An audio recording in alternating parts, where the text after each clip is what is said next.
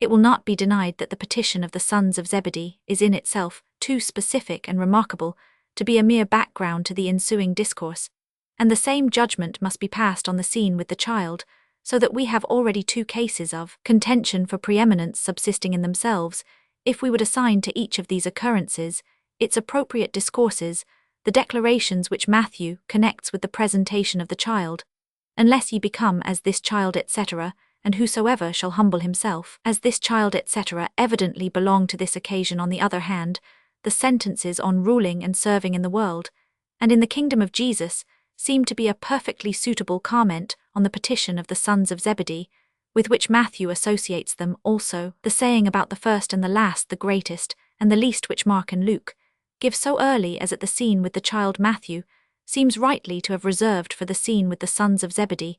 It is otherwise with the contention spoken of by Luke. Romans 22, ff. This contention originates in no particular occasion, nor does it issue in any strongly marked scene, unless we choose to insert here the washing of the disciples' feet, described by John, who for the rest mentions no dispute of, which scene however we cannot treat until we come to the history of the Passion. On the contrary, this contention is ushered in merely by the words, nearly the same by which the first contention is introduced, Romans 9, and leads to a discourse from Jesus which, as we have already noticed, Matthew and Mark represent him to have delivered in connection with the earlier instances of rivalry, so that this passage of Luke has nothing peculiarly its own beyond its position at the Last Supper.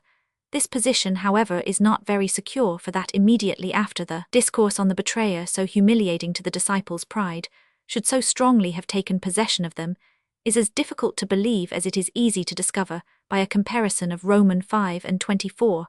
How the writer might be led without historical grounds to insert here a contention for preeminence, it is clear that the words suggested to him the similar ones, that is, the disputes about the betrayer called to his remembrance. The disputes about preeminence, one such dispute indeed he had already mentioned, but had only connected with it one sentence, excepted the discourses occasioned by the exhibition of the child. He had yet in reserve those which the 398 first evangelists attached to the petition of the sons of Zebedee, an occasion which seems not to have been present to the mind of the third evangelist, whence he introduces the discourses pertaining to it here with the general statement that they originated in a contention for preeminence, which broke out among the disciples. Meanwhile, the chronological position, also of the two first-named disputes about rank, has very little probability, for in both instances it is after a prediction of the Passion, which, like the prediction of the betrayal, would seem calculated to suppress such thoughts of earthly ambition. We therefore welcome the indication which the evangelical narrative itself presents of the manner in which the narrators were led unhistorically to such an arrangement in the answer of Jesus to the prayer of Salome. The salient point was the suffering that awaited him and his disciples, hence, by the most natural association of ideas, the ambition of the two disciples, the antidote to which was the announcement of approaching trial, was connected with the prediction of the Passion again on the first occasion of rivalry. The preceding prediction of the Passion leads in Mark and Luke observation that the disciples did not understand the words of Jesus, and yet feared to ask him concerning them, whence it may be inferred that they debated and disputed on the subject among themselves here. Then the association of ideas caused the evangelists to introduce the contention for preeminence, also carried on in the absence of Jesus. This explanation is not applicable to the narrative of Matthew, for there, between the prediction of the Passion and the dispute of the disciples, the anecdote of the coin angled for by Peter intervenes. With the above contentions for preeminence, another anecdote is indirectly connected by means of the child, which is put forward on one of those occasions. Children are brought to Jesus, that he may bless them. The disciples wish to prevent it, but Jesus speaks the encouraging words, "Suffer little children to come unto me," and adds that only for children and those who resemble children is the kingdom of heaven destined. Matt Romans 19, ff. Mark Romans 10, ff. Luke Romans 18, ff. This narrative has many points of resemblance to that of the child placed in the midst of the disciples. Firstly, in both Jesus presents children as a model, and declares that only those who resemble children can enter the kingdom of God. Secondly, in both the disciples appear in the light of opposition to children, and thirdly, in both Mark says that Jesus took the children in his arms. If these points of resemblance be esteemed adequate ground for reducing the two narratives to one, the latter must beyond all question be retained as the nearest to truth, because the saying of Jesus, "Suffer little children," etc., which from its retaining this original form in all the narratives, bears the stamp of genuineness could scarcely have been uttered on the other occasion, whereas the sentences on children as patterns of humility, given in connection with the contention about rank, might very well have been uttered under the circumstances above described in retrospective allusion to previous contentions about rank. Nevertheless, this might rather be the place for supposing an assimilation of originally diverse occurrences, since it is at least evident that Mark has inserted the expression in both simply on account of the resemblance between the two scenes. 399. The purification of the temple. Jesus during his first residence in Jerusalem, according to John Roman 2 ff, according to the synoptists during his last Matt Roman 21 ff parallel, undertook the purification of the temple, the ancient commentators thought, and many modern ones still think 24 that these were separate events, especially as besides the chronological difference, there is some divergency between the three first evangelists and the fourth in their particulars, while namely the former in relation to the conduct of Jesus, merely speak in general terms of an expulsion. John says that he made a scourge of small cords for this purpose again, while according to the former he treats all the sellers alike. He appears according to John to make some distinction, and to use the sellers of doves somewhat more mildly. Moreover, John does not say that he drove out the buyers, as well as the sellers. There is also a difference as to the language used by Jesus on the occasion in the synoptical Gospels. It is given in the form of an exact quotation from the Old Testament, in John merely as a free allusion, but above all there is a difference as to the result in the fourth Gospel. Jesus is immediately called to account in the synoptical Gospels.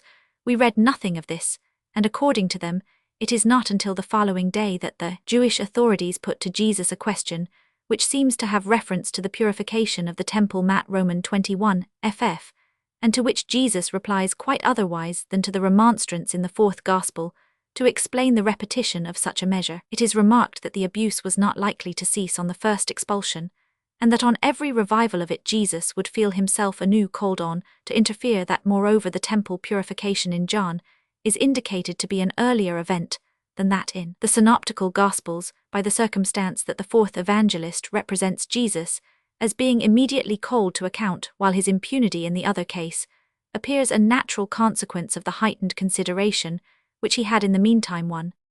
But allowing to these divergencies their full weight, the agreement between the two narratives preponderates. We have in both the same abuse, the same violent mode of checking it, by casting out the people, and overthrowing the tables, nay, virtually the same language in justification of this procedure. For in John as well as in the other Gospels, the words of Jesus contain a reference, though not a verbally precise one, to Issa. Roman 56 Jer Roman 7. These important points of resemblance must at least extort such an admission as that of Seifert 25, namely, that the two occurrences originally but little alike were assimilated by tradition, the features of the one being transferred to the other. But thus much seems clear: the synoptists know as little of an earlier event of this kind, as in fact of an earlier visit of Jesus to Jerusalem, and the fourth evangelist seems to have passed over the purification of the temple after the last entrance of Jesus into the metropolis, not because he presumed it to be already known from the other Gospels, but because he believed that he must give an early date to the sole act of the kind with which he was acquainted. If then each of the evangelists knew only of one purification of the temple, we are not warranted either by the slight divergencies in the description of the event, or by the important difference in its chronological position, to suppose that there were 402, since chronological differences are by no means rare in the Gospels, and are quite natural in writings of traditional origin. It is therefore with justice that our most modern interpreters have, after the example of some older ones, declared themselves in favor of the identity of the two histories. On which side lies the error we may know beforehand how the criticism of the present day will decide on this question, namely in favor of the fourth Gospel. According to Luck the Scourge, the diversified treatment of the different classes of traders, the more indirect allusion to the Old Testament passage, are so many indications that the writer was an eye and ear witness of the scene he describes, while as to chronology, it is well known that this is in no degree regarded by the synoptists, but only by John, whence, according to Seifert 27, to surrender the narrative of the latter to that of the former would be to renounce the certain for the uncertain. As to John's dramatic details, we may match them by a particular peculiar to Mark, and they would not suffer that any man should carry any vessel through the temple. Roman 5, which besides has a support in the Jewish custom, which did not permit the court of the temple to be made a thoroughfare, if nevertheless this particular is put to the account of Mark's otherwise ascertained predilection for arbitrary embellishment. 29. What authorizes us to regard similar artistic touches from the fourth evangelist as necessary proofs of his having been an eyewitness, to appeal here to his character of eyewitness as a recognized fact. 30.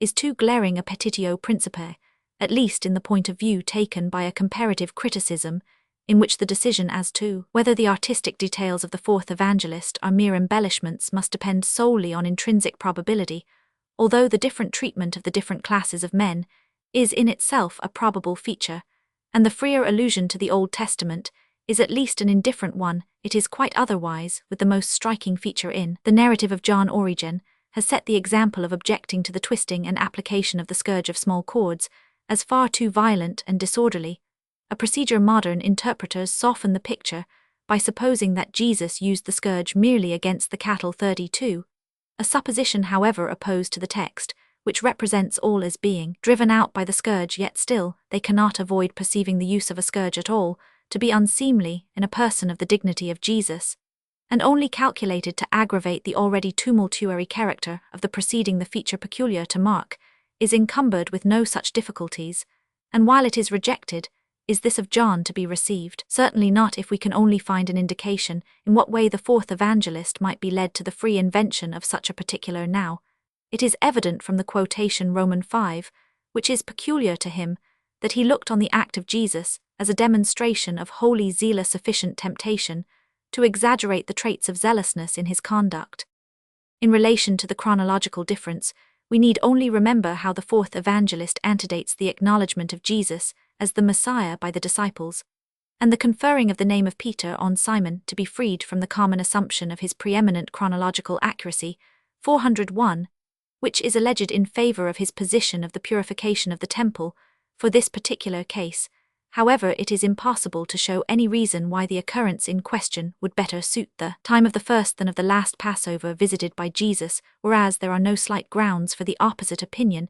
It is true that nothing in relation to chronology is to be founded on the improbability that Jesus should so early have referred to his death and resurrection, as he must have done according to John's interpretation of the saying, about the destruction and rebuilding of the temple. 34, for we shall see in the proper place that this reference to the death and resurrection owes its introduction into the declaration of Jesus to the evangelist alone, but it is no inconsiderable argument against John's position of the event that Jesus, with his prudence and tact, would hardly have ventured thus early on so violent an exercise of his messianic authority, for in that first period of his ministry he had not given himself out as the Messiah, and under any other than messianic authority such a step could then scarcely have been hazarded. Moreover, he in the beginning rather chose to meet his contemporaries on friendly ground, and it is therefore hardly credible that he should at once, without trying milder means, have adopted an appearance so antagonistic. But to the last week of his life, such a scene is perfectly suited. Then, after his messianic entrance into Jerusalem, it was his direct aim in all that he did and said to assert his messiahship, in defiance of the contradiction of his enemies. Then all lay so entirely at stake that nothing more was to be lost by such a step. As regards the nature of the event, Origen long ago thought it incredible that so great a multitude should have unresistingly submitted to a single man on two, whose claims had ever been obstinately contested. His only resource in this exigency is to appeal to the superhuman power of Jesus, by virtue of which he was able suddenly to extinguish the wrath of his enemies, or to render it impotent, and hence Origen ranks this expulsion among the greatest miracles of Jesus. Modern expositors decline the miracle. 37, but Paulus is the only one among them who has adequately weighed Origen's remark that in the ordinary course of things the multitude would have opposed themselves to a single person, whatever may be said of the surprise caused by the suddenness of the appearance of Jesus. 38, if, as John relates, he made himself a scourge of cords, he would need some time for preparation of the force of right on his side. 39, on the side of those whom he attacked, however, there was established usage, or finally of the irresistible impression produced by the personality of Jesus. 40, on usurers and cattle dealers and brute men, as Paulus calls them. Still such a multitude, certain as it might be of the protection of the priesthood, would not have unresistingly allowed themselves to be driven out of the temple by a single man. Hence Paulus is of opinion that a number of others, equally scandalized by the sacrilegious traffic, made common cause with Jesus, and that to their united strength, the buyers 402 and sellers were compelled to yield, but this supposition is fatal too. The entire incident for it makes Jesus the cause of an open tumult, and it is not easy either to reconcile this conduct with his usual aversion to everything revolutionary, or to explain the omission of his enemies to use it as an accusation against him, for that they held themselves bound, in conscience, to admit that the conduct of Jesus was justifiable in this case, is the less credible, since according to a rabbinical authority 42, the Jews appear to have been so far from taking umbrage at the market in the court of the Gentiles, and this is all we are to understand by the word 43, that the absence of it seemed to them like a melancholy desolation of the temple. According to this, it is not surprising that Origen casts a doubt on the historical value of this narrative by the expression "if it really happened," and at most admits that the evangelist, in order to present an idea allegorically, also borrowed the form of an actual occurrence 44. But in order to contest the reality of this history, in defiance of the agreement of all the four evangelists, the negative grounds hitherto adduced must be seconded by satisfactory positive ones, from whence it might be seen how the primitive Christian legend could be led to the invention of such a scene apart from any historical foundation, but these appear to be wanting, for our only positive data in relation to this occurrence are the passages cited by the synoptists from Isaiah and Jeremiah, prohibiting that the temple should be made a den of robbers, and the passage from Malachi Roman 33, according to which it was expected that in the messianic times Jehovah would suddenly come to his temple, that no one would stand before his appearing, and that he would undertake a purification of the people, and the worship. Certainly, these passages seem to have some bearing on the irresistible reforming activity of Jesus in the temple, as described by our evangelists, but there is so little indication that they had reference in particular to the market in the outer court of the temple, that it seems necessary to suppose an actual opposition on the part of Jesus to this abuse, in order to account for the fulfillment of the above prophecies, by him being represented under the form of an expulsion of buyers and sellers. Narratives of the anointing of Jesus by a woman. An occasion on which Jesus was anointed by a woman as he sat at meat is mentioned by all the evangelists: Matt Roman 26, ff Mark Roman 14, ff Luke Roman 7, ff John Roman 12 ff. But with some divergencies, the most important of which lie between Luke and the other three. First, as to the chronology, Luke places the incident in the earlier period of the life of Jesus before his departure from Galilee, while the other three assign it to the last week of his life. Secondly, as to the character of the woman who anoints Jesus, she is, according to Luke, a woman who was a sinner; according to the two other synoptists, a person of unsullied reputation; according to John, who is more precise, Mary of Bethany. From the second point of difference, it follows that in Luke, the objection of the spectators turns on the admission 403 of so infamous a person; in the other Gospels on the wastefulness of the woman. From both, it follows that Jesus in his defense dwells in the former on the grateful love of the woman, as contrasted with the haughty indifference of the Pharisees in the latter on his approaching departure.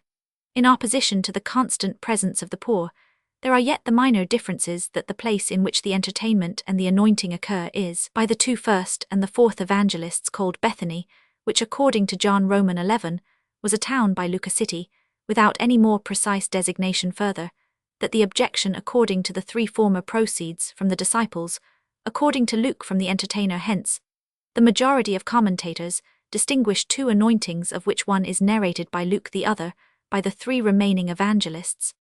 But it must be asked if the reconciliation of Luke with the other three evangelists is despaired of, whether the agreement of the latter amongst themselves is so decided, and whether we must not rather proceed from the distinction of two anointings to the distinction of 3 or even 4 to 4. Certainly, it will scarcely extend, for Mark does not depart from Matthew, except in a few touches of his well-known dramatic manner, but between these two evangelists on the one side, and John on the other, there are differences which may fairly be compared with those between Luke and the rest. The first difference relates to the house in which the entertainment is said to have been given. According to the two first evangelists, it was the house of Simon the leper, a person elsewhere unnoticed. The fourth does not, it is true, expressly name the host, but since he mentions Martha as the person who waited on the guests and her brother Lazarus as one of those who sat at meat, there is no doubt that he intended to indicate the house of the latter as the locality of the repast. Neither is the time of the occurrence precisely the same, for according to Matthew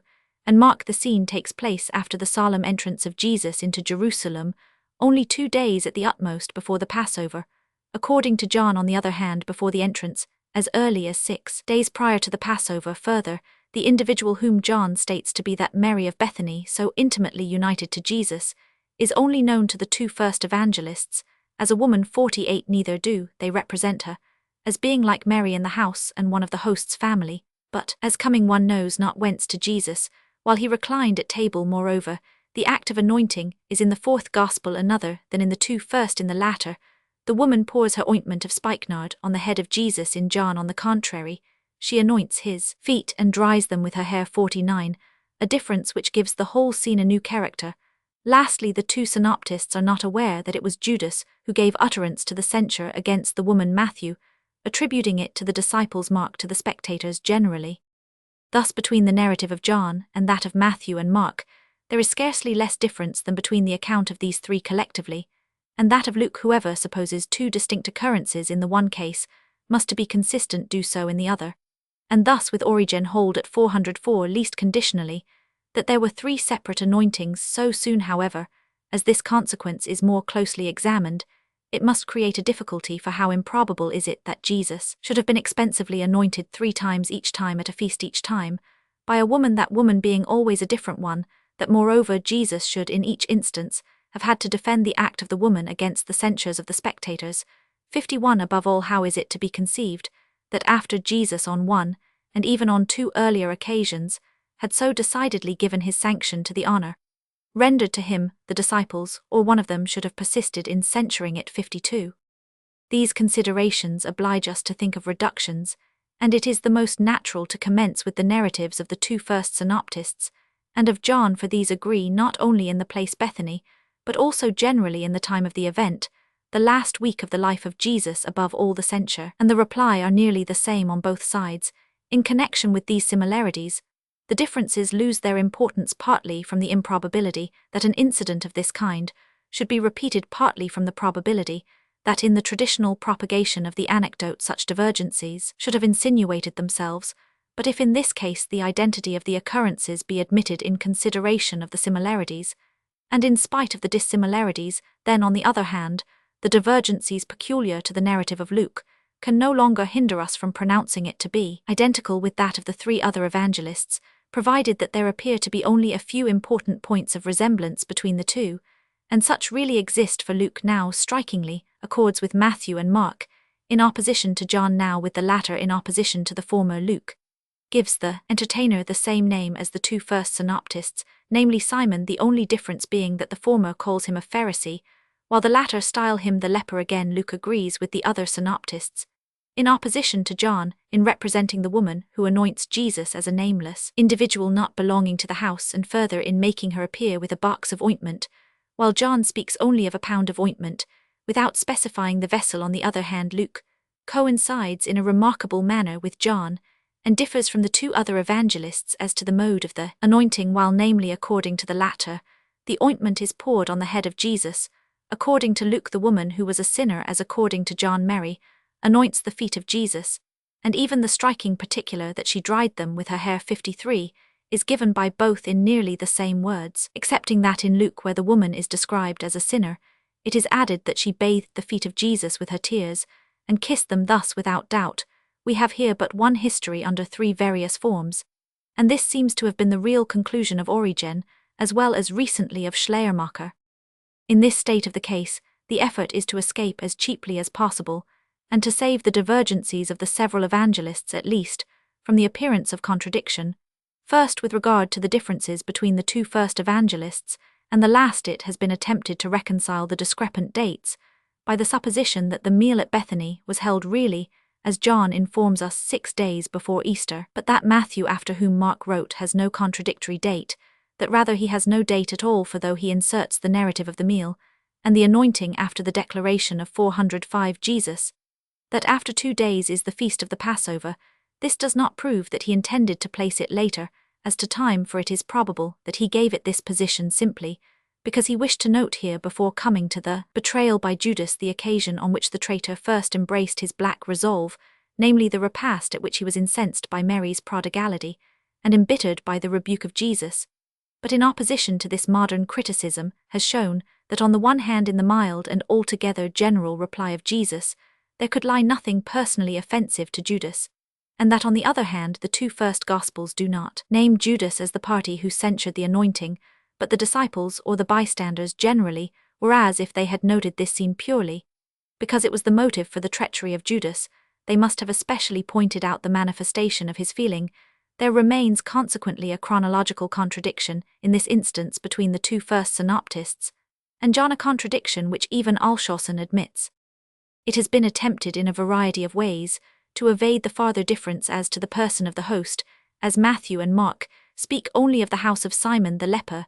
Some have distinguished the owner of the house Simon from the giver of the entertainment, who doubtless was Lazarus, and have supposed that hence in both cases without error the fourth evangelist mentions the latter, the two first synoptists the former, but who would distinguish an entertainment by the name of the householder, if he were not in any way the giver of the entertainment again, since John does not expressly call Lazarus the host, but merely one of those sitting at the table, and since the inference that he was the host is drawn solely from the circumstance that his sister Martha served others, have regarded Simon as the husband of Martha, either separated on account of his leprosy or already deceased, and have supposed that Lazarus then resided with his widowed sister 58, an hypothesis which it is more easy to reconcile with the narratives than the former, but which is unsupported by any certain information. We come next to the divergency relative to the mode of anointing. According to the two first evangelists, the ointment was poured on the head of Jesus, according to the fourth on his feet. The old trivial mode of harmonizing the two statements, by supposing that both the head and the feet were anointed, has recently been expanded into the conjecture that Mary indeed intended only to anoint the feet of Jesus John, but as she accidentally broke the vessel Mark, the ointment flowed over his head also Matt 59, this attempt at reconciliation falls into the comic, for as we cannot imagine how a woman who was preparing to anoint the feet of Jesus could 406 bring the vessel of ointment over his head, we must suppose that the ointment spurted upwards like an effervescing draught, so that here also the contradiction remains, and not only between Matthew and John, where it is admitted even by Schneckenberger, but also between the latter evangelist and Mark. The two divergencies relative to the person of the woman who anoints Jesus, and to the party who blames her, were thought to be the most readily explained, that what John ascribes to Judas singly Matthew, and Mark refer to all the disciples or spectators, was believed to be simply accounted for by the supposition that while the rest manifested their disapprobation by gestures, only Judas vented his inwards. We grant that the word they said proceeded, as it is in Mark, by the words having indignation within themselves, and followed as in Matthew by the words, but Jesus knowing does not necessarily imply that all the disciples gave audible expression to their feelings, as however the two first evangelists immediately after this meal narrate the betrayal by Judas, they would certainly have named the traitor on the above occasion, had he to their knowledge made himself conspicuous in connection with the covetous blame, which the woman's liberality drew forth, that John particularizes the woman whose name is not given by the synoptists, as Mary of Bethany, is in the ordinary view only an example how the fourth evangelist supplies the omissions of his predecessors, but as the two first synoptists attach so much importance to the deed of the woman that they make Jesus predict the perpetuation of her memory, on account of eta particular, which John has not, they would assuredly have also given her name had they known it so, that in any case, we may conclude thus much they knew not, who the woman was, still less did they conceive her to be Mary of Bethany. Thus if the identity only of the last evangelist's narrative with that of the two first be acknowledged, it must be confessed that we have on the one side or the other an account which is inaccurate and disfigured by tradition. It is however not only between these, but also between Luke and his fellow evangelists collectively, that they who suppose only one incident to be the foundation of their narratives seek to remove as far as possible the appearance of contradiction. Schleiermacher, whose highest authority is John, but who will on no account renounce Luke, comes in this instance, when the two so widely diverge, into a peculiar dilemma, from which he must have thought that he could extricate himself with singular dexterity, since he has not evaded it as he does others of a similar kind by the supposition of two fundamental occurrences.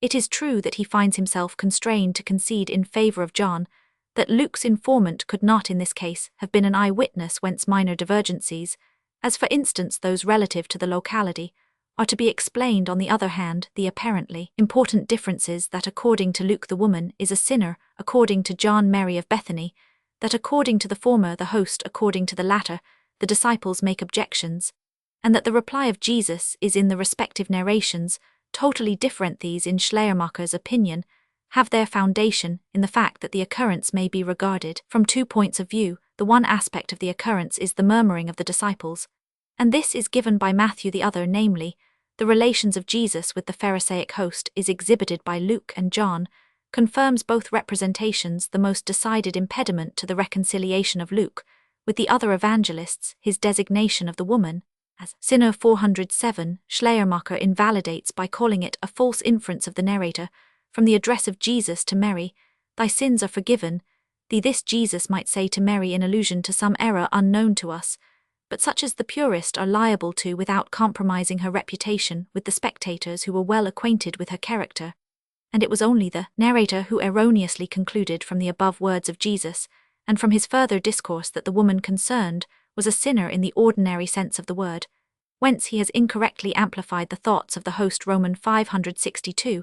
It is not, however, simply of sins, but of many sins that Jesus speaks in relation to the woman, and if this also be an addition of the narrator to be rejected as such because it is inconsistent with the character of Mary of Bethany, then has the entire speech of Jesus from Roman 548, which turns on the opposition between forgiving and loving little and much, been falsified or misrepresented by the evangelist, and on the side of Luke, especially, it is in vain to attempt to harmonize the discordant narratives.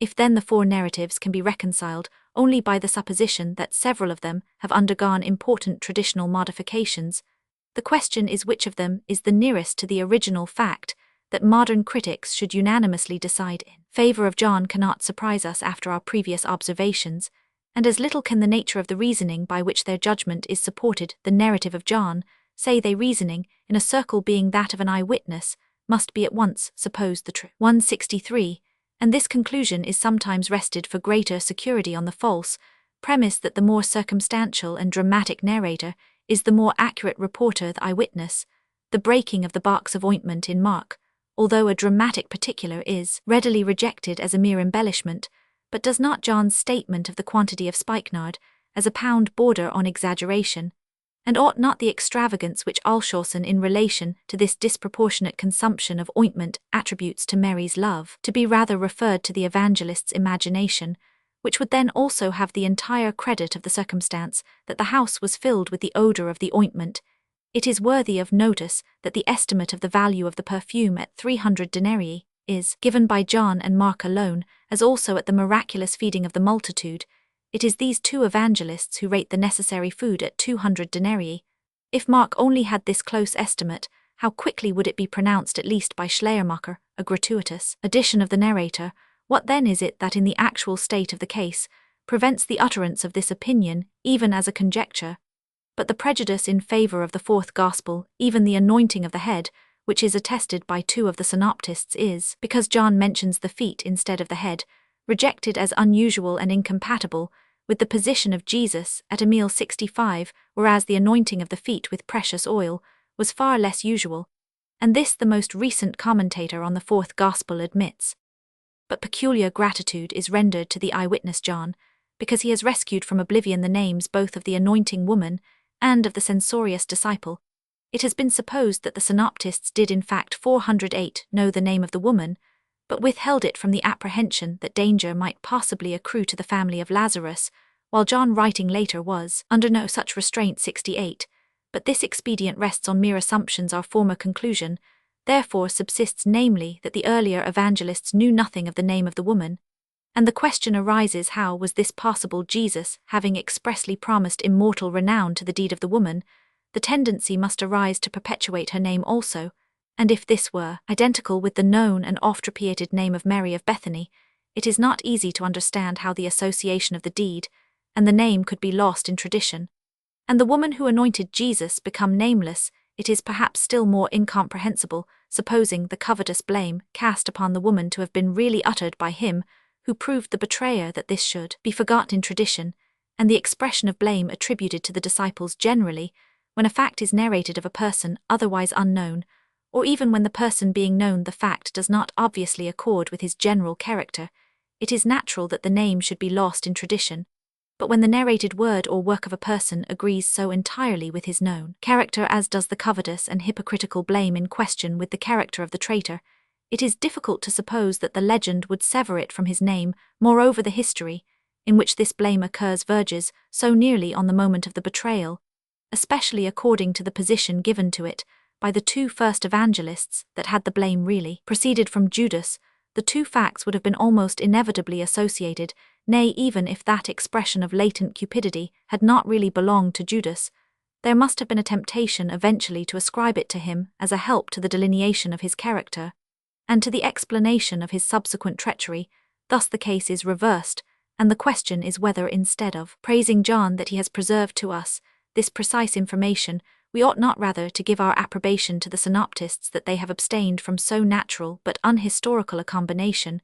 We can arrive at no other conclusion with respect to the designation of the woman who anoints Jesus as Mary of Bethany. On the one hand, it is inconceivable that the deed, if originally hers, should be separated from her celebrated name. On the other, the legend, in the course of its development, might naturally come to attribute to one whose spiritual relations with Jesus had, according to the third and fourth Gospels, early obtained great celebrity in the primitive church, an act of devoted love towards him, which originally belonged to another and less known person.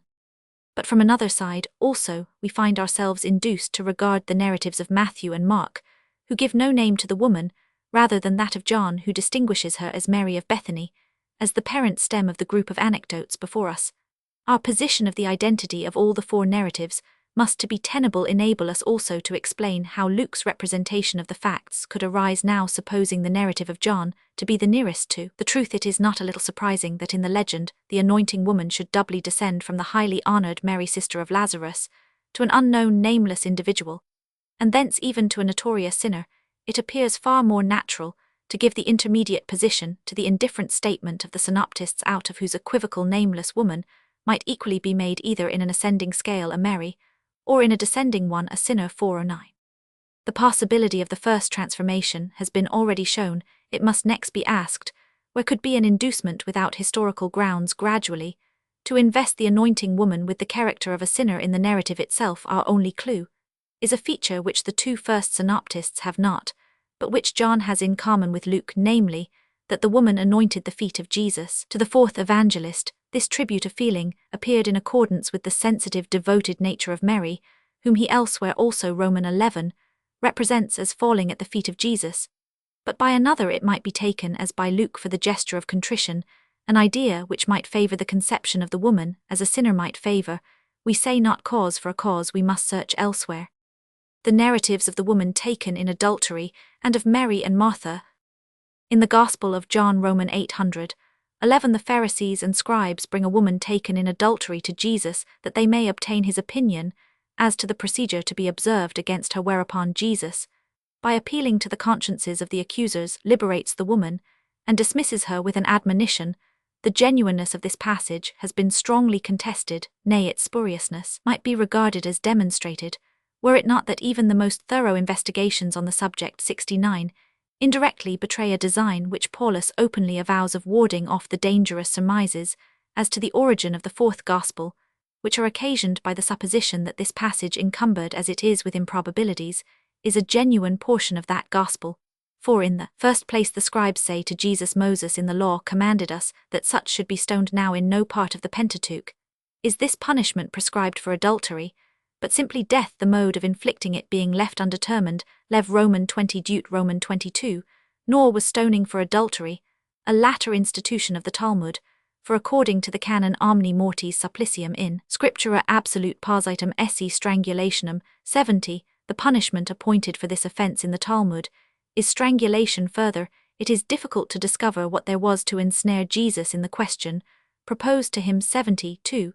The scribes quoted to him the commandment of the law, as if they would warn him rather than tempt him, for they could not expect that he would decide otherwise than agreeably to the law. Again, the decision of Jesus is open to the stricture that if only he who is conscious of perfect purity were authorized to judge and punish, all social order would be at an end.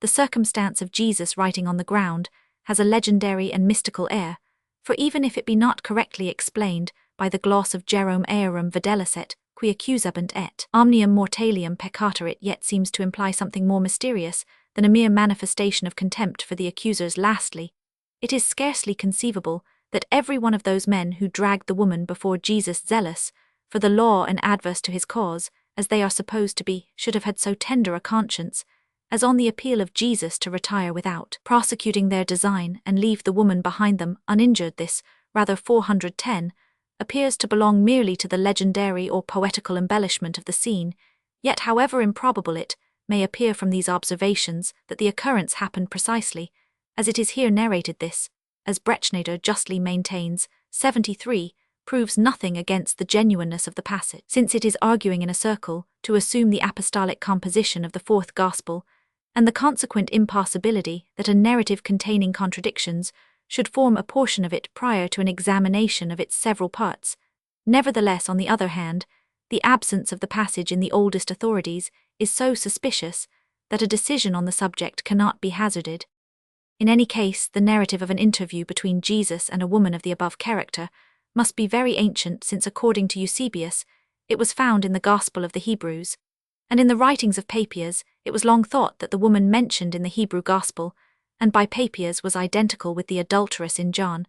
But against this it has been justly observed that one who had the reproach of many sins must be distinct from her who was detected in the one act of adultery. I wonder, however, that no one has to my knowledge thought in connection with the passage of Eusebius of the woman in Luke, of whom Jesus says that her many sins are forgiven.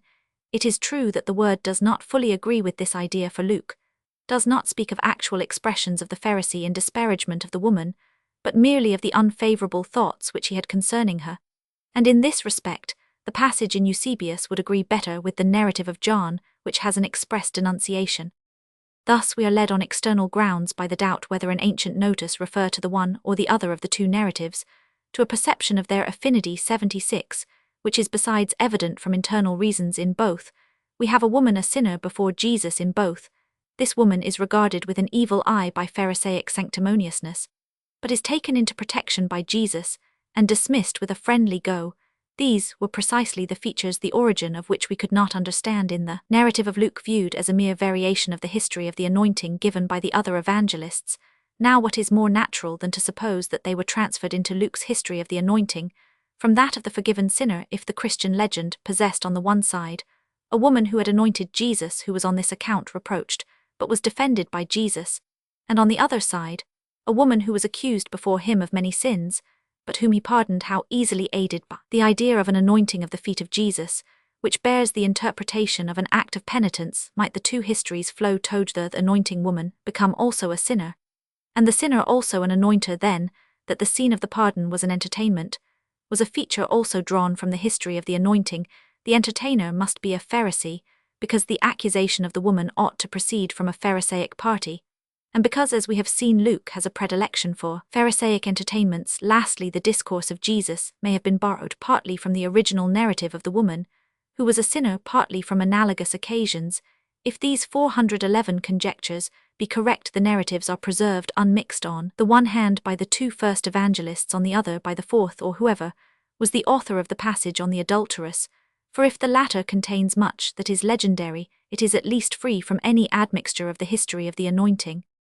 Having thus accounted for one modification of the narrative concerning the anointing woman, namely her degradation into a sinner, by the influence of another and somewhat similar anecdote, which was current in the first age of Christianity, we may proceed to consider experimentally whether a like external influence may not have helped to produce the opposite modification of the unknown into Mary of Bethany, a modification which for the rest we have already seen to be easy of explanation.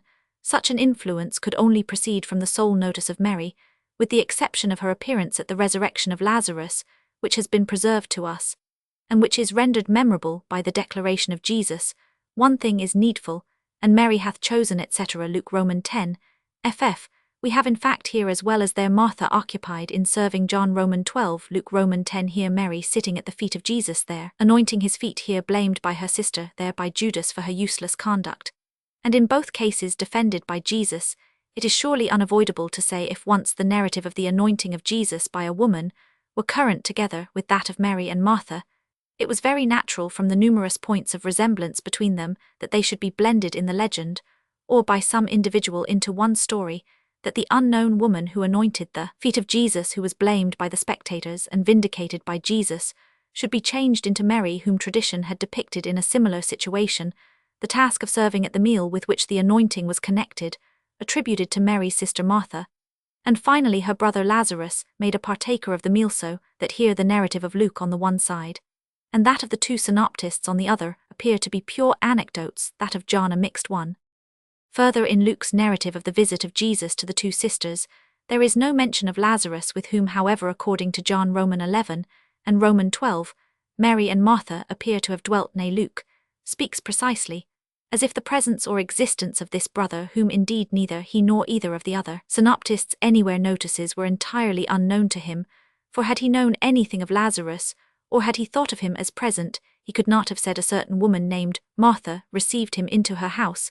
He must at least have named her brother also especially, as according to John the latter was an intimate friend of Jesus. This silence is remarkable, and commentators have not succeeded in finding a better explanation of it than that given in the natural history of the prophet of Nazareth, where the shortly subsequent death of Lazarus is made available for the supposition that he was about the time of that visit. Jesus on a journey for the benefit of his health. Not less striking is another point relative to the locality of this scene.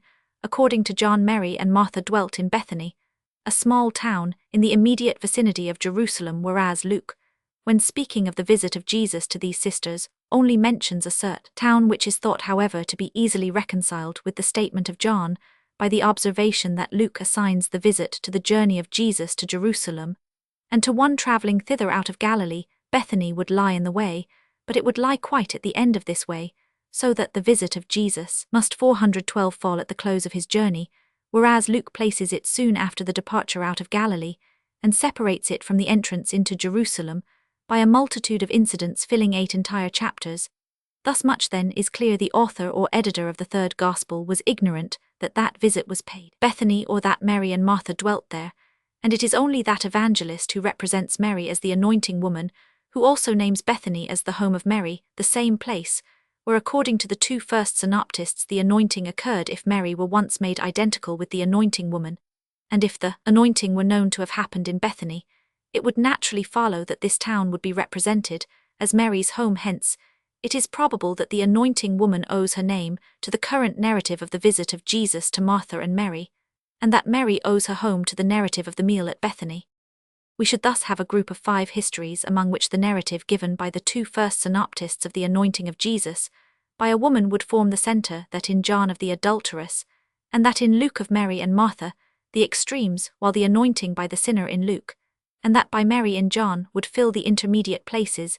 It is true that all the 5 narratives might with some plausibility be regarded as varied editions of one historical incident, but from the essential dissimilarity between the 3 to which I have assigned the middle and extreme places, I am rather of opinion that these are each founded on a special incident, but that the 2 intermediate narratives are secondary formations, which owe their existence to the intermixture of the primary ones, by tradition 413. 1 Schulz über des Abendmahl S 303 ff Seefoot, über den Ursprung des ersten Kanon Evang S 5873, U.S. Schneckenburger, über den Ursprung S 73. 2 Alschossen B. Calm 1 S 15. 3 See the above named critics Passim and Hugeinel in des NT 2, S 212. 4 Kamp Sonia über die Quellen des Marcus, S 42 ff. 5 Kern über den Ursprung des Evmatut sup S 70 f. 6 I say examine whether not consider it decided that so, that the accusation of opponents, that I use both the particularity and the brevity of narratives, as proofs of their mythical character, falls to the ground of itself. 7 Über den Lucas, S 74 and elsewhere. 8 Ut sup S 311. 9 Schleiermacher, S 175, does not perceive the connection of the discourse on the blasphemy against the Holy Ghost in Matthew Roman 12, f though it links on excellently to the foregoing expression Roman 5, it is more easy however to understand this difficulty than that he should think S 185 f, that discourse better introduced in Luke Roman 12, for here between the preceding proposition, that whosoever denies the Son of Man before men, shall be denied before the angels of God, and the one in question. The only connection is that the expression brought to the writer's recollection. The words one proof of this is that between the latter passage and the succeeding declaration that the necessary words would be given to the disciples when before the tribunal, by the connection consists just as superficially in the expression. What follows in Matthew Roman 537 had been partly given already in the Sermon on the Mount, but stands here in a better connection than Schleiermacher is willing to admit. 10 Luke makes the demand of a sign follow immediately on the accusation, and then gives in succession the answers of Jesus to both. This representation modern criticism holds to be far more probable than that of Matthew, who gives first the accusation, and its answer then the demand of a sign and its refusal, and this judgment is grounded on the difficulty of supposing that after Jesus had given a sufficiently long answer to the accusation, the very same people who had urged it would still demand a sign. Schleiermacher, S. 175, Schneckenberger Huber, Den Ursper S. 52f. But on the other hand, it is equally improbable that Jesus, after having some time ago delivered a forcible discourse on the more important point, the accusation concerning Beelzebub, and even after an interruption which had led him to a totally irrelevant declaration, Luke Roman 11f, should revert to the less important point 393, namely, the demand of a sign. The discourse on the departure and return of the unclean spirit is in Matthew Roman 545, annexed to the reply of Jesus to this demand, but in Luke Roman 11ff it follows the answer to the imputation of a league with Beelzebub, and this may at first seem to be a more suitable arrangement, but on a closer examination it will appear very improbable that Jesus should conclude a defense exacted from him by his enemies with so calm and purely theoretical a discourse, which supposes an audience, if not favorably prepossessed, at least open to instruction, and it will be found that here again there is no further connection than that both discourses treat of the expulsion of demons. By this single feature of resemblance, the writer of the third gospel was led to sever the connection between the answer to the oft-named accusation and that to the demand of a sign, which accusation and demand, as the strongest proofs of the malevolent unbelief of the enemies of Jesus, seem to have been associated. By tradition, the first evangelist refrained from this violence and reserved the discourse on the return of the unclean spirit, which was suggested by the suspicion cast on the expulsion of demons by Jesus, until he had communicated the answer by which Jesus parries the demand of a sign. 11 Vid Griesbach Kam Crit in Lark, 12 Kamp Schleiermacher S 190f, 13 De Wettig Zeg Handiby 11 S 139, 14 Huber Den Ursper S 115, 15 For the proof of this interpretation see Fritz Kam in Mark P 97 ff, 16 Huber Den Lucas S 121, 17 Schneckenberger Huber Den S 54, finds an attempt at dramatic effect in the and the of Matthew, as compared with the and of Mark. This is a remarkable proof of the partial acumen, which plays so distinguished a part to the disadvantage of Matthew in modern criticism. For who does not see that if Matthew had it would be numbered among the proofs that his narrative is wanting in dramatic life? As for the words, there is nothing to be discovered in them which could give to them more than to the of Mark the stamp of artificiality. We might as well attribute the latter expression to Mark's already discovered fondness for describing the action of the eyes, and consequently regard it as an addition of his own. Answer to the announcement Roman 8 Answer to the woman Roman 11 SC 19 Ut Sup S 177 F 20 That which decided the evangelist to place the visit after the parable of the sower was probably not, as Schleiermacher thinks, a real chronological connection. On the contrary, we recognize the usual characteristic of his arrangement in the transition from the concluding sentence in the explanation of the parable. These are they who, having heard the word, keep it, and bring forth fruit with patience, to the similar expression of Jesus on the occasion of the visit, those who hear the word of God and do it. 21 Ut Sup S 152, 22 Schulz Ub Roman 500 Abendum, S 320, speaks consistently with the tone of the recent criticism on Matthew, when he asserts that he does not doubt for a moment that every observant reader will without hesitation prefer the representation of Mark, who without mentioning the mother confines the whole transaction to Jesus and the two apostles. But so far as historical probability is concerned, I would ask, why should not a woman who was one of the female companions of Jesus, Matt Roman 27, have ventured on such a petition? As regards psychological probability, the sentiment of the Church in the choice of the passage for St. James' Day has usually decided in favour of Matthew, for so solemn a prayer uttered on the spur of the moment is just in character with a woman, and more especially a mother devoted to her sons. 23. Compare Schleiermacher ut sup s. 283. 24. Paulus and Tharlach in Lach Neander, Roman 50 J.Chr. s. 388 annum. 25. Über den Ursper, s. 108 ff. 26. Luck 1 s. 435 ff. De Wettig zeg Handiby, 1 s. 174 f. Roman 1 s. 40. 27. Ut sup s. 109, Kamp Schneckenburger, s. 26 f. 28. Lightfoot s. 632, from Bab Jevermoth f. Roman 6. 29. Luck s. 438.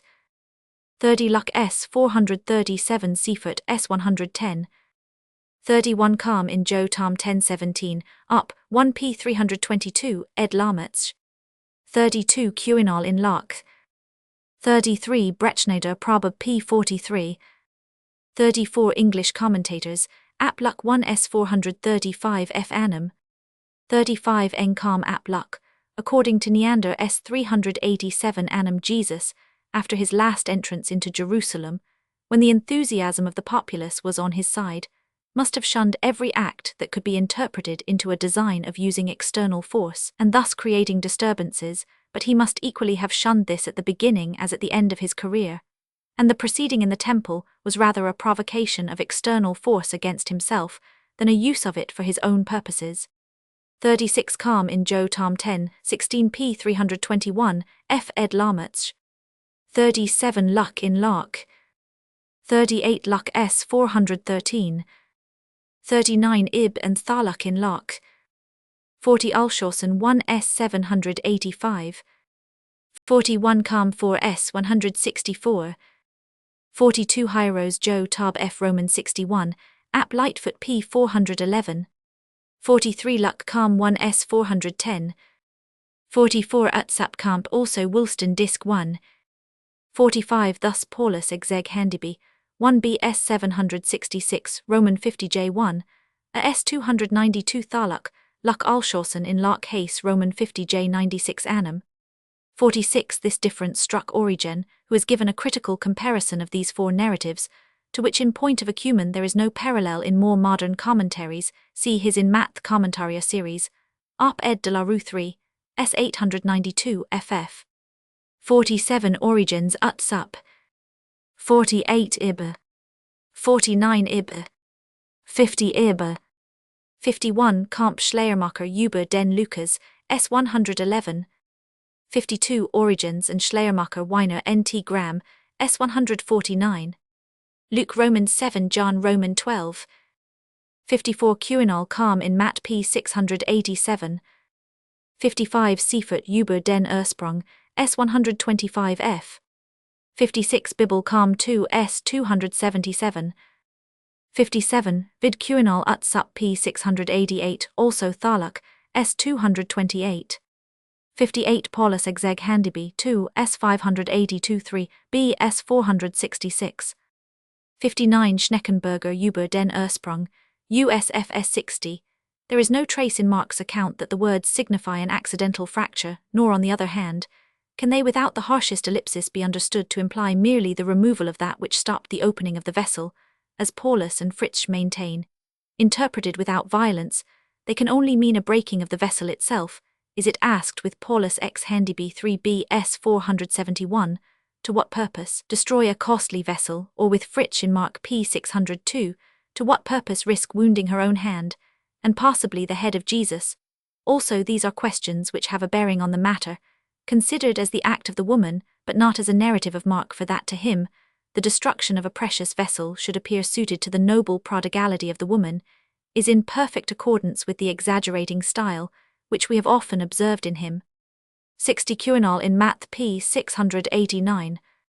61. Paulus exeg Handiby 3b s. 466, and many others.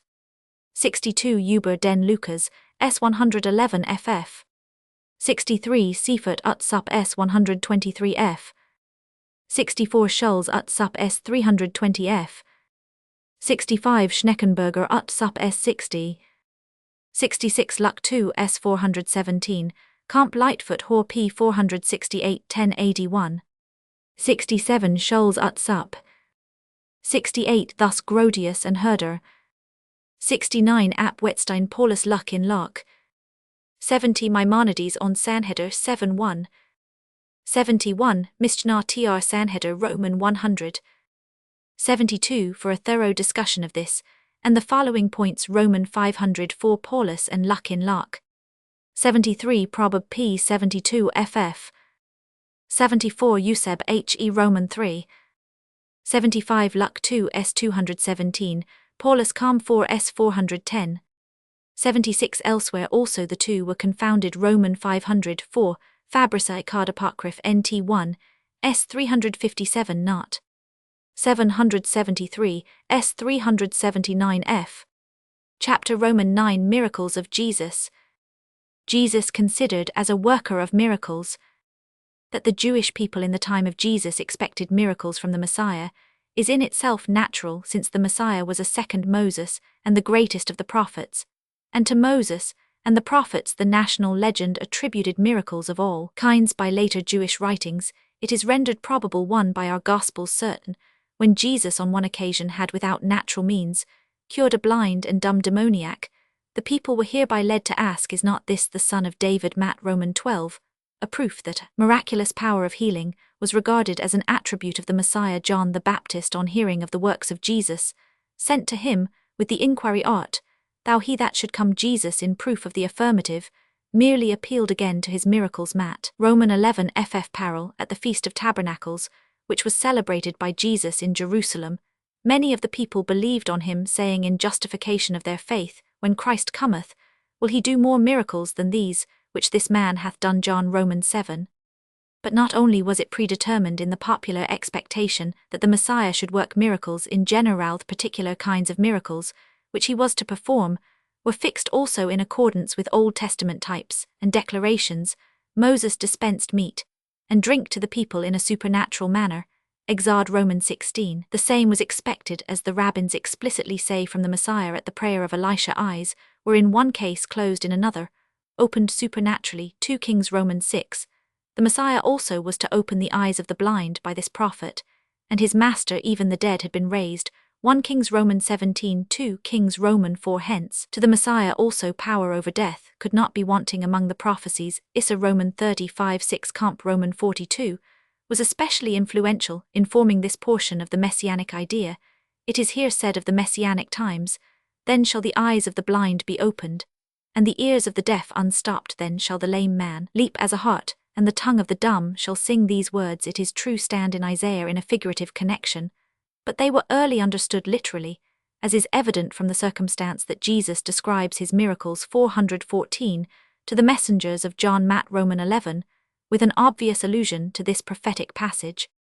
Jesus, in so far as he had given himself out, and was believed to be the Messiah or even merely a prophet, had to meet this expectation, when according to several passages already considered, Matt Roman 12, Roman 16 parallel, his Pharisaic enemies required a sign from him, when after the violent expulsion of the traders and money changers from the temple, the Jews desired from him a sign that should legitimate such an assumption of authority. John Roman 2. And when the people in the synagogue at Capernaum, on his requiring faith in himself as the sent of God, made it a condition of this faith that he should show them a sign. John Roman 6. According to the Gospels, Jesus more than satisfied this demand made by his contemporaries on the Messiah. Not only does a considerable part of the evangelical narratives consist of descriptions of his miracles, not only did his disciples after his death especially call to their own remembrance, and to that of the Jews, the miracles, signs, and wonders wrought by him, Acts Roman 2 Comp Luke Roman 24, but the people also were, even during his life, so well satisfied with this aspect of his character that many believed on him in consequence. John Roman 2, Comp Roman 6, contrasted him with the Baptist who gave no sign. John Roman 10, and even believed that he would not be surpassed in this respect by the future Messiah. John Roman 7. The above demands of a sign do not appear to prove that Jesus had performed no miracles, especially as several of them occur immediately after important miracles, for example after the cure of a demoniac. Matt Roman 12. and after the feeding of the 5,000 John Romans 6, this position indeed creates a difficulty, for how the Jews could deny to these two acts the character of proper signs. It is not easy to understand the power of expelling demons in particular being rated very highly. Luke Roman 10. The sign demanded on these two occasions must therefore be more precisely defined, according to Luke Roman 11 comp, Matt Roman 16, Mark Roman 8 as a sign from heaven, and we must understand it to be the specifically messianic sign of the Son of Man in heaven. Matt Roman 24. If however it be preferred to sever the connection between these demands of a sign and the foregoing miracles, it is possible that Jesus may have wrought numerous miracles, and yet that some hostile Pharisees who had not happened to be eyewitnesses of any of them may still have desired to see one for themselves. That Jesus censures the seeking for miracles John Roman 4, and refuses to comply with any one of the demands for a sign does not in itself prove that he might not have voluntarily worked miracles in other cases, when they appeared to him to be more seasonable, when in relation to the demand of the Pharisees. Mark Roman 8 he declares that there shall be no sign given to this generation, or Matt Roman 12, F Roman 16 Luke Roman 11, F that there shall no sign be given to it, but the sign of Jonah, the prophet. It would appear that by this generation which in Matthew and Luke he characterizes as evil and adulterous, he could only mean the Pharisaic part of his contemporaries who were hostile to him, and that he intended to declare that to these should be granted either no sign at all or merely the sign of Jonah's, that is as he interprets it in Matthew the miracle of his resurrection, or as modern expositors think the impressive manifestation of his person and teaching. But if we take the words in the sense that his enemies were to obtain no sign from him, we encounter two difficulties. On the one hand, things must have chanced singularly, if among the many miracles wrought by Jesus in the greatest publicity, not one fell under the 415 observation of Pharisees. Moreover, Matt Roman 12, F. Parallel, contradicts this, for their Pharisees are plainly supposed to be present at the cure of the blind and dumb demoniac. On the other hand, if signs personally witnessed are here intended, the enemies of Jesus certainly did not see his resurrection or his person after he was risen. Hence, the above declaration cannot well mean merely that his enemies should be excluded from an actual sight of his miracles. There is yet another expedient, namely to suppose that the expression refers to a sign which should conduce to the good of the subject of which it is predicated. But all the miracles of Jesus happened equally with his original mission, and his resurrection at once for the benefit of that subject, and the contrary, namely in their object for its benefit in their result. Not so. Nothing therefore remains but to understand the of the contemporaries of Jesus generally, and the to refer to observation generally mediate or immediate, so that thus Jesus would appear to have here repudiated the working of miracles in general. This is not very consistent with the numerous narratives of miracles in the Gospels, but it accords fully with the fact that in the preaching and epistles of the apostles, a couple of general notices, excepted Acts Roman 2 Roman 10, F. the miracles of Jesus appear to be unknown, and everything is built on his resurrection, on which the remark may be ventured, that it could neither have been so unexpected, nor could it have formed so definite an epoch, if Jesus had previously raised more than one dead person, and had wrought the most transcendent miracles of all kinds. This then is the question: ought we, on account of the evangelical narratives of miracles, to explain away that expression of Jesus, or doubt its authenticity, or ought we not rather, on the strength of that declaration, and the silence of the apostolic writings, to become distrustful of the numerous histories of miracles in the Gospels? This can only be decided by a close examination of these narratives, among which, for a reason that will be obvious hereafter, we give the precedence to the expulsions of demons. The demoniacs considered generally, while in the fourth Gospel the expressions to have a demon and being a demoniac appear nowhere, except in the accusations of the Jews against Jesus, and as parallels to be mad. Roman 8 F Roman 10 F comp Mark Roman 3:30, Matt Roman 11. The synoptists may be said to represent demoniacs as the most frequent objects of the curative powers of Jesus. When they describe the commencement of his ministry in Galilee, they give the demoniacs 3 a prominent place among the sufferers whom Jesus healed. Matt Roman 4 Mark Roman 1, and in all their summary notices of the ministry of Jesus in certain districts, demoniacs play a chief part. Matt Roman 8 F Mark Roman 1 Roman 3 F Luke Roman 6. The power to cast out devils is before anything else imparted by Jesus to his disciples. Matt Roman 10 8 Mark Roman 3 Roman 6 Luke Roman 9, who to their great joy succeed in using it according to their wishes. Luke Roman 10:20 Mark Roman 6. Besides these summary notices, however, several cures of demoniacs are narrated to us in detail, so that we can form a tolerably accurate idea of their peculiar condition. In the one whose cure in the synagogue at Capernaum is 416 given by the evangelists, as the first of this kind, Mark Roman 1 ff, Luke Roman 4 ff, we find on the one hand a disturbance of the self-consciousness causing the possessed individuals to speak in the person of the demon, which appears also in other demoniacs, as for example the Gadarenes Matt Roman 8 f peril, on the other hand spasms and convulsions with savage cries. This spasmodic state has in the demoniac, who is also called a lunatic Matt Roman 17 ff peril, reached the stage of manifest epilepsy, for sudden falls often in dangerous places, cries, gnashing of the teeth and foaming, are known symptoms of that malady. The other aspect of the demoniacal state, namely the disturbance of the self-consciousness, amounts in the demoniac of Gadara, by whose lips a demon, or rather a plurality of these evil spirits, speaks as a subject to misanthropic madness with attacks of maniacal fury against himself and others. Moreover, not only the insane and epileptic, but the dumb Matt Roman 9 Luke Roman 11 Matt Roman 12, the dumb demoniac is also blind, and those suffering from a gouty contraction of the body Luke Roman 13 ff, are by the evangelists designated more or less precisely as demoniacs.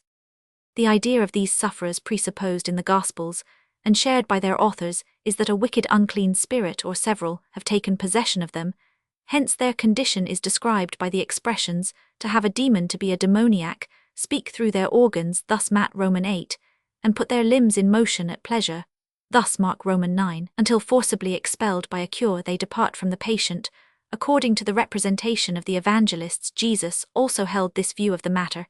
It is true that, when as a means of liberating the possessed, he addresses the demons within them, as in Mark Roman 9 Matt Roman 8 Luke Roman 4, we might with Paulus 6 regard this as a mode of entering into the fixed idea of these more or less insane persons, it being the part of a physical physician, if he would produce any effect to accommodate himself to this idea, however strongly, he may in reality be convinced of its groundlessness.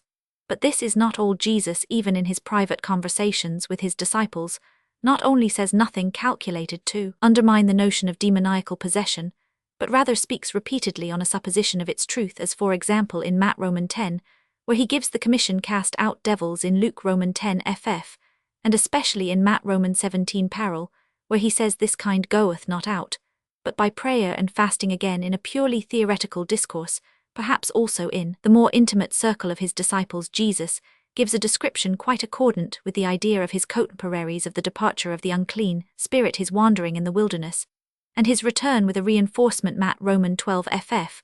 With these facts before us, the attempt made by generally unprejudiced inquirers, such as Weiner 7, to show that Jesus did not share the popular opinion on demoniacal possession, but merely accommodated his language to their understanding, appears to us a mere adjustment of his ideas. By our own a closer examination of the last-mentioned passage will suffice to remove every thought of a mere accommodation on the part of Jesus. It is true that commentators have sought to evade all that is conclusive in this passage, by interpreting it figuratively, or even as a parable 8, in every explanation of which, if we set 417 aside, such as that given by Alshausen 9 after Comet, the essential idea is that superficial conversion to the cause of Jesus is followed by a relapse into aggravated sin. But I would fain know what justifies us in abandoning the literal interpretation of this discourse in the propositions themselves. There is no indication of a figurative meaning, nor is it rendered probable by the general style of teaching used by Jesus, for he nowhere else presents moral relations in the garb of demoniacal conditions. On the contrary, whenever he speaks as here of the departure of evil spirits, for example in Matt Roman 17, he evidently intends to be understood literally. But does the context favor a figurative interpretation? Luke Roman 11 ff. places the discourse in question after the defense of Jesus against the Pharisaic accusation that he cast out devils by Beelzebub, a position which is undoubtedly erroneous as we have seen, but which is a proof that he at least understood Jesus to speak literally of real demons. Matthew also places the discourse near to the above accusation and defense, but he inserts between them the demand of a sign together with its refusal, and he makes Jesus conclude with the application, even so shall it be also unto this wicked generation. This addition, it is true, gives the discourse a figurative application to the moral and religious condition of his contemporaries, But only thus Jesus intended the foregoing description of the expelled and returning demon, literally, though he made a secondary use of this event as an image of the moral condition of his contemporaries.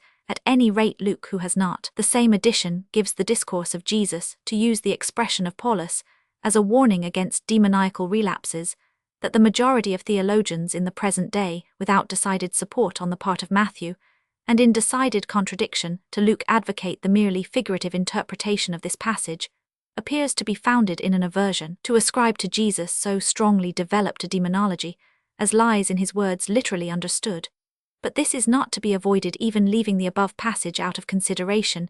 In Matt Roman 12 29, Jesus speaks of a kingdom and household of the devil, in a manner which obviously outsteps the domain of the merely figurative, but above all the passage, already quoted Luke Roman 10:20, is of such a nature as to compel even Paulus, who is generally so fond of lending to the hallowed personages of primitive Christian history the views of the present age, to admit that the kingdom of Satan was not merely a symbol of evil to Jesus, and that he believed in actual demoniacal possession, for he says very justly that as Jesus here speaks not to the patient or to the people, but to those who themselves, according to his instructions, cured demoniacs, his words are not to be explained as a mere accommodation, when he confirms their belief that the spirits are subject unto them, and describes their capability of curing the malady in question as a power over the power of the enemy, in answer also to the repugnance of those with whose enlightenment a belief in demoniacal possession is inconsistent to admit that Jesus held that belief. The same theologian justly observes that the most distinguished mind may retain a false idea prevalent among his contemporaries, if it happen to lie out of his peculiar sphere of thought.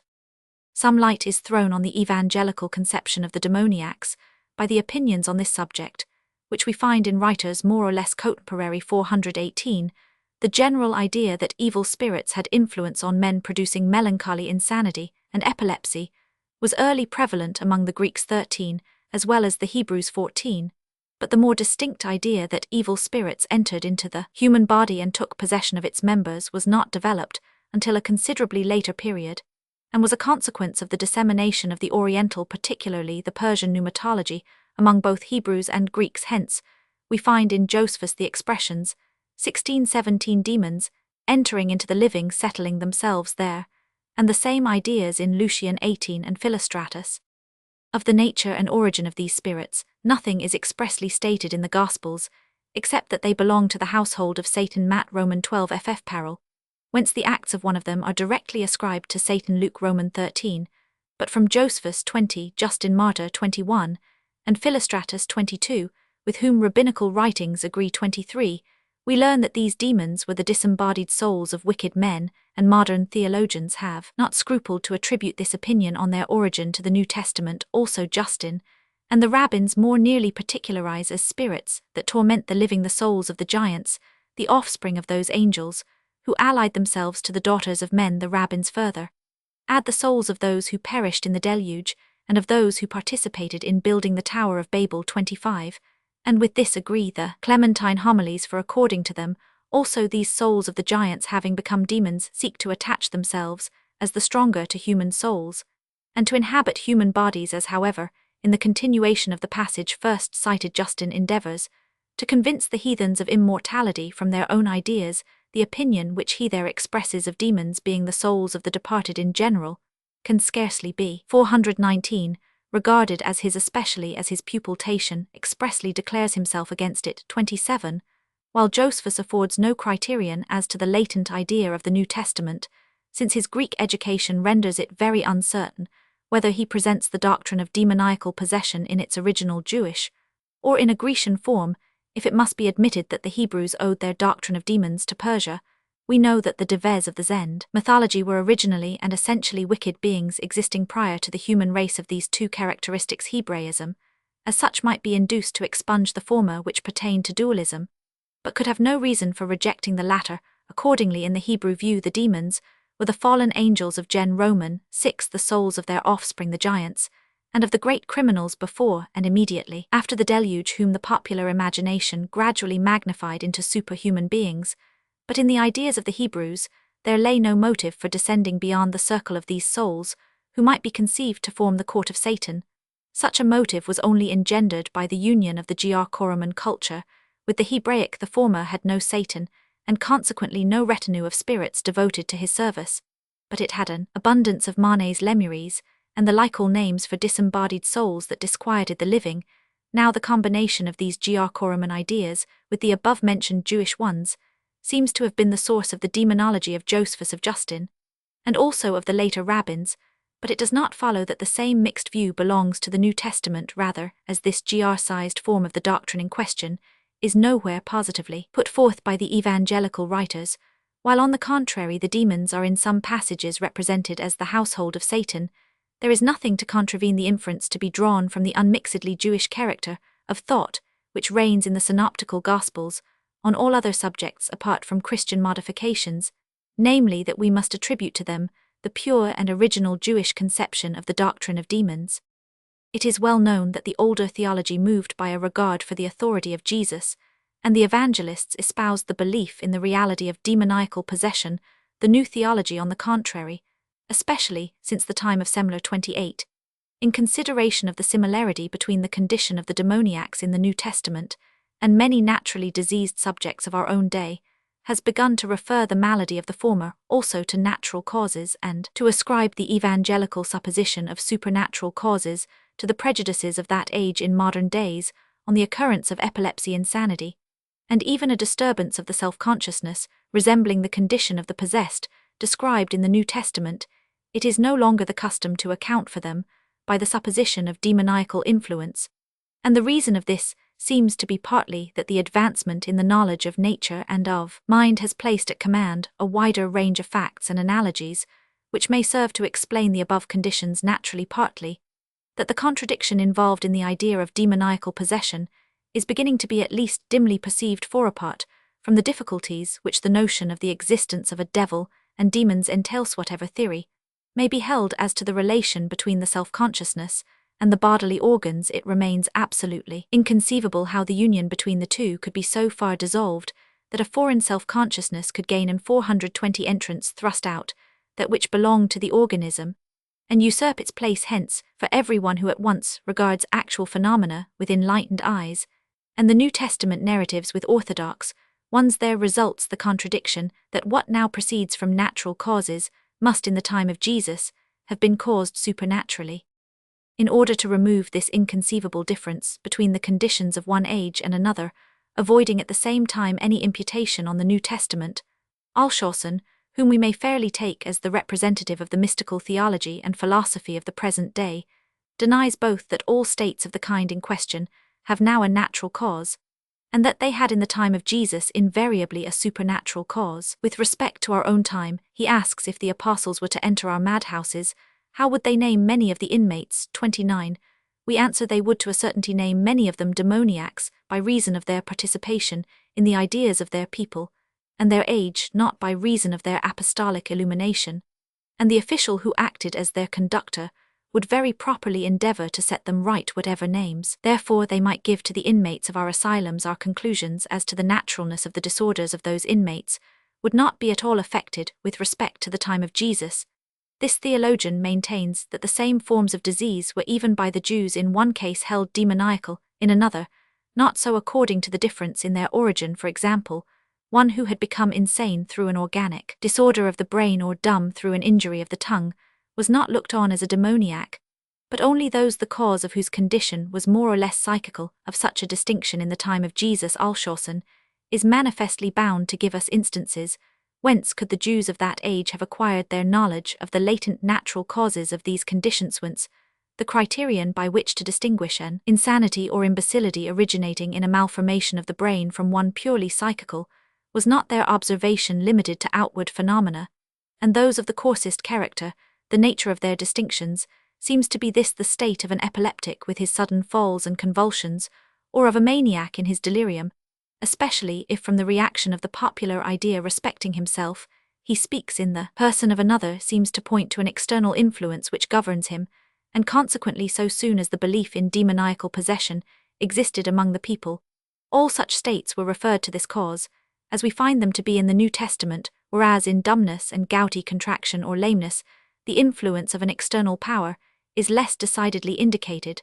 so that these afflictions were at one time ascribed to possessing demon, at another not so. Of the former case, we find an example in the dumb persons, already mentioned Matt Roman 9 Roman 12, and in the woman who was bowed down Luke Roman 13, of the latter in the man who was deaf, and had an impediment in his speech Mark Roman 7 ff, and in the many paralytics mentioned in the Gospels.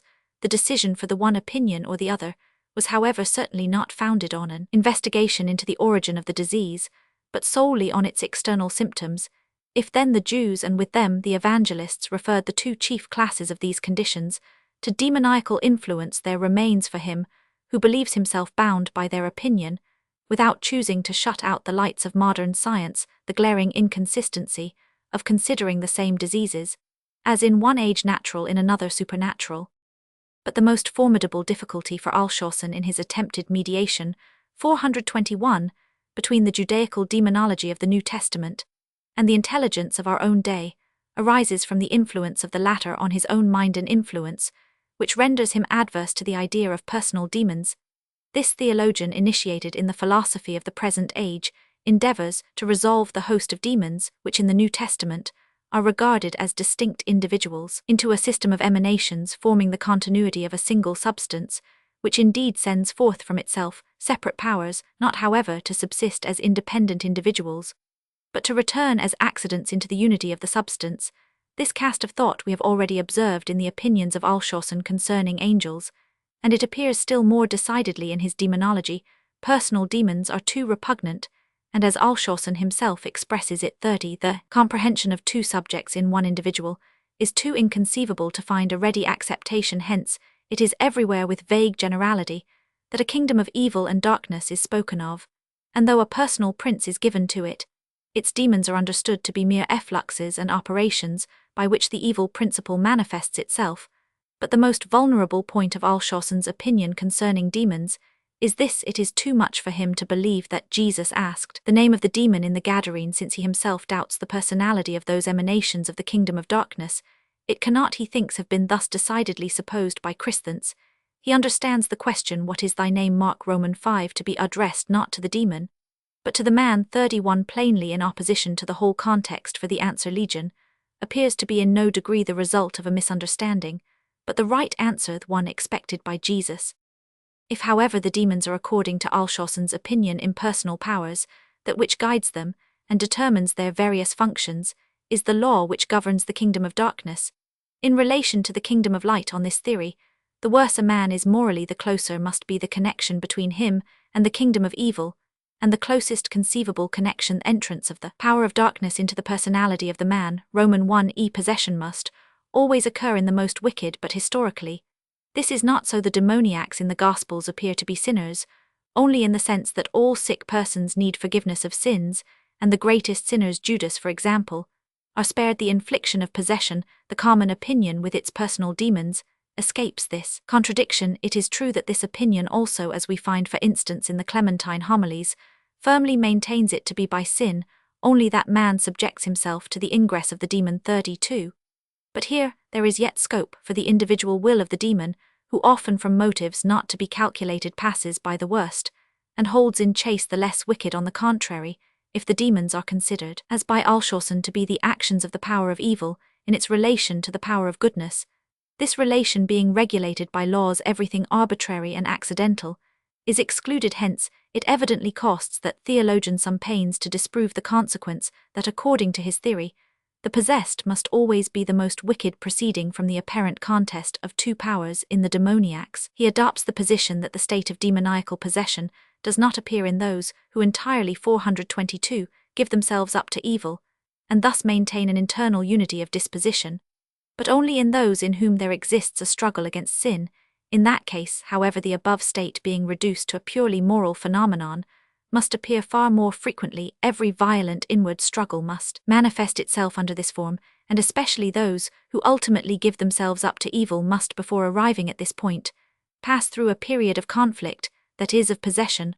Alshausen therefore adds a physical condition, namely that the preponderance of evil in the man must have weakened his corporeal organization, particularly the nervous system, before he can become susceptible of the demoniacal state. But since such disorders of the nervous system may occur without any moral fault, who does not see that the state which it is intended to ascribe to demoniacal power, as its proper source, is thus referred chiefly to natural causes, and that therefore the argument defeats its own object. Hence Althusser quickly turns away from this side of the question, and lingers on the comparison of the demoniac with the wicked, whereas he ought rather to compare the former with the epileptic and insane, for it is only by this means that any light can be thrown on the nature of possession. This shifting of the question from the ground of physiology and psychology to that of morality and religion renders the discussion concerning the demoniacs one of the most useless which Althusser's work contains.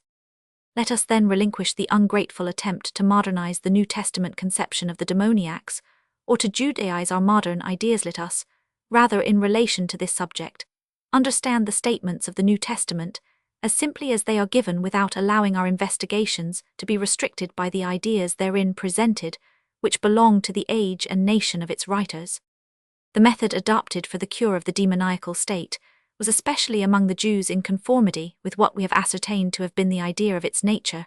The cause of the malady was not supposed to be, as in natural diseases, an impersonal object or condition, such as an impure, fluid or morbid excitement or debility, but a self-conscious being. Hence it was treated not mechanically or chemically, but logically. Roman 1e by words the demon was enjoined to depart, and to give effect to this injunction, it was coupled with the names of beings who were believed to have power over demons. Hence, the main instrument against demoniacal possession was conjuration 37, either in the name of God or of angels, or of some other potent being. For example, the Messiah acts Roman 19 with certain forms, which were said to be derived from Solomon.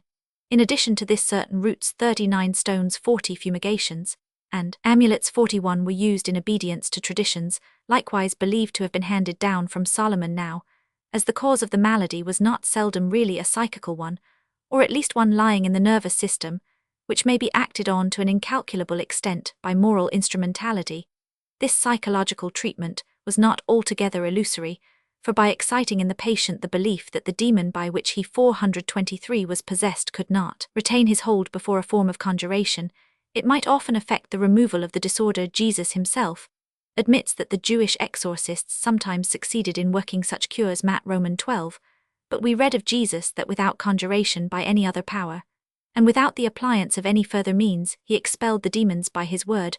The most remarkable cures of this kind of which the Gospels inform us, we are now about to examine.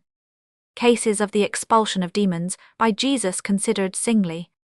Among the circumstantial narratives, which are given us in the 3 first Gospels of cures wrought by Jesus on demoniacs, 3 are especially remarkable: the cure of a demoniac in the synagogue at Capernaum, that of the Gadarenes possessed by a multitude of demons, and lastly that of the lunatic whom the disciples were unable to cure.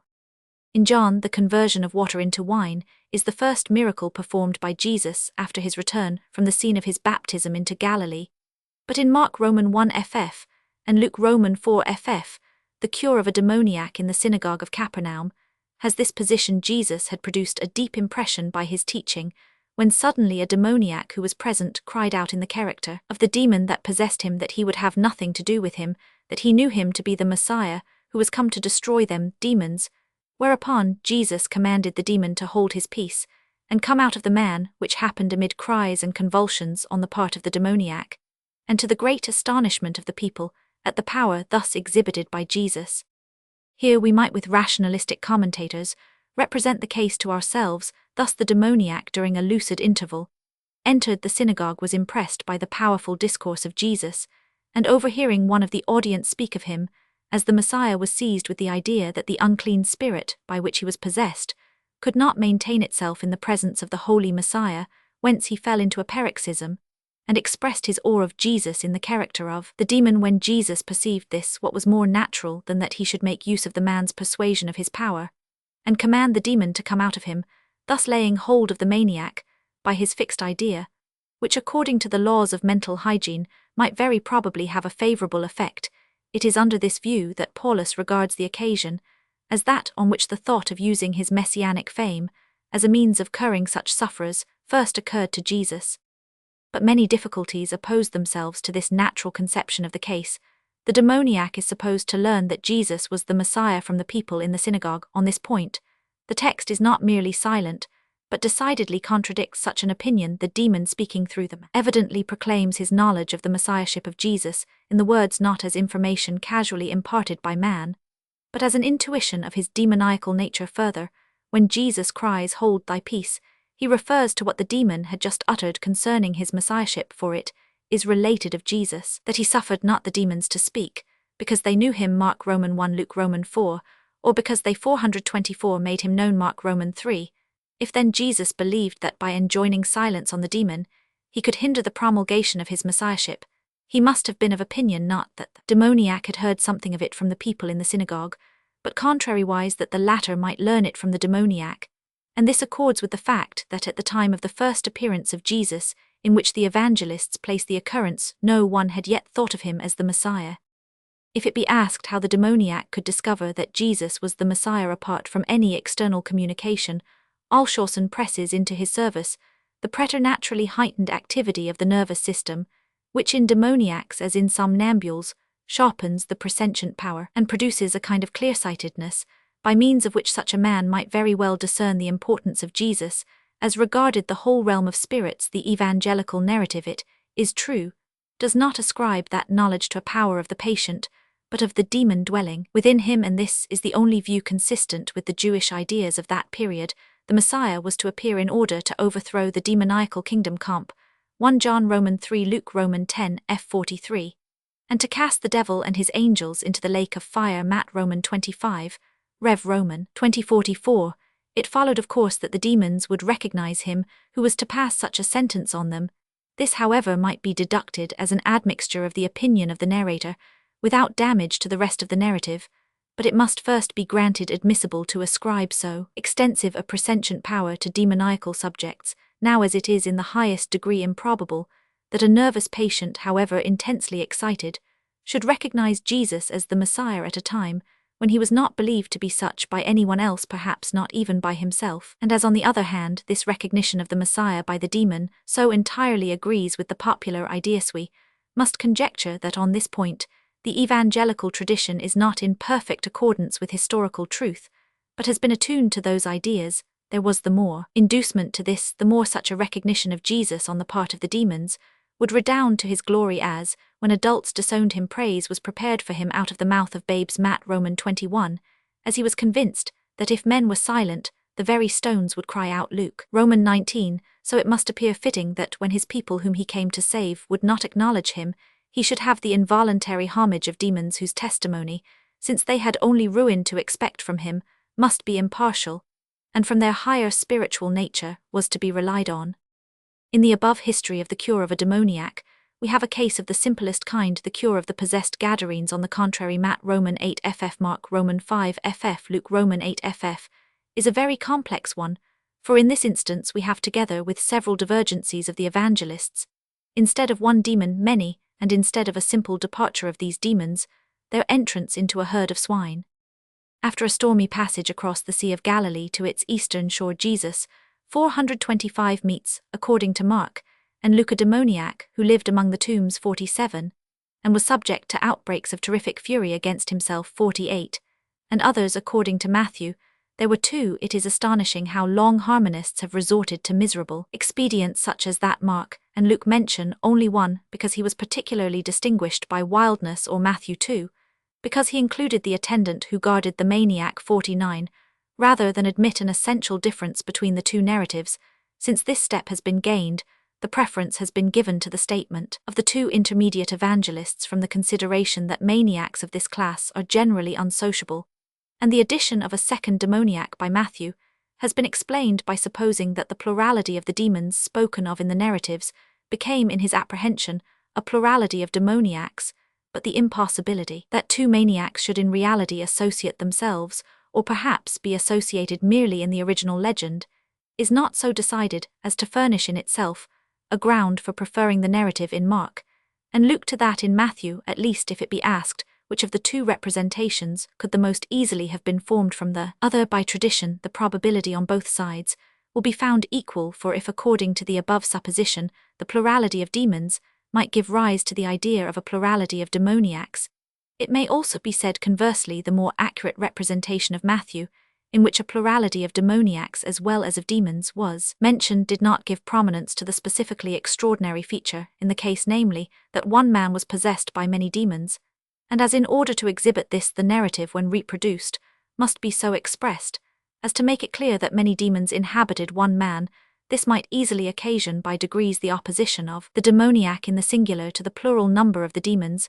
For the rest, the introduction of Matthew's narrative is concise and general, that of the two others circumstantially descriptive, another difference, from which the greater originality of the latter has been deduced, but it is quite as probable that the details which Luke and Mark have in common, namely that the possessed would wear no clothing, broke all fetters, and wounded himself with stones, are an arbitrary enlargement on the simple characteristic exceeding fierce, which Matthew gives, with the consequence that no one could pass by that way, as that the latter is a vague abridgment of the former. This scene between Jesus and the demoniac or demoniacs opens like the other with a cry of terror from the latter, who, speaking in the person of the possessing demon, exclaims that he wishes to have nothing to do with Jesus the Messiah, from whom he has to expect only torment. Two hypotheses have been framed to explain how the demoniac came at once to recognize Jesus as the Messiah. According to one, Jesus was even then reputed to be the Messiah on the Peran shore 52. According to the other, some of those who had come across the sea with Jesus had said to the man, whom on account of his fierceness no one could come near, that the Messiah had just 426 landed at such a spot 53, but both are alike groundless, for it is plain that in this narrative as in the former the above feature is a product of the Jewish Christian opinion respecting the relation of the demons to the Messiah. Here, however, another difference meets us. According to Matthew, the possessed, when they see Jesus, cry, "What have we to do with thee, art thou come to torment us?" According to Luke, the demoniac falls at the feet of Jesus and says beseechingly, "Torment me not." And lastly, according to Mark, he runs from a distance to meet Jesus, falls at his feet, and adjures him by God not to torment him. Thus we have again a climax in Matthew. The demoniac, stricken with terror, deprecates the unwelcome approach of Jesus in Luke. He accosts Jesus. When arrived as a suppliant in Mark, he eagerly runs to meet Jesus, while yet at a distance those commentators who here take Mark's narrative as the standard one are obliged themselves to admit that the hastening of a demoniac towards Jesus, whom he all the while dreaded, is somewhat of a contradiction, and they endeavor to relieve themselves of the difficulty by the supposition that the man set off to meet Jesus in a lucid moment, when he wished to be freed from the demon, but being heated by running 55 or excited by the words of Jesus 56, he fell into the paroxysm, in which, assuming the character of the demon, he entreated that the expulsion might be suspended, but in the closely consecutive phrases of Mark, seeing, ran and worshipped and credend, said there is no trace of a change in the state of the demoniac, and the improbability of his representation subsists for one really possessed, if he had recognized the Messiah at a distance, would have anxiously avoided rather than have approached him, and even setting this aside, it is impossible that one who believed himself to be possessed by a demon inimical to God should adjure Jesus by God as Mark makes the demoniac do. If then his narrative cannot be the original one, that of Luke, which is only so far the simpler that it does not represent the demoniac as running towards Jesus and adjuring him, is too closely allied to it to be regarded as the nearest to the fact. That of Matthew is without doubt the purest, for the terror-stricken question, "Art thou come to destroy us?" before the time is better suited to a demon, who, as the enemy of the Messiah's kingdom, could expect no forbearance from the Messiah than the entreaty for clemency in Mark. And Luke, though Philostratus in a narrative which might be regarded as an imitation of this evangelical one, has chosen the latter form. From the course of the narratives hitherto, it would appear that the demons in this, as in the first narrative, addressed Jesus in the manner described before anything occurred on his part. Yet the two intermediate evangelists go on to state that Jesus had commanded the unclean spirit to come out of the man. When did Jesus do this? The most natural answer would be before the man spoke to him. Now in Luke, the address of the demoniac is so closely connected with the word he fell down, and then again with having cried out, that it seems necessary to place the command of Jesus before the cry and the prostration, and hence to consider it as their cause. Yet Luke himself rather gives the mere sight of Jesus as the cause of 427 those demonstrations on the part of the demoniac, so that his representation leaves us in perplexity as to where the command of Jesus should find its place. The case is still worse in Mark, for here a similar dependence of the successive phrases thrusts back the command of Jesus even before the word he ran, so that we should have to imagine rather strangely that Jesus cried to the demon come out from a distance. Thus the two intermediate evangelists are in an error with regard either to the consecutive particulars that precede the command, or to the command itself, and our only question is where may the error be most probably presumed to lie here. Schleiermacher himself admits that if in the original narrative an antecedent command of Jesus had been spoken of, it would have been given in its proper place before the prayer of the demons, and as a quotation of the precise words of Jesus, whereas the supplementary manner in which it is actually inserted with its abbreviated and indirect form in Luke, Mark changes it after his usual style into a direct address is a strong foundation for the opinion that it is an explanatory addition furnished by the narrator from his own conjecture, and it is an extremely awkward addition, for it obliges the reader to recast his conception of the entire scene. At first the pith of the incident seems to be that the demoniac had instantaneously recognized and supplicated Jesus, but the narrator drops this original idea, and reflecting that the prayer of the demon must have been preceded by a severe command from Jesus, he corrects his previous omission, and remarks that Jesus had given his command in the first instance. To their mention of this command Mark and Luke annex the question put by Jesus to the demon, "What is thy name?" In reply, "A multitude of demons make known their presence," and give as their name Legion. Of this episode Matthew has nothing in the above edition we have found. Supplementary explanation of the former part of the narrative. What if this question and answer were an anticipatory introduction to the sequel, and likewise the spontaneous production of the legend, or the narrator? Let us examine the reasons that render it probable the wish, immediately expressed by the demons to enter the herd of swine, does not in Matthew presuppose a multitude of demons, in each of the two possessed, since we cannot know whether the Hebrews were not able to believe that even two demons only could possess a whole herd of swine. But a later writer might well think it requisite to make the number of the evil spirits equal the number of the swine. Now what a herd is in relation to animals, an army, or a division of an army, is in relation to men and superior beings, and as it was required to express a large division, nothing could more readily suggest itself than the Roman legion, which term in Roman 26 is applied to angels as here to demons. But without further considering this more precise estimate of the evangelists, we must pronounce it inconceivable that several demons had set up their habitation in one individual, for even if we had attained so far as to conceive how one demon by a subjection of the human consciousness could possess himself of a human organization imagination, would still fail us to conceive that many personal demons could at once possess one man, for as possession means nothing else than that the demon constitutes himself the subject of the consciousness, and as consciousness can in reality have but one focus, one 428 central point, it is under every condition absolutely inconceivable that several demons should at the same time take possession of one man. Manifold possession could only exist in the sense of an alternation of possession by various demons, and not as here in that of a whole army of them dwelling at once in one man, and at once departing from him.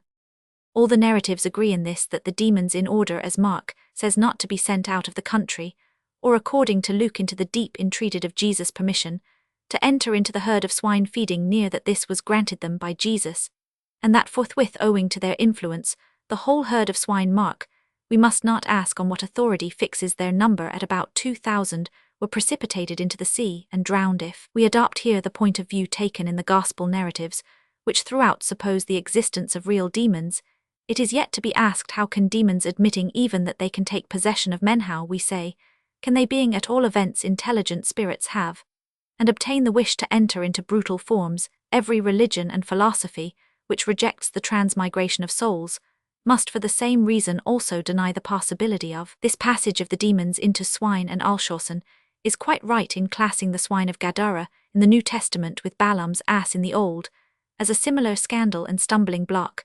This theologian, however, rather evades than overcomes the difficulty by the observation that we are here to suppose not an entrance of the individual demons into the individual swine, but merely an influence of all the evil spirits on the swine collectively. For the expression to enter into the swine, as it stands opposed to the expression to go out of the man, cannot possibly mean otherwise than that the demons were to assume the same relation to the swine which they had borne to the possessed man, besides a mere influence could not preserve them from banishment out of the country or into the deep, but only an actual habitation of the bodies of the animals, so that the scandal and stumbling block remain. Thus the prayer in question cannot possibly have been offered by real demons, though it might by Jewish maniacs sharing the ideas of their people according to these ideas, it is a torment to evil spirits to be destitute of a corporeal envelopment, because without a body they cannot gratify their sensual desires. 61. If therefore they were driven out of men, they must wish to enter into the bodies of brutes, and what was better suited to an impure spirit than an impure animal like a swine. 62. So far therefore, it is possible that the evangelists might correctly represent the fact, only in accordance with their national ideas, ascribing to the demons what should rather have been referred to the madness of the patient. But when it is further said that the demons actually entered the swine, do not the evangelists affirm an evident impossibility? Paulus thinks that the evangelists here, as everywhere else, identify the possessed men with the possessing demons, and hence attribute to the latter the entrance into the swine, while in fact it was only the former who, in obedience to their fixed idea, rushed upon the herd. It is true that Matthew's expression taken alone might be understood of a mere rushing towards the swine, not only however 429, as Paulus himself must admit does the word in the two other evangelists distinctly imply a real entrance into the swine, but also Matthew has like them before the word, they entered the expression, the demons coming out out of the men, thus plainly enough distinguishing the demons who entered the swine from the men. Thus our evangelists do not in this instance merely relate what actually happened in the colours, which it took from the false lights of their age, they have here a particular which cannot possibly have happened in the manner they allege. A new difficulty arises from the effect which the demons are said to have produced in the swine. Scarcely had they entered them, when they compelled the whole herd to precipitate themselves into the sea. It is reasonably asked, what then did the demons gain by entering into the animals, if they immediately destroyed the bodies of which they had taken possession, and thus robbed themselves of the temporary abode for which they had so earnestly entreated? 65. The conjecture that the design of the demons in destroying the swine was to incense the minds of their owners against Jesus, which is said to have been the actual result. 66. Is too far-fetched. The other conjecture, that the demoniacs rushing with cries on the herd together with the flight of their keepers, terrified the swine, and chased them into the water, even if it were not opposed, as we have seen, to the text, would not suffice to explain the drowning of a herd of swine amounting to 2,000, according to Mark, or only a numerous herd, according to the general statement of Matthew. The expedient of supposing that in truth it was only a part of the herd that was drowned, 68, has not the slightest foundation in the evangelical narrative. The difficulties connected with this point are multiplied by the natural reflection that the drowning of the herd would involve no slight injury to the owners, and that of this injury Jesus was the mediate author. The orthodox, bent on justifying Jesus, suppose that the permission to the demons to enter into the swine was necessary to render the cure of the demoniac possible, and they argue brutes are assuredly to be killed, that man may live. 69. But they do not perceive that they thus, in a manner most inconsistent with their point of view, circumscribe the power of Jesus over the demoniacal kingdom. Again, it is supposed that the swine probably belonged to Jews, and that Jesus intended to punish them for their covetous transgression of the law. 70. That he acted with divine authority, which often sacrifices individual good to higher objects, and by lightning, hail, and inundations causes destruction to the property of many men. 71. In which case to accuse God of injustice would be absurd, but to adopt this expedient is to confound in a way the most inadmissible on the orthodox system Christ's state of humiliation with his state of exaltation. It is to depart in a spirit of mysticism from the wise doctrine of Paul, that he was made under the law. Gal. Roman 4, and that he made himself of no reputation. Phil. Roman 2. It is to make Jesus a being altogether foreign to us, since in relation to the moral estimate of his actions, it lifts him above the standard of humanity. Nothing remains therefore but to take the naturalistic supposition of the 430 rushing of the demoniacs among the swine, and to represent the consequent destruction of the latter as something unexpected by Jesus, for which therefore he is not responsible. 73. In the plainest contradiction to the evangelical account, which makes Jesus, even if not directly cause the issue, foresee it in the most decided manner, thus there appears to attach to Jesus the charge of an injury done to the property of another, and the opponents of Christianity have long ago made this use of the narrative. It must be admitted that Pythagoras in a similar case acted far more justly, for when he liberated some fish from the net, he indemnified the fishermen who had taken them. Thus the narrative before us is a tissue of difficulties of which those relating to the swine are not the slightest. It is no wonder therefore that commentators began to doubt the thorough historical truth of this anecdote earlier than that of most others in the public life of Jesus. and particularly to sever the connection between the destruction of the swine and the expulsion of the demons by Jesus. Thus Krug thought that tradition had reversed the order of these two facts. The swine, according to him, were precipitated into the sea before the landing of Jesus by the storm which raged during his voyage, and when Jesus subsequently wished to cure the demoniac, either he himself or one of his followers persuaded the man that his demons were already gone into those swine, and had hurled them into the sea, which was then believed and reported to be the fact. K.Ch. Roman 50 Schmidt makes the swineherds go to meet Jesus on his landing, during which interim many of the untended swine fall into the sea.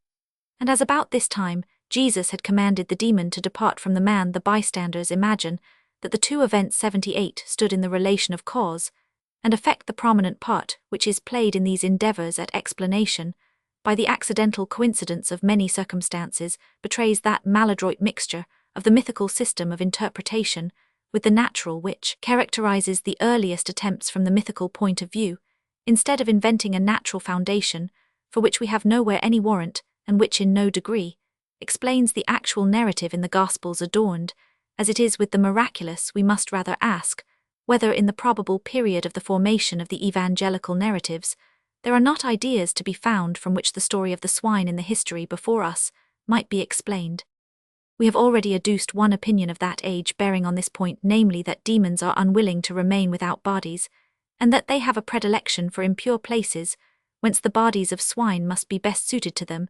This does not, however, explain why they should have precipitated the swine into the water, but we are not destitute of information that will throw light on this also. Josephus tells us of a Jewish conjurer who cast out demons by forms and means derived from Solomon, that in order to convince the bystanders of the reality of his expulsions, he set a vessel of water in the neighborhood of the possessed person, so that the departing demon must throw it down, and thus give ocular proof to the spectators that he was out of the man. In like manner, it is narrated of Apollonius of Tyana that he commanded a demon, which possessed a young man, to 431 depart with a visible sign, whereupon the demon entreated that he might overturn a statue that stood near at hand, which to the great astonishment of the spectators actually ensued in the very moment that the demon went out of the youth. If then the agitation of some near object without visible contact was held the surest proof of the reality of an expulsion of demons, this proof could not be wanting to Jesus, nay, while in the case of Eleazar, the object being only little removed from the exorciser, and the patient, the possibility of deception was not altogether excluded. Matthew notices, in relation to Jesus more emphatically than the two other evangelists, the fact that the herd of swine was feeding a good way off, thus removing the last remnant of such a possibility. That the object to which Jesus applied this proof was from the first said to be a herd of swine, immediately proceeded from the Jewish idea of the relation between unclean spirits and animals, but it furnished a welcome opportunity for satisfying another tendency of the legend. Not only did it behove Jesus to cure ordinary demoniacs, such as the one in the history first considered, he must have succeeded in the most difficult cures of this kind. It is the evident object of the present narrative, from the very commencement with its startling description of the fearful condition of the Gadarene, to represent the cure as one of extreme difficulty. But to make it more complicated, the possession must be not simple, but manifold, as in the case of Mary Magdalene, out of whom were cast 7 demons. Luke Roman 8, or in the demoniacal relapse, in which the expelled demon returns with 7 worse than himself. Matt. Roman 12. Whence the number of the demons was here made especially by Mark to exceed by far the probable number of a herd, as in relation to an inanimate object as a vessel of water or a statue, the influence of the expelled demons could not be more clearly manifested by any means than by its falling over contrary to the law of gravity. So in animals, it could not be more surely attested in any way than by their drowning themselves contrary to their instinctive desire of life. Only by this derivation of our narrative, from the confluence of various ideas and interests of the age, can we explain the above noticed contradiction that the demons first petition for the bodies of the swine as a habitation, and immediately after of their own accord destroy this habitation. The petition grew, as we have said, out of the idea that demons shunned incorporeality, the destruction out of the ordinary test of the reality of an exorcism. What wonder if the combination of ideas so heterogeneous produced 2 contradictory features in the narrative?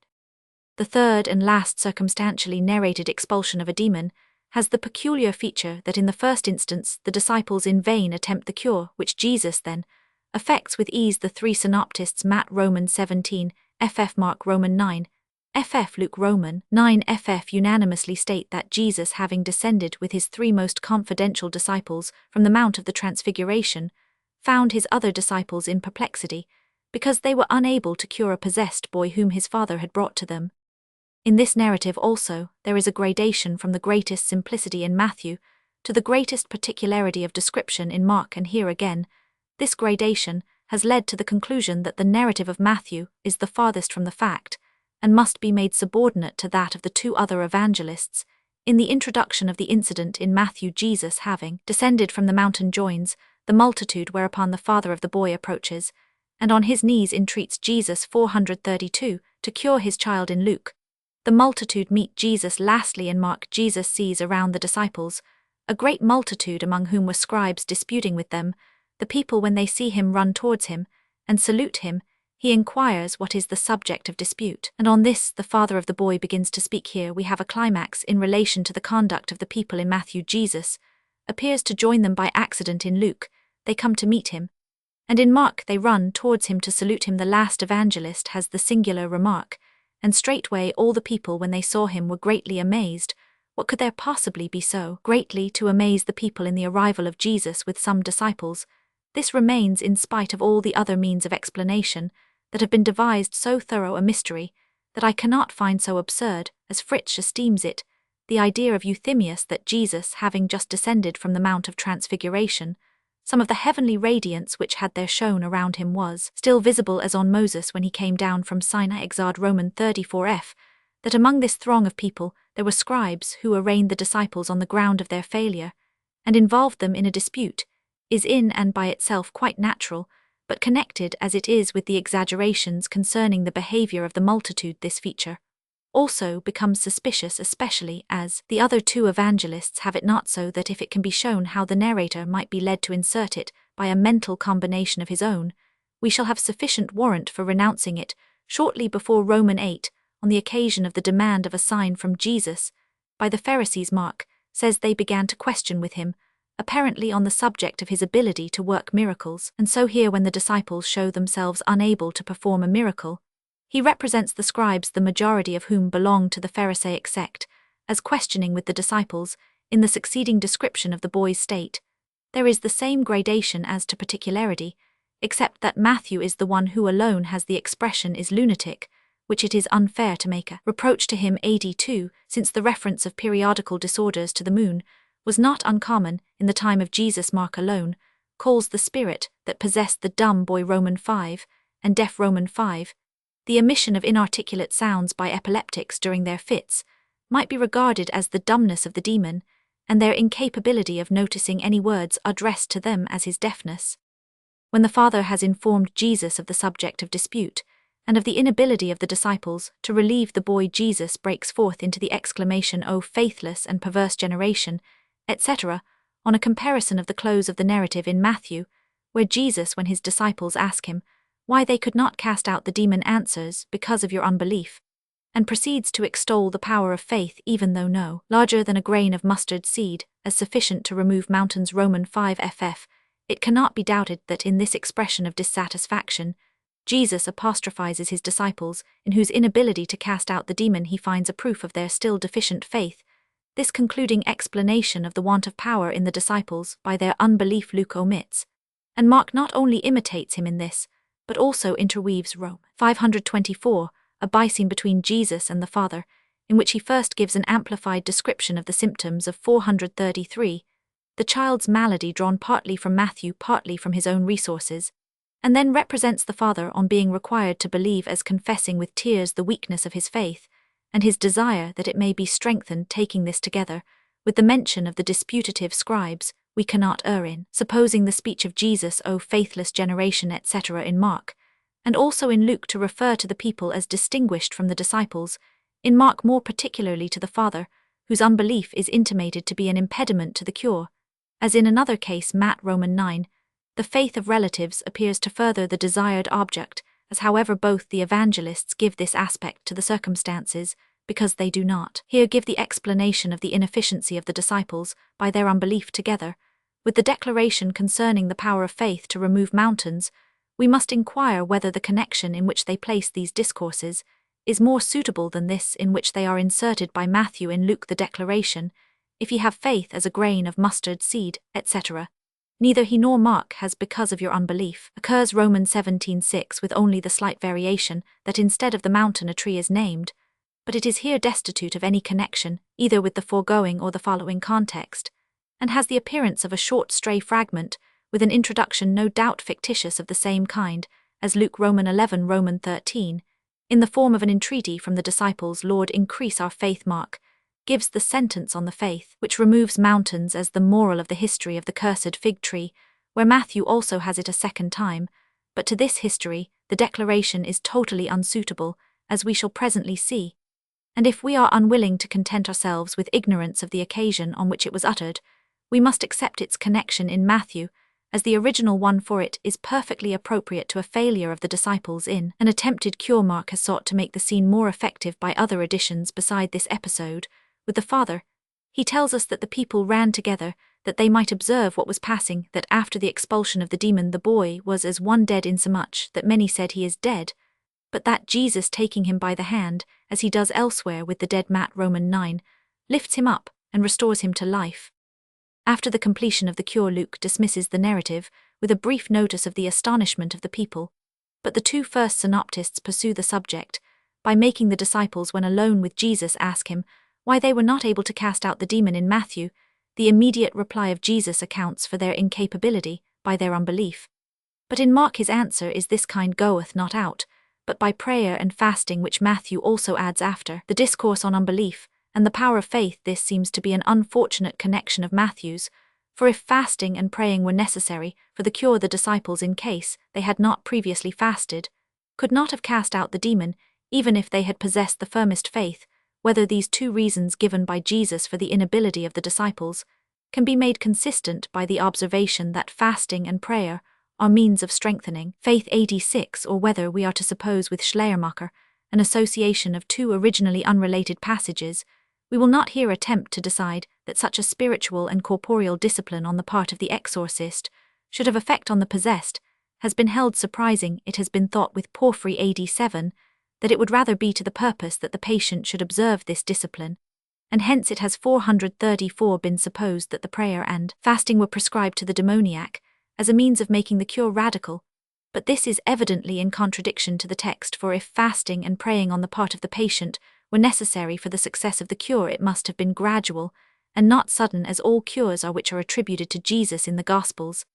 And as this is plainly enough implied to be by the words, and the child was cured from that very hour in Matthew, and the word he cured, placed between Jesus, rebuked the unclean spirit, and delivered him again to his father in Luke, it is true Paulus turns the above expression of Matthew to his advantage, for he understands it to mean that from that time forward the boy, by the application of the prescribed discipline, gradually recovered.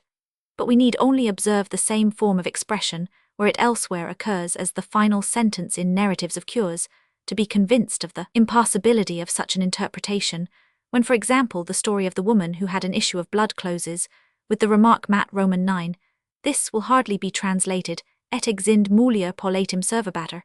It can only mean servata est et servatam si piarbuit ab illo temporis moment. Another point to which Paulus appeals as a proof that Jesus here commenced a cure, which was to be consummated by degrees, is the expression of Luke, he delivered him again to his father, which he argues would have been rather superfluous if it were not intended to imply a recommendation to special care, but the more immediate signification of is not to deliver or give up, but to give back, and therefore in the above expression, the only sense is purum quem sanandum, exceperat sanatum redidit, that is, the boy who had fallen into the hands of a strange power of, the demon was restored to the parents, as their own. Lastly, how arbitrary is it in Paulus to take the expression goeth out Matt Roman 5 in the closer signification of a total departure, and to distinguish this from the preliminary departure, which followed on the bare word of Jesus Roman 5. Thus in this case, as in every other, the Gospels present to us not a cure which was protracted through days and weeks, but a cure which was instantaneously completed by one miracle. Hence, the fasting and prayer cannot be regarded as a prescription for the patient.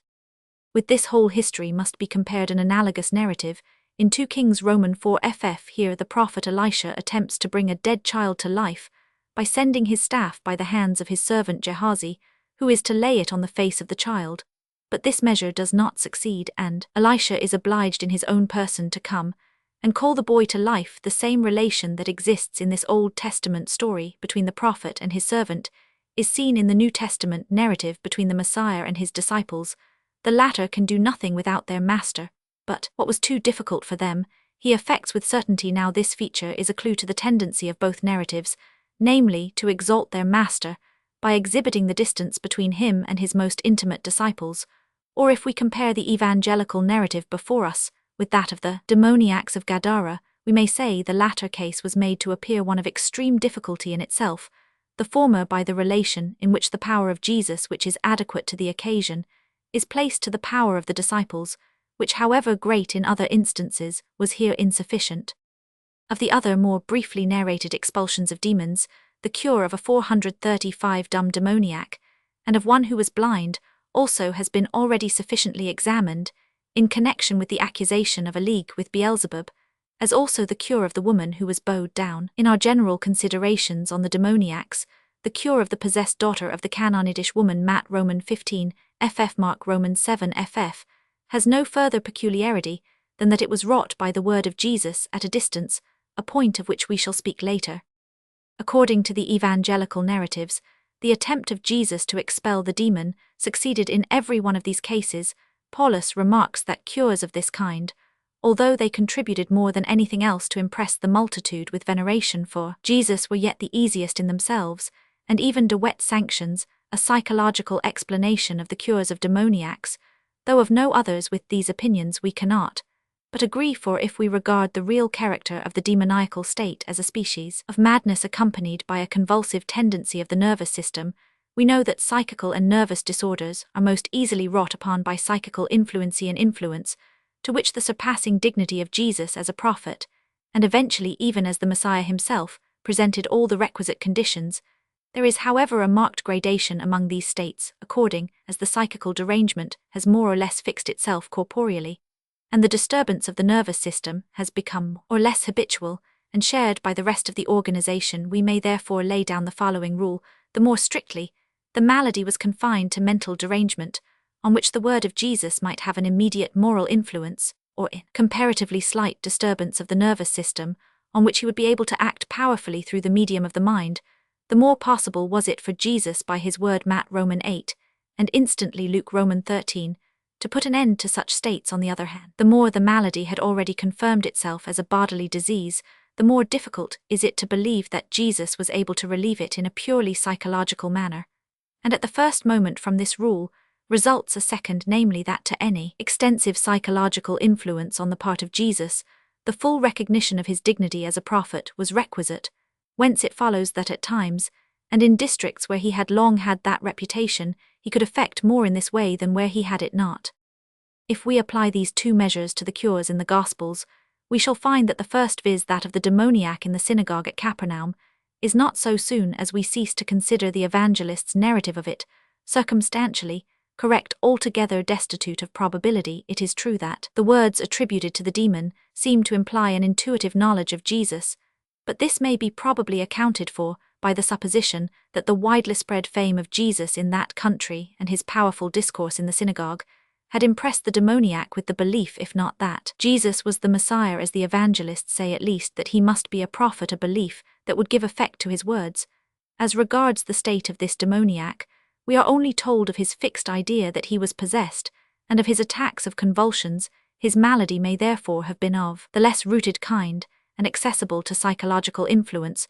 The cure of the Gadarenes is attended with more difficulty in both points of view. Firstly, Jesus was comparatively little known on the eastern shore, and secondly, the state of these demoniacs is described as so violent and deep-seated a mania that a word from Jesus 436 could hardly suffice to put an end to it here. Therefore the natural explanation of Paulus will not suffice, and if we are to regard the narrative as having any foundation, in fact, we must suppose that the description of the demoniac's state as well as other particulars has been exaggerated by the legend. The same judgment must be passed in relation to the cure of the boy who was lunatic, since an epilepsy which had existed from infancy Mark Roman 5, and the attacks of which were so violent and regular must be too deeply rooted in the system for the possibility of so rapid and purely psychological a cure to be credible. that even dumbness and a contraction of many years' duration, which we cannot with Paulus explain as a mere insane imagination, that speech or an erect carriage was not permitted 90, that these afflictions should disappear at word. No one who is not committed to dogmatical opinions can persuade himself. Lastly, least of all, is it to be conceived that even without the imposing influence of his presence, the miracle worker could effect a cure at a distance, as Jesus is said to have done on the daughter of the Canaanitish woman. Thus, in the nature of things, there is nothing to prevent the admission that Jesus cured many persons who suffered from supposed demoniacal insanity or nervous disorder, in a psychical manner, by the ascendancy of his manner and words, if indeed Venturini 91 and Kaiser 92 are not right in their conjecture that patients of this class often believed themselves to be cured, when in fact the crisis only of their disorder had been broken by the influence of Jesus, and that the evangelists state them to have been cured because they learned nothing further of them, and thus knew nothing of their probable relapse. But while granting the possibility of many cures, it is evident that in this field the legend has not been idle, but has confounded the easier cases, which alone could be cured psychologically, with the most difficult and complicated, to which such a treatment was totally inapplicable, is the refusal of a sign on the part of Jesus reconcilable with such a manifestation of power, as we have above defined. Or must even such cures, as can be explained psychologically, but which in his age must have seemed miracles, be denied, in order to make that refusal comprehensible? We will not here put this alternative otherwise than as a question. If in conclusion we cast a glance on the Gospel of John, we find that it does not even mention demoniacs, and their cure by Jesus. This omission has not seldom been turned to the advantage of the Apostle, John the alleged author, as indicating a superior degree of enlightenment. If, however, this Apostle did not believe in the reality of possession by devils, he must have had, as the author of the fourth Gospel, according to the ordinary view of his relation to the synoptical writers, the strongest motives for rectifying their statements, and preventing the dissemination of what he held to be a false opinion, by setting the cures in question in a true light. But how could the Apostle John arrive at the rejection of the opinion that the diseases had their foundation in demoniacal possession?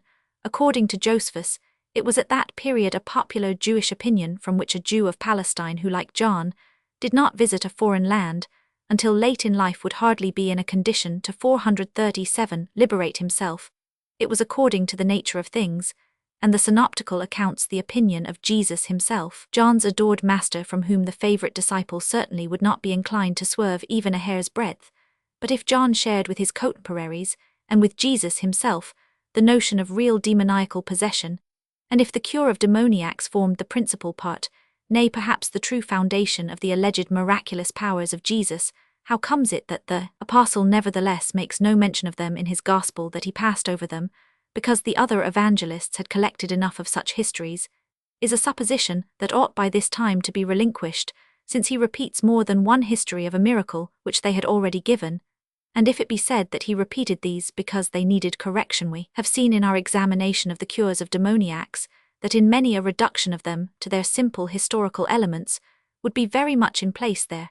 Yet remains the supposition that the histories of demoniacs being incredible, or offensive to the cultivated Greeks of Asia Minor, among whom John is said to have written, he left them out of his Gospel for the sake of accommodating himself to their ideas. But we must ask, could or should an apostle, out of mere accommodation to the refined ears of his auditors, withhold so essential a feature of the agency of Jesus? Certainly. This silence, supposing the authenticity of the three first Gospels, rather indicates an author who had not been an eyewitness of the ministry of Jesus, or, according to our view, at least one who had not at his command the original tradition of Palestine, but only a tradition modified by Hellenistic influence, in which the expulsions of demons, being less accordant with the higher culture of the Greeks, were either totally suppressed, or kept so far in the background that they might have escaped the notice of the author of the Gospel. Cures of lepers.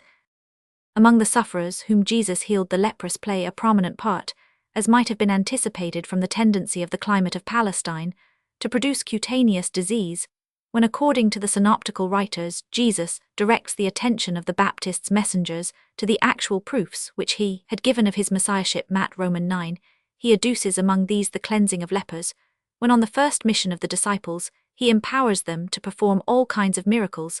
The cleansing of lepers is numbered among the first. Matt Roman 10, and 2 cases of such cures are narrated to us in detail. One of these cases is common to all the synoptical writers, but is placed by them in two different connections, namely by Matthew immediately after the delivery of the Sermon on the Mount Roman 8 ff, by the other evangelists at some period, not precisely marked at the beginning of the ministry of Jesus in Galilee Mark Roman 1 ff Luke Roman 5 ff. According to the narratives, a leper comes towards Jesus, and falling on his knees entreats that he may be cleansed. This Jesus effects by a touch, and then directs the leper to present himself to the priest, in obedience to the law that he may be pronounced clean. Lev Roman 14 ff. The state of the man is in Matthew, and Mark described simply by the word a leper, but in Luke more strongly by the words full of leprosy. Paulus, indeed, regards the being thus replete with leprosy as a symptom that the patient was curable, the eruption and peeling 438 of the leprosy on the entire skin being indicative of the healing crisis, and accordingly that commentator represents the incident to himself in the following manner. The leper applied to Jesus in his character of Messiah for an opinion on his state, and the result being favorable for a declaration that he was clean, which might either spare him an application to the priest, or at all events give him a consolatory hope in making that application. Jesus, expressing himself ready to make the desired examination, stretched out his hand in order to feel the patient without allowing too near an approach, while he was possibly still capable of communicating contagion, and after a careful examination he expressed, as its result, the conviction that the patient was no longer in a contagious state, whereupon quickly and easily the leprosy actually disappeared. Here, in the first place, the supposition that the leper was precisely at the crisis of healing is foreign to the text, which in the two first evangelists speaks merely of leprosy, while the of the third can mean nothing else than the Old Testament expression exard Roman 4 Num Roman 12, 2 Kings Roman 5, which according to the connection in every instance signifies the worst stage of leprosy, that the word in the Hebraic and Hellenistic use of the Greek language might also mean merely to pronounce clean, is not to be denied. Only it must retain the signification throughout the passage, but that after having narrated that Jesus had said, "Be thou clean," Matthew should have added in the sense that thus the sick man was actually pronounced clean by Jesus, is from the absurd tautology. Such an interpretation would introduce so inconceivable that we must hear, and consequently throughout the narrative understand, the word of actual cleansing. It is sufficient to remind the reader of the expressions, "The lepers are cleansed," Matt Roman 11, and "cleanse the lepers," Matt Roman 10, where neither can the latter word signify merely to pronounce clean, nor can it have another meaning than in the narrative before us, but the point in which the natural interpretation the most plainly betrays its weakness is the disjunction of "I will" from "Be thou clean." Who can persuade himself that these words, united as they are in all the three narratives, were separated by a considerable pause that was spoken during, or more properly, before the manipulation, after, when all the evangelists represent the two words as having been uttered by Jesus without separation, whilst he touched the leper? Surely, if the alleged sense had been the original one, at least one of the evangelists, instead of the words, "Jesus touched him saying, I will be thou clean," would have substituted the more accurate expression, "Jesus answered, I will, and having touched him said, Be thou clean." But if was spoken in one breath with so that Jesus announces the cleansing simply as a result of his will, without any intermediate examination, the former word cannot possibly signify a mere declaration of cleanness, to which a previous examination would be requisite, and it must signify an actual making clean. It follows therefore that the word in this connection is not to be understood of an exploratory manipulation, but as in all other narratives of the same class of a curative touch. In support of his natural explanation of this incident, Paulus appeals to the rule that invariably the ordinary and regular is to be presupposed in a narrative 439, where the contrary is not expressly indicated. But this rule shares the ambiguity which is characteristic of the entire system of natural interpretation, since it leaves undecided what is ordinary and regular in our estimation, and what was so in the ideas of the author, whose writings are to be explained. Certainly, if I have a Gibbon before me, I must in his narratives presuppose only natural causes and occurrences when he does not expressly convey the contrary, because to a writer of his cultivation, the supernatural is at the utmost only conceivable as a rare exception. But the case is altered when I take up an Herodotus, in whose mode of thought the intervention of higher powers is by no means unusual and out of rule, and when I am considering a collection of anecdotes, which are the product of Jewish soil, and the object of which is to represent an individual as a prophet of the highest rank as a man, in the most intimate connection with the deity to meet with the supernatural, is so completely a thing of course that the rule of the rationalists must here be reversed, and we must say wherein such narratives importance is attached to results which regarded as natural would have no importance whatever their supernatural causes, must be expressly excluded if we are not to presuppose it the opinion of the narrator that such causes were in action. Moreover, in the history before us, the extraordinary character of the incident is sufficiently indicated by the statement that the leprosy left the patient immediately on the word of Jesus Paulus. It is true contrives, as we have already observed, to interpret this statement as implying a gradual natural healing on the ground that the word by which the evangelists determine the time of the cure signifies, according to the different connections, in which it may occur in one case immediately, in another merely soon and unobstructedly. Granting this, are we to understand the words which follow in close connection in Mark Roman 5 as signifying that soon and without hindrance Jesus sent the cleansed leper away? Or is the word to be taken in a different sense in two consecutive verses?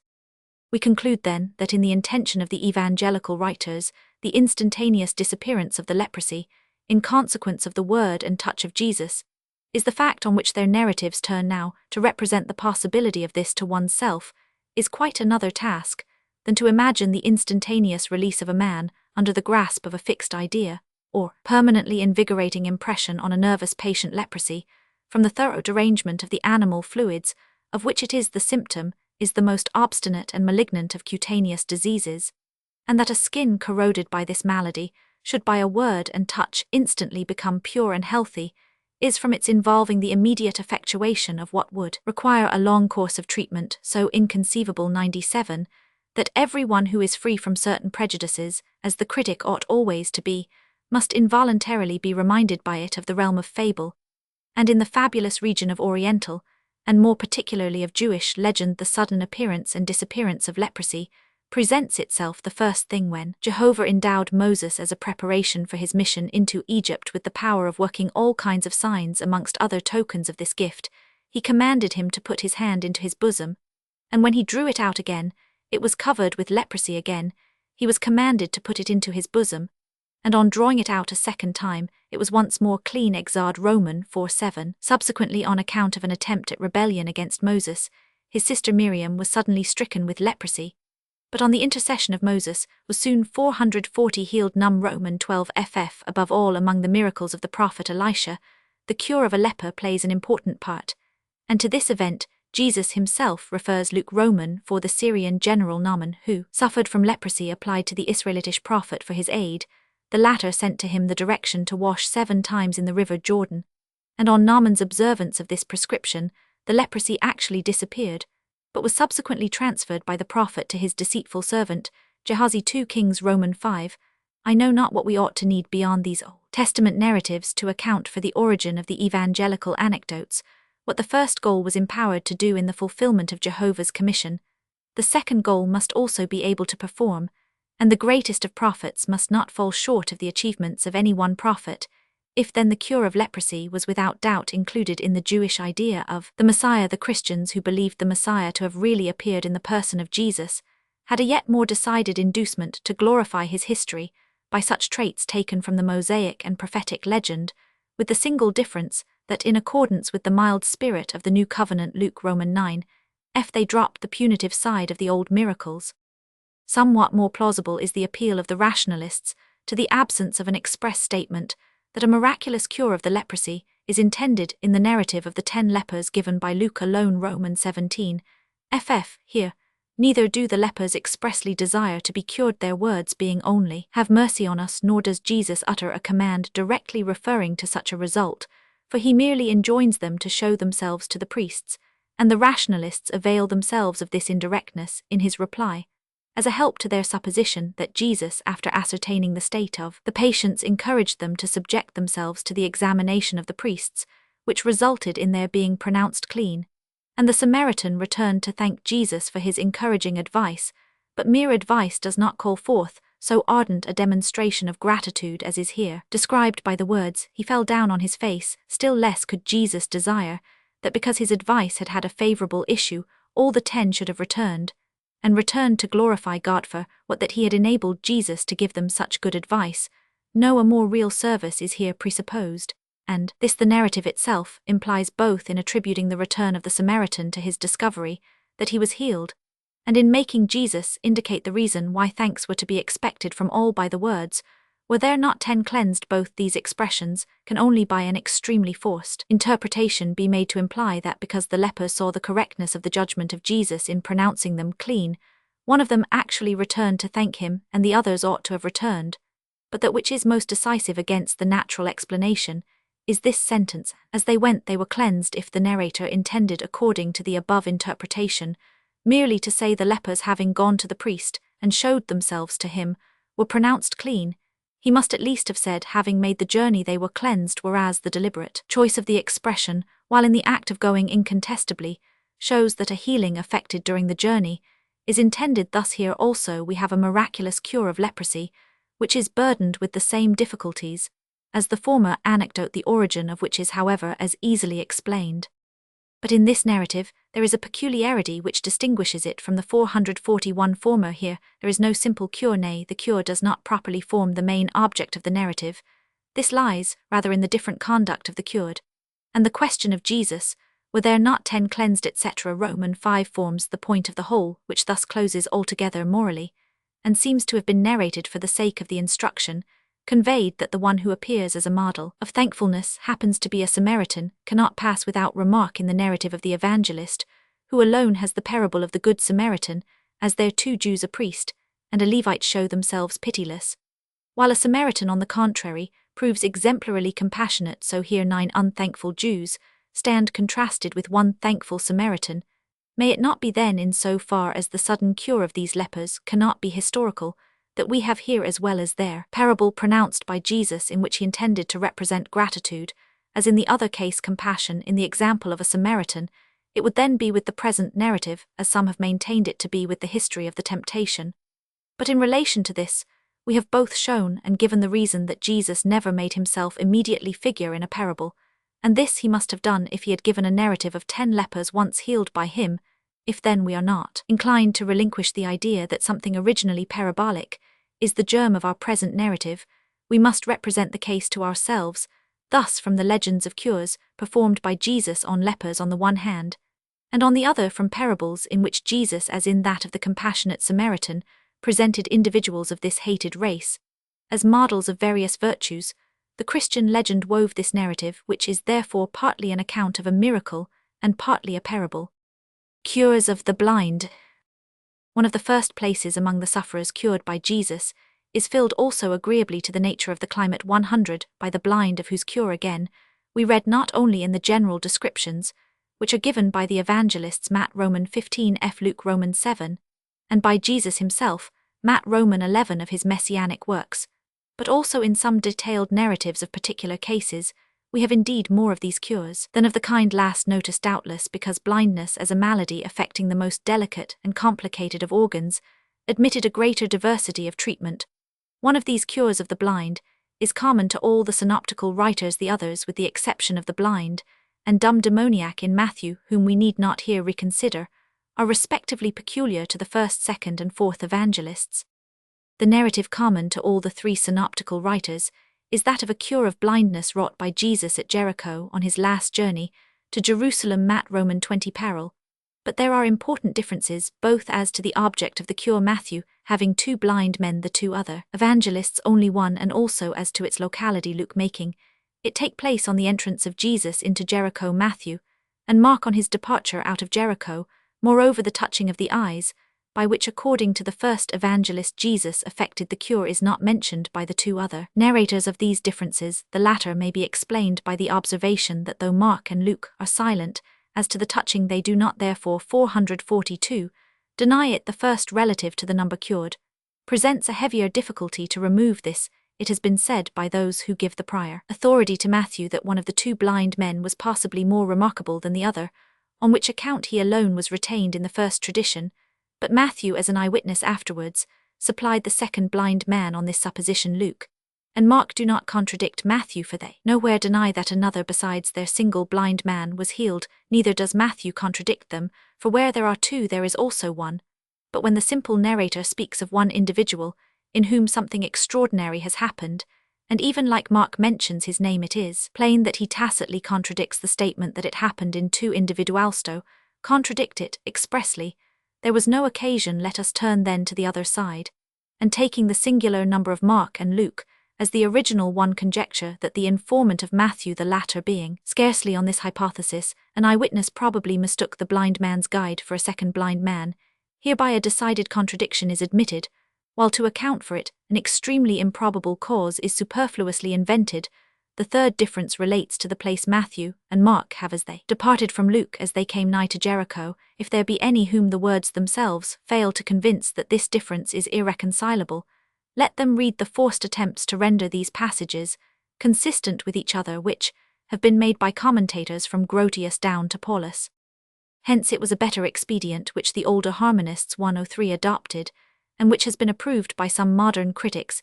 In consideration of the last-named difference, they here distinguished two events, and held that Jesus cured a blind man first on his entrance into Jericho, according to Luke, and then again on his departure from that place, according to Matthew and Luke. Of the other divergency relative to the number, these harmonists believed that they had disencumbered themselves by the supposition that Matthew connected in one event the two blind men, the one cured on entering, and the other on leaving Jericho, and gave the latter position to the cure of both. But if so much weight is allowed to the statement of Matthew relative to the locality of the cure as to make it in conjunction with that of Mark a reason for supposing two cures, one at each extremity of the town, I know not why equal credit should not be given to his numerical statement, and Storr appears to me to proceed more consistently, when allowing equal weight to both differences. He supposes that Jesus on his entrance into Jericho cured one blind man, Luke, and subsequently on his departure to Matthew 105, the claim of Matthew is thus fully vindicated, but on the other hand that of Mark is denied, for if the latter be associated with Matthew, as is here the case for the sake of his locality, it is necessary to do violence to his numerical statement, which taken alone would rather require him to be associated with Luke, so that to avoid impeaching either of his statements which on this system of interpretation is not admissible, his narrative must be equally detached from that of both the other evangelists. Thus we should have three distinct cures of the blind at Jericho: first, the cure of one blind man on the entrance of Jesus; second, that of another on his departure; and third, the cure of two blind men also during the departure, in all of four blind men. Now to 443, separate the second and third cases is indeed difficult, for it will not be maintained that Jesus can have gone out by two different gates at the same time, and it is nearly as difficult to imagine that having merely set out with the intention of leaving Jericho, he returned again into the town, and not until afterwards took his final departure. But viewing the case more generally, it is scarcely an admissible supposition that three incidents so entirely similar thus fell together in a group. The accumulation of cures of the blind is enough to surprise us, but the behavior of the companions of Jesus is incomprehensible, for, after having seen in the first instance on entering Jericho that they had acted in opposition to the designs of Jesus, by rebuking the blind man for his importunity, since Jesus called the man to him, they nevertheless repeated this conduct on the second, and even on the third occasion. Storr, it is true, is not disconcerted by this repetition, in at least two incidents of this kind, for he maintains that no one knows whether those who had enjoined silence on going out of Jericho were not altogether different persons from those who had done the like on entering the town. Indeed, supposing them to be the same, such a repetition of conduct, which Jesus had implicitly disapproved, however unbecoming, was not therefore impossible, since even the disciples who had been present at the first miraculous feeding yet asked before the second whence bread could be had for such a multitude. But this is merely to argue the reality of one impossibility from that of another, as we shall presently see when we enter on the consideration of the two miraculous feedings. Further, not only the conduct of the followers of Jesus, but also almost every feature of the incident must have been repeated in the most extraordinary manner. In the one case as in the other, the blind men cry, "Have mercy upon us, or me, thou Son of David." Then, after silence has been enjoined on them by the spectators, Jesus commands that they should be brought to him. He next asks what they will that he should do to them. They answer that we may receive our sight. He complies with their wish, and they gratefully follow him. That all this was so exactly repeated thrice, or even twice, is an improbability amounting to an impossibility, and we must suppose, according to the hypothesis adopted by Seifert, in such cases, a legendary assimilation of different facts, or a traditionary variation of a single occurrence. If in order to arrive at a decision, it be asked what could more easily happen when once the intervention of the legend is presupposed than that one and the same history should be told first of one, then of several, first of the entrance, then of the departure, it will not be necessary to discuss the other possibility, since this is so incomparably more probable that there cannot be even a momentary hesitation in embracing it as real. But in thus reducing the number of the facts, we must not with Seifert stop short at 2, for in that case, not only do the difficulties with respect to the repetition of the same incident remain, but we fall into a want of logical sequency in admitting one divergency in the number as unessential for the sake of removing another in the locality. If it be further asked, supposing only one incident to be here narrated, which of the several narratives is the original one, the statements as to the locality will not aid us in coming to a decision, for Jesus might just as well meet a blind man on entering as on leaving Jericho. The difference in the number is more likely to furnish us with a basis for a decision, and it will be in favor of Mark and Luke, who have each only one blind man. Not it is true for the reason alleged by Schleiermacher 106, namely, that Mark by his mention of the blind man's name evinces a more accurate acquaintance with the circumstances, for Mark, from his propensity to individualize out of his own imagination, ought least of all to 444 be trusted with respect to names, which are given by him alone. Our decision is founded on another circumstance. It seems probable that Matthew was led to add a second blind man by his recollection of a previous cure of 2 blind men, narrated by him alone. Roman 9, ff. Here likewise, when Jesus is in the act of departure from the place, namely where he had raised the ruler's daughter, 2 blind men follow him. Those at Jericho are sitting by the wayside, and in a similar manner cry for mercy of the Son of David, who here also, as in the other instance according to Matthew, immediately cures them by touching their eyes. With these similarities, there are certainly no slight divergencies. Nothing is here said of an injunction to the blind men to be silent on the part of the companions of Jesus, and while at Jericho Jesus immediately calls the blind men to him in the earlier case, they come in the first instance to him when he is again in the house further. While there he asks them what they will have him to do to them, here he asks if they believe him able to cure them. Lastly, the prohibition to tell what had happened is peculiar to the earlier incident. The 2 narratives standing in this relation to each other, an assimilation of them might have taken place. Thus Matthew transferred the 2 blind men and the touch of Jesus from the first anecdote to the second, the form of the appeal from the blind men from the second to the first. The 2 histories as they are given present but few data for a natural explanation. Nevertheless, the rationalistic commentators have endeavored to frame such an explanation when Jesus in the earlier occurrence asked the blind men whether they had confidence in his power.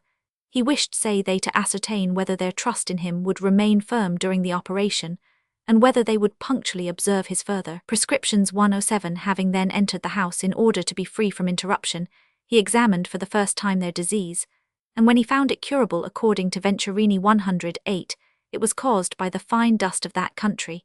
He assured the sufferers that the result should be according to the measure of their faith. Hereupon Paulus merely says briefly that Jesus removed the obstruction to their vision, but he also must have imagined to himself something similar to what is described in detail by Venturini, who makes Jesus anoint the eyes of the blind men with a strong water prepared beforehand, and thus cleanse them from the irritating dust, so that in a short time their sight returned.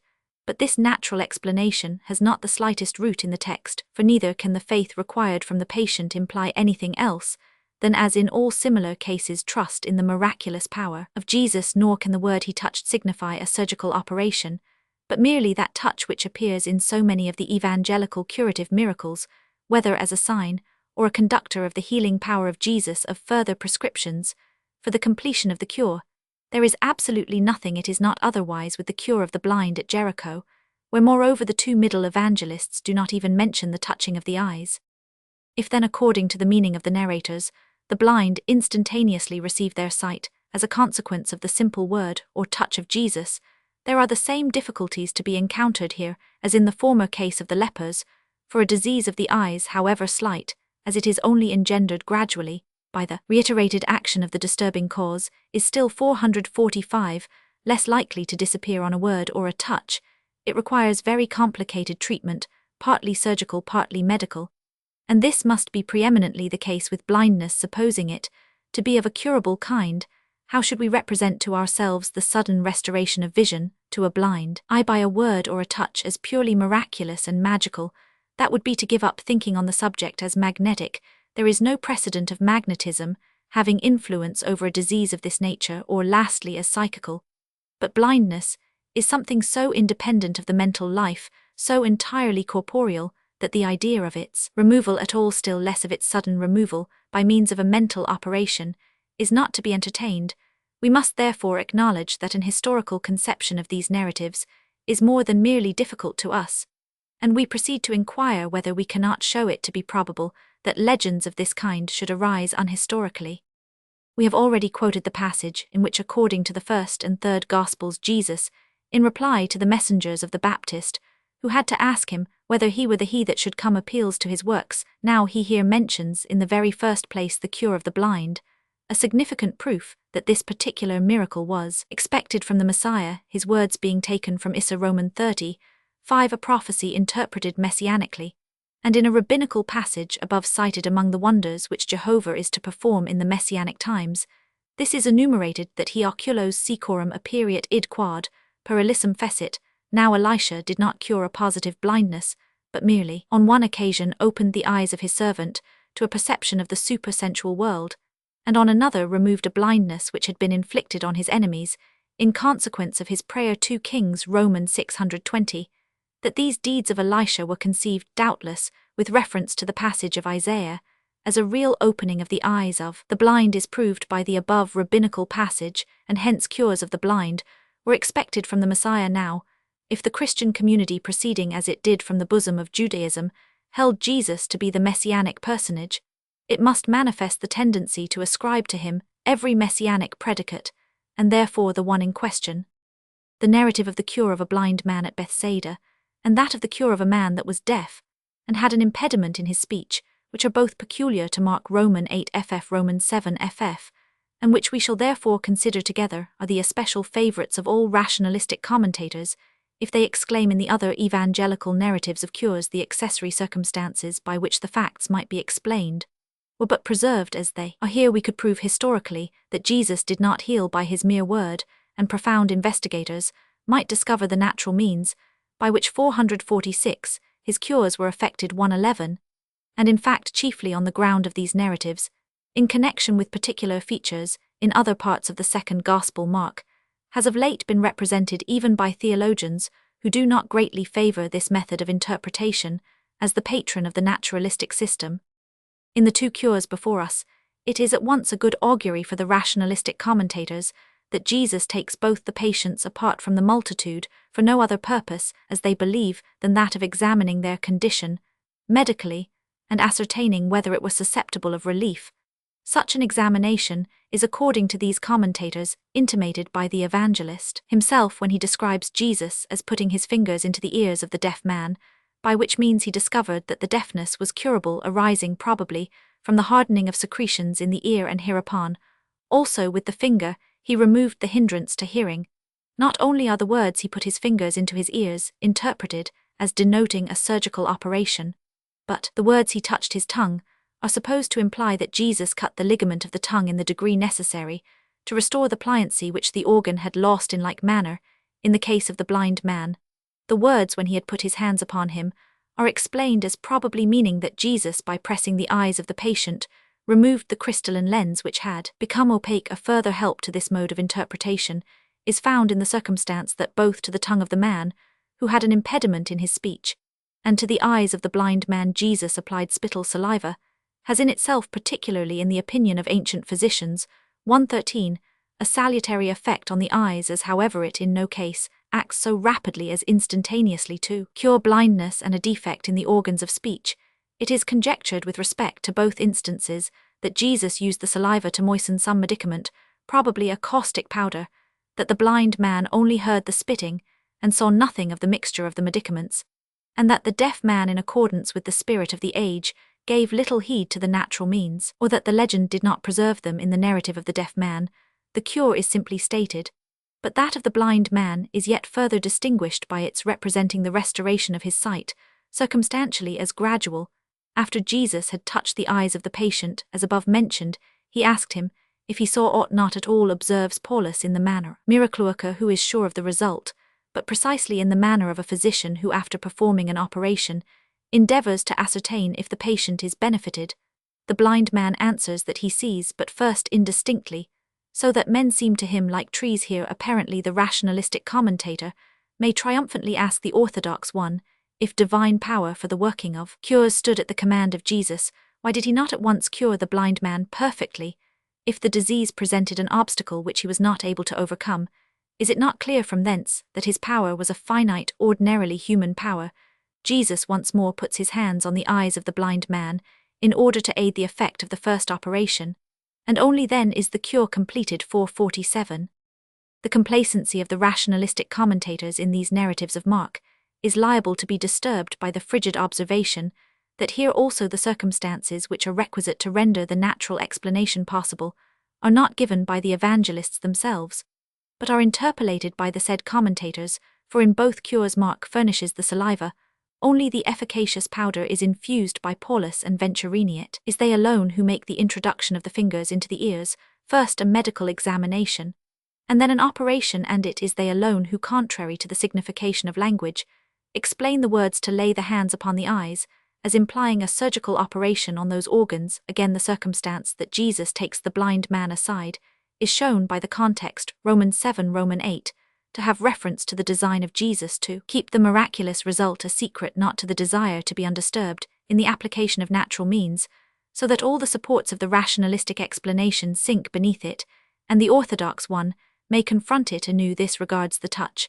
and the spittle either as a condescension towards the sufferers who were thereby made more thoroughly sensible to whose power they owed their cure, or as a conducting medium for the spiritual power of Christ, a medium with which he might nevertheless have dispensed that the cure was gradual, is on this system accounted for by the supposition that Jesus intended by means of the partial cure to animate the faith of the blind man, and only when he was thus rendered worthy was he completely cured. 116, or it is conjectured that owing to the malady being deep-seated a sudden cure would perhaps have been dangerous. But by these attempts to interpret the evangelical narratives, especially in the last particular, the supernaturalistic theologians who bring them forward betake themselves to the same ground as the rationalists, for they are equally open to the charge of introducing into the narratives what is not in the remotest degree intimated by the text. For where in the procedure of Jesus towards the blind man is there a trace that his design in the first instance was to prove and to strengthen the faith of the patient, in that case, instead of the expression he asked him if he saw aught which relates only to his external condition, we must rather have read as in Matt Roman 9, believe ye that I am able to do this. But what shall we say to the conjecture that a sudden cure might have been injurious? The curative act of a worker of miracles is, according to Alshausen's own opinion, not to be regarded as the merely negative one of the removal of a disease, but also as the positive one of an impartation of new and fresh strength to the organ affected, whence the idea of danger from an instantaneous cure when wrought by miraculous agency is not to be entertained. Thus no motive is to be discovered which could induce Jesus to put a restraint on the immediate action of his miraculous power, and it must therefore have been restricted independently of his volition by the force of the deep-seated malady. This, however, is entirely opposed to the idea of the Gospels, which represent the miraculous power of Jesus as superior to death itself. It cannot therefore have been the meaning of our evangelists, if we take into consideration the peculiar characteristics of Mark.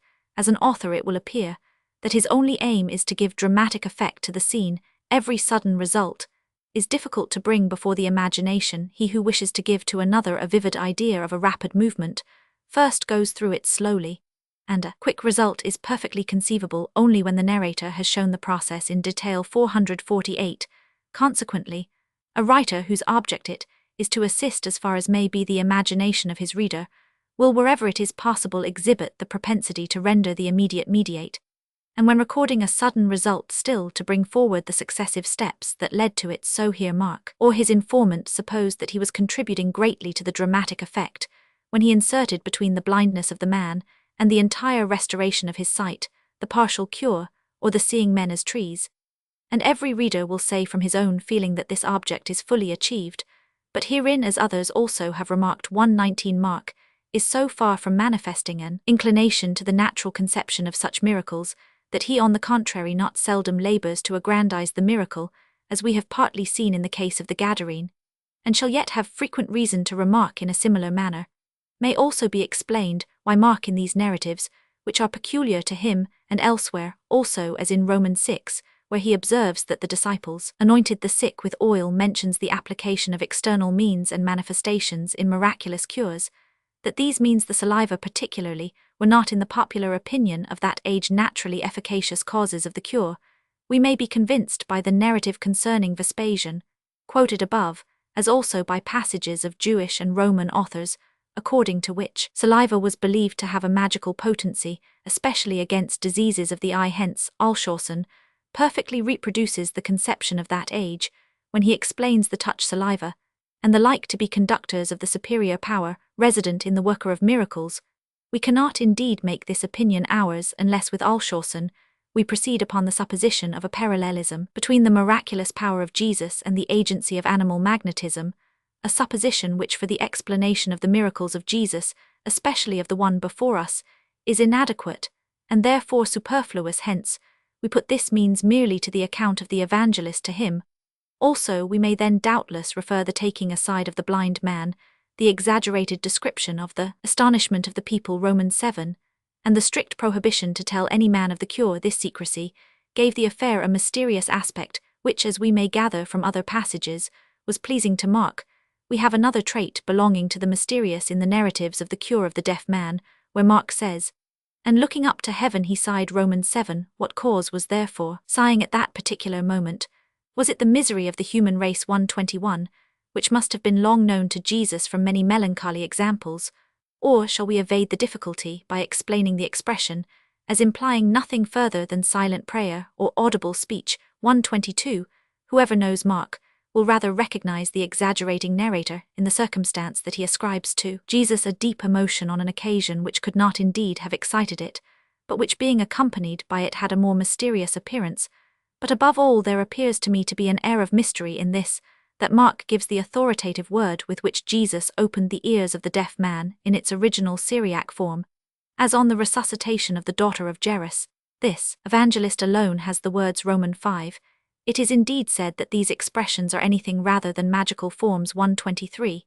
But that Mark chooses to give these authoritative words in a language foreign to his readers, to whom he is obliged 449 at the same time, to explain them, nevertheless proves that he must have attributed to this original form a special significance which, as it appears from the context, can only have been a magical one.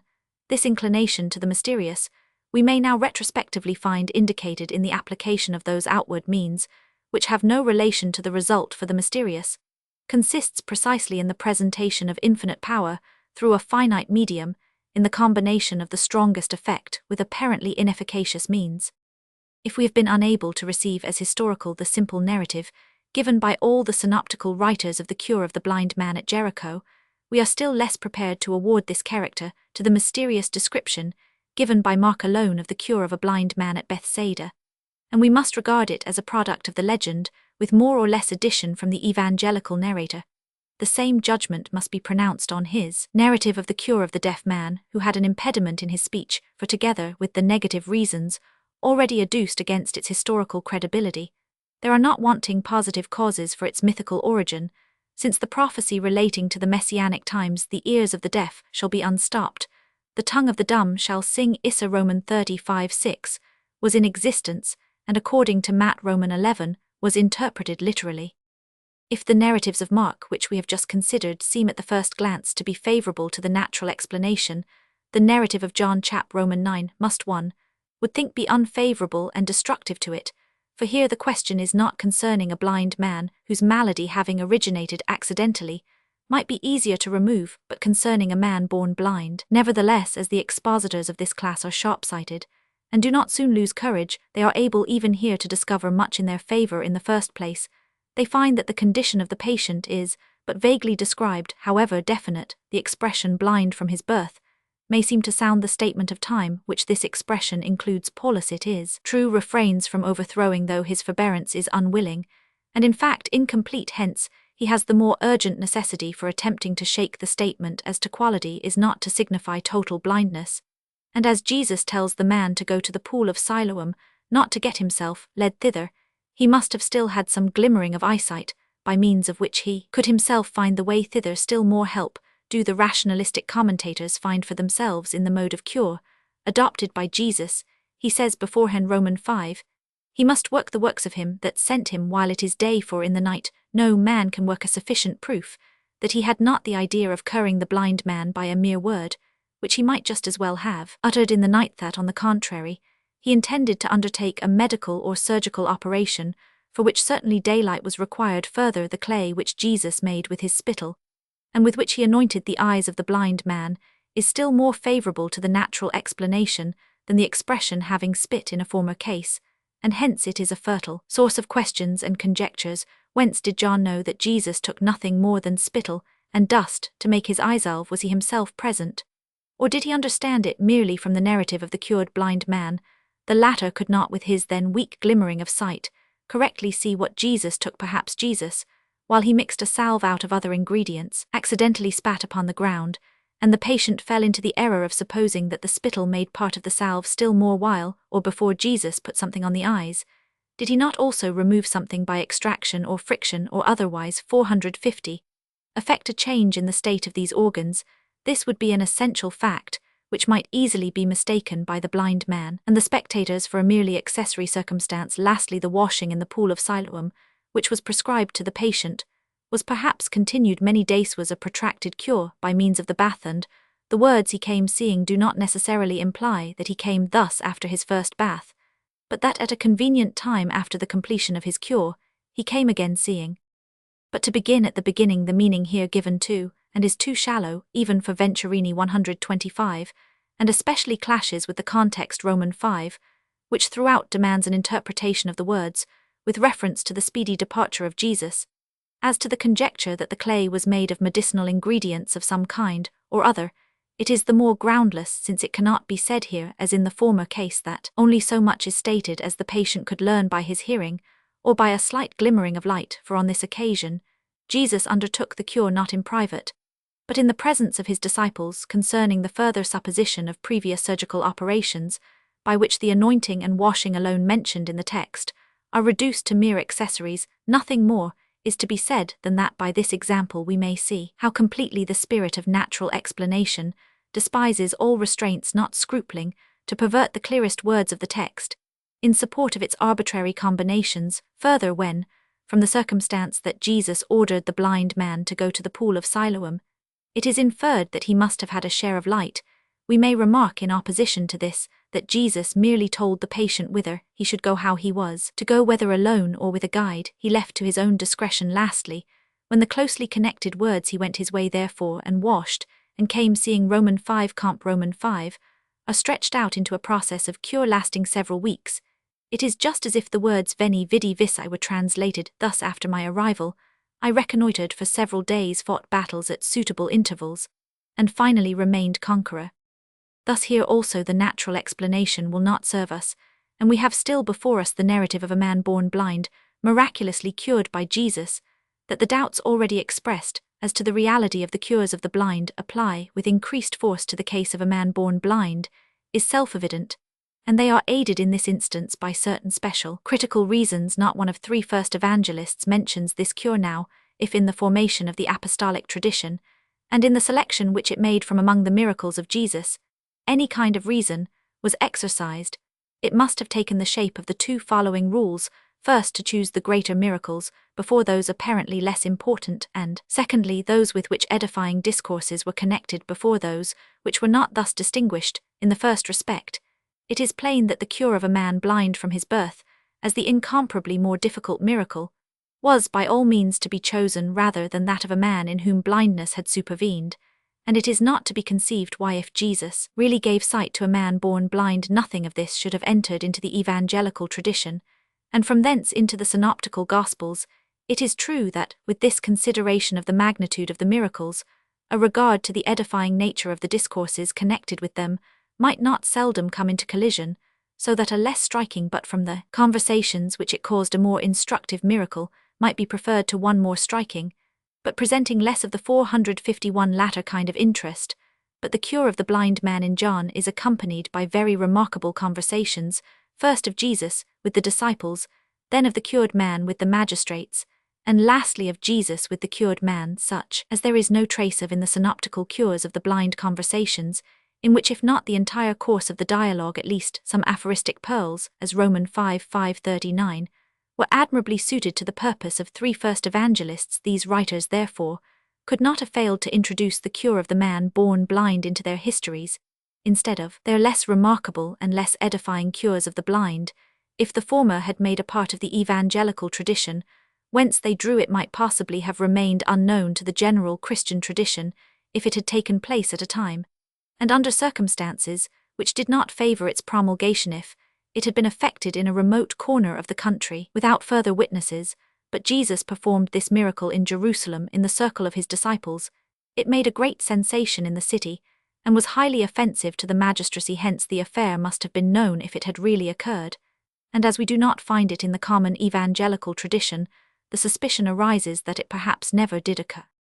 But it will be said the writer who attests it is the Apostle John. This, however, is too improbable, not only on account of the incredible nature of the contents of the narrative, which could thus hardly have proceeded from an eyewitness, but also from another reason. The narrator interprets the name of the pool Siloam by the Greek Roman 5, a false explanation for one who is sent is called, whereas according to the most probable interpretation signifies a waterfall. The evangelist, however, chose the interpretation because he sought for some significant relation between the name of the pool and the sending thither of the blind man, and thus seems to have imagined that the pool had by a special providence received the name of sent, because at a future time the Messiah, as a manifestation of his glory, was to send thither a blind man. Now, we grant that an apostle might give a grammatically incorrect explanation in so far as he is not held to be inspired, and that even a native of Palestine might mistake the etymology of Hebrew words, as the Old Testament itself shows. Nevertheless, such a play upon words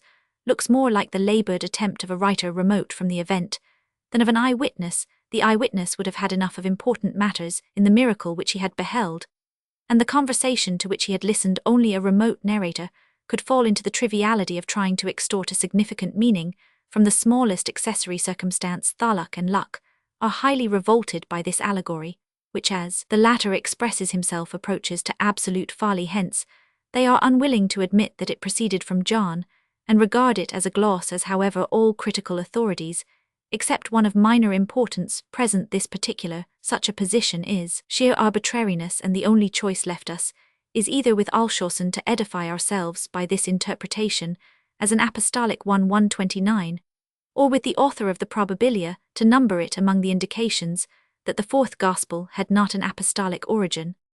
The reasons which might prevent the author of the fourth gospel, or the tradition whence he drew from resting contented with the cures of the blind narrated by the synoptical writers, and thus induced the one or the other to frame the history before us, are already pointed out by the foregoing remarks. 452.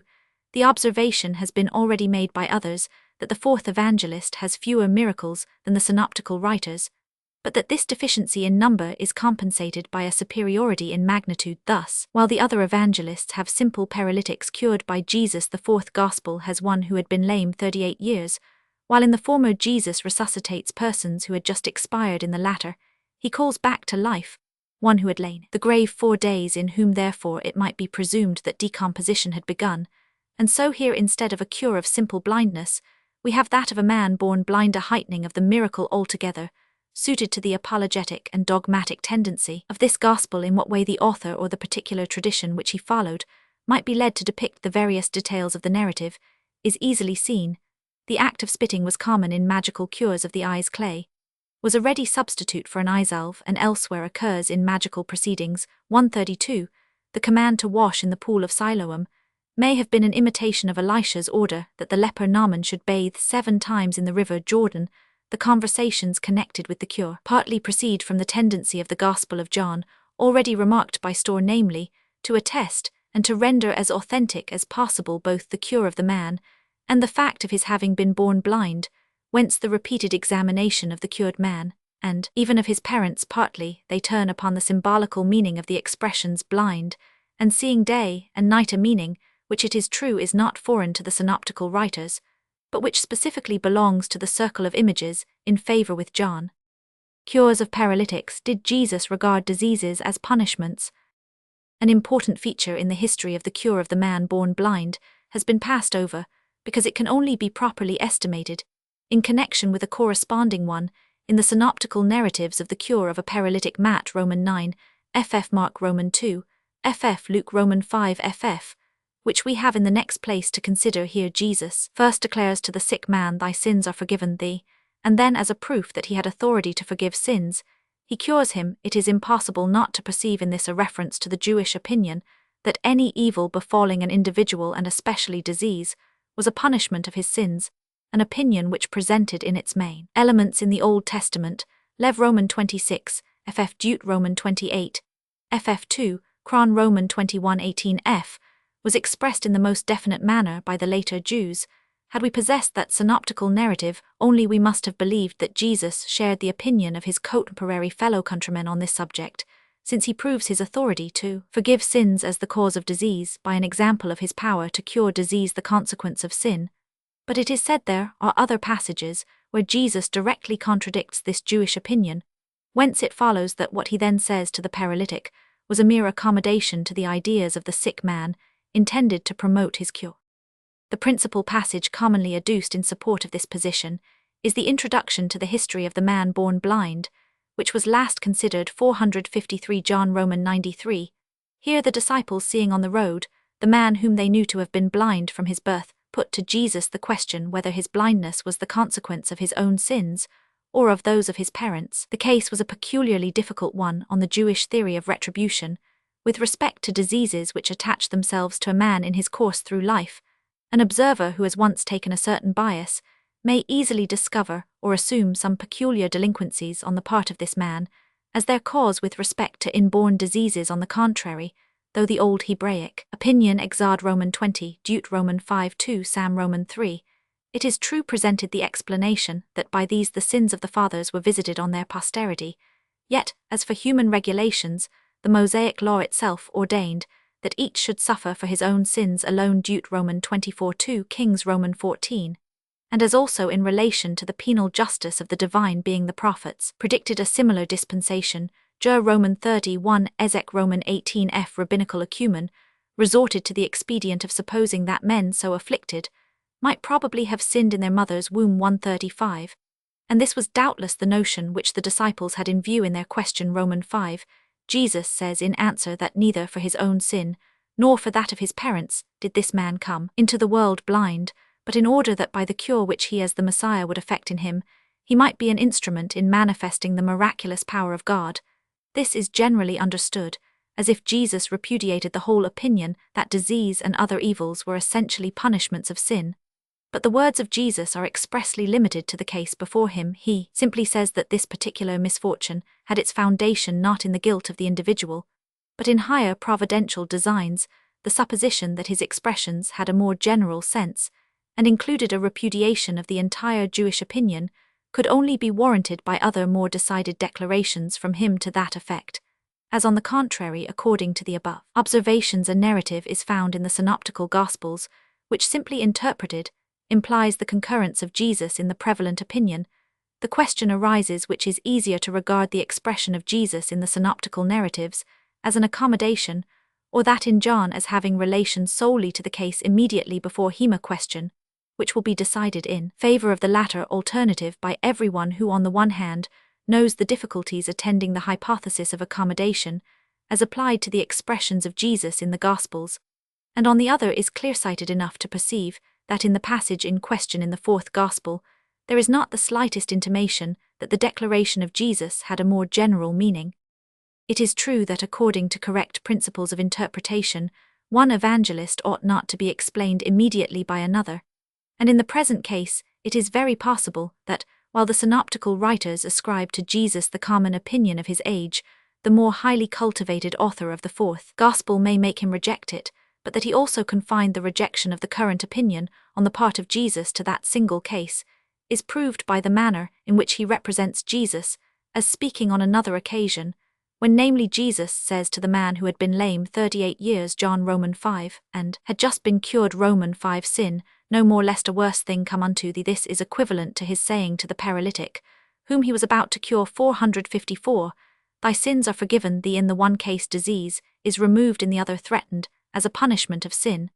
But here again the expositors to whom it is not agreeable that Jesus should hold an opinion which they reject find a means of evading the direct sense of the words Jesus, say they perceived that the particular disease of this man was a natural consequence of certain excesses, and warned him from a repetition of these, as calculated to bring on a more dangerous relapse, but an insight into the natural connection between certain excesses and certain diseases, as their consequence is far more removed from the mode of thinking of the age in which Jesus lived than the notion of a positive connection between sin in general and disease, as its punishment. Hence, if we are nevertheless to ascribe the former sense to the words of Jesus, it must be very distinctly conveyed in the text. But the fact is that in the whole narrative there is no intimation of any particular excess on the part of the man.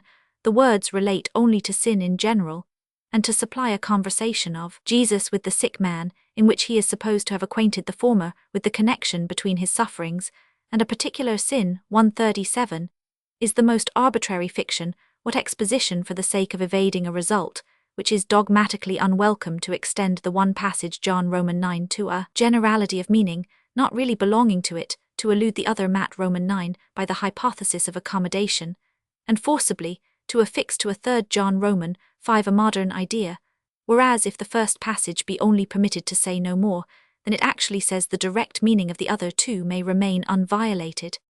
But another passage, and that a synoptical one, is adduced in vindication of the superiority of Jesus to the popular opinion in question. This passage is Luke Roman 13 ff, where Jesus is told of the Galileans whom Pilate had caused to be slain while they were in the act of sacrificing, and of others who were killed by the falling of a tower. From what follows, we must suppose the informants to have intimated their opinion that these calamities were to be regarded as a divine visitation for the peculiar wickedness of the parties so signally destroyed. Jesus replied that they must not suppose those men to have been especially sinful. They themselves were in no degree better, and unless they repented would meet with a similar destruction. Truly, it is not clear how in these expressions of Jesus a repudiation of the popular notion can be found. If Jesus wished to give his voice in opposition to this, he must either have said, "You are equally great sinners, though you may not perish bodily in the same manner," or, "Do you believe that those men perished on account of their sins? No, the contrary may be seen in you, who notwithstanding your wickedness are not thus smitten with death. On the contrary, the expressions of Jesus as given by Luke can only have the following sense: that those men have already met with such calamities is no evidence of their peculiar wickedness, any more than the fact that you have been hitherto spared the like is an evidence of your greater worth. On the contrary, earlier or later similar judgments falling on you will attest your equal guilt, whereby the supposed law of the connection between the sin and misfortune of every individual is confirmed, not overthrown. This vulgar Hebrew opinion concerning sickness and evil is indeed in contradiction with that esoteric view, partly Essene, partly Ebionite, which we have found in the introduction to the Sermon on the Mount, the parable of the rich man, and elsewhere, and according to which the righteous in this generation are the suffering, the poor, and the sick. But both opinions are clearly to be seen in the discourses of Jesus by an unprejudiced exegesis, and the contradiction 455 which we find between them authorizes us neither to put a forced construction on the one class of expressions nor to deny them to have really come from Jesus, since we cannot calculate how he may have solved for himself the opposition between two ideas of the world, presented to him by different sides of the Jewish culture of that age. As regards the above-mentioned cure, the synoptical writers make Jesus in his reply to the messengers of the Baptist appeal to the fact that the lame walked. Matt Roman 11, and at another time the people wonder when among other miracles they see the maimed to be whole, and the lame to walk. Matt Roman 15 in the place of the lame paralytics are elsewhere brought forward. Matt Roman 4, and especially in the detailed histories of cures relating to this kind of sufferers, as Matt Roman 9 ff peril Roman 8 peril, and not a named the sick man at the pool of Bethesda. John Roman 5 belongs probably to the spoken of in Roman 5. There also withered are mentioned, and in Matt Roman 12 ff peril we find the cure of a man who had a withered hand. As however the three last named cures will return to us under different heads, all that remains here for our examination is the cure of the paralytic. Matt Roman 9 ff peril. As the definitions which the ancient physicians give of paralysis, though they all show it to have been a species of lameness, yet leave it undecided whether the lameness was total or partial. 138, and as besides no strict adherence to medical technicalities is to be expected from the evangelists, We must gather what they understand by paralytics from their own descriptions of such patients in the present passage. We read of the paralytic that he was borne on a bed, and that to enable him to arise and carry his bed was an unprecedented wonder, whence we must conclude that he was lame at least in the feet, while here there is no mention of pains, or of an acute character of disease in another narrative, Matt Roman 8, these are evidently presupposed, when the centurion says that his servant is sick of the palsy grievously tormented, so that under paralytics in the Gospels we have at one time to understand a lameness without pain, at another a painful gouty disease of the limbs. In the description of the scene in which the paralytic Matt Roman 9 ff parallel is brought to Jesus, there is a remarkable gradation in the three accounts. Matthew says simply that as Jesus, after an excursion to the opposite shore, returned to Capernaum, there was brought to him a paralytic stretched on a bed. Luke describes particularly how Jesus, surrounded by a great multitude, chiefly Pharisees and scribes, taught and healed in a certain house, and how the bearers, because on account of the press they could not reach Jesus, let the sick man down to him through the roof. If we call to mind the structure of Oriental houses, which had a flat roof to which an opening led from the upper story 140, and if we add to this the rabbinical manner of speaking in which to the via per portum was opposed the via per tectum as a no less ordinary way for reaching the upper story or chamber 141, we cannot under the expression to let down through the tiling understand anything else than that the bearers who, either by means of stairs leading thither directly from the street, or from the roof of a neighbouring house, gained access to the roof of the house in which Jesus waslet down the sick man with his bed, apparently by cords through the opening already existing in the roof. Mark, who while with Matthew he 456 places the scene at Capernaum, agrees with Luke in the description of the great crowd, and the consequent ascent to the roof goes yet further than Luke, not only in determining the number of the bearers to be 4, but also in making them, regardless of the opening already existing, uncover the roof, and let down the sick man through an aperture newly broken. If we ask here also in which direction, upwards or downwards, the climax may most probably have been formed, the narrative of Mark, which stands at the summit, has so many difficulties that it can scarcely be regarded as nearest the truth, for not only have opponents asked, how could the roof be broken open without injury to those beneath 142, but Alshausen himself admits that the disturbance of the roof covered with tiles partakes of the extravagant. To avoid this, many expositors suppose that Jesus taught either in the inner court 144 or in the open air in front of the house 145, and that the bearers only broke down a part of the parapet in order to let down the sick man more conveniently, but both the phrase in Luke and the expressions of Mark render this conception of the thing impossible, since here neither can mean parapet nor the breaking of the parapet, while can only mean the breaking of a hole. Thus the disturbance of the roof subsists, but this is further rendered improbable on the ground that it was altogether superfluous, inasmuch as there was a door in every roof. Hence help has been sought in the supposition that the bearers indeed used the door previously there, but because this was too narrow for the bed of the patient, they widened it by the removal of the surrounding tiles. Still, however, there remains the danger to those below, and the words imply an opening actually made, not merely widened. But dangerous and superfluous as such a proceeding would be in reality, it is easy to explain how Mark, wishing further to elaborate the narrative of Luke, might be led to add such a feature. Luke had said that the sick man was let down so that he descended in the midst before Jesus. How could the people precisely hit upon this place, unless Jesus accidentally stood under the door of the roof, except by breaking open the roof above the spot where they knew him to be 147?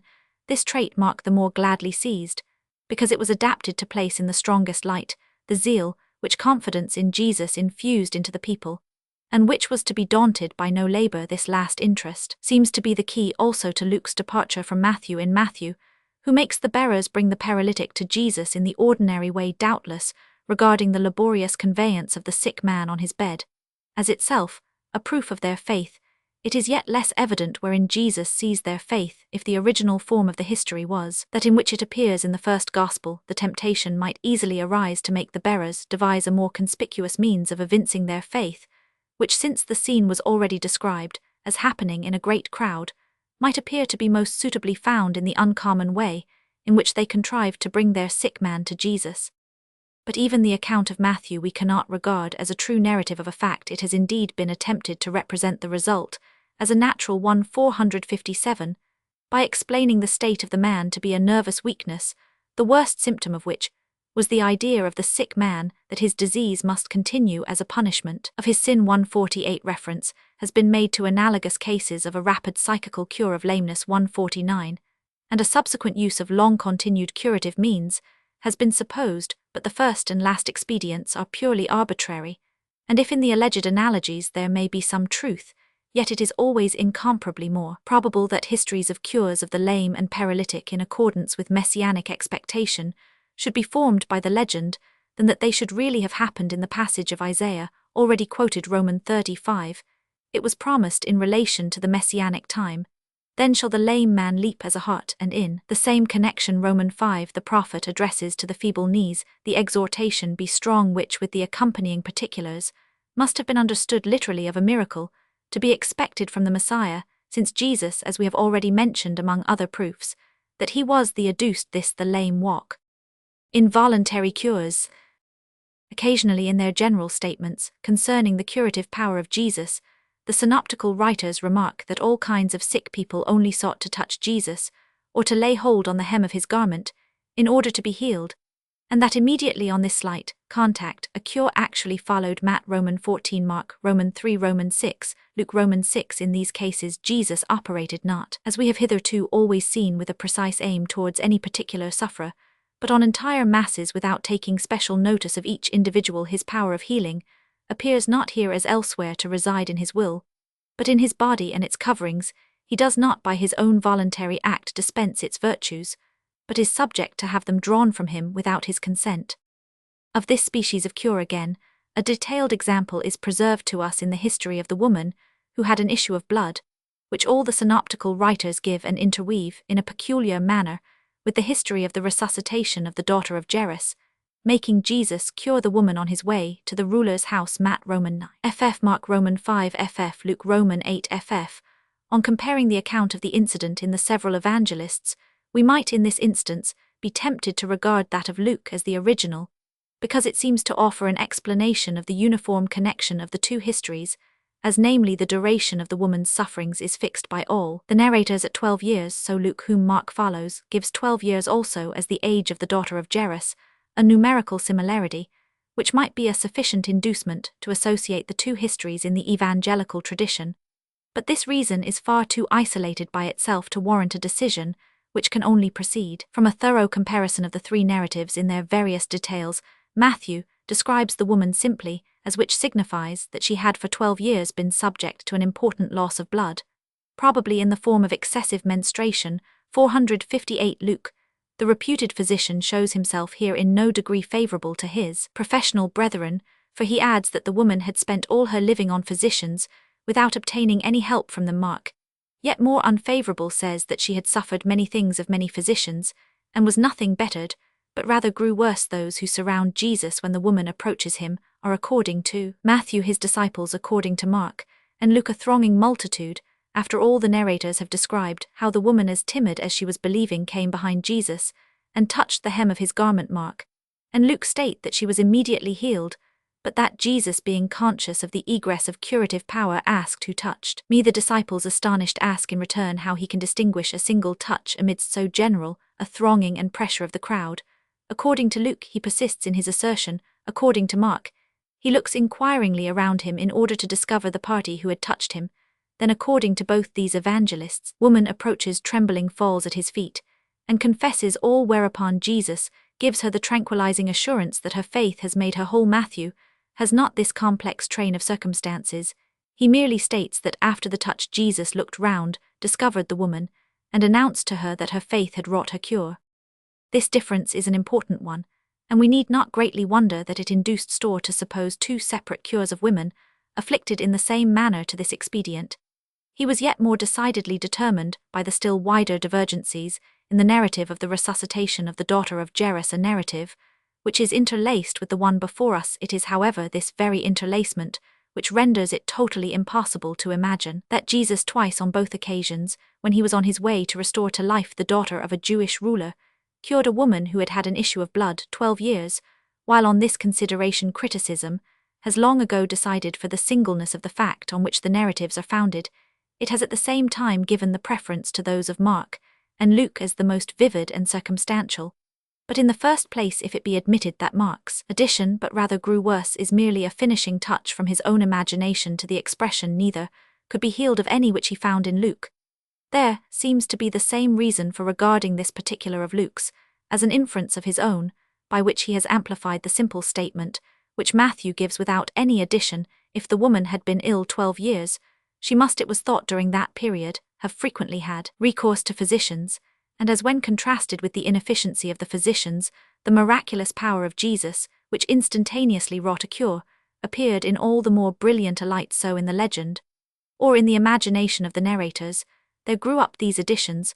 What if the same observation applied to the other differences, that the woman according to Matthew also only touched Jesus from behind, implied the effort and the hope to remain concealed, that Jesus immediately looked round after her implied that he was conscious of her touch? This hope on the part of the woman became the more accountable, and this consciousness on the part of Jesus the more marvelous the greater the crowd that surrounded Jesus and pressed upon him. Hence the companionship of the disciples in Matthew is by the other two evangelists changed into a thronging 459 of the multitude. Again, Matthew mentions that Jesus looked round after the woman touched him. On this circumstance, the supposition might be founded that he had perceived her touch in a peculiar manner, hence the scene was further worked up, and we are shown how Jesus, though pressed on all sides, had yet a special consciousness of that particular touch, by the healing power which it had drawn from him, while the simple feature he turned him about, and when he saw her in Matthew is transformed into an inquiry and a searching glance around upon the crowd, to discover the woman who then is represented as coming forward trembling to make her confession. Lastly, on a comparison of Matt Roman 14, the point of this narrative, even as given in the first Gospel, appears to lie in the fact that simply to touch the clothes of Jesus had in itself a healing efficacy. Accordingly, in the propagation of this history, there was a continual effort to make the result follow immediately on the touch, and to represent Jesus as remaining even after the cure for some time, uncertain with respect to the individual who had touched him, a circumstance which is in contradiction with that superior knowledge elsewhere attributed to Jesus. Thus, under every aspect, the narrative in the first Gospel presents itself as the earlier and more simple, that of the second and third as a later and more embellished formation of the legend. As regards the common substance of the narratives, it has in recent times been a difficulty to all theologians, whether orthodox or rationalistic, that the curative power of Jesus should have been exhibited apart from his volition. Paulus and Alshausen agree in the opinion 153 that the agency of Jesus is thus reduced too completely into the domain of physical nature, that Jesus would then be like a magnetizer, who in operating on a nervous patient is conscious of a diminution of strength, or like a charged electrical battery, which a mere touch will discharge. Such an idea of Christ, thinks Alshausen, is repugnant to the Christian consciousness, which determines the fullness of power resident in Jesus to have been entirely under the governance of his will, and this will to have been guided by a knowledge of the moral condition of the persons to be healed.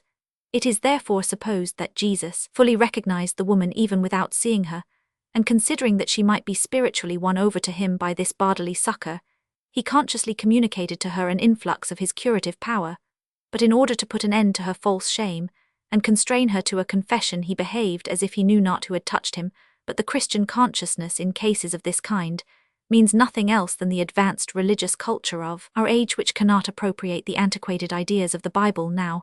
This consciousness must be neutral where we are concerned, not with the dogmatical appropriation, but purely with the exegetical discovery of the biblical ideas.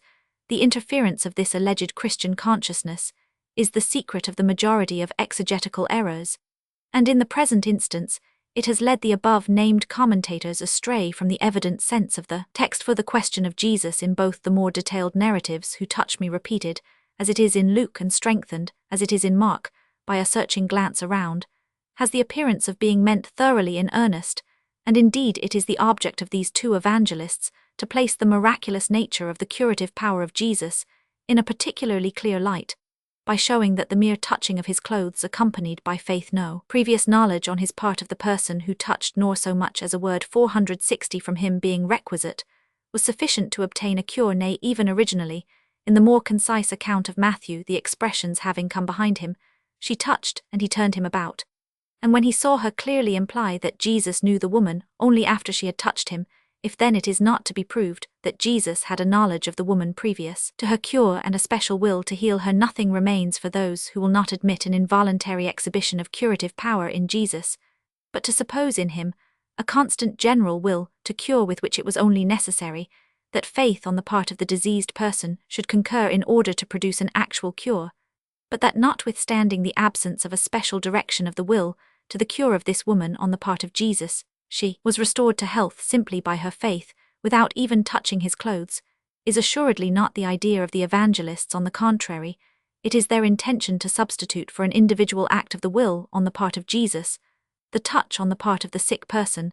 This it is which, instead of the former, brings into action the latent power of Jesus, so that the materialistic character of the representation is not in this way to be avoided. A step further was necessary to the rationalistic interpretation, which not only with modern supernaturalism regards as incredible the unconscious efflux of curative power from Jesus, but also denies in general any efflux of such power, and yet wishes to preserve unattainted the historical veracity of the evangelists. According to this system, Jesus was led to ask who touched him solely, because he felt himself held back in his progress.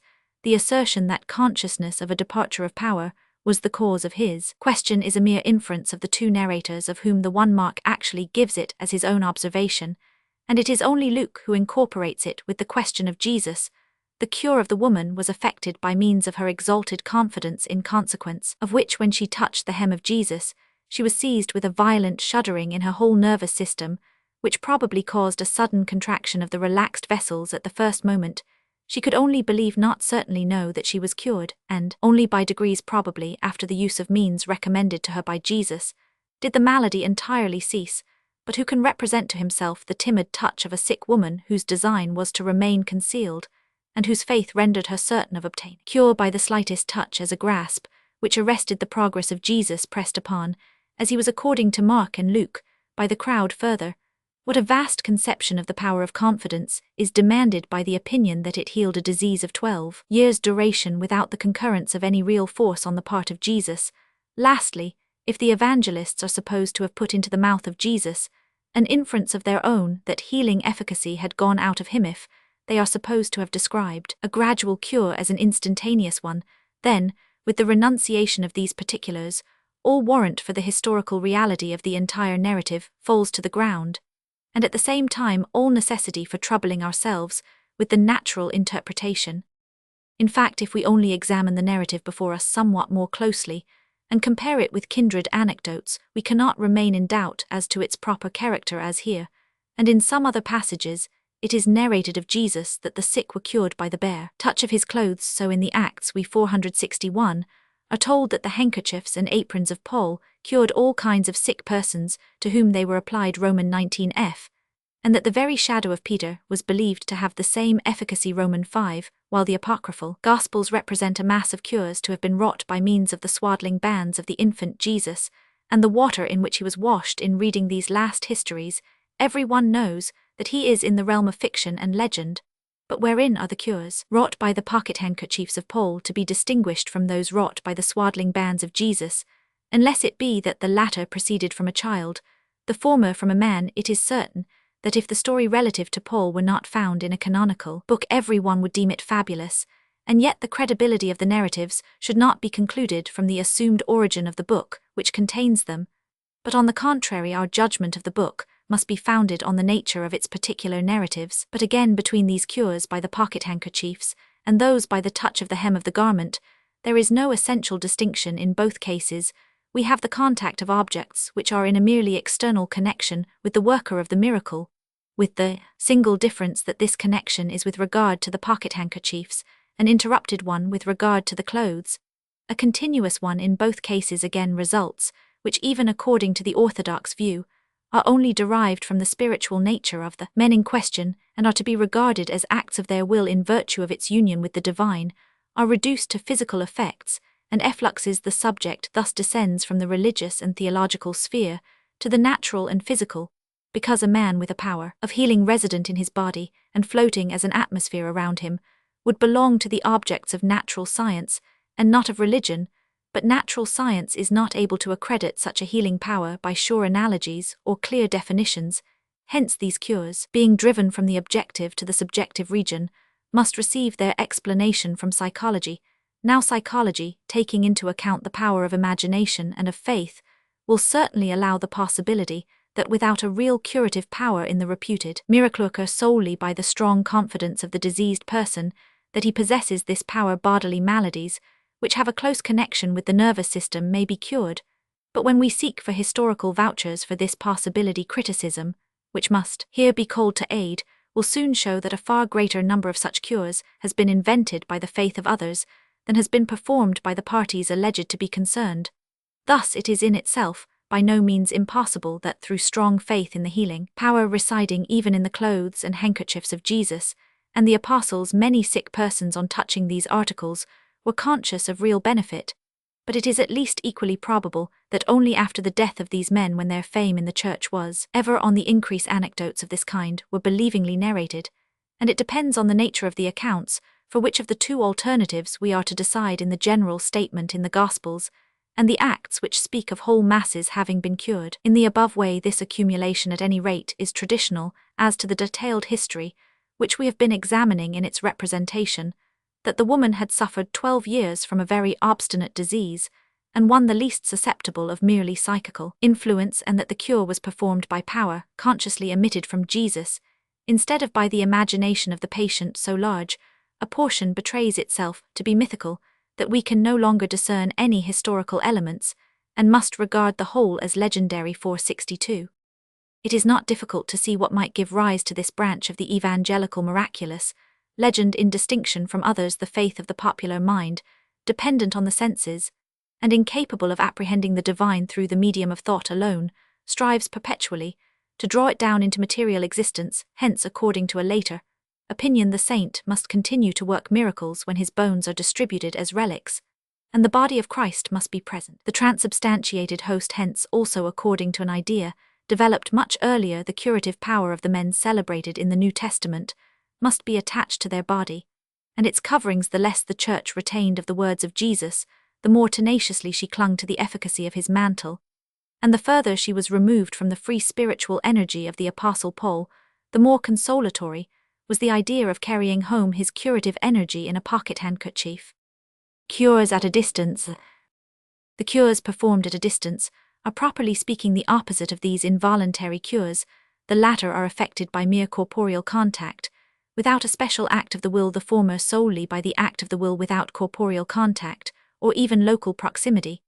But there immediately arises this objection: if the curative power of Jesus was so material that it dispensed itself involuntarily at a mere touch, it cannot have been so spiritual that the simple will could convey it over considerable distances, or conversely, if it was so spiritual as to act apart from bodily presence, it cannot have been so material as to dispense itself independently of the will, since we have pronounced the purely physical mode of influence in Jesus to be improbable. Free space is left to us for the purely spiritual, and our decision on the latter will therefore depend entirely on the examination of the narratives and the facts themselves.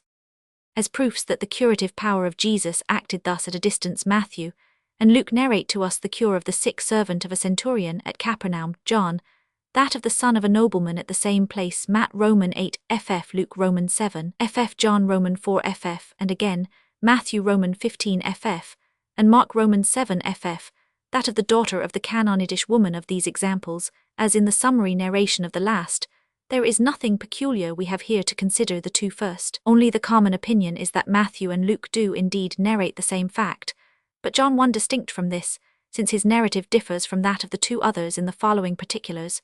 Firstly, the place from which Jesus cures is in the synoptical Gospels, the place where the sick man resides, Capernaum; John a different one, namely Cana. Secondly, the time at which the synoptists lay the incident, namely when Jesus is in the act of returning home after his Sermon on the Mount, is different from that assigned to it in the fourth Gospel, which is immediately after the return of Jesus from the first Passover, and his ministry in Samaria. Thirdly, the sick person is according to the former the slave, according to the latter the son of the suppliant.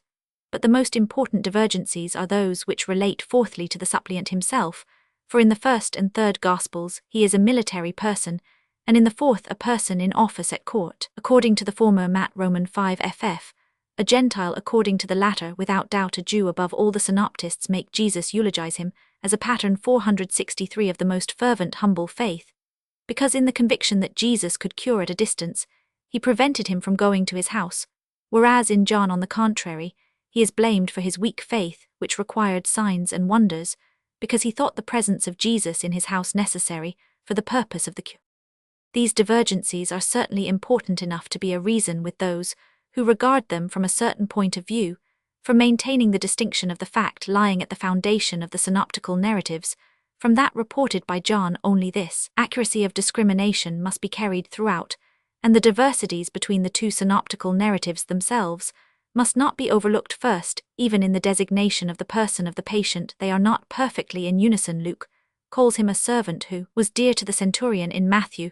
The latter calls him, which may equally mean either a son or a servant, and as the centurion, when speaking Roman 5 of his servant, uses the word, while the cured individual is again Roman 5 spoken of, as it seems most probable that the former sense was intended. With respect to his disease, the man is described by Matthew as a paralytic grievously tormented. Luke is not only silent as to this species of disease, but he is thought by many to presuppose a different one, since, after the indefinite expression being ill, he adds was ready to die, and paralysis is not generally a rapidly fatal malady. But the most important difference is one which runs through the entire narrative, namely, that all which according to Matthew the centurion does in his own person is in Luke done by messengers. For here in the first instance he makes the entreaty not personally as in Matthew, but through the medium of the Jewish elders, and when he afterwards wishes to prevent Jesus from entering his house, he does not come forward himself but commissions some friends to act in his stead to reconcile this difference. It is usual to refer to the rule quod quis per alium facit, etc. If then it be said, and indeed no other conception of the matter is possible to expositors who make such an appeal. Matthew well knew that between the centurion and Jesus everything was transacted by means of deputies, but for the sake of brevity he employed the figure of speech above alluded to, and represented him as himself accosting Jesus' store, is perfectly right in his opposing remark that scarcely any historian would so perseveringly carry that metonymy through an entire narrative, especially in a case where on the one hand the figure of speech is by no means so obvious as when, for example, that is ascribed to a general which is done by his soldiers, and where on the other hand precisely this point, whether the person acted for himself or through others, is of some consequence to a full estimate of his character. With laudable consistency therefore store, as he believed it necessary to refer the narrative of the fourth gospel to a separate fact from that of the first and third on account of the important differences, so on account of the divergencies which he found between the two last pronounces, these also to be narratives of two separate events. If any one wonder that at 3 different times so entirely similar a cure should have happened at the same place, for according to John also the patient lay and was cured at Capernaum, store on his side wonders how it can be regarded as in the least improbable that in Capernaum at 2 different 464 periods 2 centurions should have had each a sick servant, and that again at another time a nobleman should have had a sick son at the same place, that the second centurion Luke should have heard the history of the first have applied in a similar manner to Jesus and sought to surpass his example of humility, as the first centurion Matthew, to whom the earlier history of the nobleman John was known, wished to surpass the weak faith of the latter.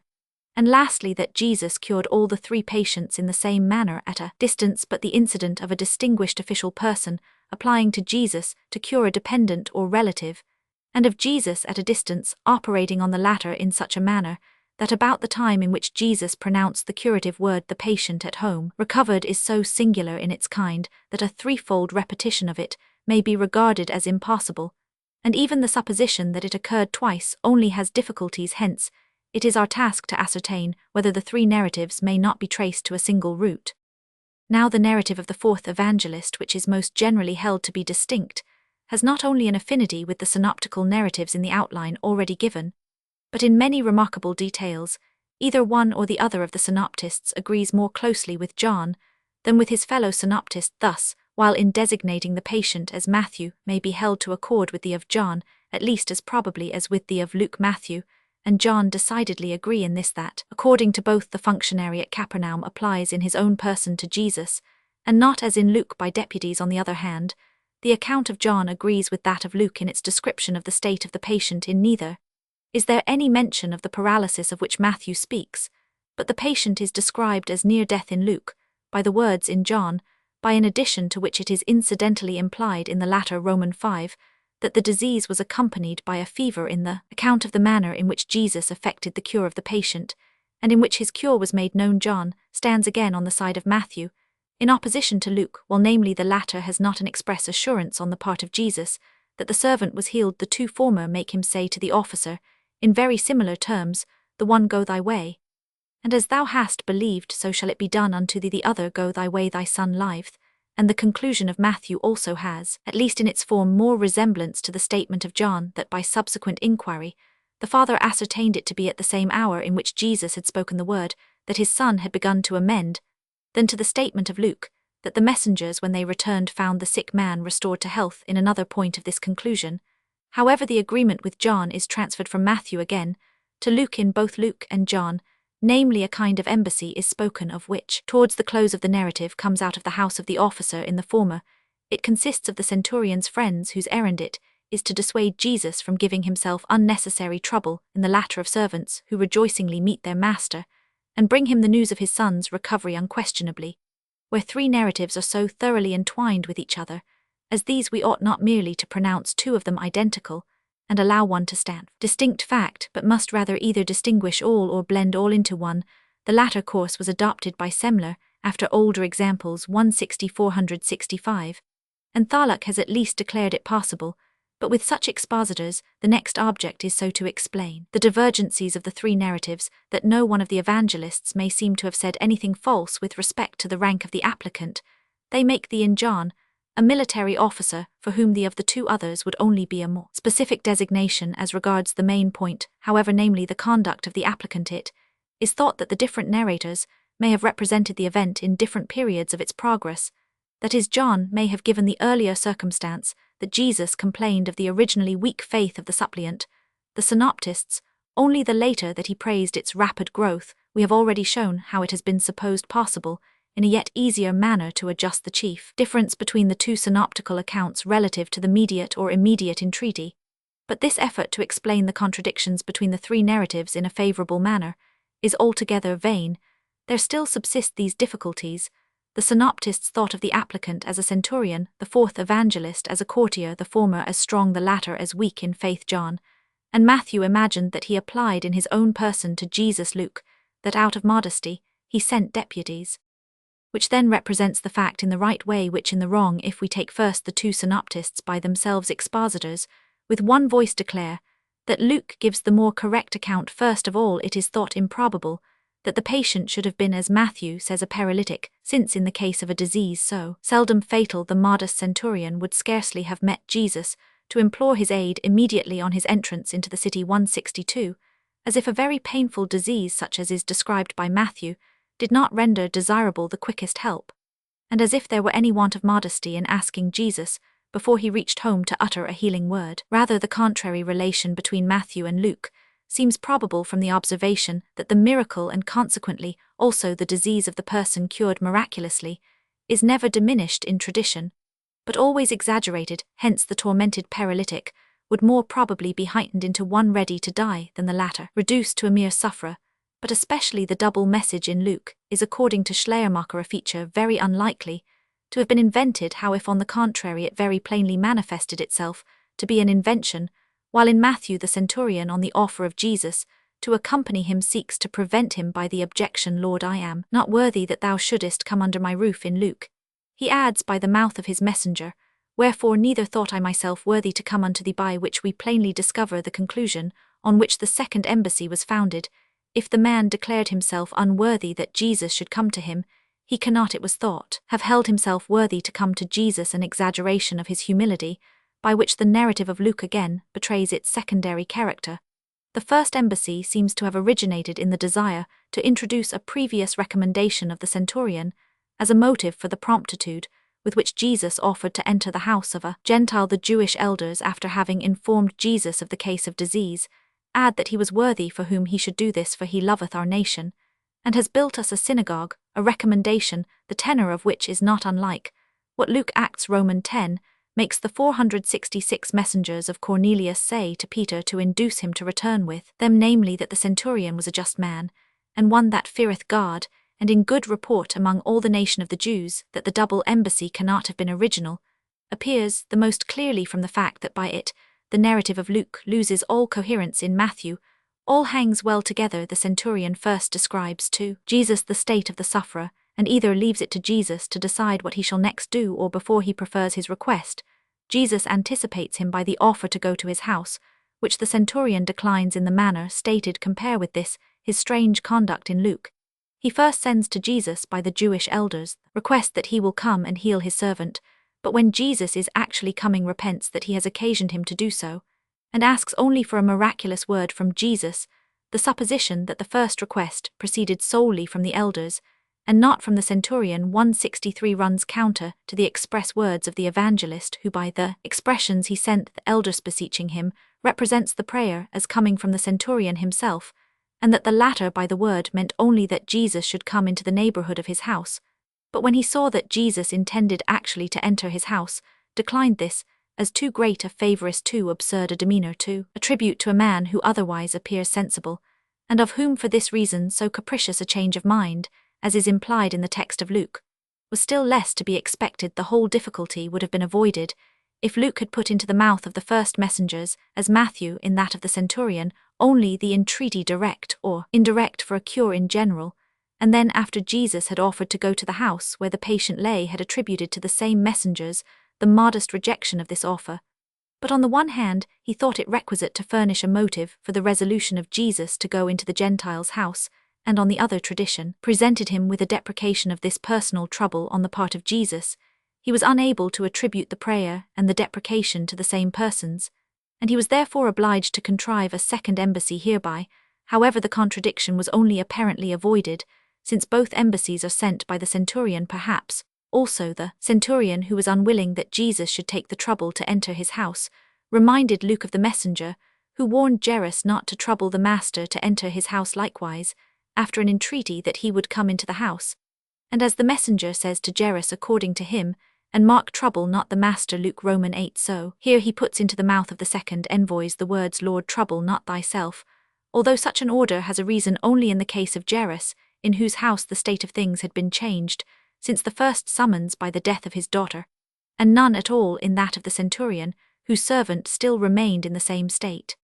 Modern expositors are deterred from the identification of all the three narratives by the fear that it may present John in the light of a narrator who has not apprehended the scene with sufficient accuracy, and has even mistaken its main drift. Were they nevertheless to venture on a union, they would as far as possible vindicate to the fourth gospel the most original account of the facts, a position of which we shall forthwith test the security by an examination of the intrinsic character of the narratives, that the suppliant is according to the fourth evangelist, while according to the two others, he is an indifferent particular from which 467 we can draw no conclusion on either side, and it may appear to be the same with the divergency as to the relation of the diseased person to the one who entreats his cure. If, however, it be asked with reference to the last point, from which of the three designations the other two could most easily have arisen, it can scarcely be supposed that the of John became in a descending line first the doubtful term, and then, and even the reverse ascending order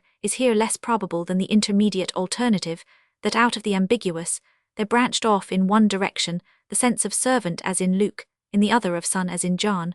We have already remarked that the description of the patient's state in John as well as in Luke is an enhancement on that in Matthew, and consequently of later origin as regards the difference in the locality from the point of view now generally taken in the comparative criticism of the Gospels.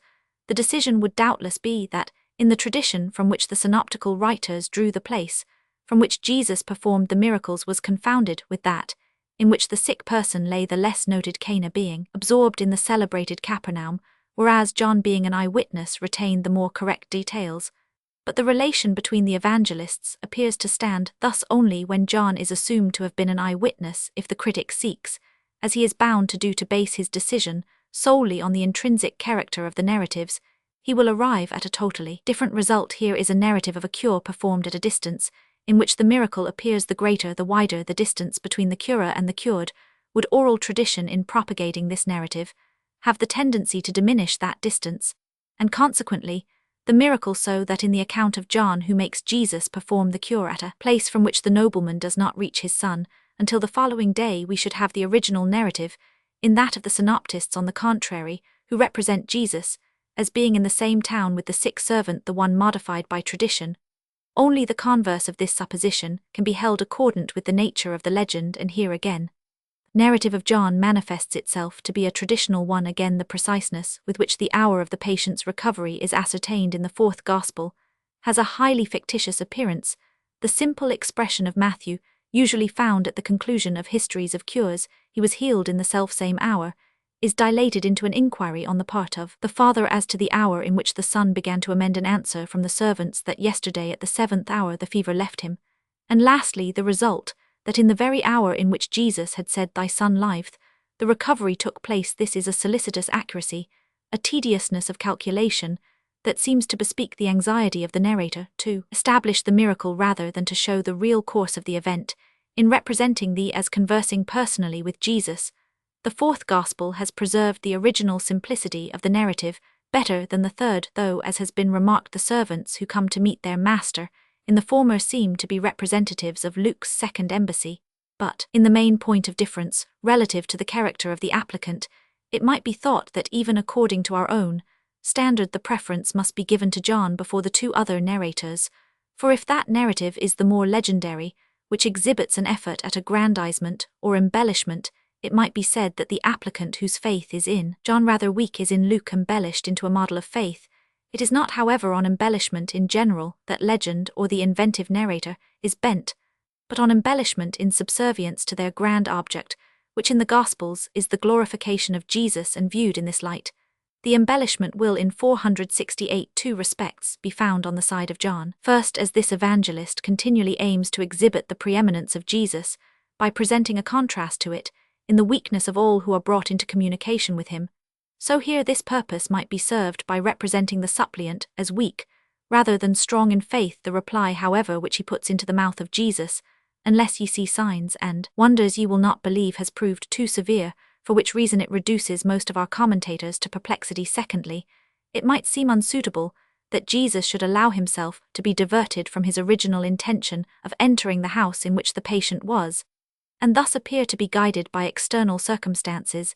It might be regarded as more consistent with his character that he should originally resolve to effect the cure at a distance, instead of being persuaded to this by another. If then, as tradition said, the suppliant did nevertheless make a kind of remonstrance, this must have had an opposite drift to the one in the synoptical Gospels, namely to induce Jesus to a journey to the house where the patient lay. In relation to the next question, the possibility and the actual course of the incident before us, the natural interpretation seems to find the most pliant material in the narrative of John. Here it is remarked, Jesus nowhere says that he will effect the patient's cure. He merely assures the Father that his Son is out of danger.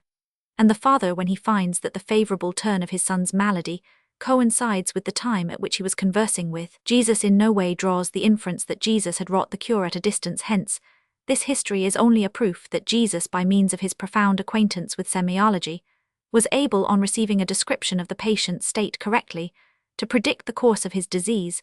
That such a description is not here given is no proof that Jesus had not obtained it, while further this proof of knowledge is called a Roman 5, because it was a sign of a kind of skill in Jesus, which John had not before intimated, namely the ability to predict the cure of one dangerously Roman 99. But apart from the misinterpretation of the word, and the interpolation of a conversation not intimated in the text, this view of the matter would place the character, and even the understanding of Jesus in the most equivocal light. For if we should pronounce a physician imprudent, who in the case of a patient believed to be dying of fever should even from his own observation of the symptoms guarantee a cure, and thus risk his reputation, how much more rashly would Jesus have acted, had he on the mere description of a man who was not a physician given assurance that a disease was attended with no danger. We cannot ascribe such conduct to him, because it would be in direct contradiction with his general conduct, and the impression which he left on his contemporaries. If then Jesus merely predicted the cure without effecting it, he must have been assured of it in a more certain manner than by natural reasoning, must have known it in a supernatural manner. This is the turn given to the narrative by one of the most recent commentators on the Gospel of John. He puts the question whether we have here a miracle of knowledge or of power. And as there is no mention of an immediate effect from the words of Jesus, while elsewhere in the fourth gospel the superior knowledge of Jesus is especially held up to our view. He is of opinion that Jesus, by means of his higher nature, merely knew that at that moment the dangerous crisis of the disease was past. But if our gospel frequently exhibits the superior knowledge of Jesus, this proves nothing to the purpose, for it just as frequently directs our attention to his 469 superior power further. Where the supernatural knowledge of Jesus is concerned, this is plainly stated as Roman 1, Roman 2, Roman 6, and hence, if a supernatural cognizance of the already effected cure of the boy had been intended, John would have made Jesus speak on this occasion, as he did before to Nathanael, and tell the father that he already saw his son on his bed, in an ameliorated state. On the contrary, not only is there no intimation of the exercise of superior knowledge, but we are plainly enough given to understand that there was an exercise of miraculous power when the sudden cure of one at the point of death is spoken of. The immediate question is what brought about this unexpected change, and when a narrative which elsewhere makes miracles follow on the word of its hero, puts into his mouth an assurance that the patient lives, it is only the mistaken effort to diminish the marvelous which can prevent the admission that in this assurance the author means to give the cause of the cure. In the case of the synoptical narratives, the supposition of a mere prediction will not suffice, since here the Father Matt Roman 5 entreats the exercise of healing power, and Jesus Roman 5 accedes to this entreaty. Hence, every way would seem to be closed to the natural interpretation, for the distance of Jesus from the patient made all physical or psychical influence impossible if a single feature in the narrative had not presented unexpected help. This feature is the comparison which the centurion institutes between himself and Jesus, as he need only speak a word in order to see this, or that command performed by his soldiers and servants, so he concludes it would cost Jesus no more than a word to restore his servant to health. Out of this comparison, it has been found possible to extract an intimation that as on the side of the centurion, so on that of Jesus human proxies were thought of. According to this, the centurion intended to represent to Jesus that he need only speak a word to one of his disciples, and the latter would go with him and cure his servant, which is supposed to have forthwith happened. But as this would be the first instance in which Jesus had caused a cure to be wrought by his disciples, and the only one in which he commissions them immediately to perform a particular cure, how could this peculiar circumstance be silently presupposed in the otherwise detailed narrative of Luke? Why, since this narrator is not sparing in spinning out the rest of the messenger's speech, does he stint the few words which would have explained all the simple addition, after speak the word of to one of thy disciples, or something similar? But above all at the close of the narrative, where the result is told, this mode of interpretation falls into the greatest perplexity, not merely through the silence of the narrator, but through his positive statement. Luke namely concludes with the information that, when the friends of the centurion returned into the house, they found the servant already recovered. Now, if Jesus had caused the cure by sending with the messengers one or more of his disciples, the patient could only begin gradually to be better after the disciples had come into the house. With the messengers he could not have been already well on their arrival. Paulus, indeed, supposes that the messengers lingered for some time listening to the discourse of Jesus, and that thus the disciples arrived before them. But how the former could so unnecessarily linger, and how the evangelist could have been silent on this point as well as on the commission of the disciples, he omits to explain. Whether instead of the disciples we hold that which corresponds on the side of Jesus to the soldiers of the centurion, to be demons of disease 168-470, ministering angels 169, or merely the word, and the curative power of Jesus 170. In any case, there remains to us a miracle wrought at a distance. This kind of agency on the part of Jesus is, according to the admission even of such commentators as have not generally any repugnance to the miraculous, attended with special difficulty, because from the want of the personal presence of Jesus and its benefit influence on the patient we are deprived of every possibility of rendering the cure conceivable by means of an analogy observable in nature. According to Alshausen, indeed this distant influence has its analogies, namely in animal magnetism. I will not directly contest this, but only point out the limits within which, so far as my knowledge extends, this phenomenon confines itself in the domain of animal magnetism. According to our experience, hitherto the cases in which one person can exert an influence over another at a distance are only two. First, the magnetizer, or an individual in magnetic relation to him, can act thus on the somnambule, but this distant action must always be preceded by immediate contact, a preliminary, which is not supposed in the relation of Jesus to the patient in our narrative. Secondly, such an influence is found to exist in persons who are themselves somnambules, or otherwise under a disordered state of the nerves, neither of which descriptions can apply to Jesus. If thus such a cure of distant persons, as is ascribed to Jesus in our narratives, far outsteps the extreme limits of natural causation as exhibited in magnetism, and the kindred phenomena, then must Jesus have been so far as the above narratives can lay claim to historical credit, a supernatural being. But before we admit him to have been so really, it is worth our while as critical inquirers to examine whether the narrative under consideration could not have arisen without any historical foundation, especially as by the very fact of the various forms which it has taken in the different Gospels, it shows itself to contain legendary ingredients. And here it is evident that the miraculous cures of Jesus, by merely touching the patient, such as we have examples of in that of the leper Matt Roman 8, and in that of the blind men Matt Roman 9, might, by a natural climax, rise first into the cure of persons, when in his presence by a mere word, as in the case of the demoniacs of the lepers Luke Roman 17 and other sufferers, and then into the cure even of the absent by a word, of which there is a strongly marked precedent in the Old Testament.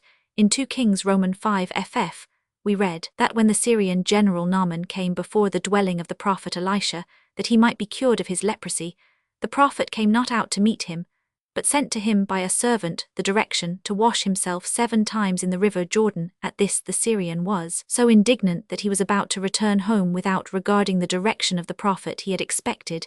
He said that the prophet would come to him, and calling on his God, strike his hand over the leprous place, that without any personal procedure of this kind, the prophet merely directed him to go to the river Jordan, and wash. Discouraged and irritated him, since if water were the thing required, he might have had it better at home than here in Israel.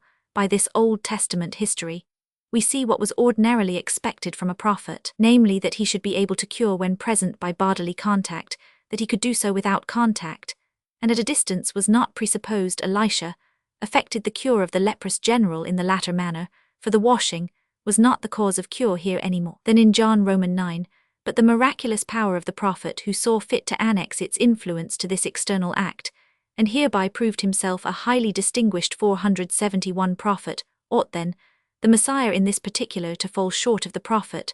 Thus our New Testament narrative is manifested to be a necessary reflection of that Old Testament story, as there the sick person will not believe in the possibility of his cure, unless the prophet comes out of his house. So here, according to one edition of the story, the applicant likewise doubts the possibility of a cure unless Jesus will come into his house. According to the other editions, he is convinced of the power of Jesus to heal even without this, and all agree that Jesus, like the prophet, succeeded in the performance of this especially difficult miracle. Cures on the Sabbath. Jesus, according to the Gospels, gave great scandal to the Jews by not seldom performing his curative miracles on the Sabbath. One example of this is common to the 3 synoptical writers, 2 are peculiar to Luke, and 2 to John. In the narrative common to the 3 synoptical writers, 2 cases of supposed desecration of the Sabbath are united: the plucking of the ears of corn by the disciples Matt Roman 12 parallel, and the cure of the man with the withered hand by Jesus Roman 5 ff parallel, after the conversation which was occasioned by the plucking of the corn, and which took place in the fields. The 2 first evangelists continue, as if Jesus went from this scene immediately into the synagogue of the same place, to which no special designation is given, and there, on the occasion of the cure of the man with the withered hand, again held a dispute on the observance of the Sabbath. It is evident that these 2 histories were originally united only on account of the similarity in their tendency. Hence, it is to the credit of Luke that he has expressly separated them chronologically by the words on another Sabbath. The further inquiry, which narrative is here the more original, we may dismiss with the observation that if the question which Matthew puts into the mouth of the Pharisees, "Is it lawful to heal on the Sabbath days?" is held up as a specimen of invented dialogue, 174, we may with equal justice characterize in the same way the question lent to Jesus by the 2 intermediate evangelists, while their much praised 175 description of Jesus calling to the man to stand forth in the midst, and then casting reproving glances around, may be accused of having the air of dramatic fiction.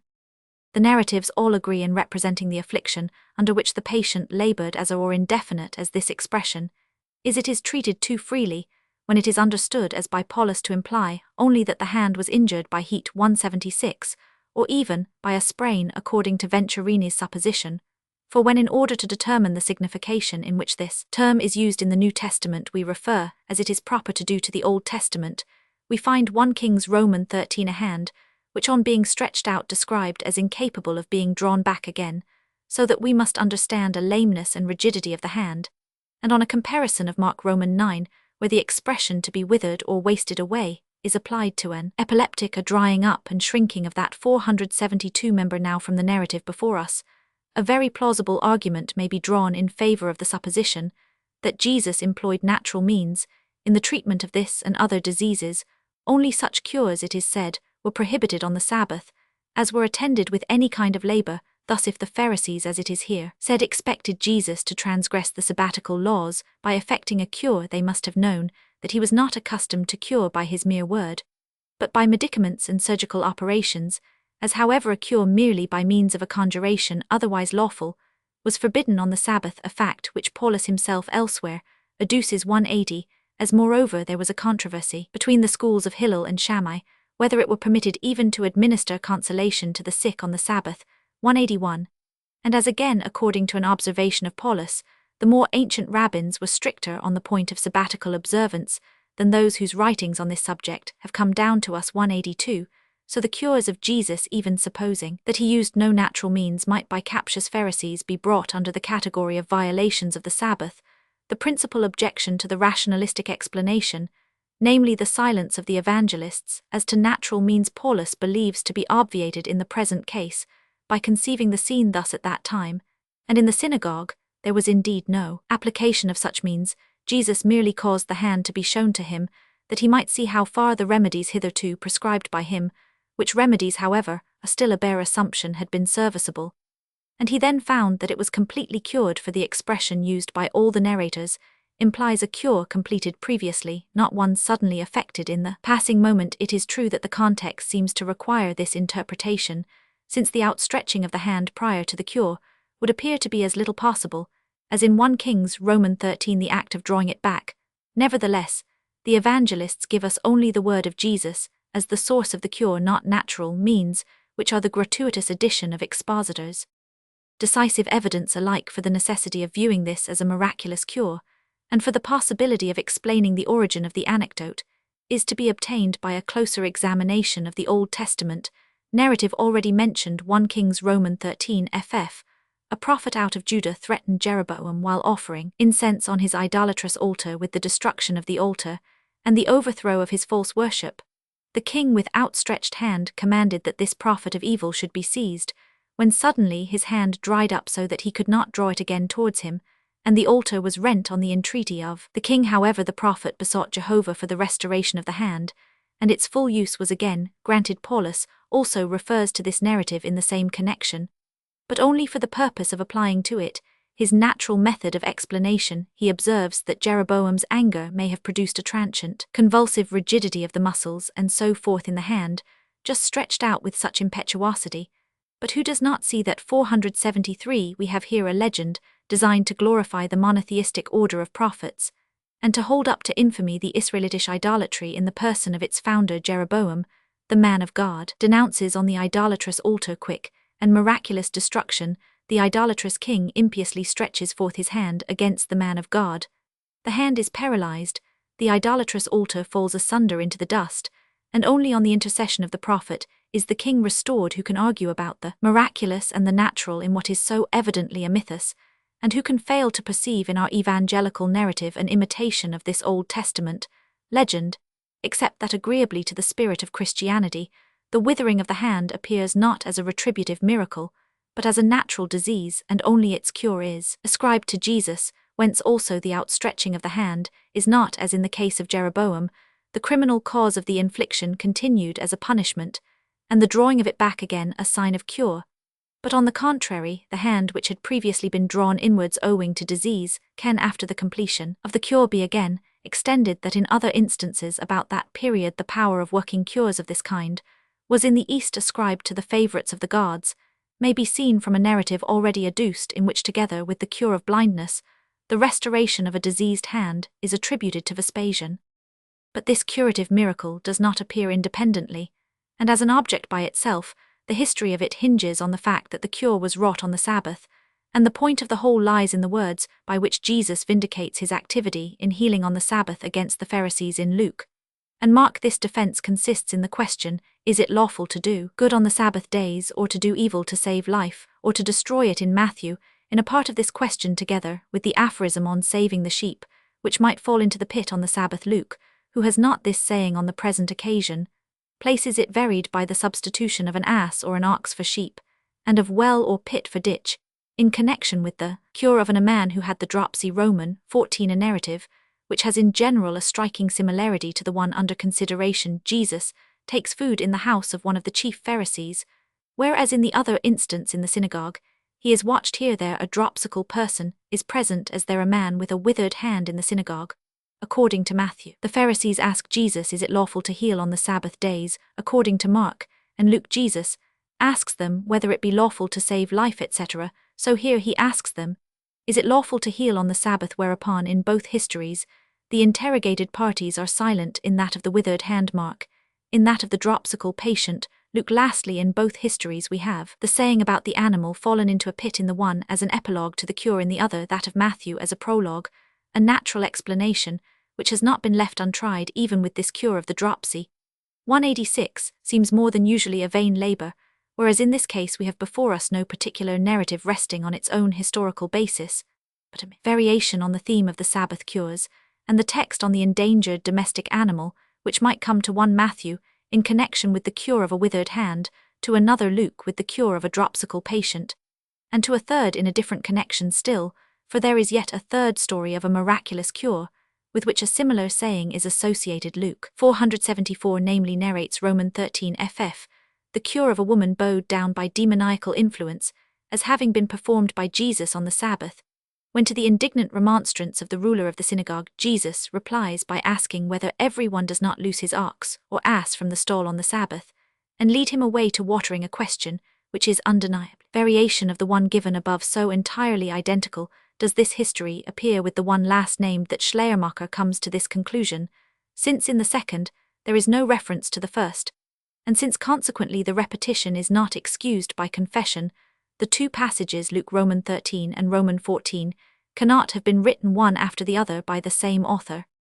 Thus we have here not three different incidents, but only three different frames in which legend has preserved the memorable and thoroughly popular aphorism on the domestic animal, to be rescued or tended on the Sabbath. Yet unless we would deny to Jesus so original and appropriate an argument, there must lie at the foundation a cure of some kind, actually performed by him on the Sabbath, not however a miraculous one. We have seen that Luke unites the saying with the cure of a demoniacal patient. Now, it might have been uttered by Jesus on the occasion of one of those cures of demoniacs of which, under certain limitations, we have admitted the natural possibility, or when Jesus, in cases of illness among his followers, applied the usual medicaments without regard to the Sabbath. He may have found this appeal to the practical sense of men needful for his vindication, or lastly, if there be some truth in the opinion of rationalistic commentators that Jesus, according to the Oriental, and more particularly, the Essene custom, occupied himself with the cure of the body, as well as of the soul, he may, when complying with a summons to the former work on the Sabbath, have had occasion for such an apology. But in adopting this last supposition, we must not with these commentators seek in the particular supernatural cures, which the Gospels narrate the natural reality. On the contrary, we must admit that this is totally lost to us, and that the supernatural has usurped its place. Further, it cannot have been cures in general with which that saying of Jesus was connected, but any service performed by him or his disciples, which might be regarded as a rescuing or preservation of life, and which was accompanied by external labor, might in his position with respect to the Pharisaic party, furnish an occasion for such a defense. Of the two cures on the Sabbath narrated in the fourth Gospel, one has already been considered with the cures of the blind, the other Roman 5 ff might have been numbered among the cures of paralytics, but as the patient is not so designated, it was admissible to reserve it for our present head. In the porches of the pool of Bethesda in Jerusalem, Jesus found a man who, as it subsequently appears, had been lame for 38 years. This sufferer he enables by a word to stand up and carry home his bed. But as it was the Sabbath, he thus draws down on himself the hostility of the Jewish hierarchy. Woolston and many later writers have thought to get clear of this history in a singular manner by the supposition that Jesus here did not cure a real sufferer, but merely unmasked a hypocrite. The sole reason which can with any plausibility be urged in favor of this notion is that the cured 475 man points out Jesus to his enemies as the one who had commanded him to carry his bed on the Sabbath. Roman 5 Comp 11 ff, a circumstance which is only to be explained on the ground that Jesus had enjoined what was unwelcome, but that notification to the Pharisees might equally be given either with a friendly intention, as in the case of the man born blind John Roman 9:25, or at least with the innocent one of devolving the defense of the alleged violation of the Sabbath on a stronger than himself. The evangelist at least gives it as his opinion that the man was really afflicted and suffered from a wearisome disease when he describes him as having had an infirmity 38 years. Roman 5, for the forced interpretation once put on this passage by Paulus referring the 38 years to the man's age, and not to the duration of his disease, he has not even himself ventured to reproduce on this view of the incident.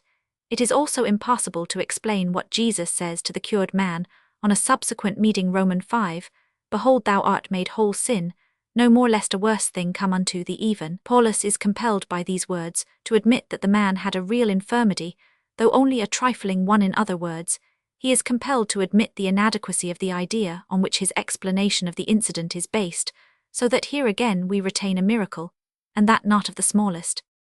In relation to the historical credibility of the narrative, it may certainly be held remarkable that so important a sanative institution as Bethesda is described to be by John is not mentioned either by Josephus or the rabbins, especially if the popular belief connected a miraculous cure with this pool. 193.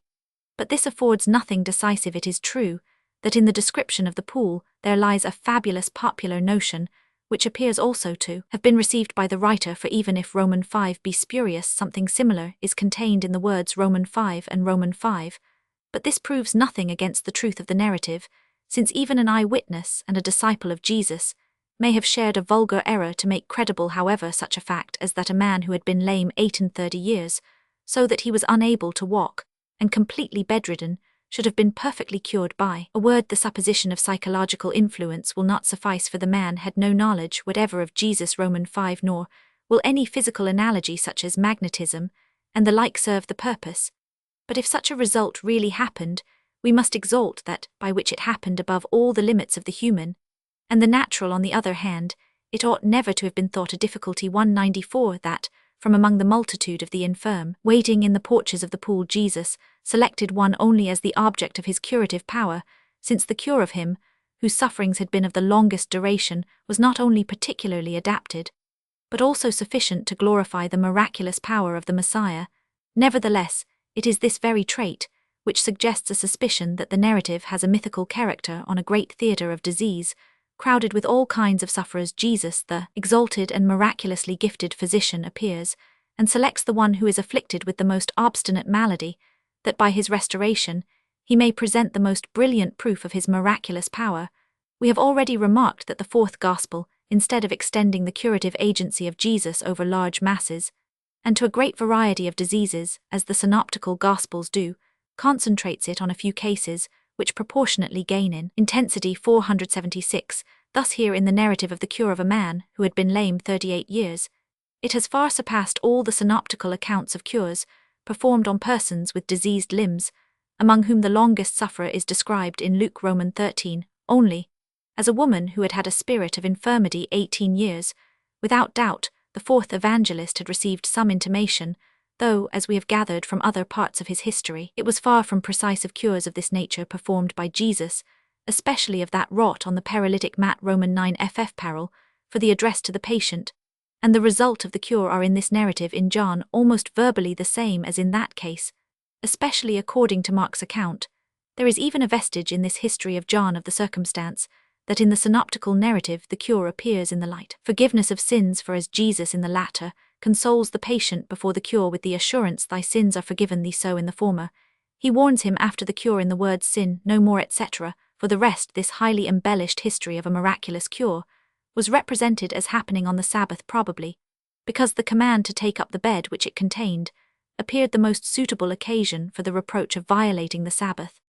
Resuscitations of the dead. The evangelists tell us of 3 instances in which Jesus recalled the dead to life. One of these is common to the 3 synoptists, one belongs solely to Luke, and one to John.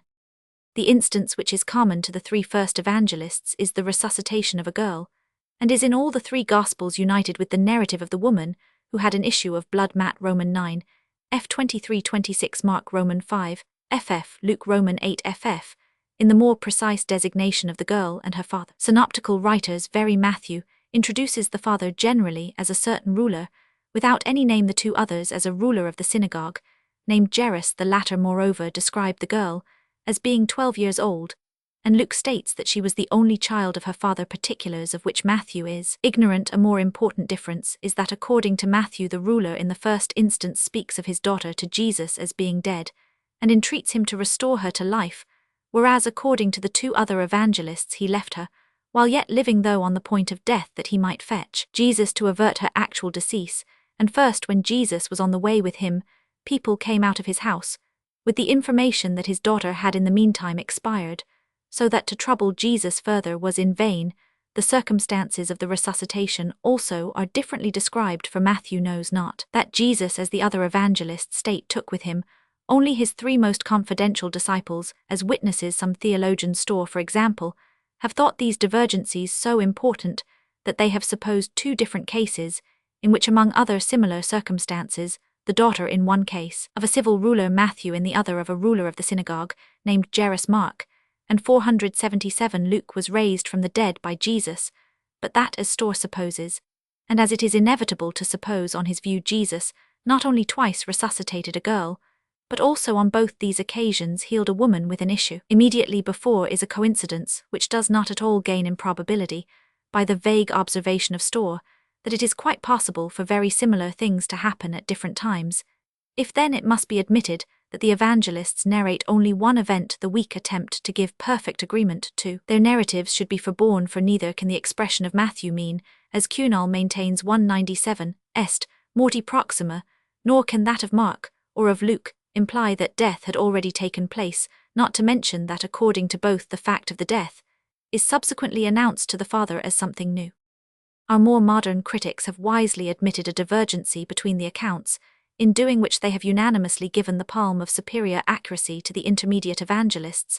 Some are lenient towards Matthew, and only attribute to his mode of narration a brevity which might belong even to the representation of an eyewitness. 199, while others regard this want of particularity as an indication that the first gospel had not an apostolic origin, now that Mark and Luke give the name of the applicant on which Matthew is silent, and also that they determine his rank more precisely than the latter, will just as well bear an unfavorable construction for them as the usual favorable one, since the designation of persons by name, as we have before remarked, is not seldom an addition of the later legend.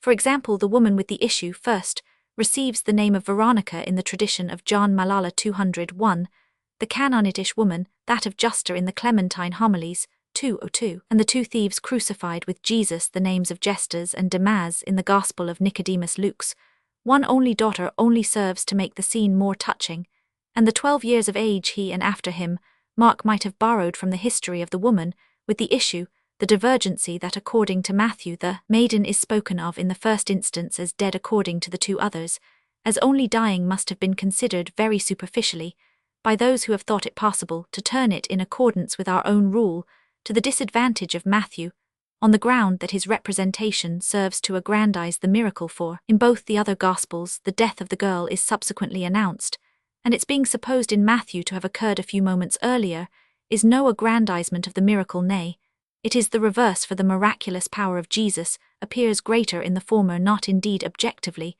but subjectively, because it is heightened by contrast and surprise there, where Jesus is in the first instance entreated to restore the dead to life. He does no more than what was desired of him here. On the contrary, where supplicated only for the cure of a sick person, he actually brings that person to life again.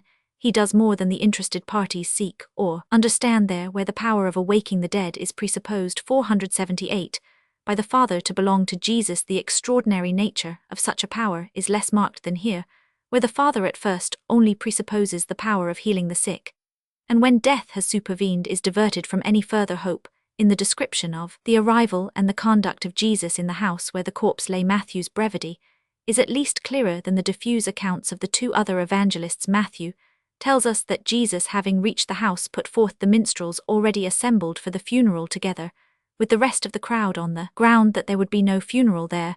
This is perfectly intelligible, but Mark and Luke tell us besides that he excluded his disciples, also with the exception of 3, from the scene about to take place.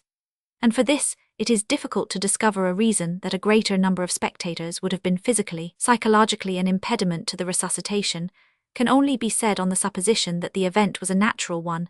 Admitting the miracle, the reason for the exclusion can only be sought in the want of fitness in the excluded parties, whom, however, the sight of such a miracle would surely have been the very means to benefit. But we must not omit to observe that the two later synoptists, in opposition to the concluding statement of Matthew, that the fame of this event went abroad in the whole land, represent Jesus as enjoining the strictest silence on the witnesses, so that on the whole it rather appears that Mark and Luke regarded the incident as a mystery to which only the nearest relatives and the most favoured disciples were admitted. Lastly, the difference on which Strauss insists as favourable to the second and third evangelists, namely, that while Matthew makes Jesus simply take the maiden by the hand, they have preserved to us the words which he at the same time uttered. Former, even in the original language, can either have no weight at all, or it must fall into the opposite scale, for that Jesus, if he said anything when recalling a girl to life, made use of some such words as maiden, I say unto thee arise, the most remote narrator might imagine,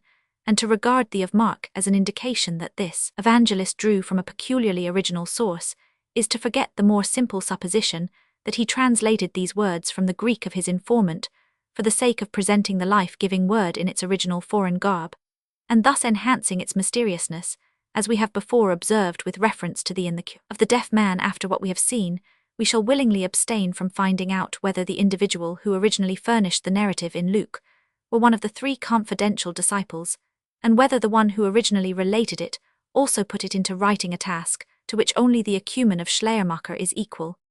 In relation to the facts of the case, the natural interpretation speaks with more than its usual confidence, under the persuasion that it has on its side the assurance of Jesus himself, that the maiden was not really dead, but merely in a sleep-like swoon. And not only rationalists like Paulus and semi-rationalists like Schleiermacher, but also decided supernaturalists like Alshausen, believe on the strength of that declaration of Jesus that this was no resuscitation of the dead.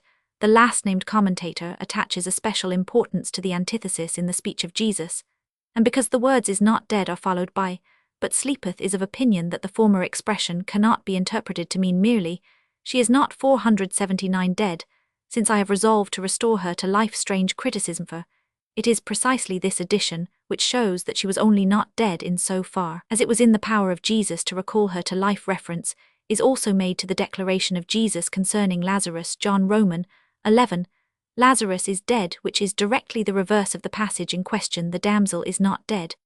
But Jesus had before said of Lazarus, this sickness is not unto death, Roman 5, and our friend Lazarus sleepeth, Roman 5. Thus in the case of Lazarus, also who was really dead, we have just as direct a denial of death and affirmation of mere sleep, as in the narrative before us. Hence Fritzsch is undoubtedly right when he paraphrases the words of Jesus in our passage, as follows: Puellam ni pro mortua habitote, sed dormire existimatot quip, in vitam mox rediceram. Moreover, Matthew subsequently Roman 11 makes Jesus say the dead are raised up, and as he mentions no other instance of resuscitation by Jesus, he must apparently have had this in his mind.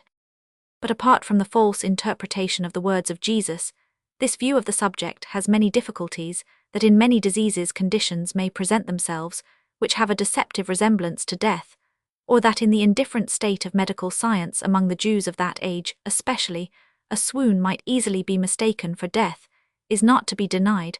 But how was Jesus to know that there was such a merely apparent death in this particular case, however minutely the Father detailed to him the course of the disease? Nay, even if Jesus were acquainted beforehand with the particular circumstances of the girl's illness, as the natural explanation supposes, we must still ask how could he build so much on this information, as without having seen the girl, and in contradiction to the assurance of the eyewitnesses, decidedly to declare that she was not dead according to the rationalistic interpretation of his words. This would have been rashness and folly to boot, unless Jesus had obtained certain knowledge of the true state of the case, in a supernatural way 207, to admit which however is to abandon the naturalistic point of view, to return to the explanation of Paulus between the expressions he took her by the hand, and the maid arose expressions, which are closely enough connected in Matthew, and are still more inseparably linked by the words, and in the other two Gospels, he inserts a course of medical treatment and Venturini, can even specify the different restoratives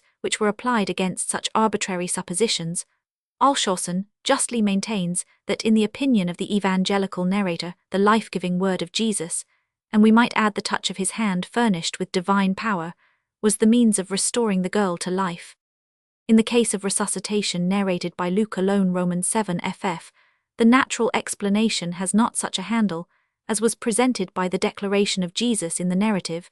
Just considered, nevertheless, the rationalistic commentators take courage and rest their hopes mainly on the circumstance that Jesus speaks to the young man lying in the coffin. Romans 5 now say, they know one would speak to a dead person, but only to such an one as is ascertained or guessed to be capable of hearing, but this rule would prove that all the dead whom Christ will raise at the last day are only apparently dead, as otherwise they could not hear his voice, which it is expressly said, they will do 480 John Roman 5 comp.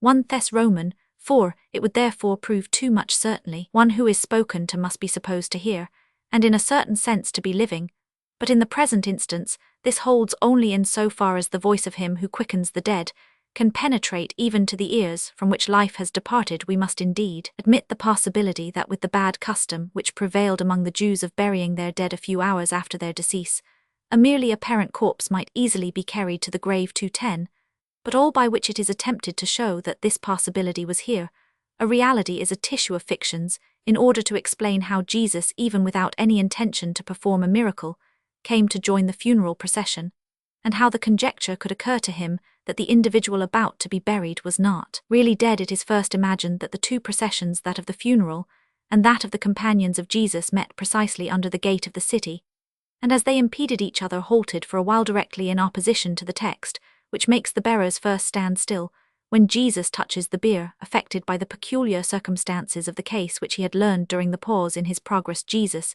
it is said, approached the mother, and not with any reference to a resurrection which he intended to effect, but merely as a consolatory address, said to her, "Weep not." But what an empty presuming comforter would he be who, when a mother was about to consign her only son to the grave, should forbid her even the relief of tears without offering to her either real help, by recalling the departed one, or ideal, by suggesting grounds for consolation. Now the latter Jesus does not attempt, hence, unless we would allow him to appear altogether heartless, he must be supposed to have resolved on the former, and for this, he in fact makes every preparation designedly touching the bier, and causing the bearers to stand still here before the reanimating word of Jesus. The natural explanation inserts the circumstance that Jesus observed some sign of life in the youth, and on this, either immediately or after a previous application of medicaments, 2:12, spoke the words which helped completely to awake him, but setting aside the fact that those intervening measures are only interpolated into the text, and that the strong words "young man, I say unto thee arise" resemble rather the authoritative command of a miracle worker than the attempt of a physician to restore animation, how if Jesus were conscious that the youth was alive when he met him, and was not first recalled to life by himself, could he with a good conscience receive the praise which, according to the narrative, the multitude lavished on him as a great prophet on account of this deed? According to Paulus, he was himself uncertain how he ought to regard the result, but if he were not convinced that he ought to ascribe the result to himself, it was his duty to disclaim all praise on account of it, and if he omitted to do this, his conduct places him in an equivocal light, in which he by no means appears in the other evangelical histories, so far as they are fairly interpreted. Thus here also we must acknowledge that the evangelist intends to narrate to us a miraculous resuscitation of the dead, and that according to him, Jesus also regarded his deed as a miracle. In the third history of a resurrection, which is peculiar to John chap Roman 11, the resuscitated individual is neither just dead nor being carried to his grave, but has been already buried several days here.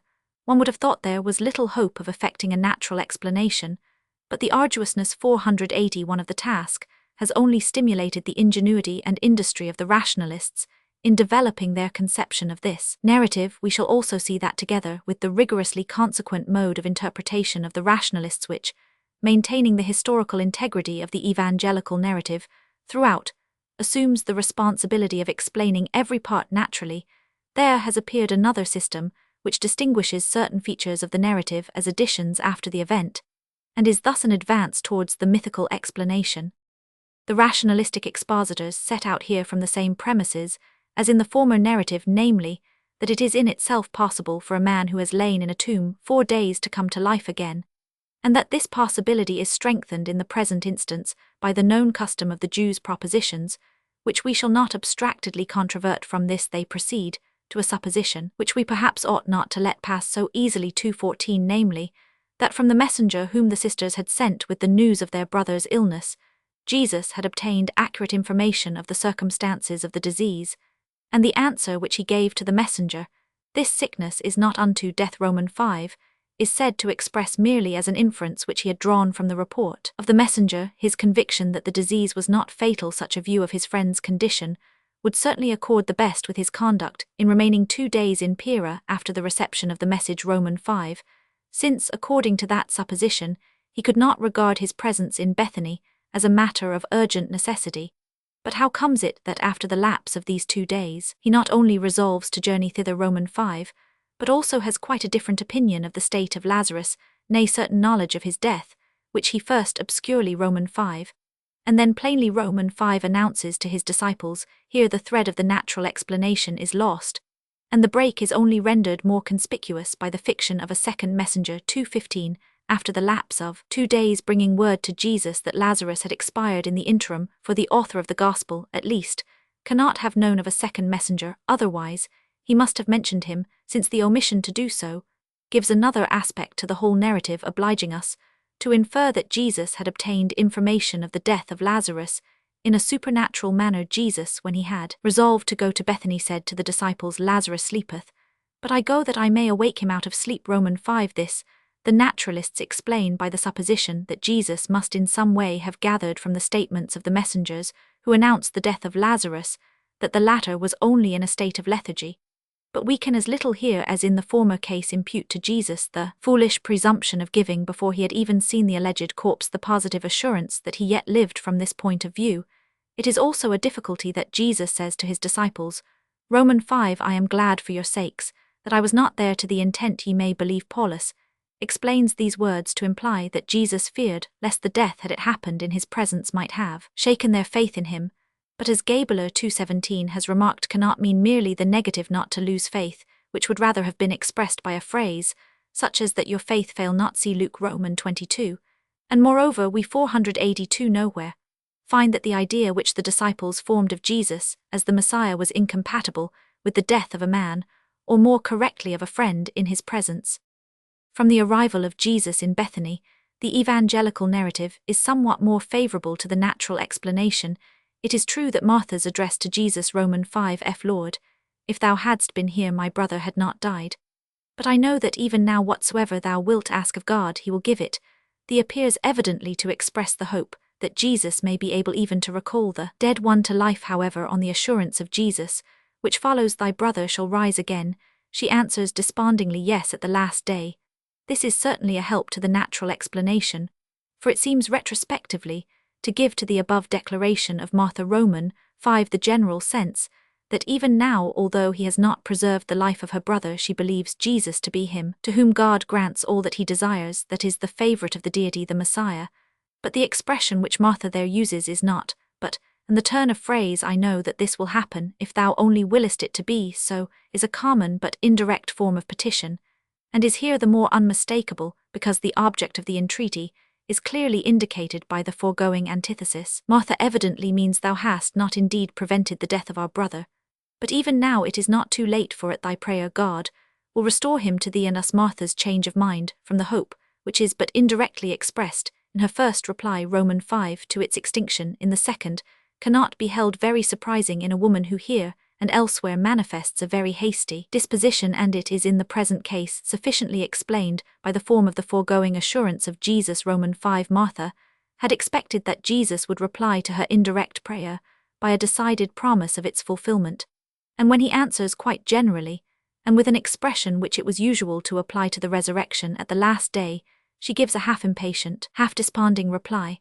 but that general declaration of Jesus as well as the yet more indefinite 1 Romans 5 I am the resurrection, and the life is thought favorable to the rationalistic view. Jesus, it is said, was yet far from the expectation of an extraordinary result. Hence, he consoles Martha merely with the general hope that he the Messiah would procure for those who believed in him a future resurrection and a life of blessedness, as however Jesus had before Romans 5 spoken confidently to his disciples of awaking Lazarus, he must then have altered his opinion in the interim change, for which no cause is apparent further. When Romans 5 Jesus is about to awake Lazarus, he says to Martha, said I not unto thee that, if thou wouldst believe thou shouldst see the glory of God, evidently alluding to Romans 5, in which therefore he must have meant to predict the resurrection, which he was going to effect, that he does not declare this distinctly, and that he again veils the scarcely uttered promise in relation to the brother Romans 5, in general promises, for the believing is the effect of design, the object of which is to try the faith of Martha and extend her sphere of thought. When Mary at length comes out of the house with her companions, her weeping moves Jesus himself to tears. To this circumstance, the natural interpretation appeals with unusual confidence, asking whether if he were already certain of his friend's resurrection, he would not have approached his grave with the most fervent joy, since he was conscious of being able to call 483 him again, living from the grave, in the next moment.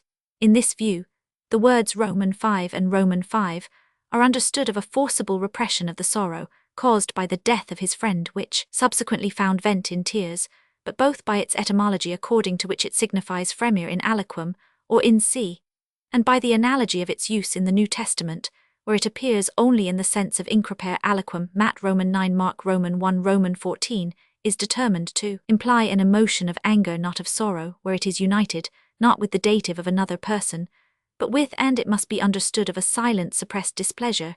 This sense would be very appropriate in Romans 5, where it occurs the second time, for in the foregoing observation of the Jews could not this man who opened the eyes of the blind have caused that even this man should not have died. There lies an intimation that they were scandalized, the prior conduct of Jesus perplexing them as to his present demeanor, and vice versa. But where the word is first used, Romans 5, the general weeping seems to have been likely to excite in Jesus a melancholy rather than an angry emotion, yet even here a strong disapproval of the want of faith which was manifested. Was not impossible that Jesus then himself broke out into tears only proves that his indignation against the faithless generation around him dissolved into melancholy, not that melancholy was his emotion from the beginning. Lastly, that the Jews Romans 5 in relation to the tears which Jesus shed, said among themselves, behold how he loved him, appears to be rather against than for those who regard the emotion of Jesus as sorrow for the death of his friend, and sympathy with the sisters, for, as the character of the narrative of John in general would rather lead us to expect an opposition between the real import of the demeanor of Jesus and the interpretation put upon it by the spectators, so in particular the Jews in this gospel are always those who either misunderstand or pervert the words and actions of Jesus. It is true that the mild character of Jesus is urged as inconsistent with the harshness which displeasure on his part at the very natural weeping of Mary, and the rest would imply 220. But such a mode of thinking is by no means foreign to the Christ of John's Gospel, he who gave to the when preferring the inoffensive request that he would come to his house and heal his son the rebuke, except ye see signs and wonders ye will not believe. He who, when some of his disciples murmured at the hard doctrines of the 6th chapter, assailed them with the cutting question, doth this offend you? And will ye also go away? Romans 6:67, he who repulsed his own mother, when at the wedding at Cana she complained to him of the want of wine, with the harsh reply, what have I to do with thee, woman? Romans 2, who thus was always the most displeased, when men not comprehending his higher mode of thought or action, showed themselves desponding or importunate, would here find peculiar reason for this kind of displeasure, if this be the true interpretation of the passage. And if it be not sorrow for the death of Lazarus which Jesus here exhibits, there is an end to the assistance which the natural explanation of the entire event is thought to derive from this particular feature. Meanwhile, even on the other interpretation, a momentary emotion produced by sympathy with the mourners is quite reconcilable with the foreknowledge of the resurrection. And how could the words of the Jews Romans 5 serve as rationalistic commentators think to excite in Jesus the hope that God would now perhaps perform something extraordinary for him? The 484 Jews did not express the hope that he could awake the dead, but only the conjecture that he might perhaps have been able to preserve his friend's life. Martha, therefore, had previously said more when she declared her belief that even now the Father would grant him what he asked, so that if such hopes were excited in Jesus, from without they must have been excited earlier, and especially before the weeping of Jesus, to which it is customary to appeal as the proof that they did not yet exist. Even supranaturalists admit that the expression of Martha when Jesus commanded that the stone should be taken away from the grave Romans 5 is no proof at all that decomposition had really commenced, nor consequently, that a natural resuscitation was impossible, since it may have been a mere inference from the length of time since the burial, but more weight must be attached to the words with which Jesus, repelling the objections of Martha, persists in having the tomb opened. Romans 5, said I not unto thee that, if thou wouldst believe thou shouldst see the glory of God. How could he say this unless he was decidedly conscious of his power to resuscitate Lazarus? According to Paulus, this declaration only implied generally that those who have faith will in some way or other experience a glorious manifestation of the divinity, but what glorious manifestation of the divinity was to be seen here on the opening of the grave of one who had been buried 4 days, unless it were his restoration to life? And what could be the sense of the words of Jesus, as opposed to the observation of Martha that her brother was already within the grasp of decay, but that he was empowered to arrest decay?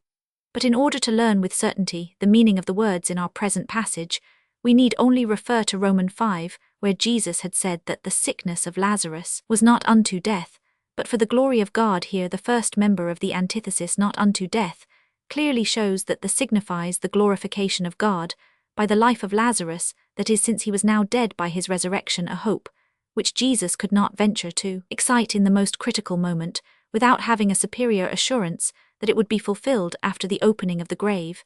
And before he says to the dead man, come forth, he thanks the Father for having heard his prayer. This is adduced in the rationalistic point of view as the most satisfactory proof that he did not first recall Lazarus to life by those words, but on looking into the grave found him already alive again. Truly, such an argument was not to be expected from theologians who have some insight into the character of John's Gospel. These ought to have remembered how common it is in this Gospel, as for example in the expression glorify thy Son, to represent that which is yet to be effected, or which is only just begun as already performed. And in the present instance it is especially suited to mark the certainty of obtaining fulfillment that it is spoken of as having already happened. And what invention does it further require to explain both how Jesus could perceive in Lazarus the evidences of returning life, and how the latter could have come to life again? Between the removal of the stone, says Paulus, and the thanksgiving of Jesus, lies the critical interval when the surprising result was accomplished. Then must Jesus, yet some steps removed from the grave, have discerned that Lazarus was living. By what means, and how so quickly and unhesitatingly? And why did he and no one else discern it? He may have discerned it by the movements of Lazarus, it is conjectured, but how easily might he deceive himself with respect to a dead body, lying in a dark cavern? 485, how precipitate was he if, without having examined more nearly, he so quickly and decidedly declared his conviction that Lazarus lived, or, if the movements of the supposed corpse were strong, and not to be mistaken, how could they escape the notice of the surrounding spectators?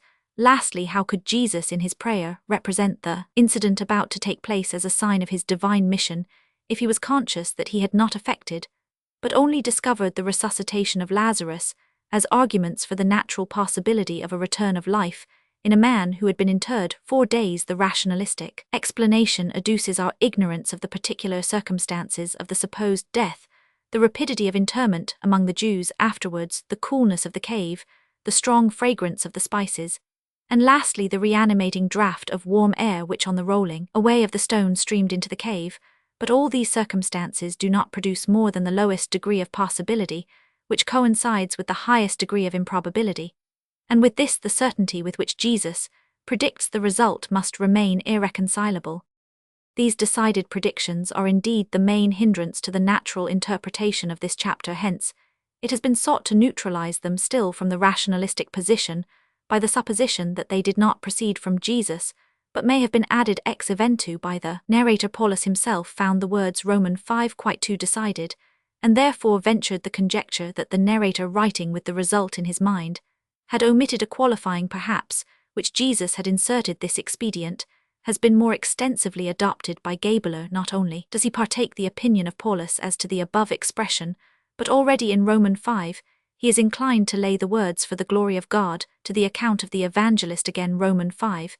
He conjectures that in the words I am glad for your sakes, that I was not there to the intent ye may believe there is a slight exaggeration resulting from John's knowledge of the issue. Lastly, even in relation to the words of Martha Romans 5, he admits the idea of an addition from the pen of the writer. By the adoption of this expedient, the natural interpretation avows its inability by itself to cope with the difficulties in John's narrative, for if in order to render its application possible, it is necessary to expunge the most significant passages, it is plain that the narrative in its actual state does not admit of a natural explanation. It is true that the passages, the incompatibility of which with the rationalistic mode of explanation is confessed by their excision, are very sparingly chosen, but from the above observations, it is clear that if all the features in this narrative, which are really opposed to the natural view of the entire event, were ascribed to the evangelist, it would in the end be little short of the whole that must be regarded as his invention. Thus what we have done with the two first narratives of resuscitations is with the last and most remarkable history of this kind, affected by the various successive attempts at explanation themselves, namely, to reduce the subject to the alternative that we either receive the event as supernatural according to the representation of the evangelical narrative, or 486, if we find it incredible as such deny that the narrative has an historical character. In order in this dilemma to arrive at a decision with respect to all the three narratives, we must refer to the peculiar character of the kind of miracles which we have now before us.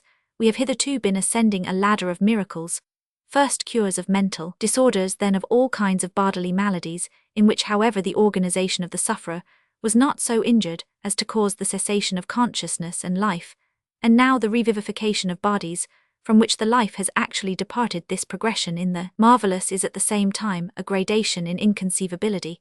We have indeed been able to represent to ourselves how a mental derangement, in which none of the bodily organs were attacked beyond the nervous system, which is immediately connected with mental action, might have been removed even in a purely psychical manner by the mere word, look, and influence of Jesus.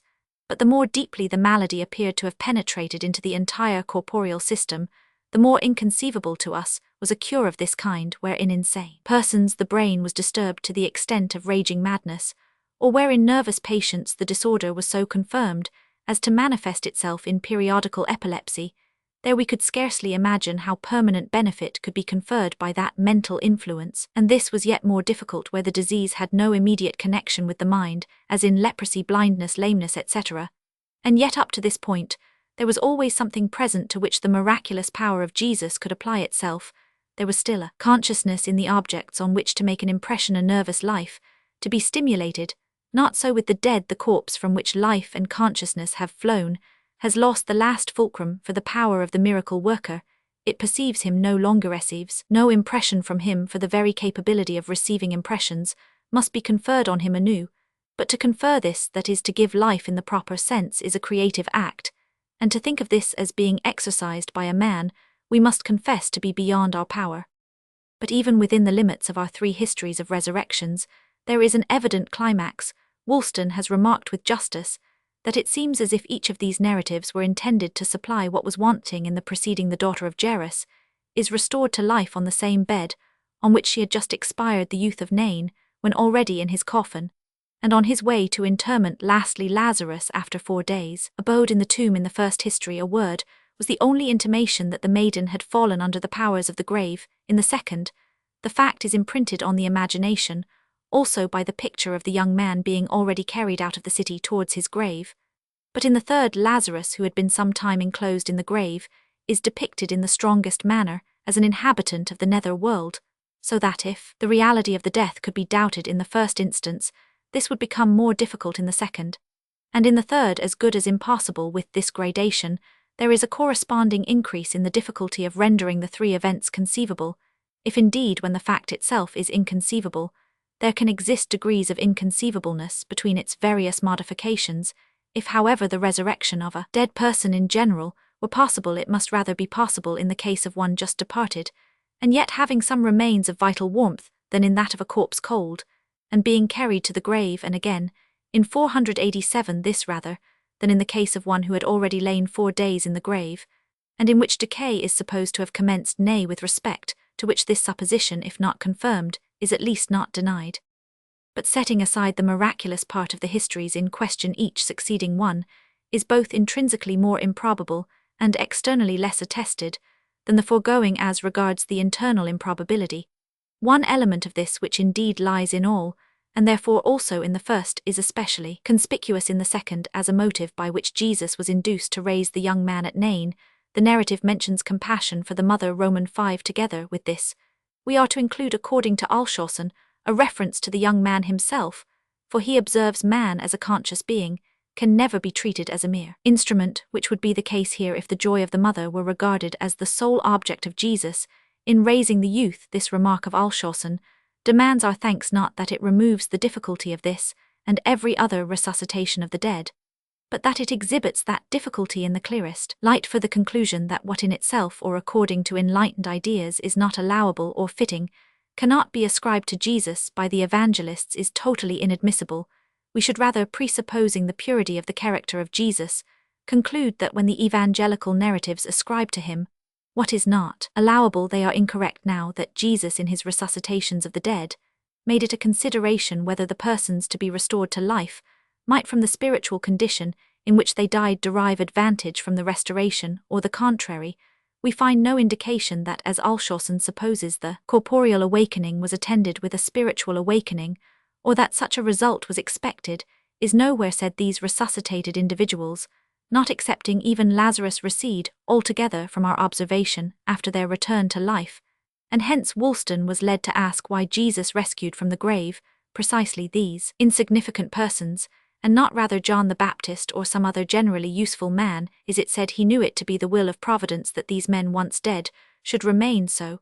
But then it should seem he must have thought the same of all who had once died, and to Woolston's objection there remains no answer but this: as it was positively known concerning celebrated men that the breach which their deaths occasioned was never filled up by their restoration to life, legend could not annex the resurrections which she was pleased to narrate to such names, but must choose unknown subjects in relation to which she was not under the same control. The above difficulty is common to all the three narratives, and is only rendered more prominent in the second by an accidental expression, but the third narrative is full of difficulties entirely peculiar to itself, since the conduct of Jesus throughout, and to a considerable extent that of the other parties, is not easily to be conceived. When Jesus receives the information of the death of Lazarus, and the request of the sisters implied therein that he would come to Bethany, he remains still 2 days in the same place, and does not set out toward Judea till after he is certain of the death. Why? So that it was not because he thought the illness attended with no danger, has been already shown. On the contrary, he foresaw the death of Lazarus. That indifference was not the cause of the delay is expressly remarked by the evangelist Roman 5.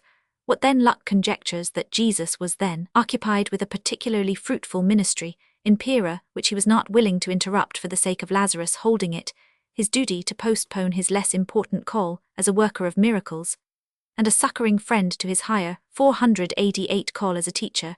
But he might here have very well done the one, and not have left the other undone. He might either have left some disciples to carry forward his work in that country, or remaining there himself, have still cured Lazarus, whether through the medium of a disciple, or by the power of his will at a distance. Moreover, our narrator is entirely silent as to such a cause for the delay of Jesus.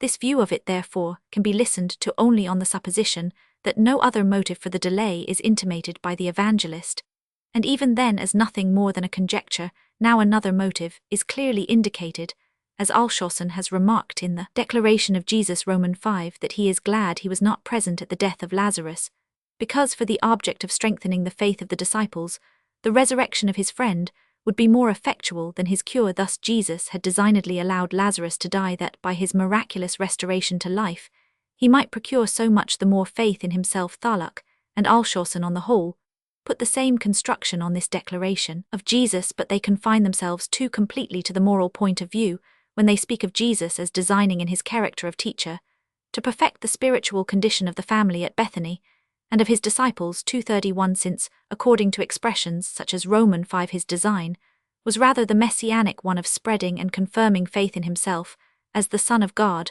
though principally, it is true, within that narrow circle. Here Luck exclaims, by no means never did the Saviour of the needy, the noblest friend of man, act thus arbitrarily and capriciously. 232. And De Wet also observes that Jesus in no other instance designedly brings about or increases his miracles. The former, as we have seen, concludes that something external preoccupation elsewhere detained Jesus, a supposition which is contrary to the text, and which even De Wet finds inadequate, though he points out no other expedient. If then these critics are correct in maintaining that the real Jesus cannot have acted thus, while on the other hand, they are incorrect in denying that the author of the fourth Gospel makes his Jesus act, thus nothing remains but with the author of the Probabilia 234 from this incongruity of the Christ, in John's Gospel, with the Christ, alone conceivable, as the real one to conclude that the narrative of the fourth evangelist is unhistorical. The alleged conduct of the disciples, also Roman 5f, is such as to excite surprise if Jesus had represented to them, or at least to the three principal among them, the death of the daughter of Jairus, as a mere sleep. How could they, when he said of Lazarus he sleeps, I will awake him, think that he referred to a natural sleep? One would not awake a patient out of a healthy sleep. Hence, it must have immediately occurred to the disciples that here sleep was spoken of in the same sense as in the case of the maiden, that instead of this, the disciples understand the deep expressions of Jesus, quite superficially, is entirely in the fourth evangelist's favorite manner, which we have learned to recognize by many examples. If tradition had in any way made known to him that to speak of death as a sleep was part of the customary phraseology of Jesus, there would immediately spring up in his imagination, so fertile in this kind of antithesis, a misunderstanding corresponding to that figure of speech. 489. The observation of the Jews Roman 5 is scarcely conceivable presupposing the truth of the synoptical resuscitations of the dead. The Jews appeal to the cure of the man born blind John Roman 9, and draw the inference that he who had restored sight to this individual must surely have been able to avert the death of Lazarus. How came they to refer to this heterogeneous and inadequate example, if there lay before them, in the two resuscitations of the dead, miracles more analogous, and adapted to give hope even in this case of actual death? It is certain that the Galilean resuscitations were prior to this of Lazarus, since Jesus, after this period, went no more into Galilee. Neither could those events remain unknown in the capital 236, especially as we are expressly told that the fame of them went abroad into all that land, throughout all Judah, and throughout all the country round about to the real Jews. Therefore these cases must have been well known, and as the fourth evangelist makes his Jews refer to something less to the point, it is probable that he knew nothing of the above events, for that the reference belongs to him, and not to the Jews themselves, is evident from the fact that he makes them refer to the very cure which he had last narrated. A formidable difficulty lies also in the prayer which is put into the mouth of Jesus. Roman 5f. After thanking the Father for hearing his prayer, he adds that for himself, he knew well that the Father heard him always, and that he uttered this special thanksgiving only for the sake of the people around him, in order to obtain their belief in his divine mission. Thus he first gives his address a relation to God, and afterwards reduces this relation to a feigned one intended to exist only in the conceptions of the people. Nor is the sense of the word such as luck represents it, namely that Jesus for his own part would have prayed in silence, but for the benefit of the people uttered his prayer aloud, for in the certainty of fulfillment there lies no motive for silent prayer. They imply that for himself he had no need to thank the Father for a single result, as if surprised, since he was sure beforehand of having his wish granted, so that the wish and the thanks were coincident. That is to speak generally, his relation to the Father did not consist in single acts of prayer fulfillment and thanks, but in a continual and permanent interchange of these reciprocal functions, in which no single act of gratitude in and by itself could be distinguished in this manner. If it may be admitted that in relation to the necessities of the people, and out of sympathy with them, such an isolated act could have taken place on the part of Jesus, yet if there be any truth in this explanation, Jesus must have been entirely borne away by sympathy, must have made the position of the people his own, and thus in that moment have prayed from his own impulse and on his own behalf. But here scarcely has he begun to pray when the reflection arises that he does this from no need of his own. He prays therefore from no lively feeling, but out of cold accommodation, and this must be felt difficult to conceive, nay, even revolting. He who in this manner prays solely for the edification of others ought in no case to tell them that he prays from their point of view, not from his own, since an audible prayer cannot make any impression on the hearers, unless 490 they suppose the speaker's whole soul to be engaged. How then could Jesus make his prayer ineffective by this addition, if he felt impelled to lay before God a confession of the true state of the case? He might have done this in silence, that he uttered the confession aloud. and that we in consequence read it, could only happen on a calculation of advantage to later Christendom to the readers of the Gospel, while the thanksgiving was for obvious reasons needful to awake the faith of the spectators. The more developed faith which the fourth Gospel presupposes might regard it as a difficulty, because it might possibly appear to proceed from a too subordinate, and more particularly, a too little constant relation between the Father and the Son. Consequently, the prayer which was necessary for the hearers must be annulled for readers of a later period, or its value restricted to that of a mere accommodation. But this consideration cannot have been present. Mind of Jesus, it could belong only to a Christian who lived later. This has been already felt by one critic, who has hence proposed to throw Roman 5 out of the text as an unauthenticated addition by a latter hand. But as this judgment is destitute of any external reason, if the above passage could not have been uttered by Jesus, we must conclude that the evangelist only lent the words to Jesus in order to explain the preceding Roman 5, and to this opinion Luck has shown himself not altogether disinclined. Assuredly, we have here words which are only lent to Jesus by the evangelist, but if it be so with these words, what is our security that it is so only with these in a gospel, in which we have already detected many discourses, to be merely lent to the alleged speakersin? A narrative which presents historical improbabilities at all points, difficulty, contained in a single verse, is not a sign that that verse does not belong to the rest, but that the whole taken together does not belong to the class of historical compositions. As regards the gradation in the external testimony to the three narratives, it has already been justly observed by Woolston that only the resurrection of the daughter of Jairus, in which the miraculous is the least marked, appears in 3 evangelists. The 2 others are each related by one evangelist, only 241, and as it is far less easy to understand the omission in the other Gospels in relation to the resurrection of Lazarus than in relation to the raising of the youth at Nain, there is here again a complete climax.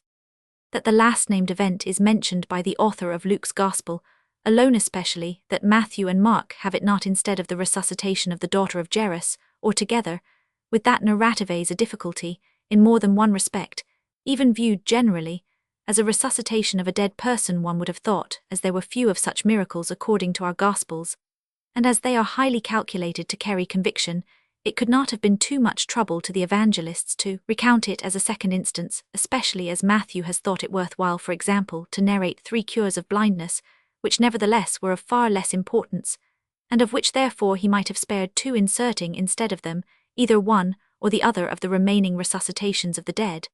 But admitting that the 2 first evangelists had some reason no longer to be discovered for not giving more than one history of a resurrection, they ought, one must think, to have chosen that of the youth at Nain far rather 491 than that of the daughter of Jairus, because the former, as we have above observed, was a more indubitable and striking resurrection, as nevertheless they give only the latter. Matthew at least can have known nothing of the others. Mark, it is true, probably had it before him in Luke, but he had as early as Roman 3 or 20 leaped from Luke Roman 6:17 to Matt Roman 12, and only at Roman 4:21 FF returns to Luke Roman 8:16 FF 243, thus passing over the resurrection of the youth Luke Roman 7 FF. But now arises the second question: how can the resurrection of the youth, if it really happened, have remained unknown to the author of the first Gospel? Even apart from the supposition that this Gospel had an apostolic origin, this question is fraught with no less difficulty than the former. Besides the people, there were present many of his disciples. The place Nain, according to the account which Josephus gives of its position relative to Mount Tabor, cannot have been far from the ordinary Galilean theatre of the ministry of Jesus. 2:44. Lastly, the fame of the event, as was natural, was widely disseminated. Roman 5 Schleiermacher is of opinion that the authors of the first sketches from the life of Jesus, not being within the apostolic circle, did not generally venture to apply to the much occupied apostles, but rather sought the friends of Jesus of the second order, and in doing so they naturally turned to those places where they might hope for the richest harvests. Capernaum and Jerusalem, events which, like the resuscitation in question, occurred in other places, could not so easily become common property. But first, this conception of the case is too subjective, making the promulgation of the most important deeds of Jesus dependent on the researches of amateurs and collectors of anecdotes who went about gleaning like papiers at a later period. Secondly, and these 2 objections are essentially connected, there lies at its foundation the erroneous idea that such histories were fixed like inert bodies once fallen to the ground in the places to which they belonged, guarded there as lifeless treasures, and only exhibited to those who took the trouble to resort to the spot, instead of which they were rather like the light-winged inhabitants of the air, flying far away from the place which gave them birth, roaming everywhere, and not seldom losing all association with their original locality. We see the same thing happen daily. Innumerable histories, both true and false, are represented as having occurred at the most widely different places. Such a narrative once formed is itself the substance, the alleged locality, the accident. By no means can the locality be the substance to which the narrative is united as the accident, as it would follow from Schleiermacher's supposition. Since then it cannot well be conceived that an incident of this kind, if it really happened, could remain foreign to the general tradition, and hence unknown to the author of the first gospel. The fact of this author's ignorance of the incident gives rise to a suspicion that it did not really happen. But this ground of doubt falls with incomparably greater weight on the narrative of the resurrection of Lazarus in the fourth gospel. If the authors or collectors of the three first gospels knew of this, they could not for more than one reason avoid introducing it into their writings. For first of all, the resuscitations effected by Jesus, nay, of all his miracles, this resurrection of Lazarus, if not the most wonderful, is yet the one in which the marvelous presents itself the most obviously and strikingly, and which therefore, if its historical reality can be established, is a preeminently strong proof of the extraordinary endowments of Jesus as a divine messenger. 245, whence the 492 evangelists, although they had related one or two other instances of the kind, could not think it superfluous to add this also. But secondly, the resurrection of Lazarus had, according to the representation of John, a direct influence in the development of the fate of Jesus, for we learn from Roman 11 ff. That the increased resort to Jesus, and the credit which this event procured him, led to that consultation of the Sanhedrim, in which the sanguinary counsel of Caiaphas was given and approved. Thus the event had a double importance, pragmatical as well as dogmatical. Consequently, the synoptical writers could not have failed to narrate it had it been within their knowledge. Nevertheless, theologians have found out all sorts of reasons why those evangelists, even had the fact been known to them, should refrain from its narration. Some have been of opinion that at the time of the composition of the three first Gospels, the history was still in every mouth, so that to make a written record of it was superfluous. 246 others, on the contrary, have conjectured that it was thought desirable to guard against its further publication, lest danger should accrue to Lazarus and his family, the former of whom, according to John Roman 12, was persecuted by the Jewish hierarchy on account of the miracle which had been performed in him, a caution for which there was no necessity at the later period at which John wrote his Gospel. It is plain that these two reasons nullify each other, and neither of them is in itself worthy of a serious refutation. Yet, as similar modes of evading a difficulty are still more frequently resorted to than might be supposed, we ought not to think some animadversion on them altogether thrown away the proposition that the resurrection of Lazarus was not recorded by the synoptists, because it was generally known in their circle, proves too much, since on this rule precisely, the most important events in the life of Jesus, his baptism, death, and resurrection, must have remained unwritten. Moreover, writings, which like our Gospels originate in a religious community, do not serve merely to make known the unknown. It is their office also to preserve what is already known in opposition to the other explanation.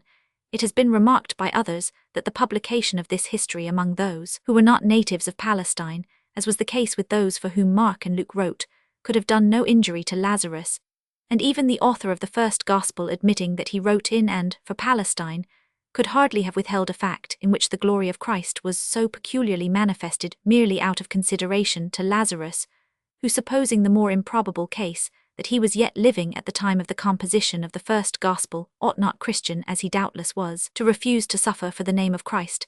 And the same observation would apply to his family. The most dangerous time for Lazarus, according to John Roman 12, was that immediately after his resurrection, and a narrative which appeared so long after could scarcely have heightened or renewed this danger. Besides, in the neighborhood of Bethany and Jerusalem, whence danger was threatened to Lazarus, the event must have been so well known and remembered that nothing was to be risked by its publication. 493.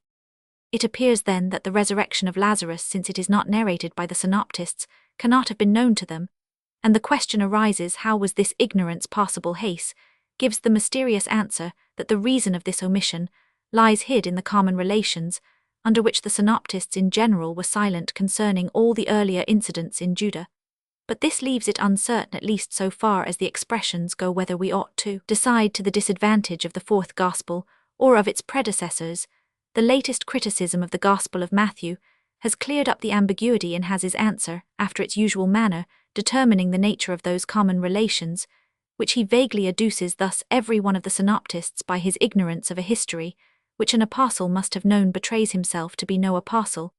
But this renunciation of the apostolic origin of the first Gospel does not by any means enable us to explain the ignorance of its author and his compeers of the resurrection of Lazarus, for besides the remarkable character of the event, its occurrence in the very heart of Judah, the great attention excited by it, and its having been witnessed by the apostles all, these considerations render it incomprehensible that it should not have entered into the general tradition, and from thence into the synoptical Gospels.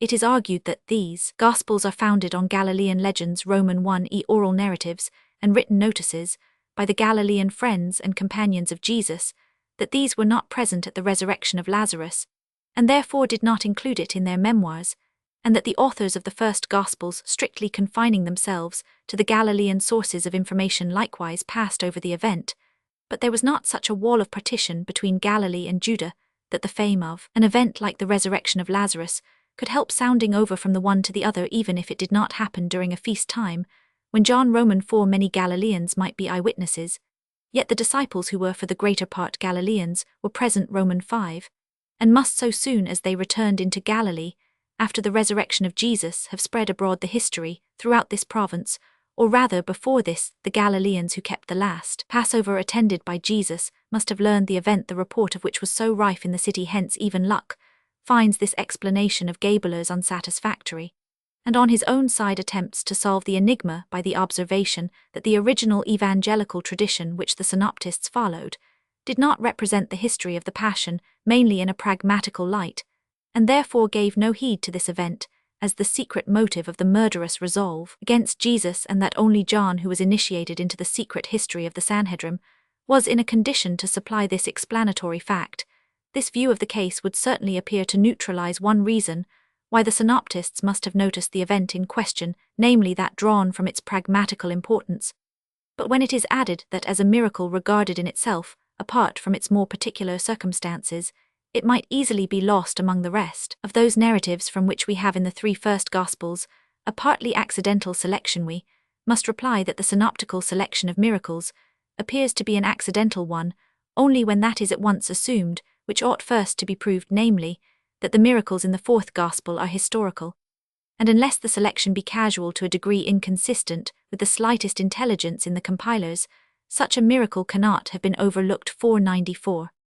It has doubtless been these and similar considerations which have led the latest writers on the controversy concerning the first Gospel to complain of the one-sidedness with which the above question is always answered, to the disadvantage of the synoptists, especially Matthew, as if it were forgotten that an answer dangerous to the fourth Gospel lies just as near at hand. For our own part, we are not so greatly alarmed by the fulminations of Luck as to be deterred from the expression of our opinion on the subject.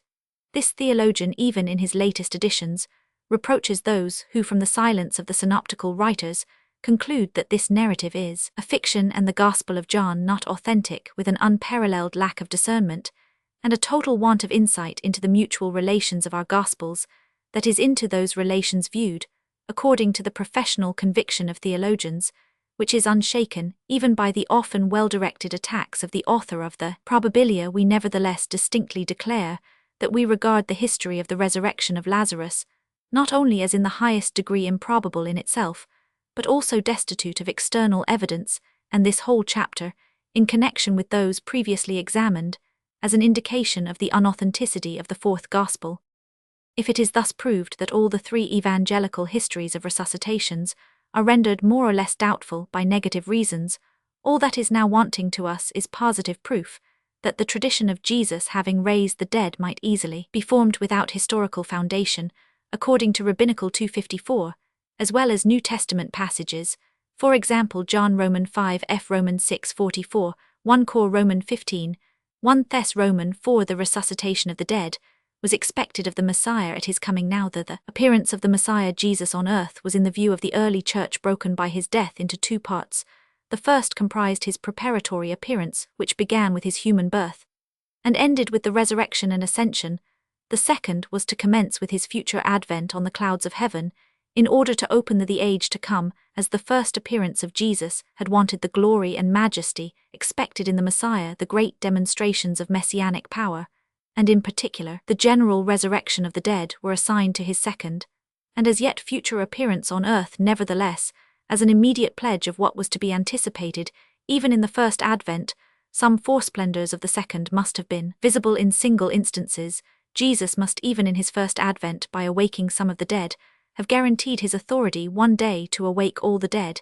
He must, when questioned as to his messiahship, have been able to 495 adduce, among other criteria, the fact that the dead were raised up by him, Matt Roman 11, and he must have imparted the same power to his disciples, Matt Roman 11 comp Acts Roman 9 Roman 20, but especially as a close prefiguration of the hour in which all that are in their graves shall hear his voice and shall come forth, John Roman 5 f. He must have cried with a loud voice, come forth to one who had lain in the grave 4 days, John Roman 11:43. For the origination of detailed narratives of single resuscitations there lay, besides the most appropriate types in the Old Testament, the prophets Elijah and Elisha. 1 Kings Roman 17 ff, 2 Kings Roman 4 ff had awaked the dead, and to these instances Jewish writings appealed as a type of the messianic time. The object of the resuscitation was with both these prophets a child, but a boy, while in the narrative common to the synoptists, we have a girl. The two prophets revived him, while he lay on the bed, as Jesus does. The daughter of Jairus both entered alone into the chamber of death, as Jesus excludes all save a few confidential friends, only as it is fitting the Messiah needs not the laborious manipulations by which the prophets attain their object. Elijah in particular raised the son of a widow as Jesus did at Nain.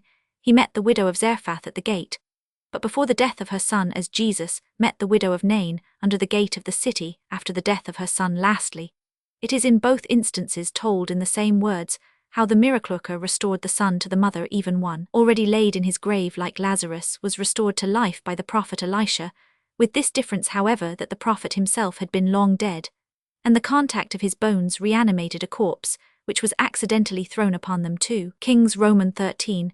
There is yet another point of similarity between the resuscitations of the dead in the Old Testament and that of Lazarus. It is that Jesus, while in his former resuscitation, he utters the authoritative word without any preliminary. In that of Lazarus offers a prayer to God, as Elisha, and more particularly Elijah, are said to have done, while Paulus extends to these narratives in the Old Testament the natural explanation which he has applied to those in the New. Theologians of more enlarged views have long ago remarked that the resurrections in the New Testament are nothing more than mythi, which had their origin in the tendency of the early Christian Church to make her Messiah agree with the type of the prophets, and with the messianic ideal. 496. Anecdotes having relation to the sea.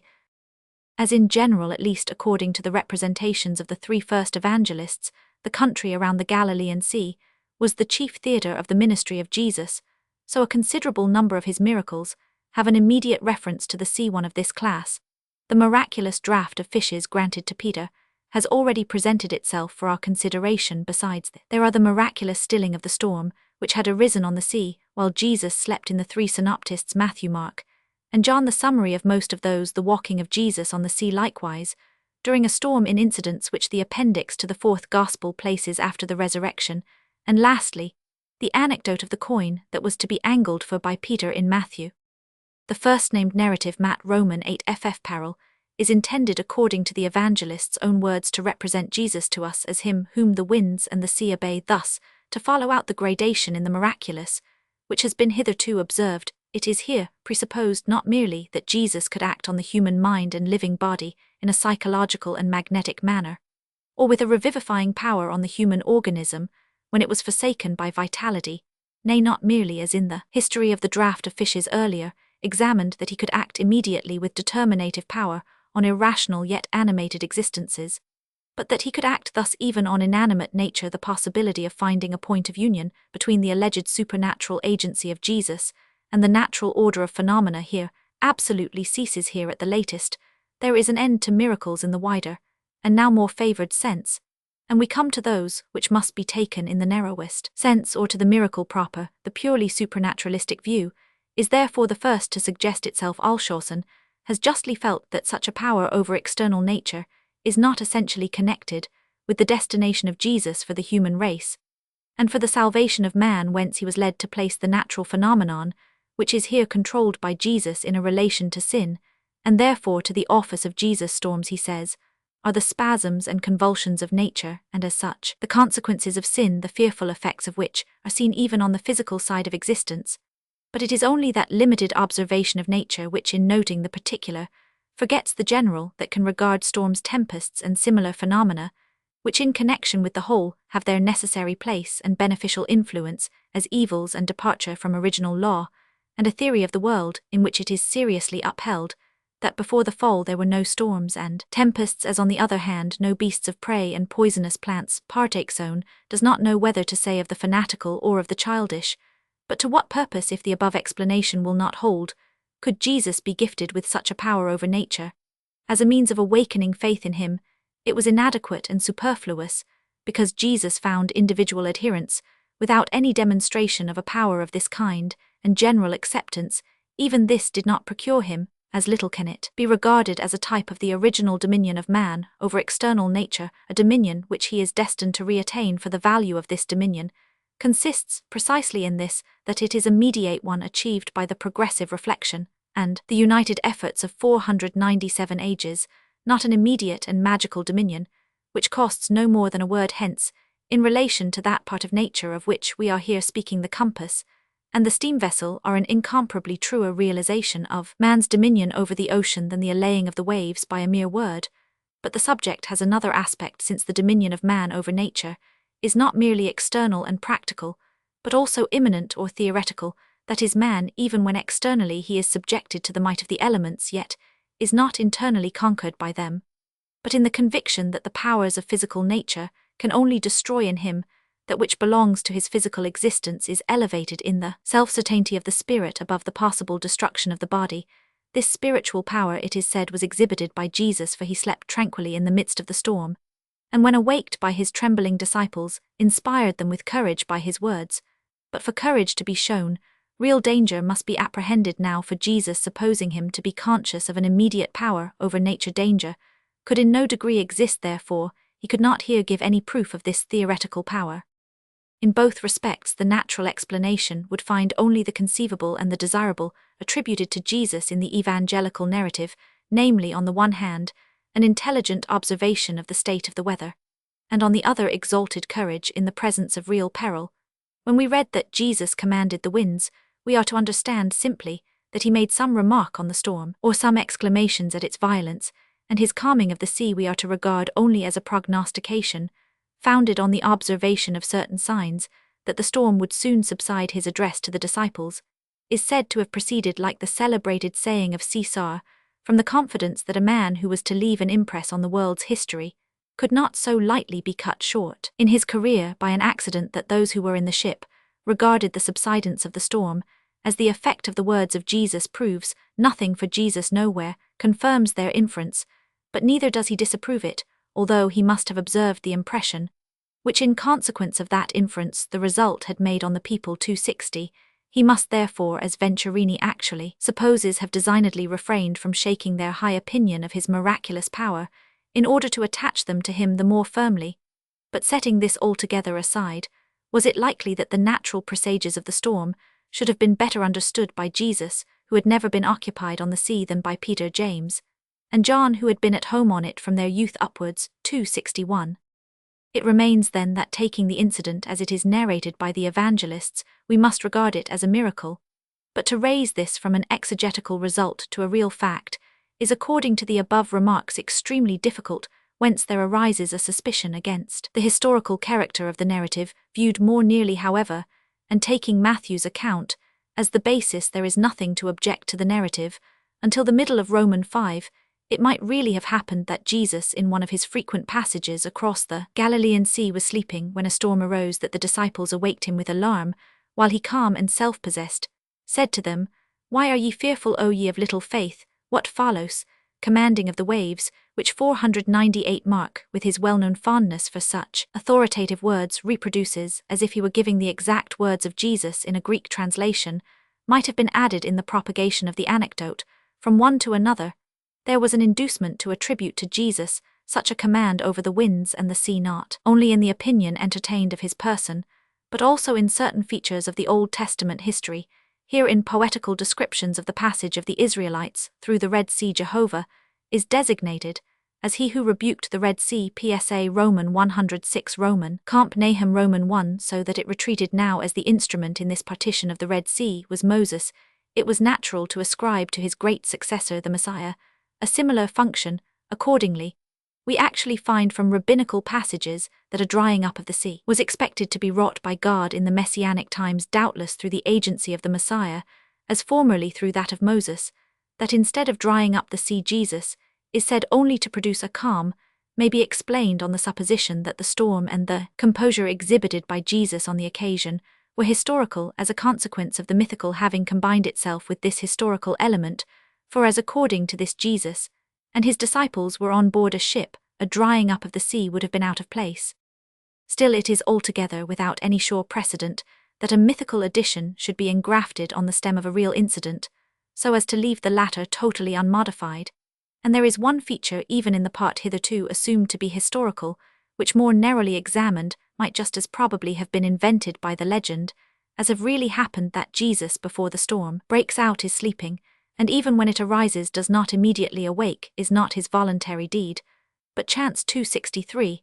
It is this very chance, however, which alone gives the scene its full significance, for Jesus sleeping in the storm is, by the contrast which he presents, a not less emblematical image than Ulysses sleeping, when after so many storms he was about to land on his island home. Now that Jesus really slept at the time that a storm broke out may indeed have happened by chance in 1 case out of 10, but in the 9 cases also when this did not happen, and Jesus only showed himself calm and courageous during the storm, I am inclined to think that the legend would so far have understood her interest, that as she had represented the contrast of the tranquility of Jesus with the raging of the elements to the intellect by means of the words of Jesus, so she would depict it for the imagination by means of the image of Jesus sleeping in the ship, or as Mark has it 264 on a pillow in the hinder part of the ship.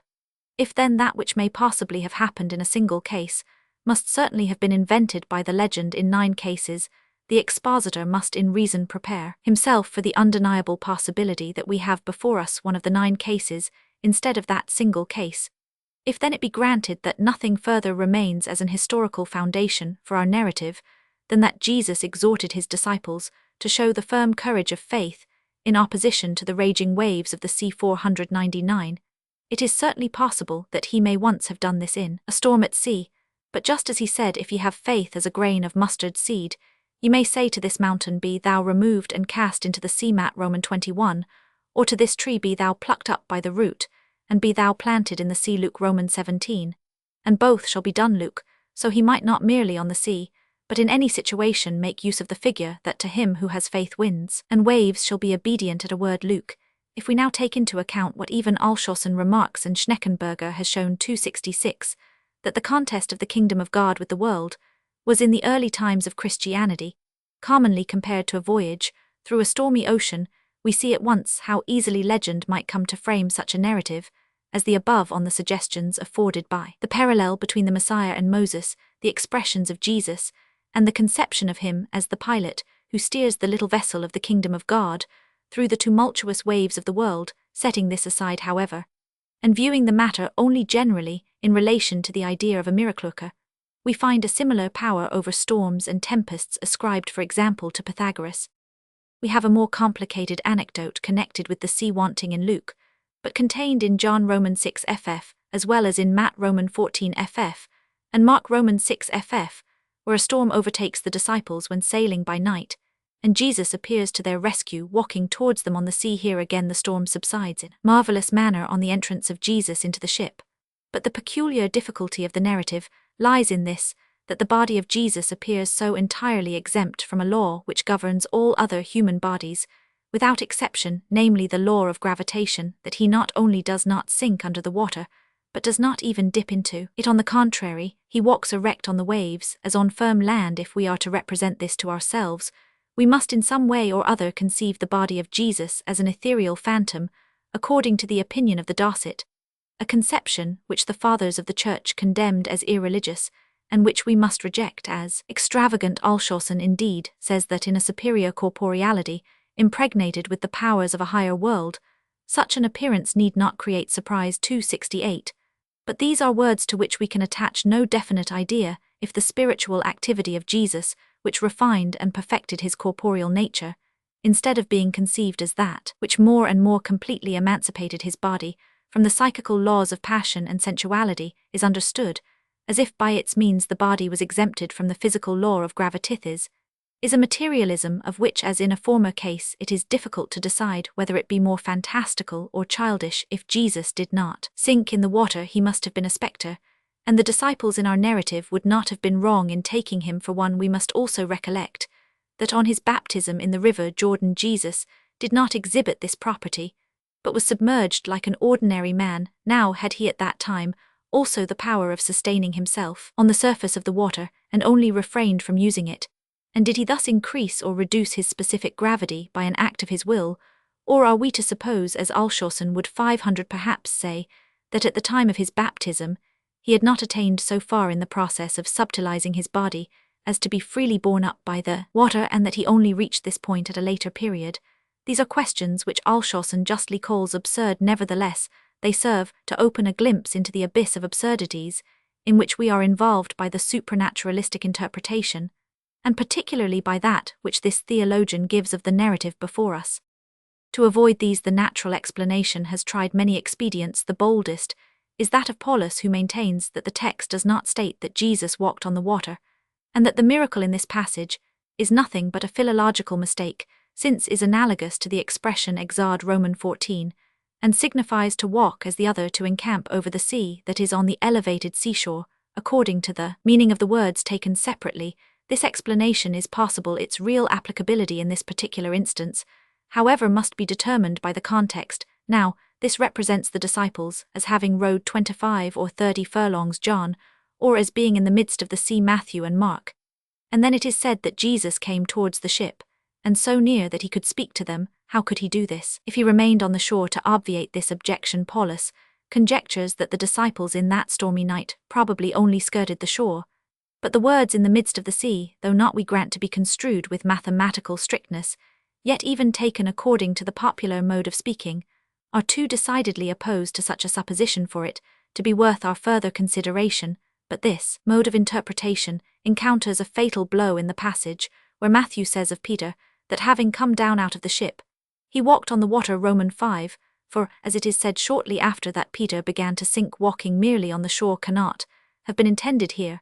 And if not here, neither can it have been intended in the former instance relating to Jesus, the expressions being substantially the same. But if Peter in his attempt to walk upon the waters began to sink, may we not still suppose that both he and Jesus merely swam in the sea or waded through its shallows? Both these suppositions have actually been advanced, but the act of wading must have been expressed by, and had that of swimming been intended, one or other of the parallel passages would certainly have substituted the precise expression for the ambiguous one. Besides, it must be alike impossible either to swim from 25 to 30 furlongs in a storm or to wade to about the middle of the sea, which certainly was beyond the shallows. A swimmer could not easily be taken for a spectre. And lastly, the prayer of Peter for special permission to imitate Jesus, and his failure in it from want of faith, point to something supernatural. The reasoning on which the natural mode of interpretation rests here as elsewhere has been enunciated by Paulus in connection with this passage, in a form which reveals its fundamental error in a particularly happy manner. The question, he says, in such cases is always this: which is more probable? 501, that the evangelical writer should use an expression not perfectly exact, or that there should be a departure from the course of nature. It is evident that the dilemma is falsely stated, and should rather be put thus: is it more probable that the author should express himself inaccurately, rather in direct contradiction to the supposed sense, or that he should mean to narrate a departure from the course of nature? For only what he means to narrate is the immediate point of inquiry. What really happened is, even according to the distinction of the judgment of a writer, from the fact that he states, on which Paulus everlastingly insists, an altogether different question, because according to our views, a departure from the course of nature cannot have taken place. It by no means follows that a writer belonging to the primitive age of Christianity could not have credited and narrated such a case. 273, and therefore to abolish the miraculous we must not explain it away from the narrative, but rather inquire whether the narrative itself, either in whole or in part, must not be excluded from the domain of history.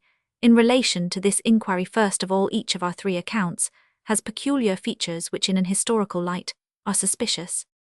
The most striking of these features is found in Mark Roman 5, where he says of Jesus that he came walking on the sea towards the disciples, and would have passed by them, but that he was constrained by their anxious cries to take notice of them, with Justus Fritzsch interprets Mark's meaning to be that it was the intention of Jesus, supported by divine power, to walk across the whole sea as on firm land, but with equal justice. Paulus asks, could anything have been more useless and extravagant than to perform so singular a miracle without any eye to witness it? We must not, however, on this account, with the latter theologian, interpret the words of Mark as implying a natural event, namely that Jesus, being on the land, was going to pass by the disciples who were sailing in a ship not far from the shore, for the miraculous interpretation of the passage is perfectly accordant with the spirit of our evangelist, not contented with the representation of his informant, that Jesus on this one occasion adopted this extraordinary mode of progress, with special reference to his disciples.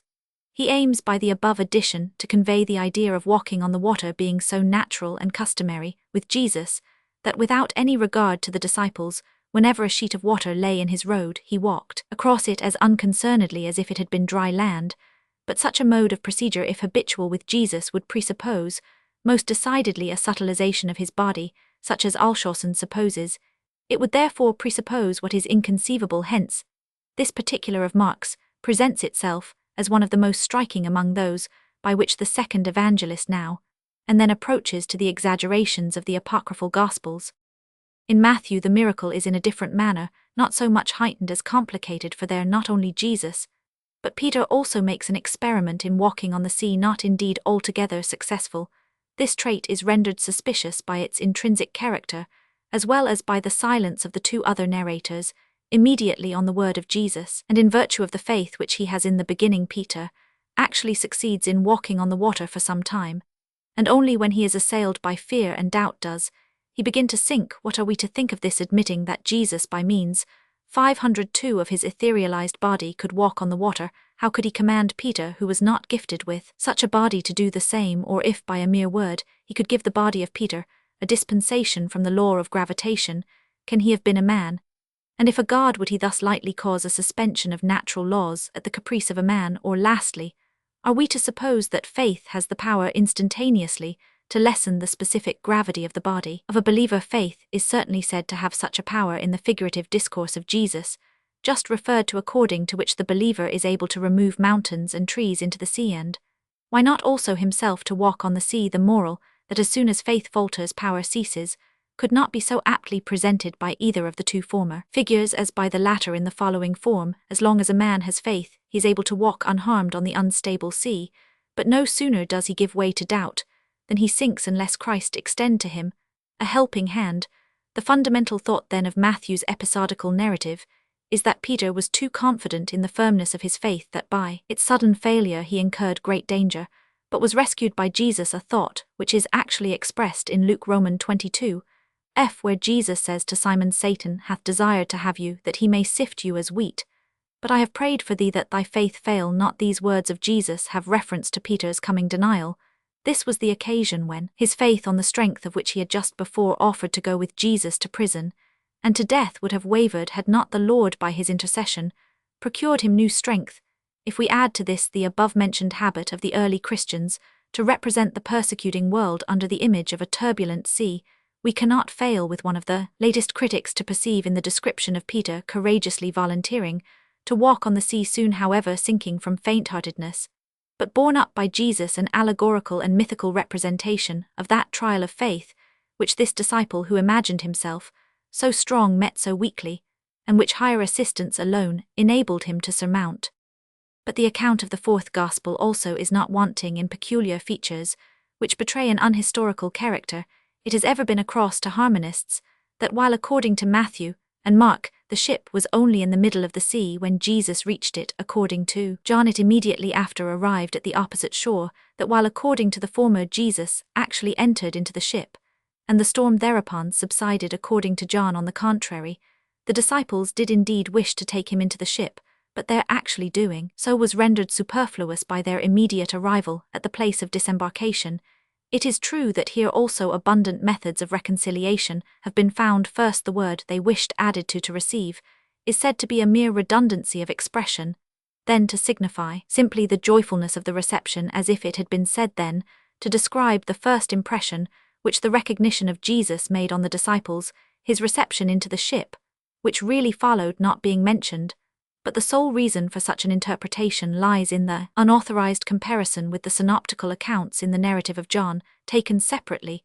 There is no ground for it, nay, it is excluded, for the succeeding sentence, immediately the ship was at the land whither they went, though it is united not by, but by, can nevertheless only be taken antithetically in the sense that the reception of Jesus into the ship notwithstanding 503, the readiness of the disciples did not really take place, because they were already at the shore. In consideration of this difference, Chrysostom held that there were two occasions on which Jesus walked on the sea. He says that on the second occasion, which John narrates, Jesus did not enter into the ship, in order that the miracle might be greater. This view we may transfer to the evangelist, and say if Mark has aggrandized the miracle by implying that Jesus intended to walk past the disciples across the entire sea, so John goes yet farther, for he makes him actually accomplish this design, and without being taken into the ship arrive at the opposite shore.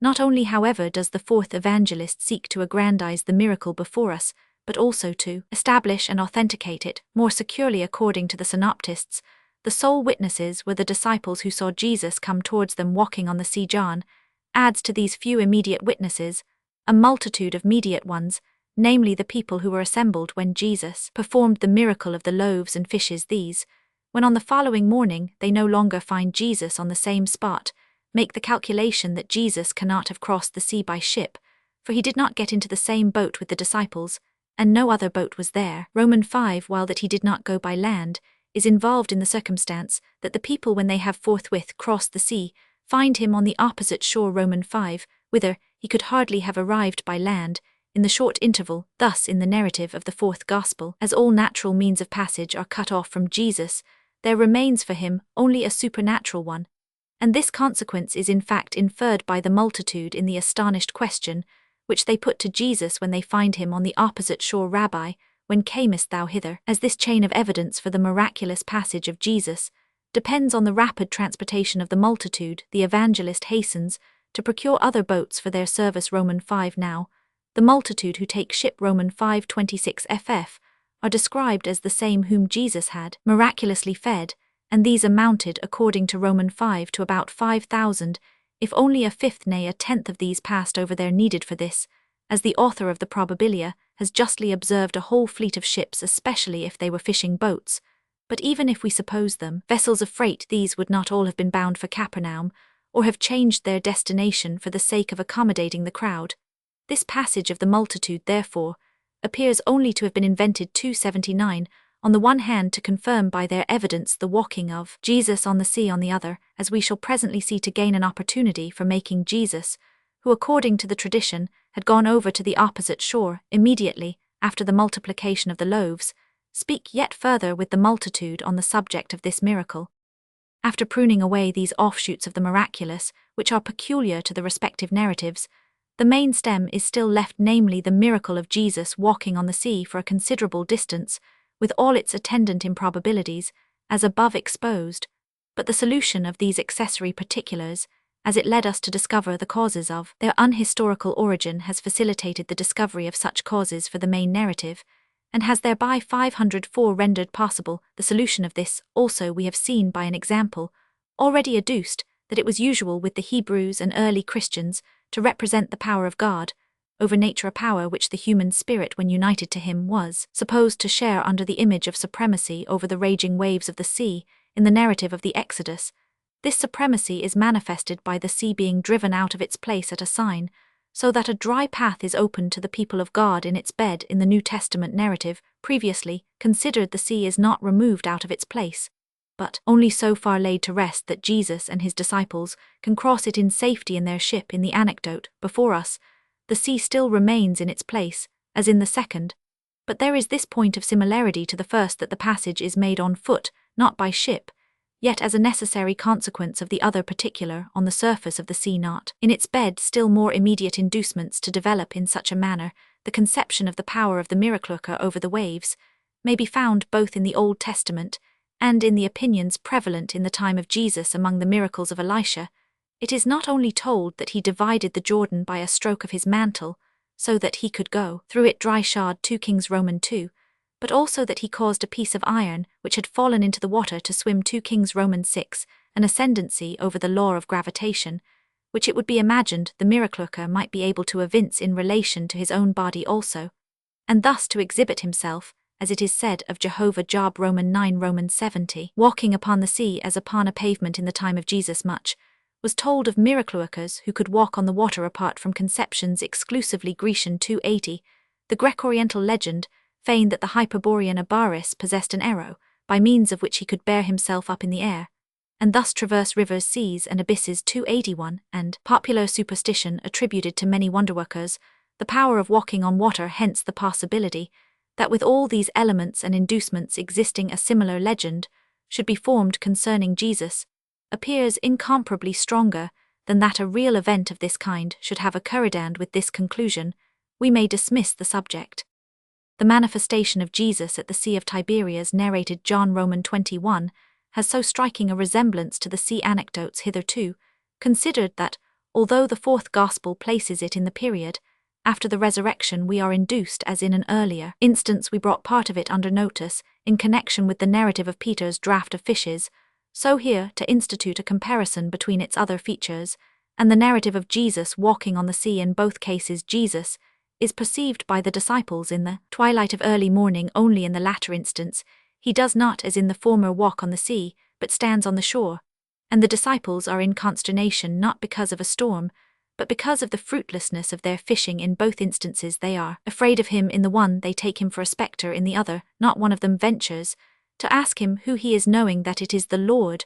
But especially the scene with Peter, peculiar to the first Gospel, has its corresponding one in the present passage, as there when Jesus walking on the sea makes himself known to his disciples, Peter entreats permission to go to him on the water. So here, as soon as Jesus is recognized standing on the shore, Peter throws himself into the water that he may reach him the shortest way by. 505 Swimming thus, that which in the earlier narrative was the miraculous act of walking on the sea, becomes in the one before us, in relation to Jesus, the simple act of standing on the shore, in relation to Peter the natural act of swimming, so that the latter history sounds almost like a rationalistic paraphrase of the former, and there have not been wanting those who have maintained that at least the anecdote about Peter in the first Gospel is a traditional transformation of the incident in John Roman 21 into a miracle. Modern criticism is restrained from extending this conjecture to the anecdote of Jesus walking on the sea by the fact that the supposed apostolic fourth Gospel itself has this feature in the earlier narrative Romans 6 ff.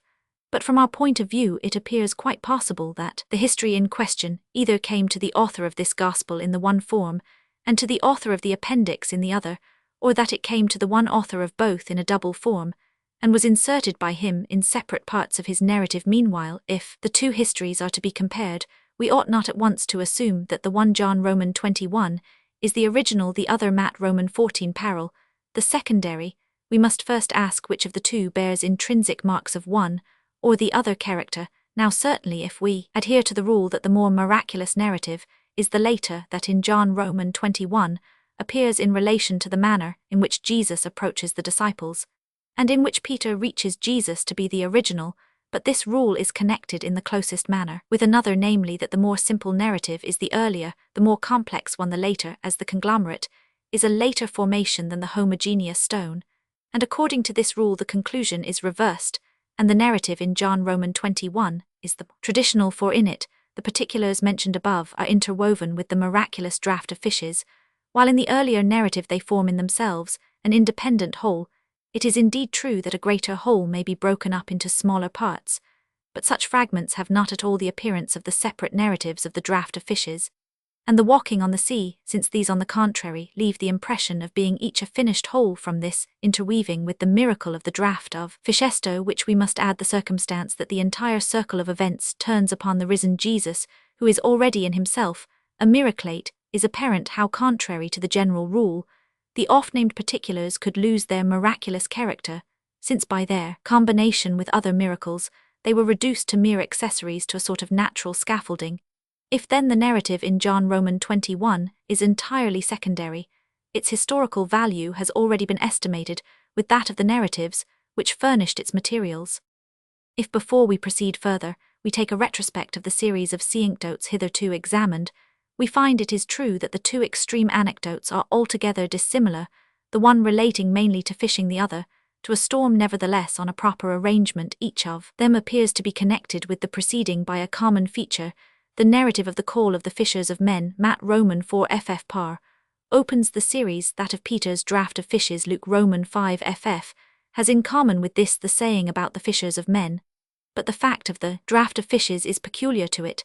This fact reappears in John Roman 21, where the circumstances of Jesus standing on the shore in the morning twilight, and the swimming of Peter towards him are added.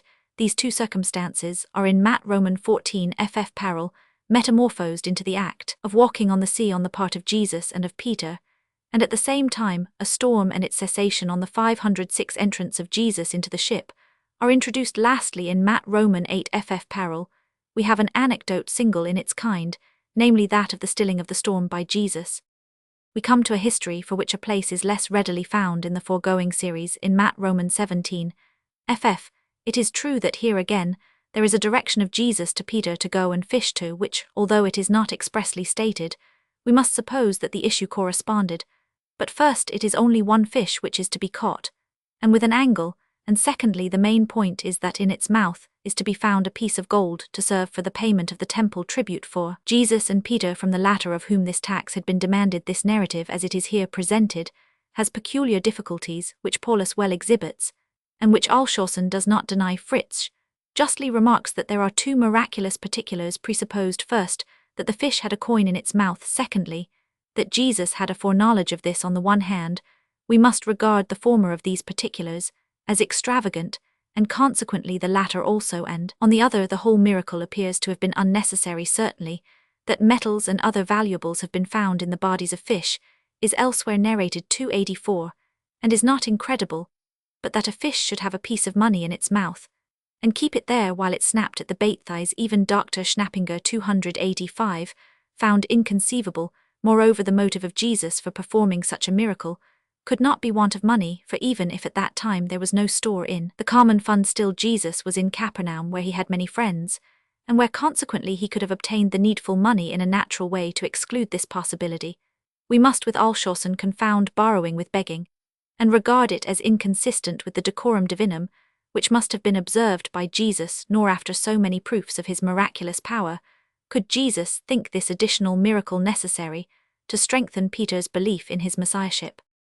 Hence we need not wonder that rationalistic commentators have attempted to free themselves at any cost from a miracle which even Alshausen pronounces to be the most difficult in the evangelical history, and we have only to see how they proceed in this undertaking. The pith of the natural explanation of the fact lies in the interpretation of the word "thou shalt find" in the command of Jesus, not of an immediate discovery of a stater in the fish, but of immediate acquisition of this sum by selling what was caught. It must be admitted that the above word may bear this signification also, but if we are to give it this sense instead of the usual one, we must in the particular instance have a clear intimation to this effect in the context.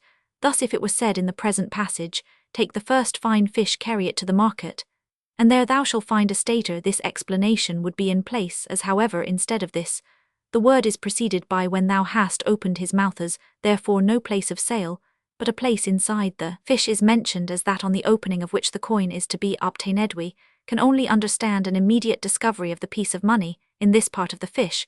Besides, to what purpose would the opening of the fish's mouth be mentioned, unless the desideratum were to be found there? Paulus sees in this only the injunction to release the fish from the hook without delay in order to keep 507 it alive, and thus to render it more saleable. The order to open the mouth of the fish might indeed, if it stood alone, be supposed to have the extraction of the hook as its object and consequence, but as it is followed by "thou shalt find a stater," it is plain that this is the immediate end of opening the mouth. The perception that so long as the opening of the fish's mouth is spoken of in this passage, it will be inferred that the coin was to be found, there has induced the rationalistic commentators to try whether they could not refer the word "mouth" to another subject than the fish, and no other remained than the fisher Peter, but as appeared to be connected with the fish by the word which immediately followed it. Dr. Paulus, moderating or exaggerating the suggestion of a friend who proposed to read instead of allowed to remain, but took it adverbially, and translated the passage thus: Thou hast then only to open thy mouth to offer the fish for sale,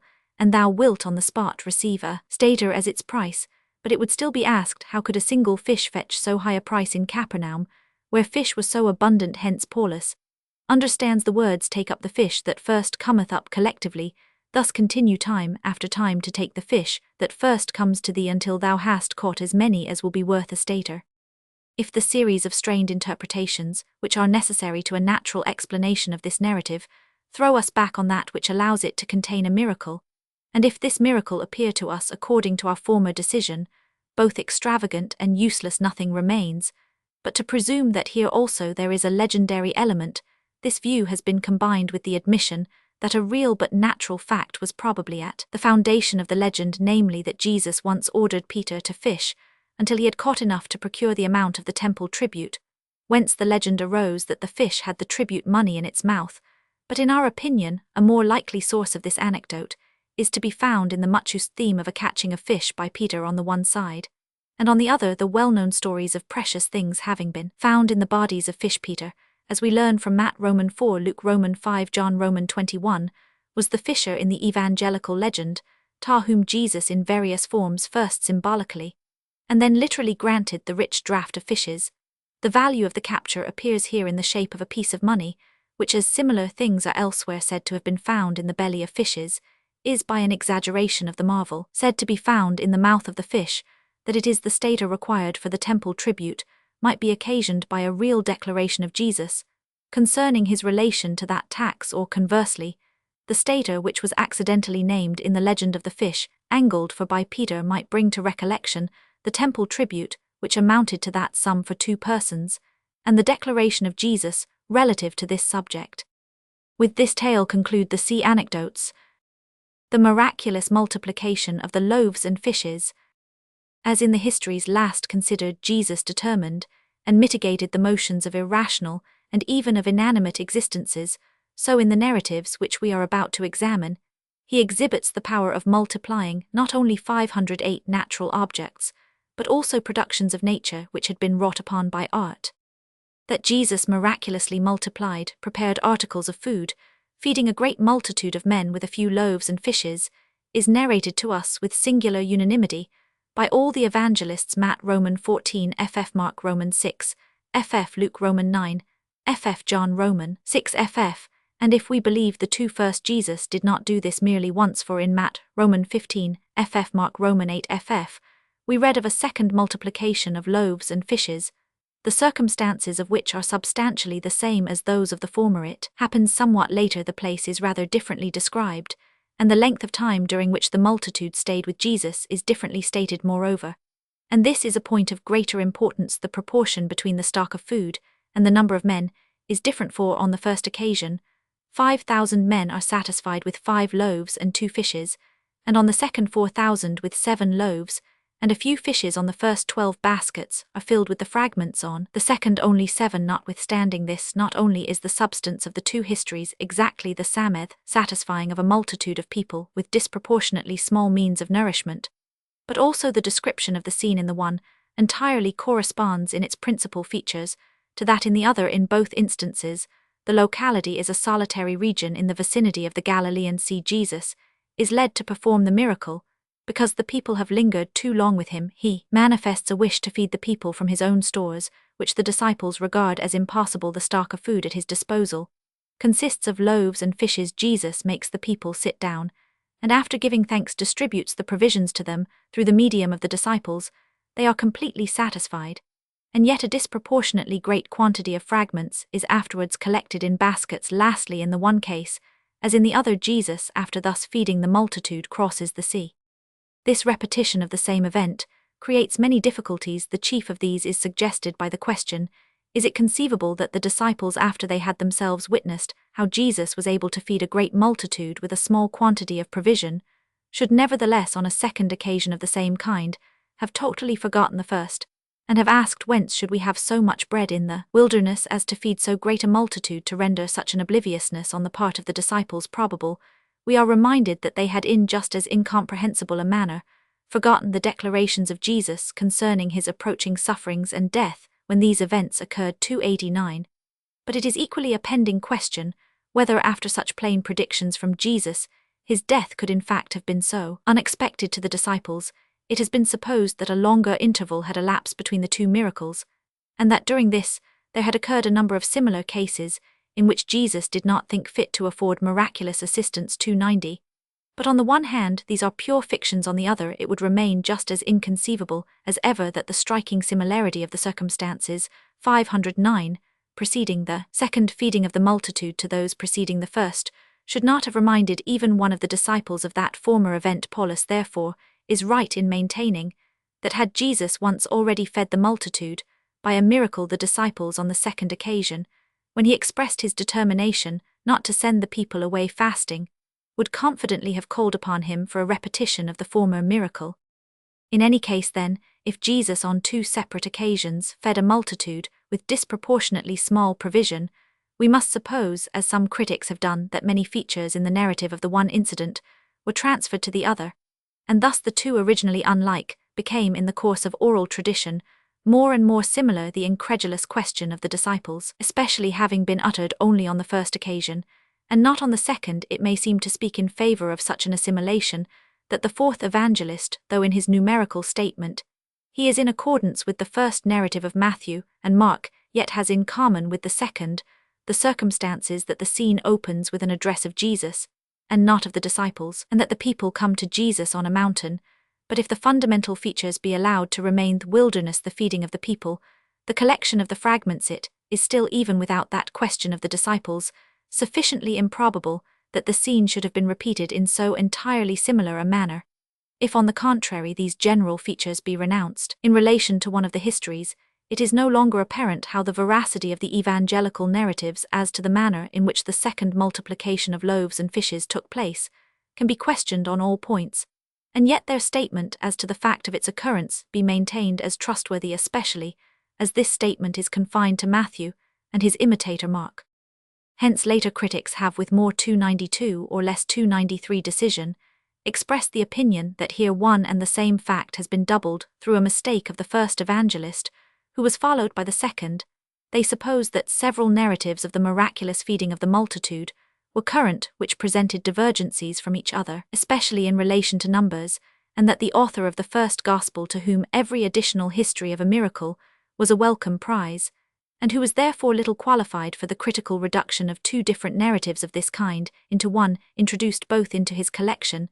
This fully explains how, on the second occasion, the disciples could again express themselves so incredulously, namely, because in the tradition whence the author of the first gospel obtained the second history of a miraculous multiplication of loaves and fishes, it was the first and only one, and the evangelist did not obliterate this feature, because apparently he incorporated the two narratives into his writing, just as he read or heard them. Among other proofs that this was the case may be mentioned the constancy with which he and Mark, who copied him, not only in the account of the events, but also in the subsequent allusion to them, Matt Romans 16 f Mark Roman 8 f, call the baskets in the first feeding in the second. It is indeed correctly maintained that the Apostle Matthew could not possibly take one event for two, and relate a new history, which 510 never happened 295.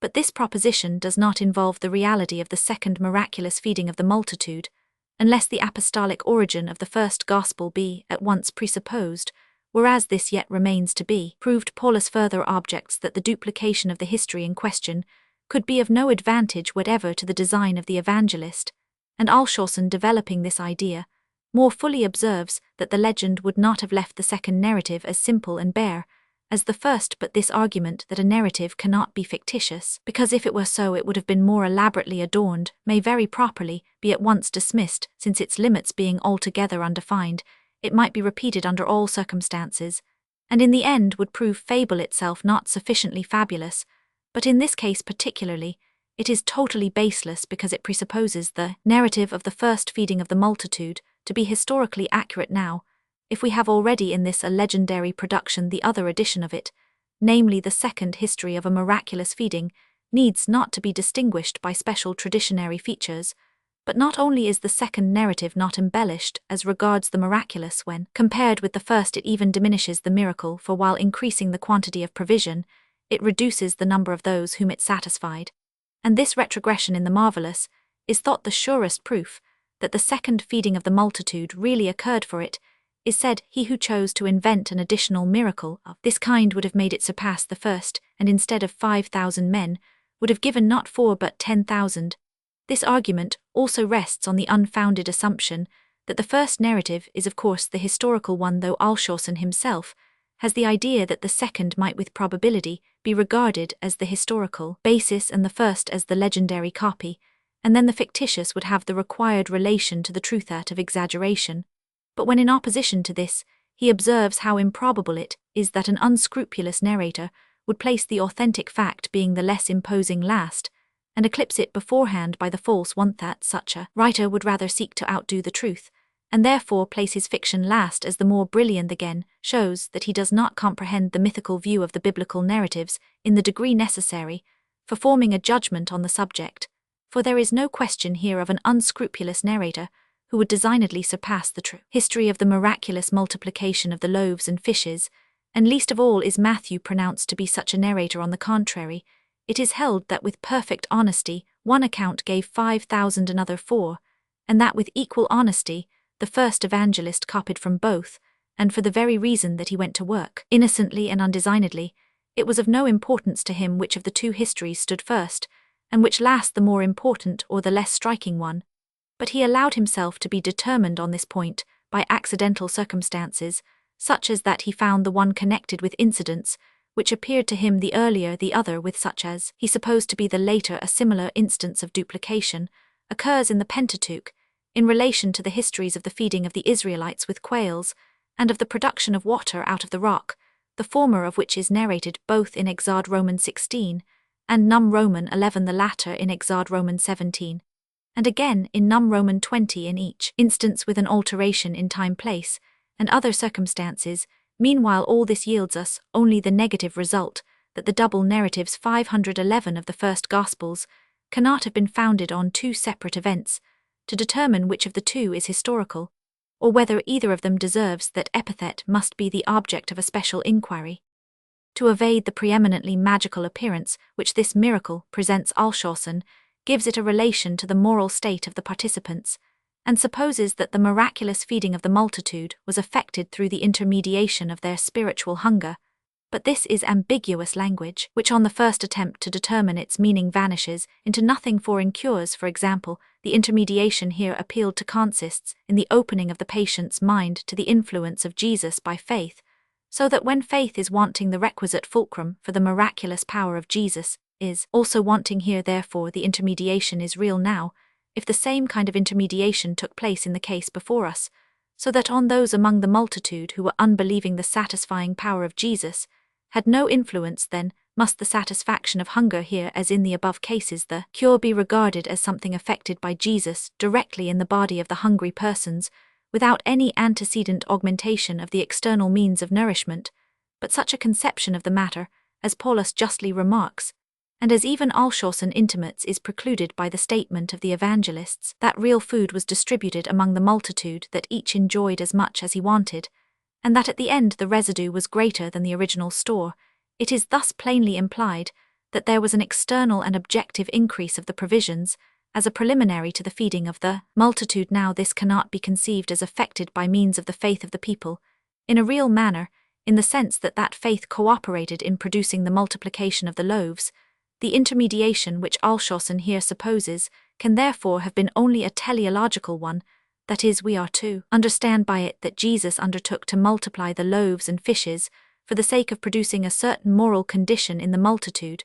But an intermediation of this kind affords me not the slightest help in forming a conception of the event, for the question is not why but how it happened thus. All which Althusser believes himself to have done towards rendering this miracle more intelligible rests on the ambiguity of the expression intermediation, and the inconceivableness of an immediate influence of the will of Jesus on irrational nature remains chargeable upon this history, as upon those last examined.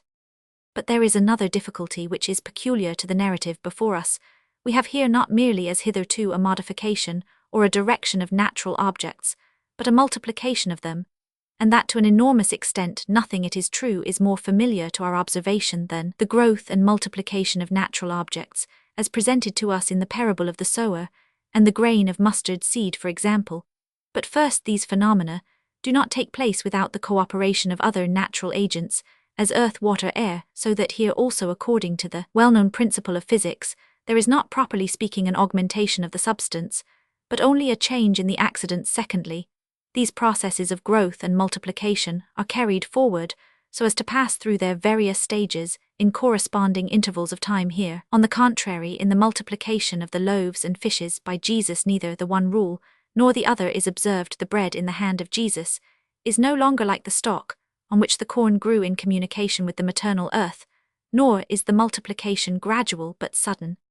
But herein, it is said, consists the miracle which, in relation to the last point, especially may be called the acceleration of a natural process, that which comes to pass in the space of 3/4 of a year from seed-time to harvest 512, was here effected in the minutes which were required for the distribution of the food. For natural developments are capable of acceleration, and to how great an extent we cannot determine. It would indeed have been an acceleration of a natural process, if in the hand of Jesus a grain of corn had borne fruit 100-fold, and brought it to maturity, and if he had shaken the multiplied grain out of his hands, as they were filled again and again, that the people might grind, knead, and bake it, or eat it raw from the husk in the wilderness, where they were, or if he had taken a living fish, suddenly called forth the eggs from its body, and converted them into full-grown fish, which then the disciples or the people might have boiled or roasted, this, we should say, would have been an acceleration of a natural process.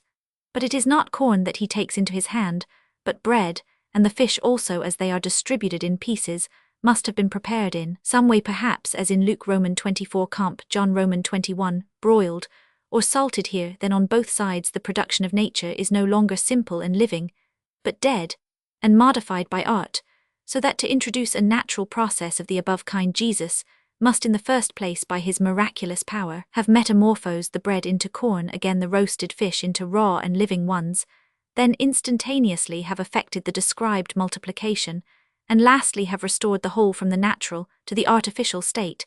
Thus the miracle would be composed first of a revivification which would exceed in miraculousness all other instances in the Gospels, secondly of an extremely accelerated natural process, and thirdly of an artificial process, effected invisibly, and likewise extremely accelerated, since all the tedious proceedings of the miller and baker on the one hand, and of the cook on the other, must have been accomplished in a moment by the word of Jesus. How then can Alshausen deceive himself, and the believing reader by the agreeably sounding expression, accelerated natural process, when this nevertheless can designate only a third part of the fact of which we are speaking? 299. But how are we to represent such a miracle to ourselves, and in what stage of the event must it be placed in relation to the latter point? 3 opinions are possible corresponding to the number of the groups that act in our narrative, for the multiplication may have taken place either in the hands of Jesus or in those of the disciples who dispensed the food, or in those of the people who received it. The last idea appears on the one hand puerile, even to extravagance, if we are to imagine Jesus and the apostles distributing with great carefulness, that there might be enough for all little crumbs which, in the hands of the recipients, swelled into considerable pieces. On the other hand, it would have been scarcely a possible task to get a particle, however small, for every individual, in a multitude of 5,000 men out of 5 loaves, which according to Hebrew custom, and particularly as they were carried by a boy, cannot have been very large, and still less out of 2 fishes. Of the 2 other opinions, I think with Alshausen, the one most suitable is that which supposes that the food was augmented under the creative hands of Jesus, and that he time after time dispensed new quantities to the disciples. We may then endeavor to represent the matter to ourselves in 2 ways. First, we may suppose that as fast as 1 loaf or fish was gone, a new one came out of the hands of Jesus, or secondly, that the single loaves and fishes grew so that as 1 piece was broken off, its loss was repaired,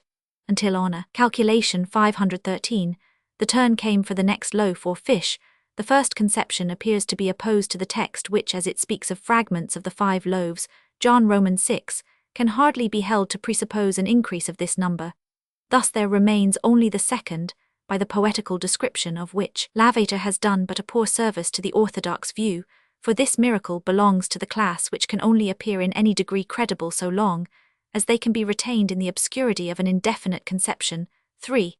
A one no sooner does the light shine on them, so that they can be examined in all their parts, than they dissolve like the unsubstantial creations of the mist loaves, which in the hands of the distributors expand like wetted sponge-sprawled fish, in which the severed parts are replaced instantaneously, as in the living crab, gradually plainly belong to quite another domain than that of reality. What gratitude, then, do we not owe to the rationalistic interpretation, if it be true that it can free us in the easiest manner from the burden of so unheard of a miracle?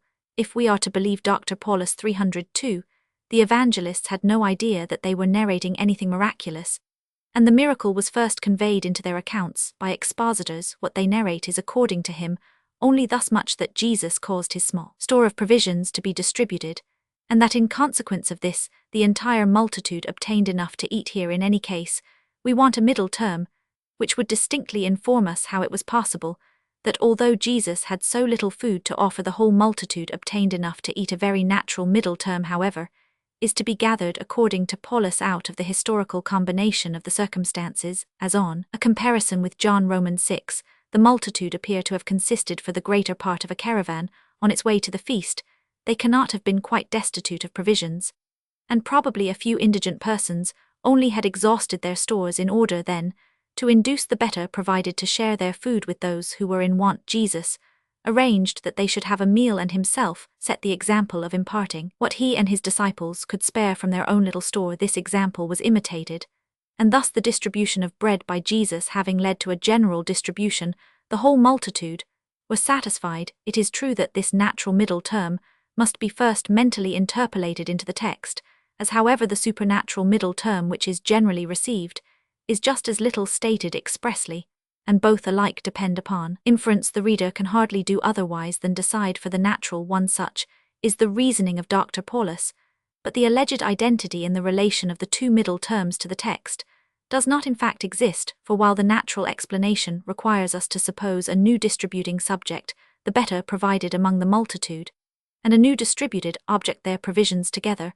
with the act of distributing these provisions, the supernatural explanation contents itself with the subject actually present in the text, Jesus and his disciples, with the single object there, given their little store, and the described distribution of this, and only requires us to supply from our imagination the means by which this store could be made sufficient to satisfy the hunger of the multitude, namely, its miraculous augmentation under the hands of Jesus or of his disciples. How can it be yet maintained that neither of the two middle terms is any more suggested by the text than the other, that the miraculous multiplication of the loaves and fishes is not expressly mentioned 514, is explained by the consideration that the event itself is one of which no clear conception can be formed, and therefore it is best conveyed by the result alone.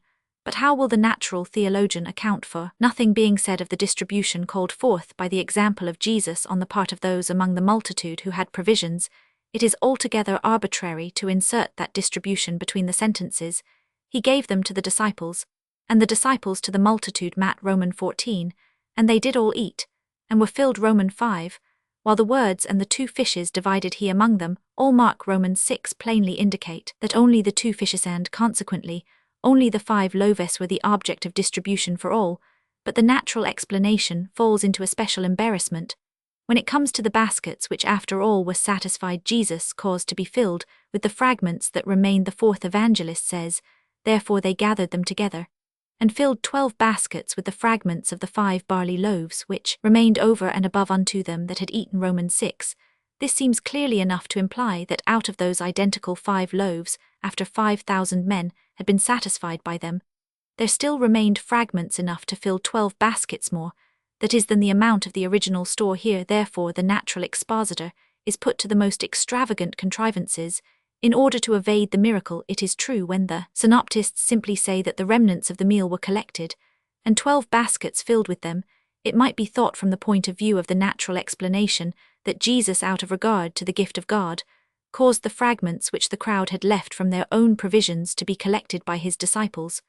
But as on the one hand, the fact that the people allowed the remains of the repast to lie, and did not appropriate them, seems to indicate that they treated the nourishment presented to them as the property of another, so on the other hand Jesus, when without any preliminary he directs his disciples to gather them up, appears to regard them as his own property. Hence Paulus understands the words of the synoptists not of a collection first made after the meal of that which remained when the people had been satisfied, but of the overplus of the little store belonging to Jesus and the disciples, which the latter, after reserving what was necessary for Jesus and themselves, carried round as an introduction and inducement to the general repast. But how, when the words "they did all eat, and were filled," are immediately followed by "and they took up," can the latter member of the verse refer to the time prior to the meal? Must it not then have necessarily been said at least? For they took up further, how after it had just been said that the people did eat, and were filled, can that which remained especially succeeded, as it is in Luke, by to them, mean anything else than what the people had left lastly? How is it possible that out of 5 loaves and 2 fishes, after Jesus and his disciples had reserved enough for themselves, or even without this, there could in a natural manner be 12 baskets filled for distribution among the people? But still more strangely does the natural explanation deal with the narrative of John. Jesus here adds, as a reason for gathering up the fragments, that nothing be lost. Hence, it appears impossible to divest the succeeding statement that they filled 12 baskets with the remains of the 5 loaves of its relation to the time after the meal. And in this case, it would be impossible to get clear of miraculous multiplication of the loaves. Paulus, therefore, although 515, the words "therefore they gathered them together, and filled 12 baskets," etc., form a strictly coherent whole, chooses rather to detach, and by a still more forced construction than that which he employed with the synoptical text, makes the narrative pass all at once without the slightest notice into the pluperfect, and thus leap back to the time before the meal. Here then the natural explanation once more fails to fulfill its task, the text retains its miracle, and if we have reason to think this incredible, we must inquire whether the narrative of the text deserves credence. The agreement of all the 4 evangelists is generally adduced in proof of its distinguished credibility. But this agreement is by no means so perfect. There are minor differences, first between Matthew and Luke, then between these 2, and Mark, who in this instance again embellishes, and lastly between the synoptists collectively and John in the following points. According to the synoptists, the scene of the event is a desert place, according to John a mountain. According to the former, the scene opens with an address from the disciples, according to John, with a question from Jesus, 2 particulars in which, as we have already remarked, the narrative of John approaches that of the second feeding in Matthew, and Mark lastly the words which the 3 first evangelists put into the mouth of the disciples. Indefinitely the 4th, in his individualizing manner, ascribes to Philip and Andrew, and the same evangelist also designates the bearer of the loaves and fishes as a boy. These divergencies, however, may be passed over as less essential, that we may give our attention only to one which has a deeper hold, while namely, according to the synoptical accounts, Jesus had been long teaching the people and healing their sick, and was only led to feed them by the approach of evening, and the remark of the disciples that the people needed refreshment in John. The first thought of Jesus, when he lifts up his eyes and sees the people gathering round him, is that which he expresses in his question to Philip, "Whence shall we buy bread that these may eat?" Or rather, as he asked this merely to prove Philip, well knowing himself what he would do, he at once forms the resolution of feeding the multitude in a miraculous manner. But how could the design of feeding the people arise in Jesus immediately on their approach? They did not come to him for this, but for the sake of his teaching and his curative power. He must therefore have conceived this design entirely of his own accord, with a view to establish his miraculous power by so signal a demonstration. But did he ever thus work a miracle without any necessity, and even without any inducement, quite arbitrarily and merely for the sake of working a miracle? I am unable to describe strongly enough how impossible it is that eating should here have been the first thought of Jesus, how impossible that he could thus obtrude his miraculous repast on the people. Thus, in relation to this point, the synoptical narrative, in which there is a reason for the miracle, must have the preference to that of John, who, hastening towards the miracle, overlooks the requisite motive for it, and makes Jesus create instead of awaiting the occasion for its performance. An eyewitness could not narrate thus 304, and if therefore the account of that gospel to which the greatest authority is now awarded must be rejected as unhistorical, so with respect to the other narratives, the difficulties of the fact itself are sufficient to cast a doubt on their historical credibility, especially if in addition to these negative grounds we can discover positive reasons which render it probable that our narrative had an unhistorical origin. 516.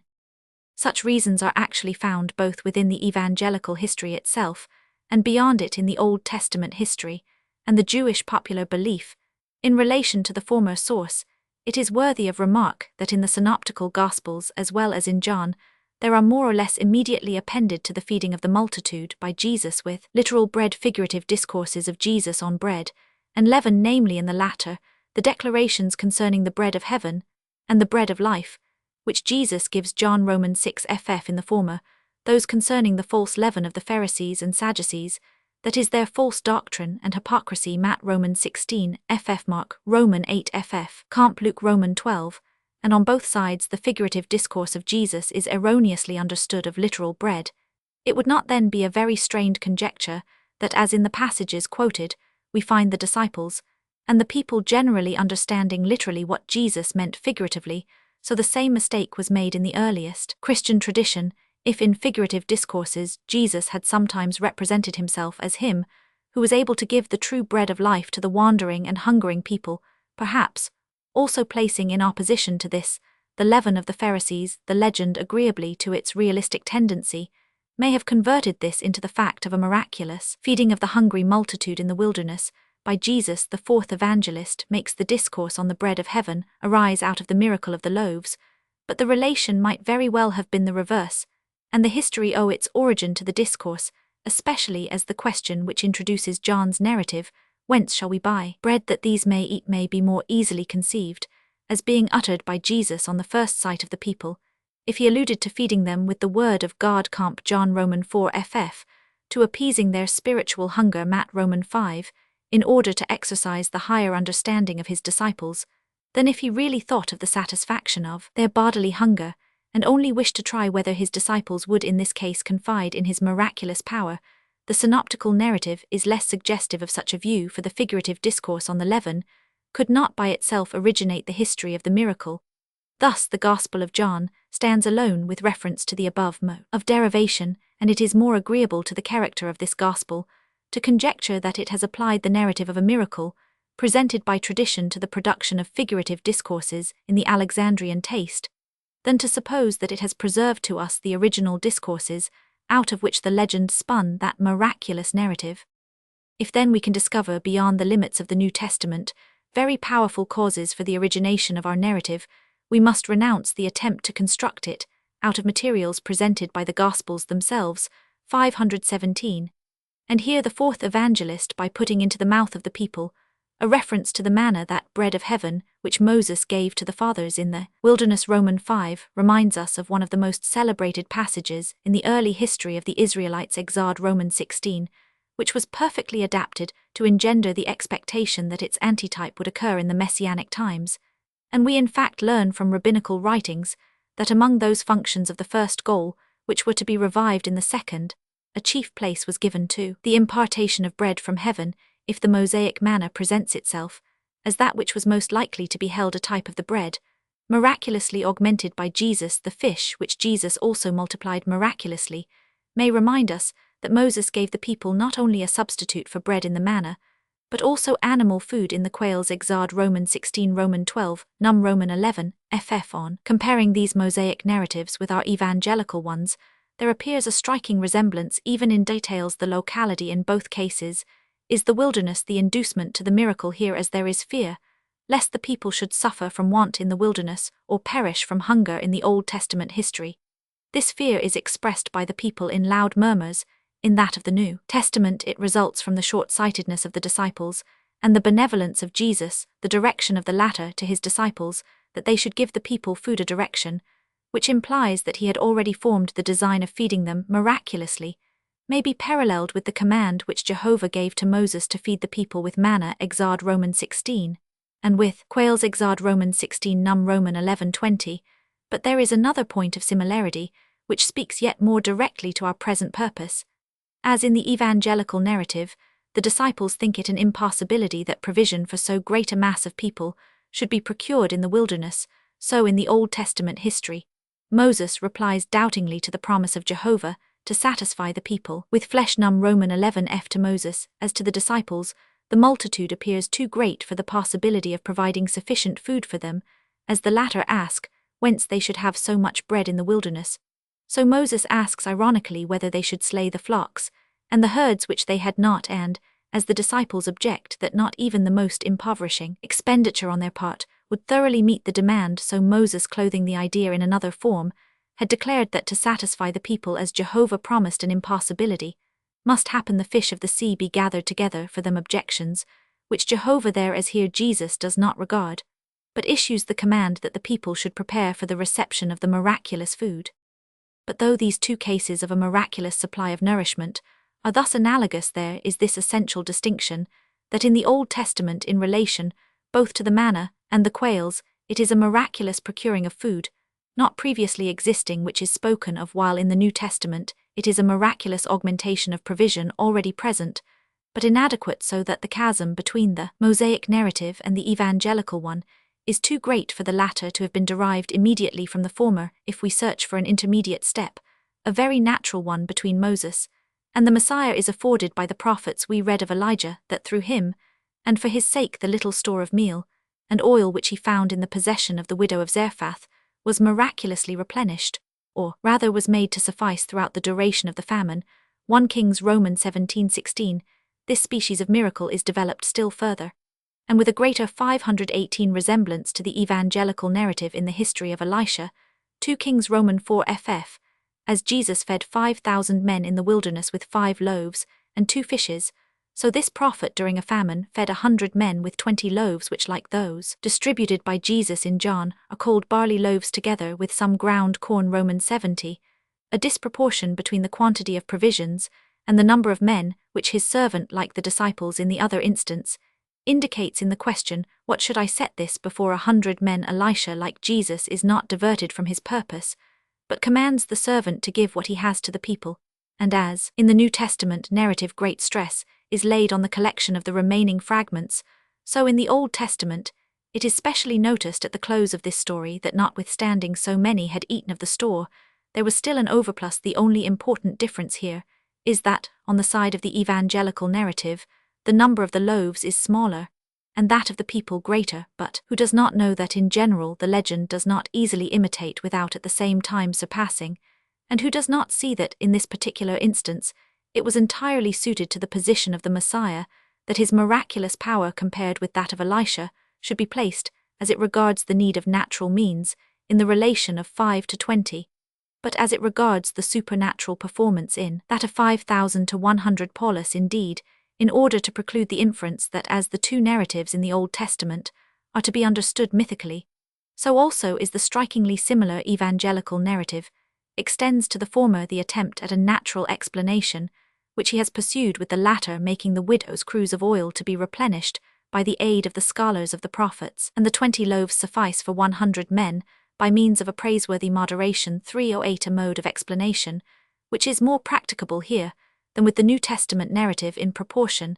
as by reason of the greater remoteness of these anecdotes, they present fewer critical, and by reason of their merely mediate relation to Christianity fewer dogmatical motives for maintaining their historical veracity. Nothing more is wanting to complete the mythical derivation of this history of the miraculous feeding of the multitude, except the proof that the later Jews also believed of particularly holy men, that by their means a small amount of provision was made sufficient, and of this proof the disinterested industry of Dr. Paulus as a collector has put us in possession. He adduces a rabbinical statement that in the time of a specially holy man, the small quantity of showbread more than sufficed for the supply of the priests. To be consequent, this commentator should try to explain this story also naturalibly, the moderation of the priests, for instance, but it is not in the canon, hence he can unhesitatingly regard it as a fable, and he only so far admits its striking similarity to the evangelical narrative as to observe that in consequence of the Jewish belief in such augmentations of food, attested by that rabbinical statement, the New Testament narrative may in early times 519 have been understood by Judaizing Christians in the same miraculous sense, but our examination has shown that the evangelical narrative was designedly composed so as to convey this sense, and if this sense was an element of the popular Jewish legend, then is the evangelical narrative without doubt a product of that legend. Jesus turns water into wine. Next to the history of the multiplication of the loaves and fishes, may be ranged the narrative in the fourth Gospel, Roman 2ff, of Jesus at a wedding in Cana of Galilee turning water into wine, according to Alshausen. Both miracles fall under the same category, since in both a substratum is present, the substance of which is modified. But he overlooks the logical distinction that in the miracle of the loaves and fishes, the modification is one of quantity, merely an augmentation of what was already existing without any change of its quality. Bread becomes more bread, but remains bread, whereas at the wedding in Cana, the substratum is modified in quality out of a certain substance. There is made not merely more of the same kind, but something else out of water, wine. In other words, a real transubstantiation takes place. It is true there are changes in quality which are natural results, and the instantaneous effectuation of which by Jesus would be even more easy to conceive than an equally rapid augmentation of quantity. For example, if he had suddenly changed must into wine or wine into vinegar, this would only have been to conduct in an accelerated manner the same vegetable substratum, the vinous juice, through various conditions natural to it.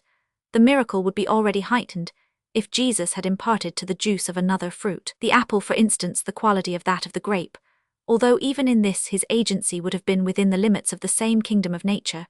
But here, where water is turned into wine, there is a transition from one kingdom of nature to another, from the elementary to the vegetable, a miracle which as far exceeds that of the multiplication of the loaves, as if Jesus had hearkened to the counsel of the tempter, and turned stones into bread. To this miracle, as to the former, Alshausen, after Augustine 3:13, applies his definition of an accelerated natural process, by which we are to understand that we have here simply the occurrence in an accelerated manner of that which is presented yearly in the vine, in a slow process of development. This mode of viewing the matter would have some foundation if the substratum on which Jesus operated had been the same out of which wine is wont to be naturally produced. If he had taken a vine in his hand, and suddenly caused it to bloom and to bear ripe grapes, this might have been called an accelerated natural process. Even then indeed we should still have no wine, and if Jesus were to produce this also from the vine which he took into his hand, he must add an operation which would be an invisible substitute for the winepress, that is, an accelerated artificial process, so that 520 on this supposition, the category of the accelerated natural process, would already be insufficient.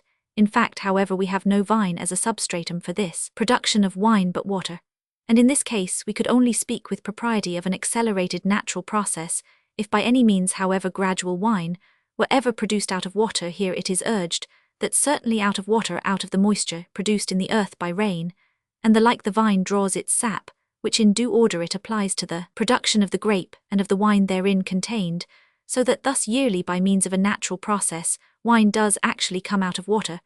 But apart from the fact that water is only one of the elementary materials which are required for the fructification of the vine, and that to this end soil, air and light must concur, it could not be said, either of one or of all these elementary materials together, that they produce the grape or the wine, nor consequently that Jesus, when he produced wine out of water, did the same thing only more quickly, which is repeated every year as a gradual process. On the contrary, here again there is a confusion of essentially distinct logical categories, for we may place the relation of the product to the producing agent, which is here treated of under the category of power and manifestation, or of cause and effect. Never can it be said that water is the power, or the cause which produces grapes and wine, for the power which gives existence to them is strictly the vegetable individuality of the vine plant, to which water, with the rest of the elementary agencies, is related only as the solicitation to the power, as the stimulus to the cause, that is, without the cooperation of water, air, etc. Grapes certainly cannot be produced any more than without the vine plant, but the distinction is that in the vine the grape in itself, or in its germ, is already present, and water, air, etc. only assist in its development, whereas in these elementary substances the grape is present neither actu nor potentia. They can in no way produce the fruit out of themselves, but only out of something else. The vine, to turn water into wine, is not then to make a cause act more rapidly than it would act in a natural way, but it is to make the effect appear without a cause out of a mere accessory circumstance, or to refer more particularly to organic nature. It is to call forth the organic product without the producing organism out of the simple inorganic materials, or rather out of one of these materials. Only this is about the same thing as to make bread out of earth, without the intervention of the corn plant, flesh out of bread, without a previous assimilation of it by an animal body, or in the same immediate manner blood out of wine. If the supranaturalist is not here contented with appealing to the incomprehensibleness of an omnipotent word of Jesus, but also endeavours with Alshausen to bring the process which must have been contained in the miracle in question nearer to his conception, by regarding it in the light of a natural process, He must not, in order to render the matter more probable, suppress a part of the necessary stages in that process, but exhibit them all. They would then present the following series: first, to the water, as one only of the elementary agents. Jesus must have added the power of the other elements above named to ndly, and this is the chief point. He must have procured in an equally invisible manner the organic individuality of the vine 3rdly. He must have accelerated to the degree of instantaneousness the natural process resulting from the reciprocal action of these objects upon one another, the blooming and fructification of the vine together with the ripening of the grape 4thly. He must have caused the artificial process of pressing 521 and so forth to occur invisibly and suddenly, and lastly he must again have accelerated the further natural process of fermentation so as to render it momentary. Thus here again, the designation of the miracle as an accelerated natural process would apply to 2 stages only out of 5, the other 3 being such as cannot possibly be brought under this point of view, though the 2 first, especially the second, are of greater importance even than belong to the stages which were neglected in the application of this view to the history of the miraculous feeding, so that the definition of an accelerated natural process is as inadequate here as there, as however this is the only or the extreme category under which we can bring such operations nearer to our conception and comprehension. It follows that if this category be shown to be inapplicable, the event itself is inconceivable. Not only, however, has the miracle before us been impeached in relation to possibility, but also in relation to utility and fitness. It has been urged both in ancient 316 and modern 317 times that it was unworthy of Jesus that he should not only remain in the society of drunkards, but even further their intemperance by an exercise of his miraculous power. But this objection should be discarded as an exaggeration, since, as expositors justly observe from the words "after men have well drunk" Roman 5, which the ruler of the feast uses with reference to the usual course of things at such feasts, nothing can with certainty be deduced with respect to the occasion in question. We must, however, still regard as valid an objection, which is not only pointed out by Paulus and the author of the Probabilia 318, but admitted even by Luck and Alshausen to be at the first glance a pressing difficulty, namely that by this miracle Jesus did not, as was usual with him, relieve any want, any real need, but only furnished an additional incitement to pleasure, showed himself not so much helpful as courteous, rather, so to speak, performed a miracle of luxury than of true beneficence, if it be here said that it was a sufficient object for the miracle to confirm the faith of the disciples, 319, which according to Roman 5 was its actual effect. It must be remembered that as a general rule not only had the miracles of Jesus, considered with regard to their form Roman 1e, as extraordinary results, something desirable as their consequence, for instance the faith of the spectators, but also considered with regard to their matter Roman 1e as consisting of cures, multiplications of loaves and the like, were directed to some really beneficent end. In the present miracle, this characteristic is wanting, and hence Paulus is not wrong when he points out the contradiction which would lie in the conduct of Jesus if towards the tempter he rejected every challenge to such miracles, as without being materially beneficent or called for by any pressing necessity, could only formally produce faith and astonishment, and yet in this instance performed a miracle of that very nature. The supranaturalist was therefore driven to maintain that it was not faith in general which Jesus here intended to produce, but a conviction entirely special, and only to be wrought by this particular miracle. Proceeding on this supposition, nothing was more natural than to be reminded by the opposition of water and wine, on which the miracle turns, of the opposition between him, who baptized with water Matt Roman 3, who at the same time 522 came neither eating nor drinking Luke Roman 1, Matt Roman 11, and him who as he baptized with the Holy Ghost, and with fire, so he did not deny himself the ardent animating fruit of the vine, and was hence reproached with being a winebibber Matt Roman 11, especially as the fourth gospel, in which the narrative of the wedding at Cana is contained, manifests, in a peculiar degree, the tendency to lead over the contemplation from the Baptist to Jesus on these grounds. Herder 321, and, after him, some others, 322, have held the opinion that Jesus, by the above miraculous act, intended to symbolize to his disciples, several of whom had been disciples of the Baptist, the relation of his spirit and office to those of John, and by this proof of his superior power to put an end to the offense which they might take at his more liberal mode of life. But here the reflection obtrudes itself that Jesus does not avail himself of this symbolical miracle to enlighten his disciples by explanatory discourses concerning his relation to the Baptist, an omission which even the friends of this interpretation pronounce to be surprising. How needful such an exposition was, if the miracle were not to fail of its special object, is evident from the fact that the narrator himself, according to Romans 5, understood it not at all in this light, as a symbolization of a particular maxim of Jesus, but quite generally as a manifestation of his glory. Thus, if that special lesson were the object of Jesus in performing the miracle before us, then the author of the fourth gospel, that is, according to the supposition of the above theologians, his most apprehensive pupil, misunderstood him, and Jesus delayed in an injudicious manner to prevent this misunderstanding, or if both these conclusions are rejected, there still subsists the difficulty that Jesus, contrary to the prevailing tendency of his conduct, sought to attain the general object of proving his miraculous power by an act for which apparently he might have substituted a more useful one. Again, the disproportionate quantity of wine with which Jesus supplies the guests must excite astonishment. 6 vessels each containing from 2 to 3, supposing the Attic corresponding to the Hebrew bath to be equivalent to 112 Roman amphor or 21, Württemberg measures 325, would yield 252,378 measures. What a quantity for a company who had already drunk freely!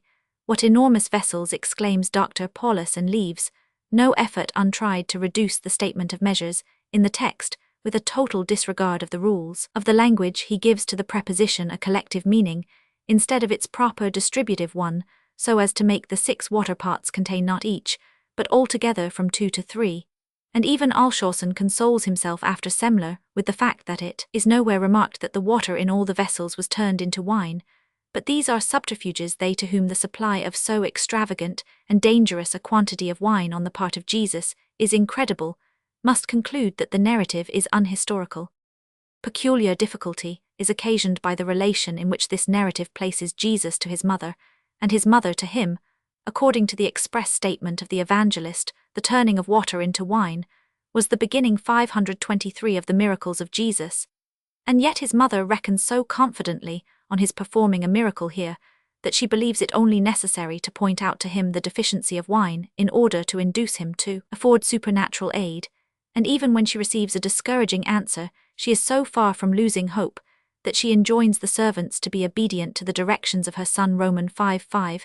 How is this expectation of a miracle on the part of the mother of Jesus to be explained? Are we to refer the declaration of John that the metamorphosis of the water was the first miracle of Jesus merely to the period of his public life, and to presuppose, as real events for his previous years, the apocryphal miracles of the Gospels of the infancy, or believing that Chrysostom was right in regarding this as too uncritical? 327. Are we rather to conjecture that Mary, in consequence of her conviction that Jesus was the Messiah, a conviction wrought in her by the signs that attended his birth, expected miracles from him, and as perhaps on some earlier occasions, so now on this, when the perplexity was great, desired from him a proof of his power? 328. Were only that early conviction of the relatives of Jesus that he was the Messiah somewhat more probable, and especially the extraordinary events of the childhood, by which it is supposed to have been produced, better accredited? Moreover, even presupposing the belief of Mary in the miraculous power of her Son, it is still not at all clear how, notwithstanding his discouraging answer, she could yet confidently expect that he would just on this occasion perform his first miracle, and feel assured that she positively knew that he would act precisely so as to require the assistance of the servants. This decided knowledge on the part of Mary, even respecting the manner of the miracle about to be wrought, appears to indicate an antecedent disclosure of Jesus to her, and hence Alshausen supposes that Jesus had given his mother an intimation concerning the miracle on which he had resolved. But when could this disclosure have been made? Already as they were going to the feast, then Jesus must have foreseen that there would be a want of wine, in which case Mary could not have apprised him of it as of an unexpected embarrassment. Or did Jesus make the disclosure after her appeal? And consequently, in connection with the words, "What have I to do with thee, woman?" etc. But with this answer it is impossible to conceive so opposite a declaration to have been united. It would therefore be necessary, on Alshausen's view, to imagine that Jesus uttered the negative words, allowed the affirmative, in an undertone merely for Mary, a supposition which would give the scene the appearance of a comedy. Thus it is on no supposition to be understood how Mary could expect a miracle at all, still less precisely such an one. The first difficulty might indeed be plausibly evaded by maintaining that Mary did not here apply to Jesus in expectation of a miracle, but simply that she might obtain her son's advice in the case, as she was wont to do in all difficult circumstances. 330 His reply, however, shows that he regarded the words of his mother as a summons to perform a miracle, and moreover the direction which Mary gave to the servants remains on this supposition totally unexplained. The answer of Jesus to the intimation of his mother, Romans 5, has been just as often blamed with exaggeration, 331, as justified on insufficient grounds. However, 524 truly, it may be urged that the Hebrew phrase to which the Greek corresponds appears elsewhere, as an expression of gentle blame, for example 2 Sam Romans 16,332, or that with the entrance of Jesus on his special office, his relation to his mother as regarded his actions was dissolved, 333, it nevertheless remains undeniable that it was fitting for Jesus to be modestly apprised of opportunities for the exercise of his miraculous power, and if one who pointed out to him a case of disease and added an entreaty for help did not deserve reprehension as little, and even less did Mary when she brought to his knowledge a want which had arisen with a merely implied entreaty for assistance, the case would have been different had Jesus considered the occasion not adapted or even unworthy to have a miracle connected with it. He might then have repelled with severity the implied summons as an incitement to a false use of miraculous power, instanced in the history of the temptation, as on the contrary, he immediately after showed by his actions that he held the occasion worthy of a miracle. It is absolutely incomprehensible how he could blame his mother for her information, which perhaps only came to him a few moments too soon.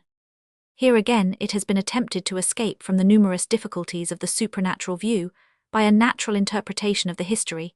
The commentators who advance this explanation set out from the fact that it was the custom among the Jews to make presents of oil or wine at marriage feasts. Now Jesus, it is said, having brought with him 5 new disciples, as uninvited guests might foresee a deficiency of wine, and wished out of pleasantry to present his gift in an unexpected and mysterious manner, the glory which he manifested by this proceeding is said to be merely his humanity, which in the proper place did not disdain to pass a jest. The faith which he thereby excited in his disciples was a joyful adherence to a man who exhibited none of the oppressive severity which had been anticipated in the Messiah. Mary was aware of her son's project, and warned him when it appeared to her time to put it in execution, but he reminded her playfully not to spoil his jest by overhaste. His causing water to be drawn seems to have belonged to the playful deception which he intended that all at once wine was found in the vessels instead of water, and that this was regarded as a miraculous metamorphosis, might easily happen at a late hour of the night,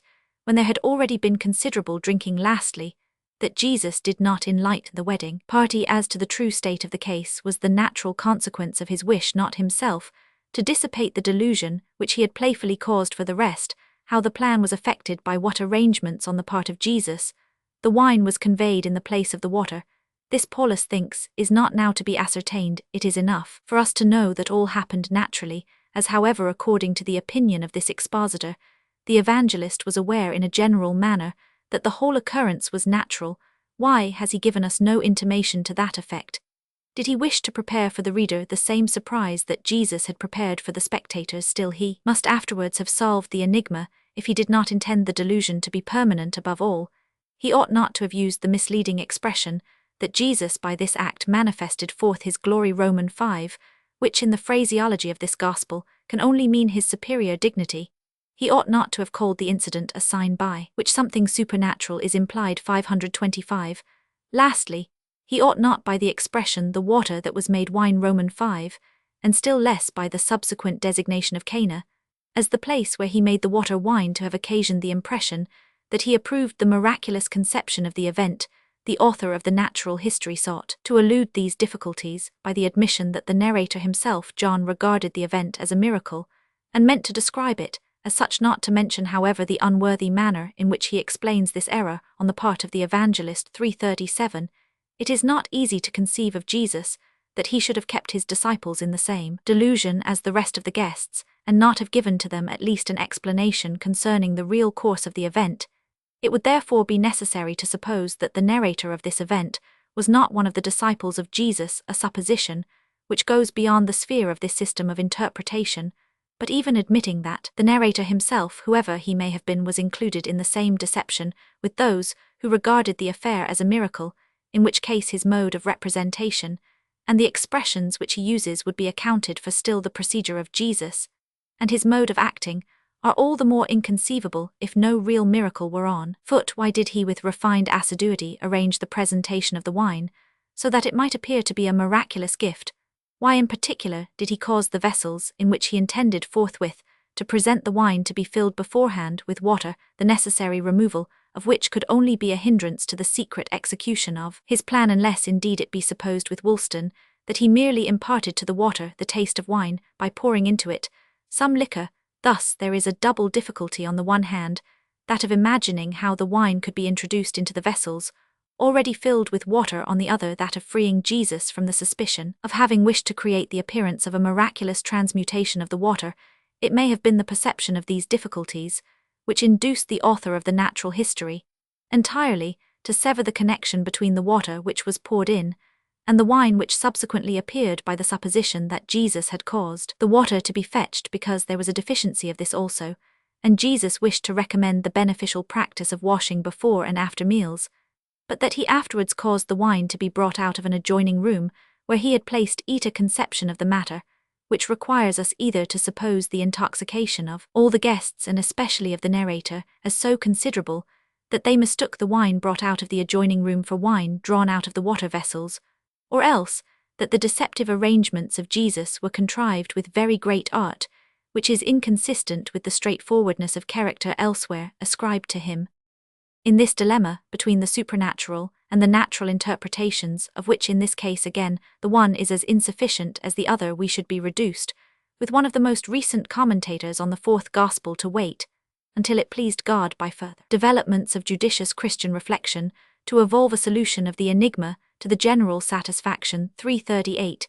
Did we not discern an outlet in the fact that the history in question is found in John's Gospel alone, single in its kind, as this miracle is, if it were also the first performed by Jesus, it must, even if all the 12 were not then with Jesus, have yet been known to them all, and even if among the rest of the 526 evangelists there were no apostles, still it must have passed into the general Christian tradition, and from thence into the synoptical memoirs. Consequently, as John alone has it the supposition that it arose in a region of tradition unknown to the synoptists, seems easier than the alternative that it so early disappeared out of that from which they drew. The only question is whether we are in a condition to show how such a legend could arise without historical grounds. Kaiser points for this purpose to the extravagant spirit of the Oriental legend, which has ever been so fertile in metamorphoses. But this source is so wide and indefinite that Kaiser finds it necessary also to suppose a real jest on the part of Jesus. 339, and thus remains uneasily suspended between the mythical and the natural explanations, a position which cannot be escaped from until there can be produced points of mythical connection and origin more definite and exact. Now in the present case we need halt neither at the character of Eastern legend in general, nor at metamorphoses in general, since transmutations of this particular element of water are to be found within the narrower circle of the ancient Hebrew history, besides some narratives of Moses procuring for the Israelites water out of the flinty rock in the wilderness. Exard Romans 17, ff num Roman 20 ffa bestowal of water, which after being repeated in a modified manner in the history of Samson Judges Roman 15, f was made a feature in the Messianic expectations. 340. The first transmutation of water ascribed to Moses is the turning of all the water in Egypt into blood, which is enumerated among the so-called plagues. Exard Romans 7 ff. Together with this mutatio in Deterius, there is in the history of Moses a mutatio in Melius also affected in water, for he made bitter water sweet under the direction of Jehovah. Exard Roman 14 ff. As at a later era Elisha also is said to have made unhealthy water good and innoxious. 2 Kings Roman 2 ff. As according to the rabbinical passage quoted the bestowal of water, so also according to this narrative in John the transmutation of water appears to have been transferred from Moses and the prophets to the Messiah, with such modifications, however, as lay in the nature of the case, if namely on the one hand a change of water for the worse like that Mosaic transmutation into blood, if a miracle of this retributive kind might not seem well suited to the mild spirit of the Messiah as recognized in Jesus, so on the other hand Such a change for the better as like the removal of bitterness or noxiousness, did not go beyond the species of water and did not like the change into blood alter the substance of the water itself, might appear insufficient for the Messiah. If then the two conditions be united, a change of water for the better, which should at the same time be a specific alteration of its substance, must almost of necessity be a change into wine. Now, this is narrated by John in a manner not indeed in accordance with reality, but which must be held all the more in accordance with the spirit of his gospel, for the harshness of Jesus towards his mother is historically considered incredible, but it is entirely in the spirit of the fourth gospel, to place in relief the exaltation of Jesus as the divine Logos, by such demeanor towards suppliants as in John Roman 4, and even towards his mother equally in the spirit of this gospel, is it also to exhibit the firm 527 faith, which Mary maintains notwithstanding the negative answer of Jesus, by making her give the direction to the servants above considered, as if she had a preconception even of the manner in which Jesus would perform his miracle, a preconception which is historically impossible. Jesus curses a barren fig tree.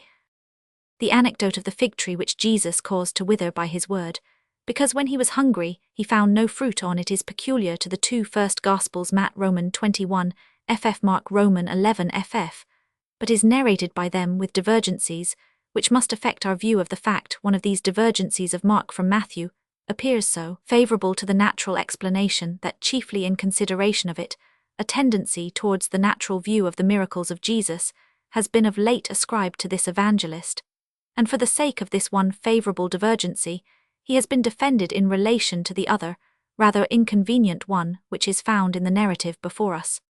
If we were restricted to the manner in which the first evangelist states the consequence of the curse of Jesus, and immediately the fig tree withered away, it would be difficult here to carry out a natural explanation, for even the forced interpretation of Paulus, which makes the word immediately only exclude further human accession to the fact, and not a longer space of time, rests only on an unwarranted transference of Mark's particulars into the narrative of Matthew. In Mark, Jesus curses the fig tree on the morning after his entrance into Jerusalem, and not till the following morning the disciples remark in passing that the tree is withered. Through this interim, which Mark leaves open between the declaration of Jesus and the withering of the tree, the natural explanation of the whole narrative insinuates itself, taking its stand on the possibility that in this interval the tree might have withered from natural causes. Accordingly, Jesus is supposed to have remarked in the tree, besides the lack of fruit, a condition from which he prognosticated that it would soon wither away, and to have uttered this prediction in the words, "No one will ever again gather fruit from the heat of the day,"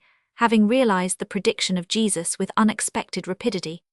And the disciples remarking this the next morning, they then first connected this result with the words of Jesus on the previous morning, and began to regard them as a curse, an interpretation which indeed Jesus does not confirm but impresses on the disciples that if they have only some self-reliance, they will be able not only to predict such physiologically evident results, but also to know and effect things far more difficult. But even admitting Mark's statement to be the correct one, the natural explanation 528 still remains impossible for the words of Jesus in Mark Roman 5, "No man eat fruit of the hereafter," forever if they had been meant to imply a mere conjecture as to what would probably happen, must necessarily have had a potential signification given to them by the addition of, and in the expression of Matthew, "Let no fruit grow on thee henceforward," forever the command is not to be mistaken, although Paulus would only find in this also the expression of a possibility. Moreover, the circumstance that Jesus addresses the tree itself, as also the solemn forever which he adds, speaks against the idea of a mere prediction, and in favour of a curse. Paulus perceives this fully, and hence with unwarrantable violence he interprets the words he saith to it, as if they introduced a saying merely in reference to the tree, while he depreciates the expression by the translation in time to come. But even if we grant that the evangelists, owing to their erroneous conception of the incident, may have somewhat altered the words of Jesus, and that he in reality only prognosticated the withering of the tree, still, when the prediction was fulfilled, Jesus did nevertheless ascribe the result to his own supernatural influence, for in speaking of what he has done in relation to the fig tree, he uses the verb Roman 5 mat, which cannot, except by a forced interpretation, be referred to a mere prediction.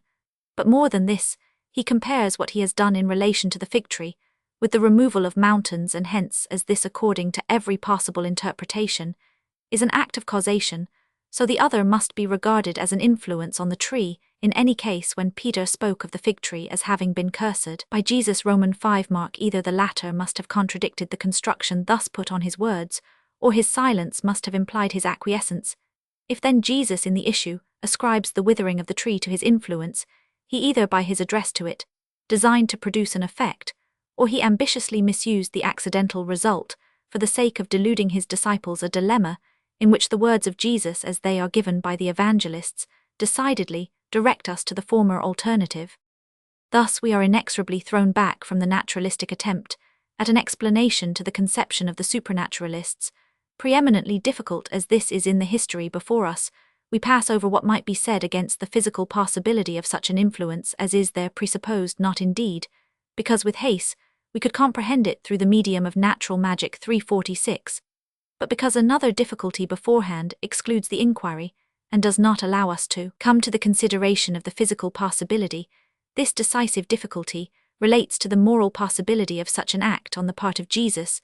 The miracle he here performs is of a punitive character. Another example of the kind is not found in the canonical accounts of the life of Jesus. The apocryphal Gospels alone, as has been above remarked, are full of such miracles. In one of the synoptical Gospels, there is on the contrary a passage often quoted already, Luke Roman 9f, in which it is declared as the profound conviction of Jesus that the employment of miraculous power in order to execute punishment or to take vengeance is contrary to the spirit of his vocation, and the same sentiment is attributed to Jesus by the evangelist when he applies to him the words of Isaiah, "He shall not break a bruised reed," etc.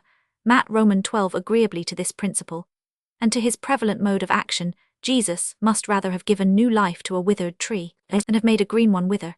And in order to comprehend his conduct on this occasion, we must be able to show reasons which 529 he might possibly have had for departing in this instance from the above principle, which has no mark of unauthenticity. The occasion on which he enunciated that principle was when, on the refusal of a Samaritan village to exercise hospitality towards Jesus, and his disciples, the sons of Zebedee, asked him whether they should not rain down fire. Village after the example of Elijah, Jesus replied by reminding them of the nature of the spirit, to which they belonged, a spirit with which so destructive an act was incompatible in our present case. Jesus had not to deal with men who had treated him with injustice, but with a tree which he happened not to find in the desired state. Now, there is here no special reason for departing from the above rule. On the contrary, the chief reason which in the first case might possibly have moved Jesus to determine on a judicial miracle is not present in the second. The moral end of punishment, namely to bring the punished person to a conviction and acknowledgement of his error, can have no existence in relation to a tree, and even punishment in the light of retribution is out of the question when we are treating of natural objects destitute of volition. For one to be irritated against an inanimate object, which does not happen to be found just in the desired state, is with reason pronounced to be a proof of an uncultivated mind. To carry such indignation to the destruction of the object is regarded as barbarous and unworthy of a reasonable being, and hence Woolston is not wrong in maintaining that in any other person than Jesus such an act would be severely blamed. It is true that when a natural object is intrinsically and habitually defective, it may very well happen that it may be removed out of the way in order to put a better in its place, a measure however for which in every case only the owner has the adequate motive and authority. Comp. Luke Roman 13. But that this tree, because just at that time it presented no fruit, would not have borne any in succeeding years, was by no means self-evident. Nay, the contrary is implied in the narrative, since the form in which the curse of Jesus is expressed, that fruit shall never more grow on the tree, presupposes that without this curse the tree might yet have been fruitful. Thus the evil condition of the tree was not habitual, but temporary. Still further, if we follow Mark, it was not even objective or existing intrinsically in the tree, but purely subjective, that is a result of the accidental relation of the tree to the momentary wish and want of Jesus. For according to an addition which forms the second feature peculiar to Mark in this narrative, it was not then the time of figs. Roman 5.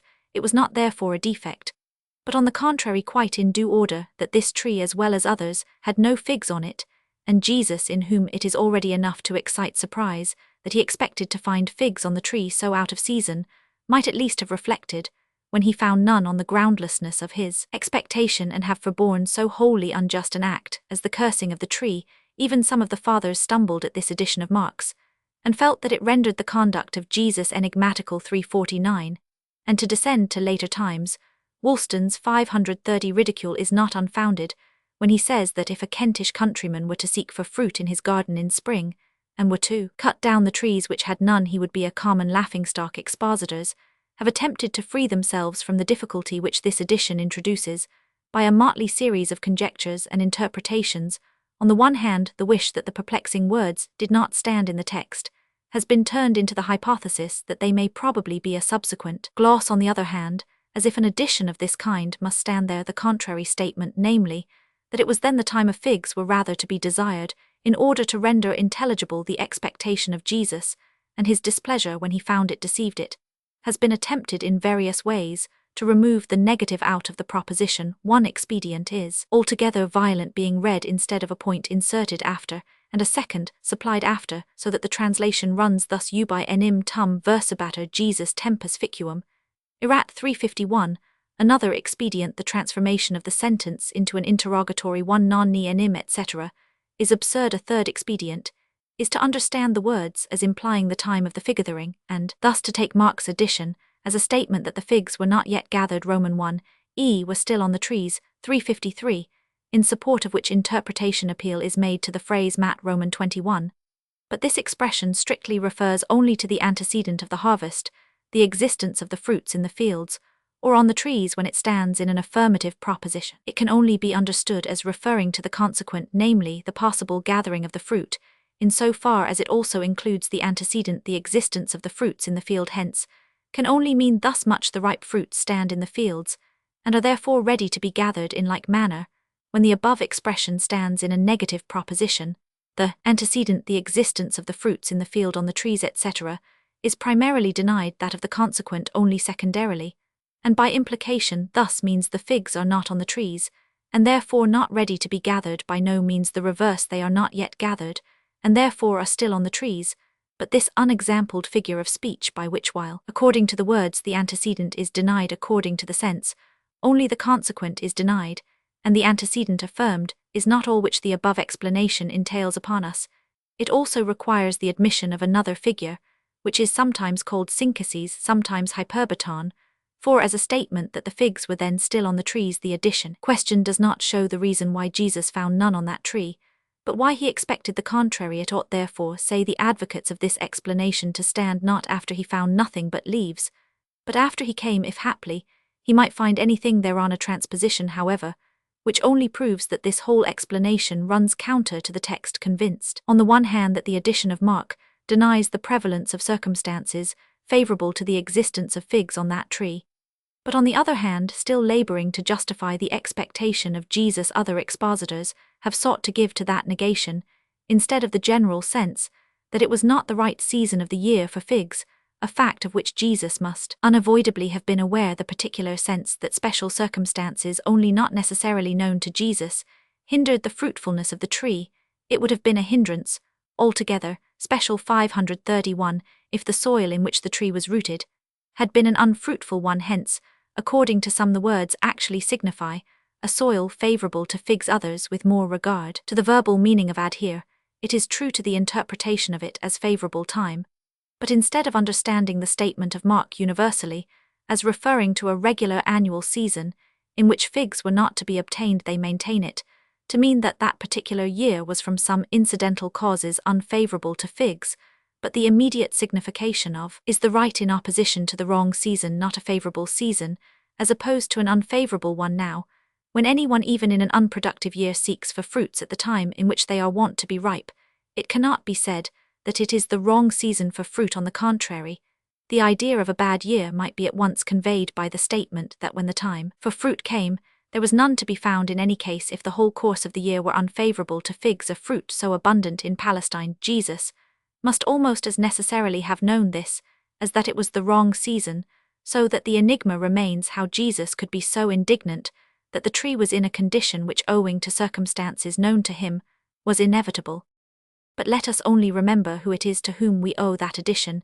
It is Mark who, in his efforts after the explanatory and the picturesque, so frequently draws on his own imagination, and in doing this, as it has been long ago perceived, and as we also have had sufficient opportunities of observing on our way, he does not always go to work in the most considerate manner. Thus here, he is arrested by the first striking particular that presents itself, namely, that the tree was without fruit, and hastens to furnish the explanation that it was not the time for figs, not observing that while he accounts physically for the barrenness of the tree, he makes the conduct of Jesus morally inexplicable.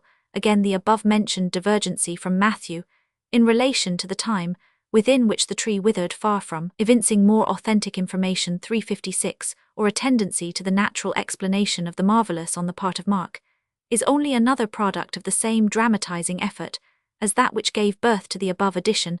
The idea of a tree suddenly withering at a word is difficult for the imagination perfectly to fashion, whereas it cannot be called a bad dramatic contrivance to lay the process of withering behind the scenes, and to make the result be first noticed by the subsequent passers-by. For the rest, in the assertion that it was then a few days before Easter, no time for figs, Mark is so far right as it regards the conditions of climate in Palestine, that at so early a time of the year, the new figs of the season were not yet ripe, for the early fig or bakor is not ripe until the middle or towards the end of June, while the proper fig, the kermes, ripens only in the month of August. On the other hand, there might about Easter still be met with here and there hanging on the tree the third fruit of the fig tree, the late kermes which had remained from the previous autumn and through the winter 357, as we read in Josephus, that a part of Palestine, the shores of the Galilean, see more fruitful certainly than the country around Jerusalem, where the history in question occurred, produces figs uninterruptedly during 10 months of the year 532. But even when we have thus set aside this perplexing addition of Mark's, that the tree was not really defective, but only appeared so to Jesus in consequence of an erroneous expectation, there still subsists, even according to Matthew, the incongruity that Jesus appears to have destroyed a natural object on account of a deficiency which might possibly be merely temporary. He cannot have been prompted to this by economical considerations, since he was not the owner of the tree. Still less can he have been actuated by moral views in relation to an inanimate object of nature. Hence, the expedient has been adopted of substituting the disciples as the proper object on which Jesus here intended to act, and of regarding the tree and what Jesus does to it as a mere means to his ultimate design. This is the symbolical interpretation by which first the fathers of the Church, and of late, the majority of orthodox theologians among the moderns, have thought to free Jesus from the charge of an unsuitable action. According to them, anger towards the tree which presented nothing to appease his hunger was not the feeling of Jesus in performing this action, his object not simply the extermination of the unfruitful plant. On the contrary, he judiciously availed himself of the occasion of finding a barren tree, in order to impress a truth on his disciples more vividly and indelibly than by words. This truth may either be conceived under special form, namely that the Jewish nation which persisted in rendering no pleasing fruit to God and to the Messiah would be destroyed, or under the general form that every one who was as destitute of good works as this tree was of fruit had to look forward to a similar condemnation. Other commentators, however, with reason maintain that if Jesus had had such an end in view in the action, he must in some way have explained himself on the subject, for if an elucidation was necessary when he delivered a parable, it was the more indispensable when he performed a symbolical action, in proportion as this, without such an indication of an object lying beyond itself, was more likely to be mistaken for an object itself. 360. It is true that here as well as elsewhere it might be supposed that Jesus probably enlarged on what he had done for the instruction of his disciples, but that the narrators, content with the miracle, have omitted the illustrative discourse.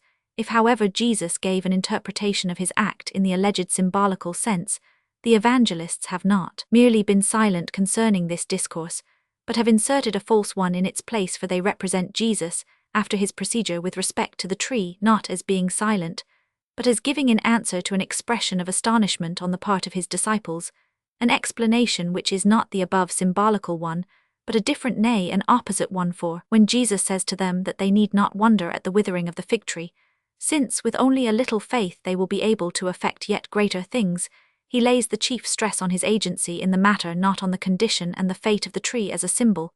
Therefore, if his design turned upon the latter, he would have spoken to his disciples so as to contravene that design, or rather, if he so spoke, that cannot have been his design. For the same reason falls also Seifert's totally unsupported hypothesis that Jesus not indeed after, but before that act, when on the way to the fig tree, had held a conversation with his disciples on the actual condition and future lot of the Jewish nation, and that too, this conversation, the symbolical cursing of the tree, was a mere keystone which explained itself for all comprehension of the act in question, which that 533 introduction might have facilitated, must especially in that age, when there was so strong a bias towards the miraculous, have been again obliterated by the subsequent declaration of Jesus, which regarded only the miraculous side of the fact. Hence Ullmann has judged rightly in preferring to the symbolical interpretation, although he considers it admissible another, which had previously been advanced 361, namely, that Jesus by this miracle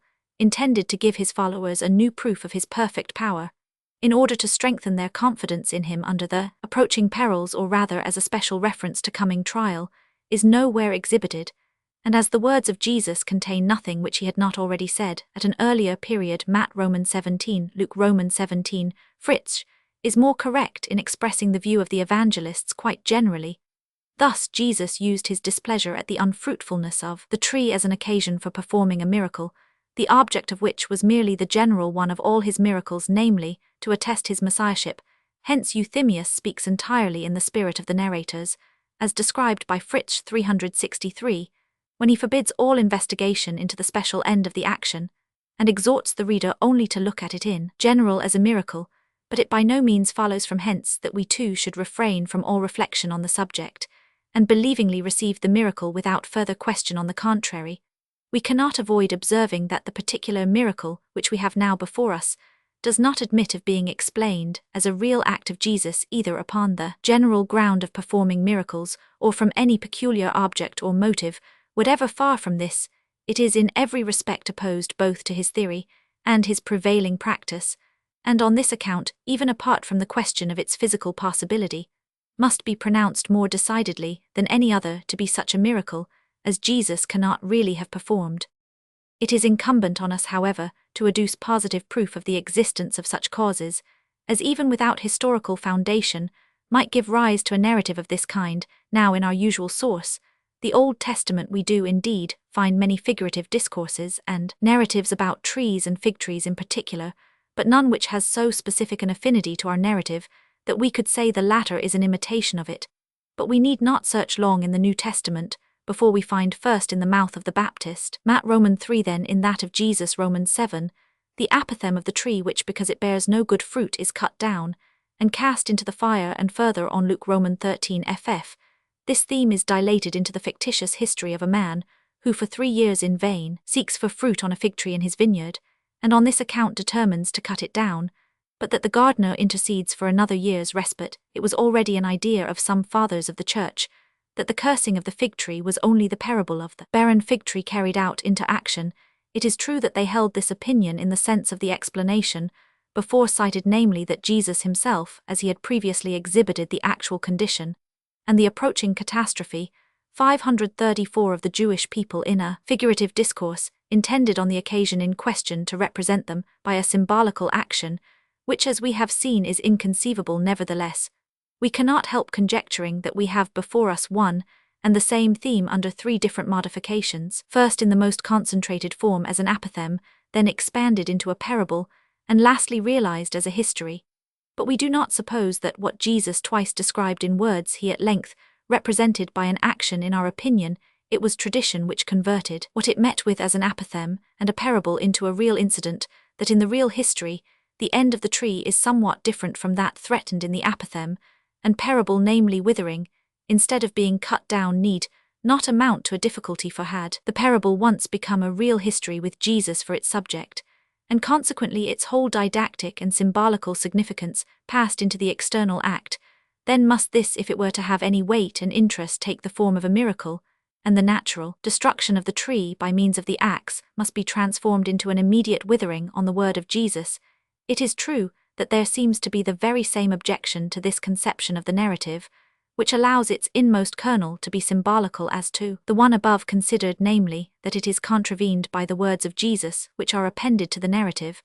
But on our view of the gospel histories, we are warranted to say that with the transformation of the parable into a history, its original sense also was lost, and as the miracle began to be regarded as constituting the pith of the matter, that discourse on miraculous power and faith was erroneously annexed to it, even the particular circumstance that led to the selection of the saying about the removal of the mountain for association with the narrative of the fig tree, may be shown with probability the power of faith, which is here represented by an effectual command to a mountain, be thou removed, and be thou cast into the sea is elsewhere Luke Romans 17, symbolized by an equally effectual command to a species of fig tree, be thou plucked up by the root, and be thou planted in the sea. Hence the cursing of the fig tree, so soon as its withering was conceived to be an effect of the miraculous power of Jesus, brought to mind the tree, or the mountain, which was to be transported by the miraculous power of faith, and this saying became appended to that fact. Thus in this instance praise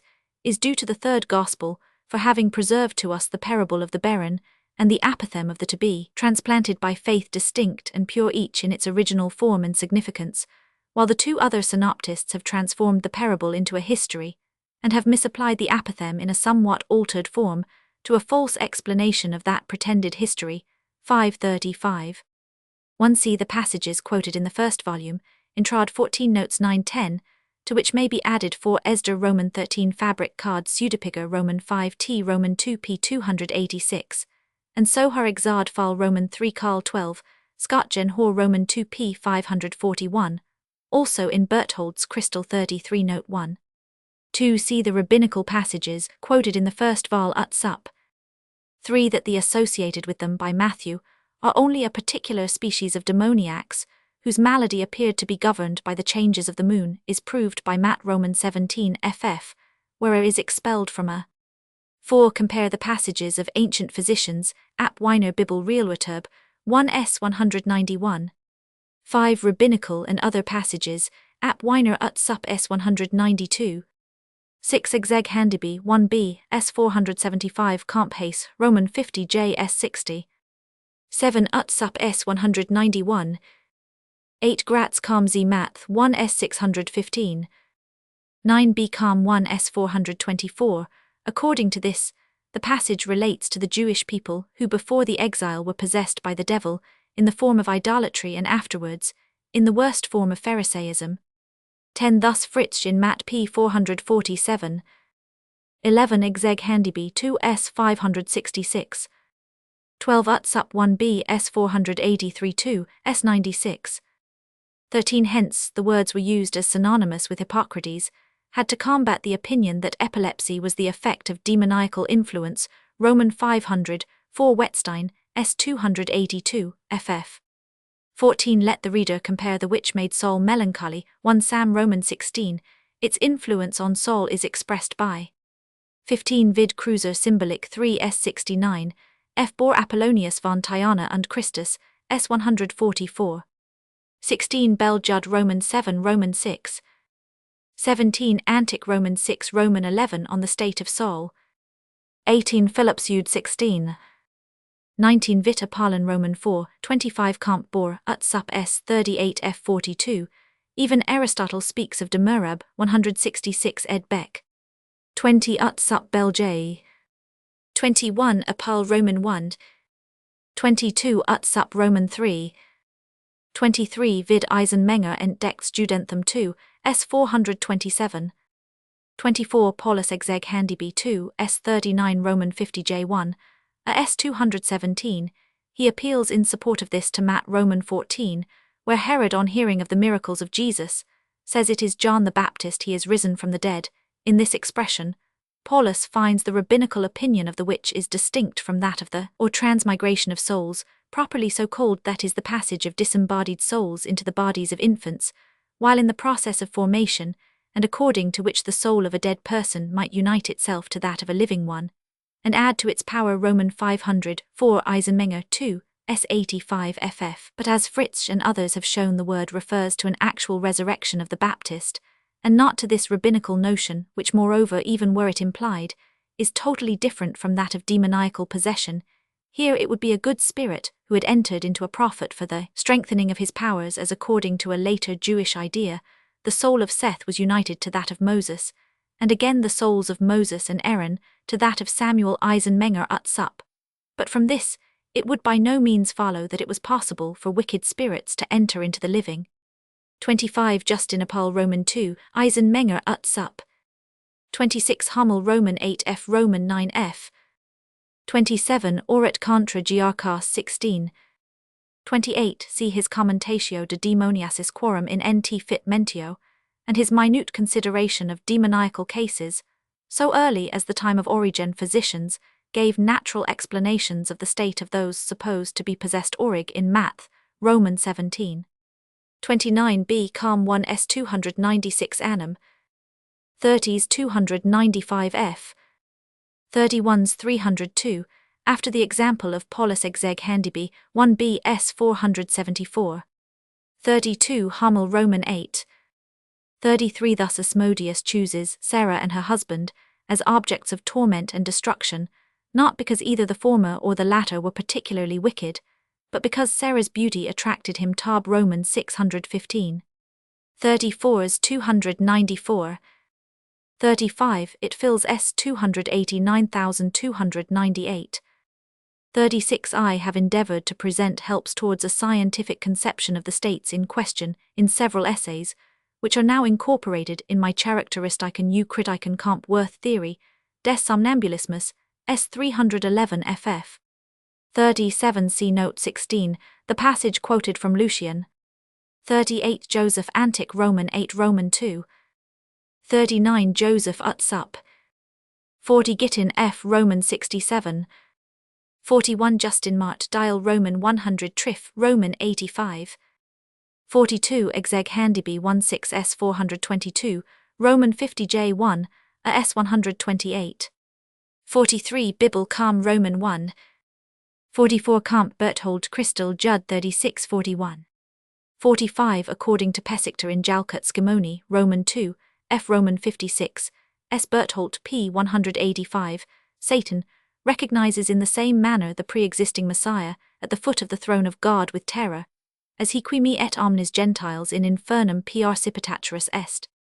46 Fritsch in Mark P 35, in multis evangelium locis, homines legas apravis demonibus agitatos quam primum conspexerint gessum iam messium esse, anemen unquam de hac, re communidos statim intelliger, in quare hac nostri scriptors, ducti sunt sententia consentineum, esse Satan satellites facil cognivis messium quip, insignia de si supplicia aliquando sumpturum.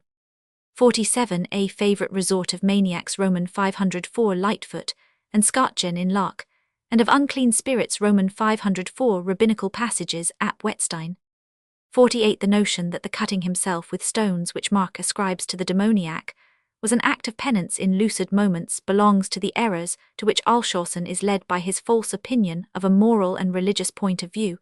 In relation to these phenomena, it is well known, however, that the paroxysms of such disorders are precisely the occasions on which a self-destructive fury is manifested. 49 Vid the collection of such explanations ap Fritsch in Mat p 327. 50 Thus Schulz Hubert as a Bendmal, S 309 Paulus, in Lark Hayes Roman 50 J 75. 51 Schulz Utsup. 52 Schleiermacher Huber den Lukas, S 127. 53 Paulus Roman 50 J1, a S 232. 54 Vid Fritsch in Mat p 329. 55 Natalich Jeskicht 2 174. 56 Paulus exeg handiby 1 473 Alshausen S 302. 57 This even Paulus S 474, and Alshausen S 303 find surprising. 58 It is the narrative of the manner in which Apollonius of Tyana unmasked a demon impusa vit ap Roman, 4 ap bor S 145. 59 Utsup S 128, when however he accounts for this incorrect supplement of Luke's, by supposing that his informant being engaged in the vessel had remained behind, and thus had missed the commencement of the scene with the demoniac, this is too laboured an exercise of ingenuity, and presupposes the antiquated opinion that there was the most immediate relation possible between the evangelical histories and the facts which they report. 60s 305 annum. 61 Klemhorn Roman 9. 62 Fritsch in Math p 332. According to Eisenmenger 2 447 ff, the Jews held that demons generally had a predilection for impure places, and in Jalkut Rubeni F Roman 10 Wettstein, we find this observation anima idolalatrarum, Gvenit a spiritu immundo vocatur porcus. 63 Utsup S 474, 485 Weiner B. Realwe, 1 S 192. 64 Fritzsch in Math S 330. 65 Paulus ut sup S 475 F. 66 Alshausen S 307. 67 Paulus S 474. 68 Paulus S 485 Weiner ut sup. 69 Alshausen ut sup. 70 Ibid. 71 Ullmann über die Unsandlichkeit Jesu in seinen Studien, 1 S51 F. 72 Alshausen ut sup. 73 Paulus. 74 Ullmann.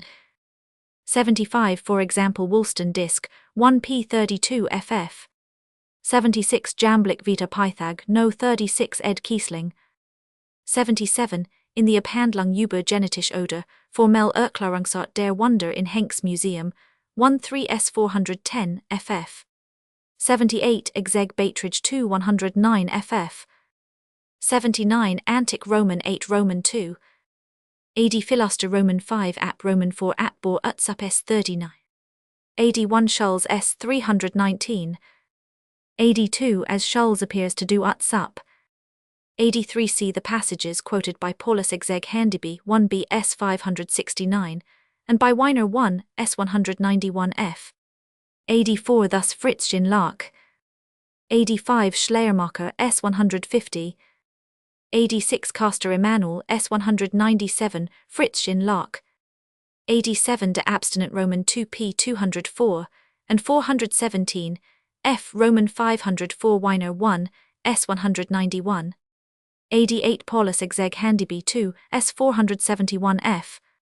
AD 9 Paulus Exeg Handiby 1b S 438 Roman 50 J1, a S 223 de Wet Bibeldam 222, Annam Roman 100.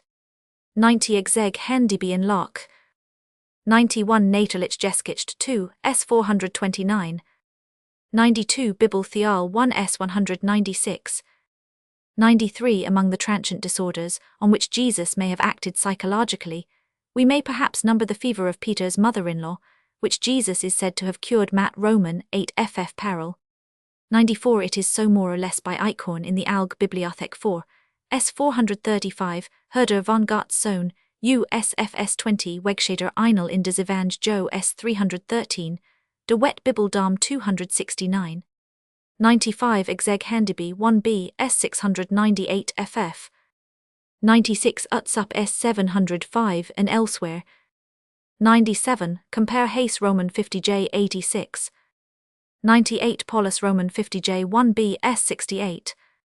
99 Schleiermacher über den Lukas S 215. 100 Vid Weiner Realwe Art Blind.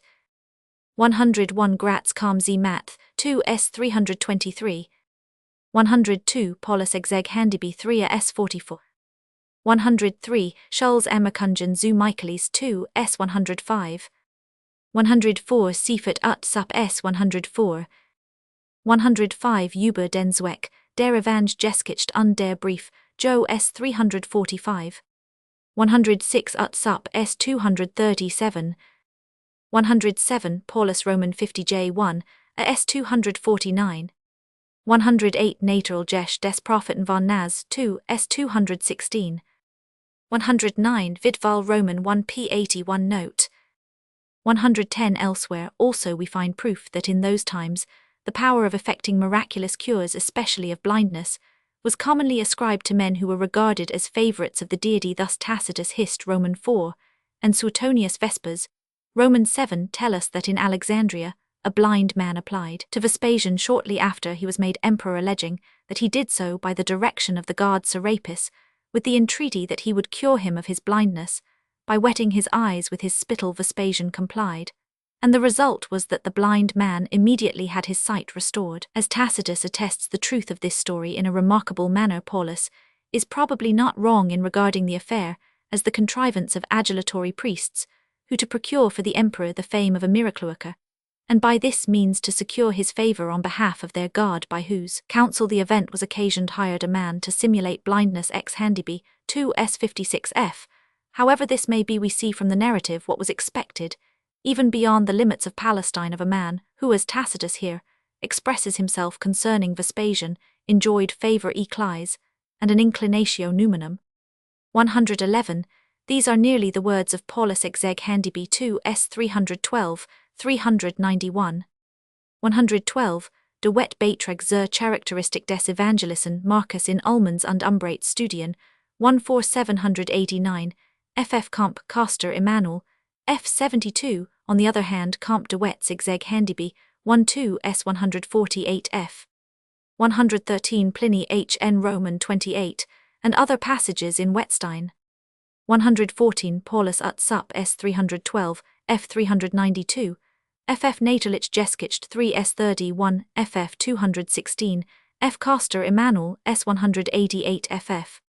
115, for the former explanation Hes Geskicht, Jesu 1 s 390 f, for the latter Alschossen b com 1 s 510. 116 Q&A in Mark p 110. 117 Alschossen s 509.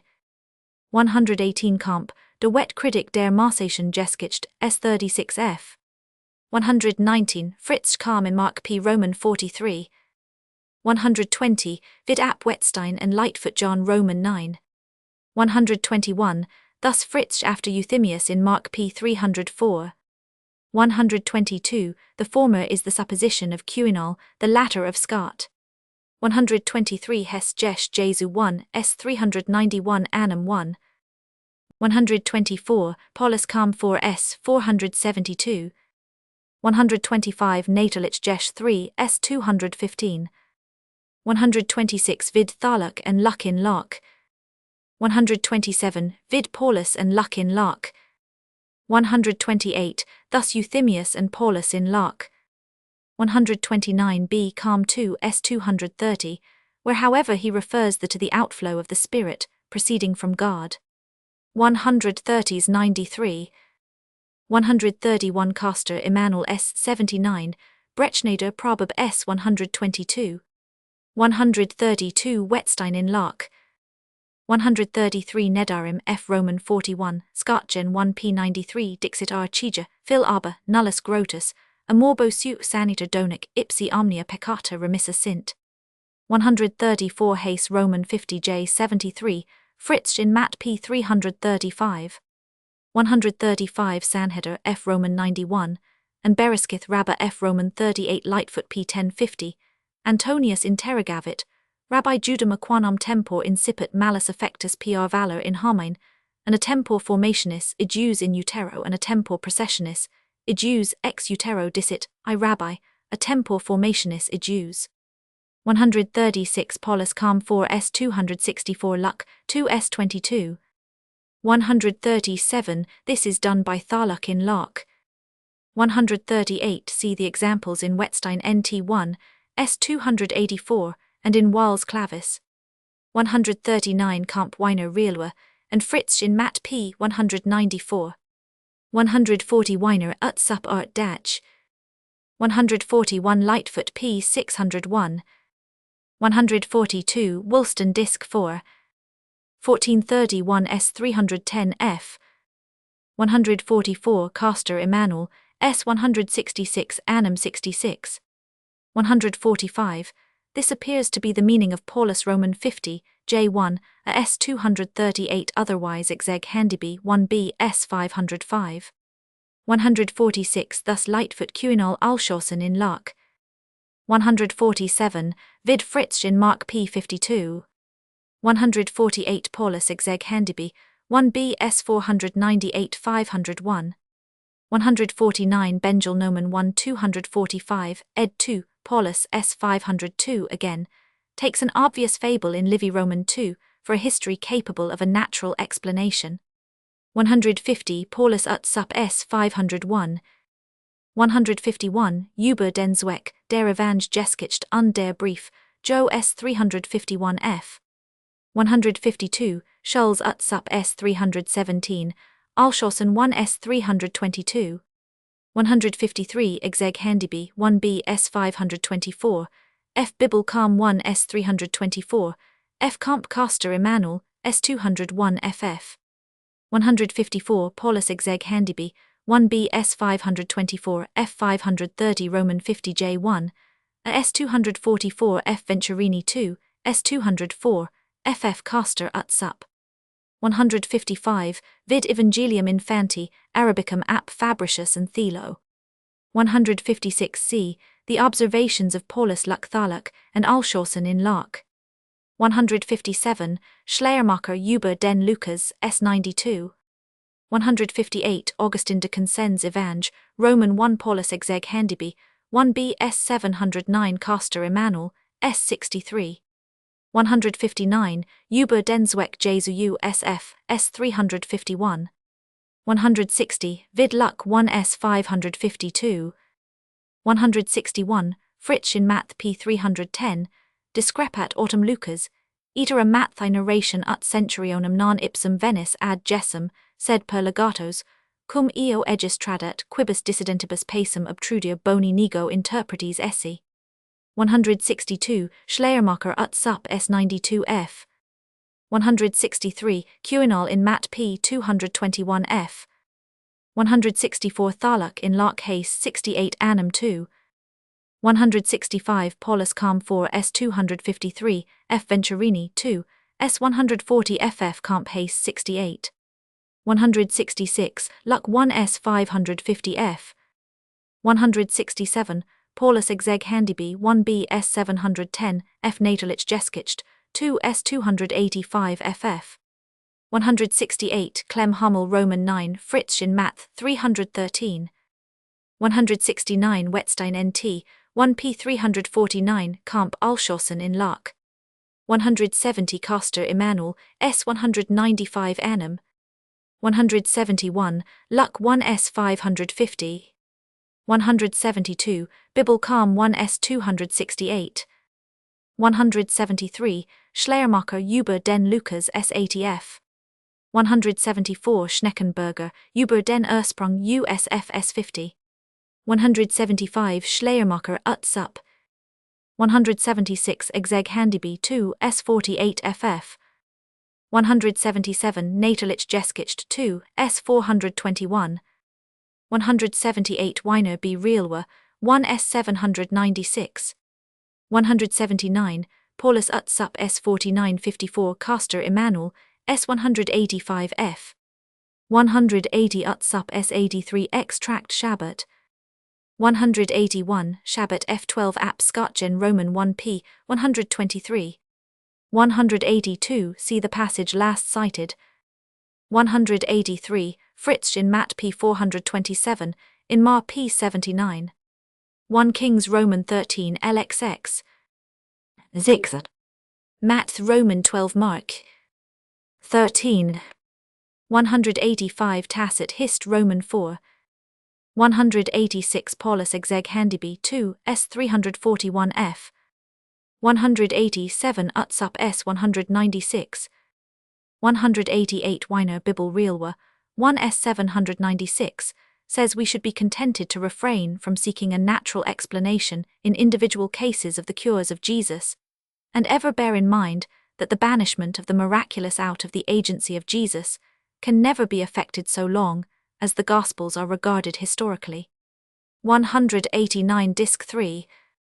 190 Paulus Calm 4 s263, ff Roman 50 j1, a s298.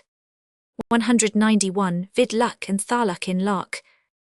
192 Camp with Calm 4 s290, his Leben Jesu 1 a s298. 193 Brechneder Probab s69. 194 as by Hays Roman 50 j92. Mark Roman 2. 11 John Roman 5. 12:9. 196 Über den Zweck des Evang und der Brief Joe s351 ff. 197 Carmen Math p 263. Observe his argumentation verba nb Mathi non passant, Latin redigam mortua est, nam octor nb Luca patriad huc, cum Christo colloquenti nunciabat, servus filium, jam ex spirus ergo octor Matthio non dum mortua, erat, cum pater ad gessum excederat. 198. Compare on the subject of these vain attempts at reconciliation Schleiermacher, über den Lukas, s. 132, and Fritzsch in Math, p. 347 f. 199. Alschossen in Lark. 200. Schleiermacher Utsup s. 131, ff. Scholz über Roman 500 Abendmahl, s. 316 f. 201. Vid Fabricius Card Apacher nt 2 p. 449 ff. 202. Hamel Roman 2. 203. Cap Roman 10. 204. Utsup s. 129. 205. Paulus exeg Handiby 1b, s. 526-31, f. Schleiermacher, Utsup, s. 132, Alschossen 1 s. 327. Even Neander does not express himself decidedly against this interpretation of the words of Jesus, while with regard to the girl's real condition, he thinks the supposition of a merely apparent death probable. Roman 50 J.Chr. s. 343 Comp. 338 f. 206 Comp de Wettig zeg Handiby, 1 s. 95 Weiss die ev Jeskicht, 1 s. 503.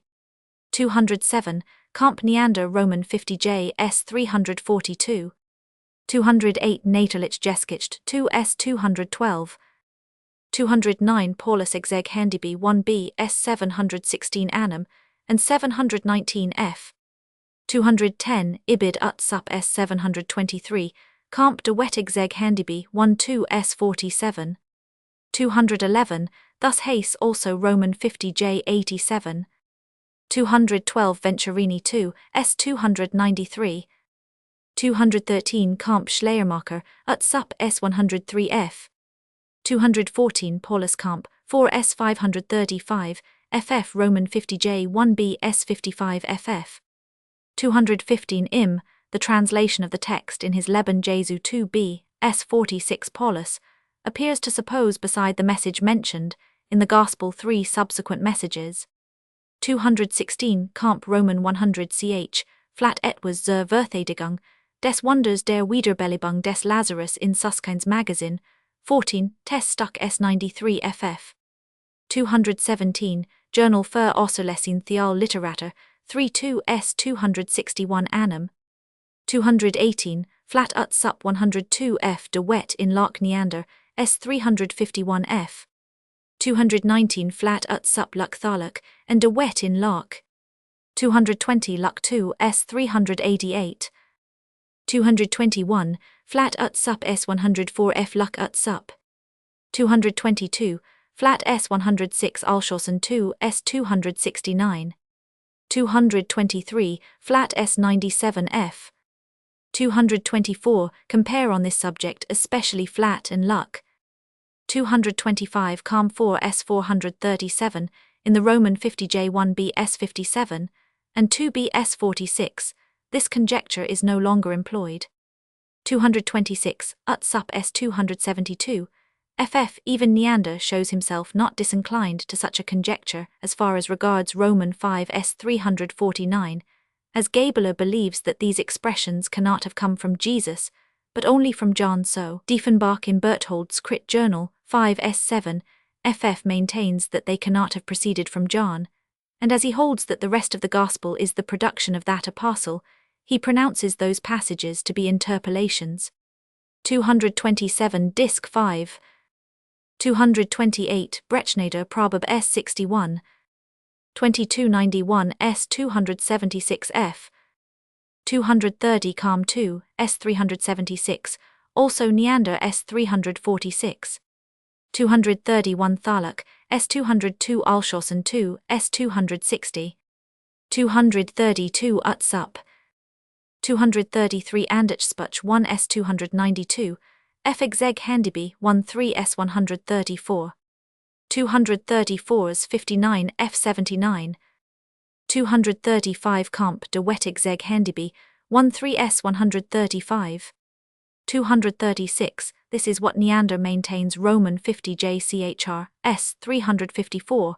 He objects that the fourth evangelist must in any case have known of resuscitations of the dead by Jesus, even supposing the narrative in question to be an unhistorical exaggeration. But this objection is refuted by the observation that as an inducement to the formation of such a narrative, the general tradition that Jesus had raised the dead would be sufficient, and an acquaintance with particular instances as exemplars was not at all requisite. 237. This argument applies also to De Wet, who, while acknowledging that such an idea would be unsuitable in the mouth of Jesus, supposes, nevertheless, that it was really in his mind. 238. Diefenbach über einige wahrscheinliche Interpolationen, im Evangelium Johannes in Berthold's Crit Journal 5 S8f. 239. Kam sie Jo 1t Offel 2 S310. 240. Thus the author of the Probabilia also argues p. 61. 241 Disc 5. 242. Kamp Schleiermacher über den Lukas, S103 ff.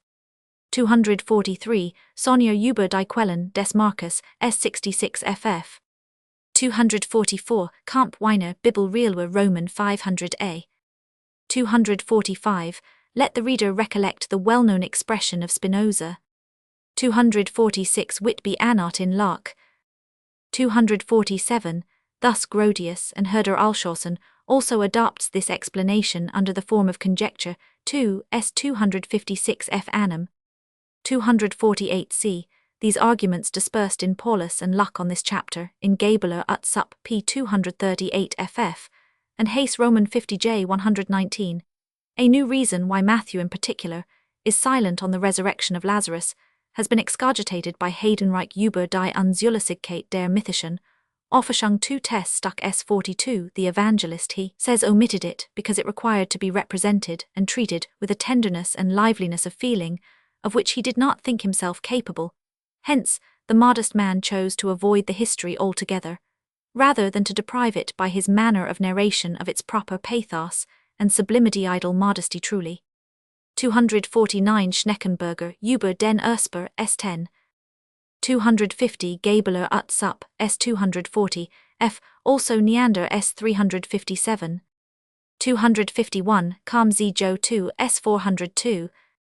252 Kamp de Wettig zeg Handyby 13 S139 in Schleiermacher's lectures on the 494 Life of Jesus, if I may be permitted to refer to a work not yet printed. The silence in question is explained in the following manner. The synoptical evangelists in general were ignorant of the relations of Jesus with the family of Bethany, because perhaps the apostles did not wish an intimate personal connection of this kind to pass into the general tradition from which those evangelists drew, and ignorance of the relations of Jesus with the family in general, of course, included ignorance of this particular fact connected with them. But what motive could the apostles have for such reserve? Are we to infer secret, or even with Venturini tender ties? Must not such a private relation in the case of Jesus have presented much to edify us? The intimations which John and Luke afford us on this subject contain, in fact, much of this description, and from the narrative which the latter gives of the visit of Jesus to Martha and Mary, we see also that the apostles, in furnishing their accounts, were by no means averse to allow something of these relations to appear so far as they could retain a general interest. Now, in this light, the resurrection of Lazarus as a preeminent miracle was incomparably more valuable than that visit with its single aphorism. One thing is needful, and involved less of the private relations of Jesus with the family of Bethany. The supposed effort to keep these secret could not therefore have hindered the promulgation of the resurrection of Lazarus. 253 Kern über den Ursprung des Evang Math Tübing Zeitschrift, 1834-2 S110. 254 Berthold Christel Judd 35. 255 c. The passages quoted from Tanchuma Vol Roman 114. 2561 Kings Roman 17 Roman 70 Luke Roman 7. 257 Thus the author of the Abhandlung über die Verskeden und Rücksichten in Welchen der Biograph, Jesu Arbeiten kann in Berthold's Crit Journal 5 S 237, F. Kaiser Bibel Theol 1 S 202. A resuscitation, strikingly similar to that of the young man at Nain, is narrated by Philostratus of Apollonius of Tyana, as according to Luke it was a young man, the only son of a widow, who was being carried out of the city, so in Philostratus it is a young maiden already betrothed, whose bier Apollonius meets the command to set down the bier the mere touch, and a few words are sufficient here, as there to bring the dead to life bore Apollonius Roman 5 Tyana, und Christus s. 145. I should like to know whether Paulus or any other critic would be inclined to explain this naturally, if however it ought to be regarded as an imitation of the evangelical narrative, a conclusion which can hardly be avoided. We must have a preconceived opinion of the character of the books of the New Testament to evade the consequence that the resuscitations of the dead which they contain are only less designed imitations of those in the Old Testament, which are themselves to be derived from the belief of antiquity, that a victorious power over death was imparted to the favorites of the gods Hercules, Aesculapius, etc., and more immediately from the Jewish idea of a prophet. 258, Bibel Calm 1s 287. 259, thus Paulus exeg Handiby, 1b s 468, ff Venturini 2, s 166 ff Kaiser Bibel Theal, 1 s 197 Hayes, also 74, thinks this view probable. 260 Neander Roman 50 JCHR s 363, who for the rest here offers but a weak defense against the natural explanation. 261 Hayes ut sup. 262, vid Val 114 note 9. 263 Neander alters the fact when he describes Jesus as falling asleep in the midst of the fury of the storm and the waves, and thus manifesting a tranquility of soul, which no terror of nature could disturb. s. 362, Luke says expressly as they sailed he fell asleep, and there came down a storm, etc., and according to the representation of the other evangelists, also the sleeping of Jesus appears to have preceded the breaking out of the storm, since otherwise the timorous disciples would not have awaked him, would rather not have allowed him to go to sleep. 264, Comp Sonia über die Quellen des Marcus, s. 82. 265, this may serve as an answer to Tholuck's accusation, Globerdigkeit s. 110. 266 Über den Ursprung, USF s. 68f. 267, according to Jamblick Vita Pyth, 135 ed Kiesling, there were narrated of Pythagoras instantaneous tranquilizings of violent winds and hailstorms, and soothings of the waves of rivers and seas, to afford easy transit to his companions. Comp Porphyr Roman 5 p. 29, same ed. 268 ut sup s. 491. 269, Paulus Memorabilian 6, stuck no Roman 5 exeg Handiby, 2 s. 238 ff. 270, against the extremely arbitrary expedient, which Paulus has here adopted. See Stor Opusc Acad 3 p. 288. 271, the former by Bolton Bericht des Matthäus in Locke, the latter in Henk's Neuem Magazin, 6 2 s. 327, ff. 272, Comp Paulus and Fritzsch in Locke. 273, see, the excellent passage in Fritzsch Calm in Math p. 505. 274 Mark's inclination to exaggerate shows itself also in his concluding sentence Roman 5 Comp Roman 7, and they were sore amazed in themselves beyond measure, and wondered, which will scarcely be understood to import, as Paulus supposes, 2 s. 266, a disapproval of the excessive astonishment. 275 Schneckenburger über den Ursprung, USF s. 68, F. Weiss die Evangelischt 1 s. 521. 276 Vid Luck and Tholuck. 277 Hamel in Joanne 43. 278 in De Wet's objection that the opinion of an exaggeration of the miracle in John is discountenanced by the addition that they were immediately at the land ex Handiby 13 s. 79, there appears to me only a misunderstanding, but his assertion that in John the manner in which Jesus goes over the sea is not represented as a miracle s. 78 is to me thoroughly incomprehensible. 279 Brechneder Probe p. 81. 280 see the passages in Wettstein p. 417 f. 281 Jamblick Vita Pythagoras, 136 Comp Porphyr 29. 282 Lucian Philipseudes 13. 283 Schneckenburger über den Ursprung s. 68. 284 c. The examples in Wettstein in Locke. 285 Die H. Schrift des N. Bunds, 1 s. 314 2 t. Awful. 286 Paulus ex Handiby, 2 502, ff. Comp Hayes Roman 50 j. 111. 287 Comp Store in Flats Magazine 2, S68 FF. 288 Kaiser Bibel Theol 1 S200 Comp Hace Utsup. 289 Alshausen 1 S512. This theologian in the note on the same page observes that according to the words we have taken no bread Matt Romans 16, the disciples even after the second feeding were not alive to the fact that there was no necessity for providing themselves with food for the body in the neighborhood of the Son of Man, but this instance is not to the point, for the circumstances are here altogether different, that from the miraculous feeding of the people when they were accidentally belated in the wilderness, the disciples did not draw the same convenient conclusion with the biblical commentator, can only redound to their honor. 290 Ibid. 291 Gratz com Z Math 2, S90 F Seifert über den Ursprung, S97. 292 Thies Crit Commenter 1 S168, FF Scholz über des Abendmahl, S311 Comp, Fritsch in Math P 523. 293 Schleiermacher über den Lukas, S145 Seifert Utsup, S95 FF Hace 97 Neander, is undecided Roman 50 JCHR S372 FF Annam. 294 Comp Sonia, Utsup S105.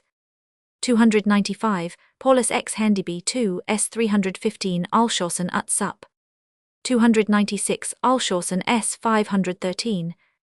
297 See the proof in De Wet Critic der Mose Jesh, S220, FF 314 FF. 298 Thus Alshausen in Locke after Fenninger Comp Hace 97. 299 This lamentable observation of mine according to Alshausen has its source in something worse than intellectual incapacity, namely in my total disbelief. In a living God otherwise assuredly, it would not have appeared so great a difficulty to me that the divine causality should have superseded human operations.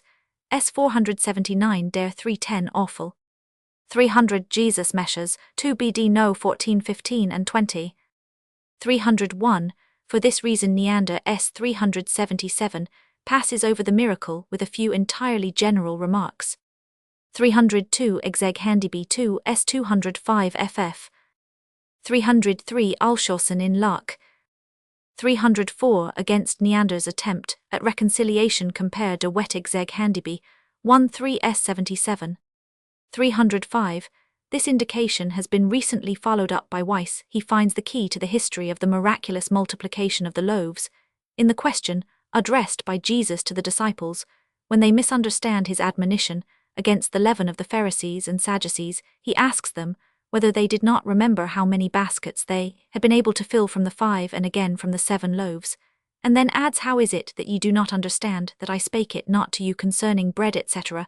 Matt Romans 16. Now, says Weiss, the parallel which Jesus here institutes between his discourse on the leaven and the history of the feeding of the multitude shows that the latter also is only to be interpreted parabolically S511 FF, but the form of the question of Jesus how many baskets he took up presupposes a real event. We can form no conception, as we have already remarked in relation to the history of the temptation, of a parable in which Jesus and his disciples would have played a principal part. Moreover, the inference which Jesus would convey is according to the text not that because the present narrative was figurative, so also must be the interpretation of the subsequent discourse, but that after the earlier proof, how superfluous was any solicitude about physical bread, where Jesus was at hand, it was absurd to understand his present discourse as relating to such. 306 Vid Val Roman 1:14. 2 Kings Roman 4 Roman 70 John Roman 6. Ibid Roman 5 Matt Roman 14. 308 Exeg Handyby 2 S237 F. 309 Joma F39 1 Tempor Simonis Justi Benedictio, Erat super dues pains Pentecostals, et super decem pains, ut singuli sacerdotes, qui pro rata part acciperant quantitatem olive ad satietatem commenderant, IMO, ut ad huc reliqui superascent. 310 Comp de Wet ex Handyby 1 S 133 F. 311 Bibel Com 2 S 74. 312 Neander is of opinion that an analogy may be found for this miracle, yet more easily than for that of the lovasin, the mineral springs the water of which is rendered so potent by natural agencies that it produces effects which far exceed those of ordinary water, and in part resemble those of wine. S. 369. 313 in Joanne, Tract 8 Ips vinum fecit in nuptiis qui omni anno hoc facit in vitibus. 314, thus Augustine ut sup, approved by Alshausen sicut enim quad miserunt ministry, in hydrias in vinum conversum est oper domini sic et quad nubs fundunt in vinum convertitor, ejustum oper domini.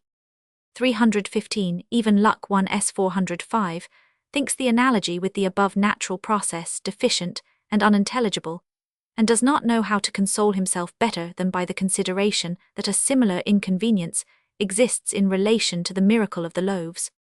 316, Chrysostom home in Joanne 21. 317 Woolston Disc 4. 318 p. 42. 319 Tharlock in Locke. 320 Calm 4 S 151 f. 321 Von Gott's Sohn USF nach Johannes Evangelium S 131 f.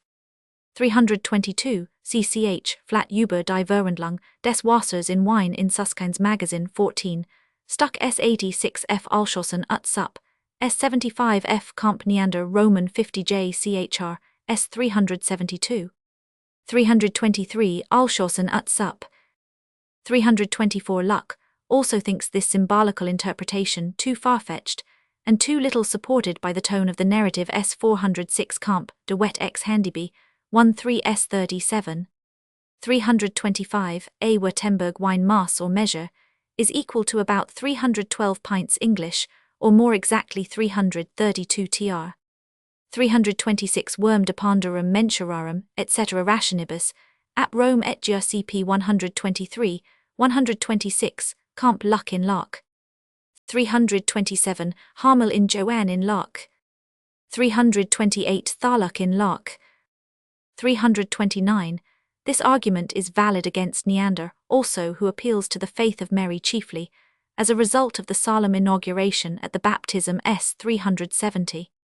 330 Hess Jesh Jesu 1 S 135 Comp, also Calvin in Locke.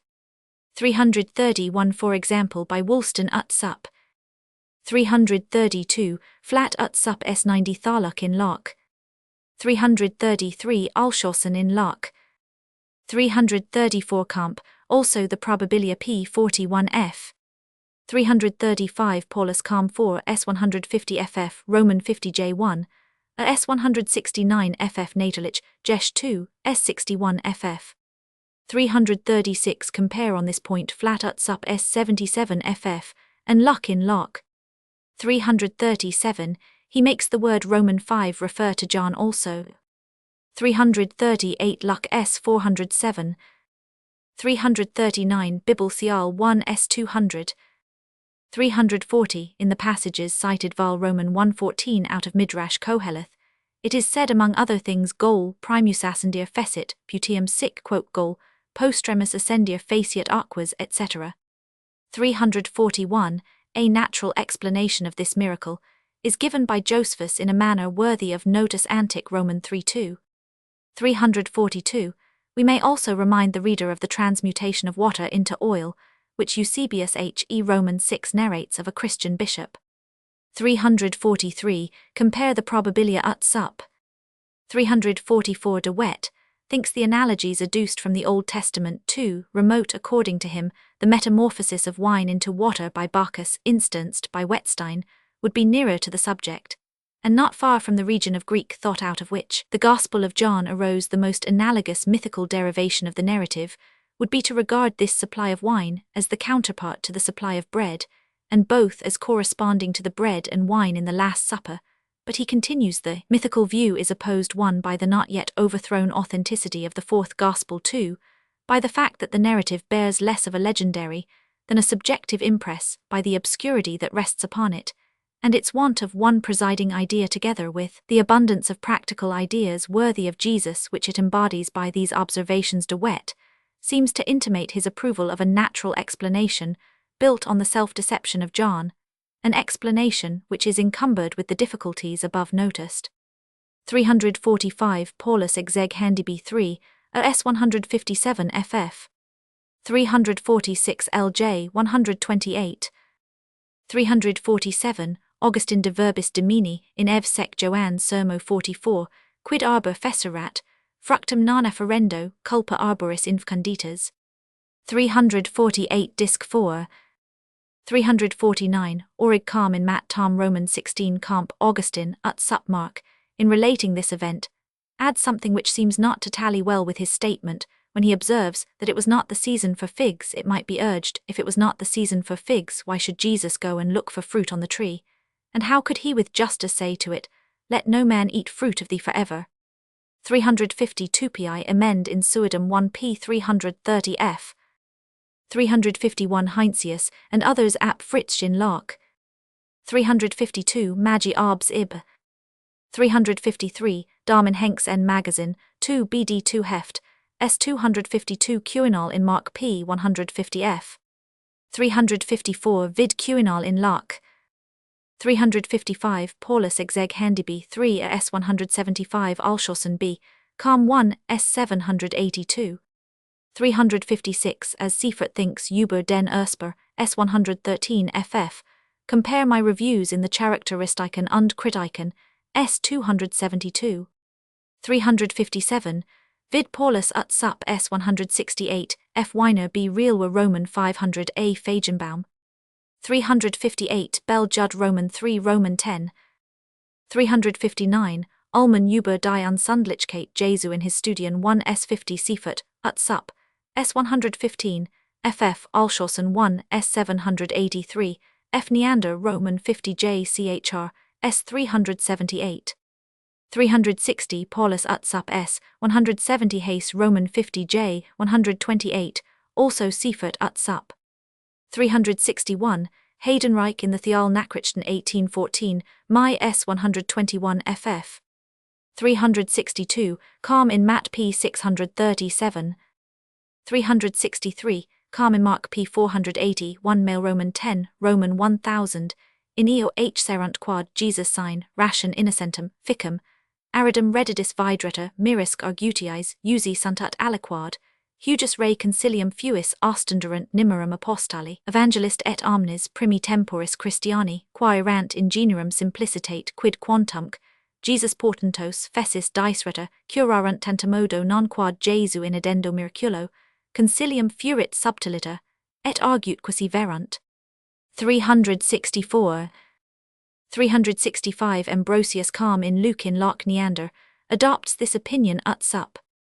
366 Conceptions of the narrative in the main accordant with that here given may be found in De Wettig zeg Handiby 1 S 176 F12 S 174 F and Weiss die Evange Jesh 1 S 576 F.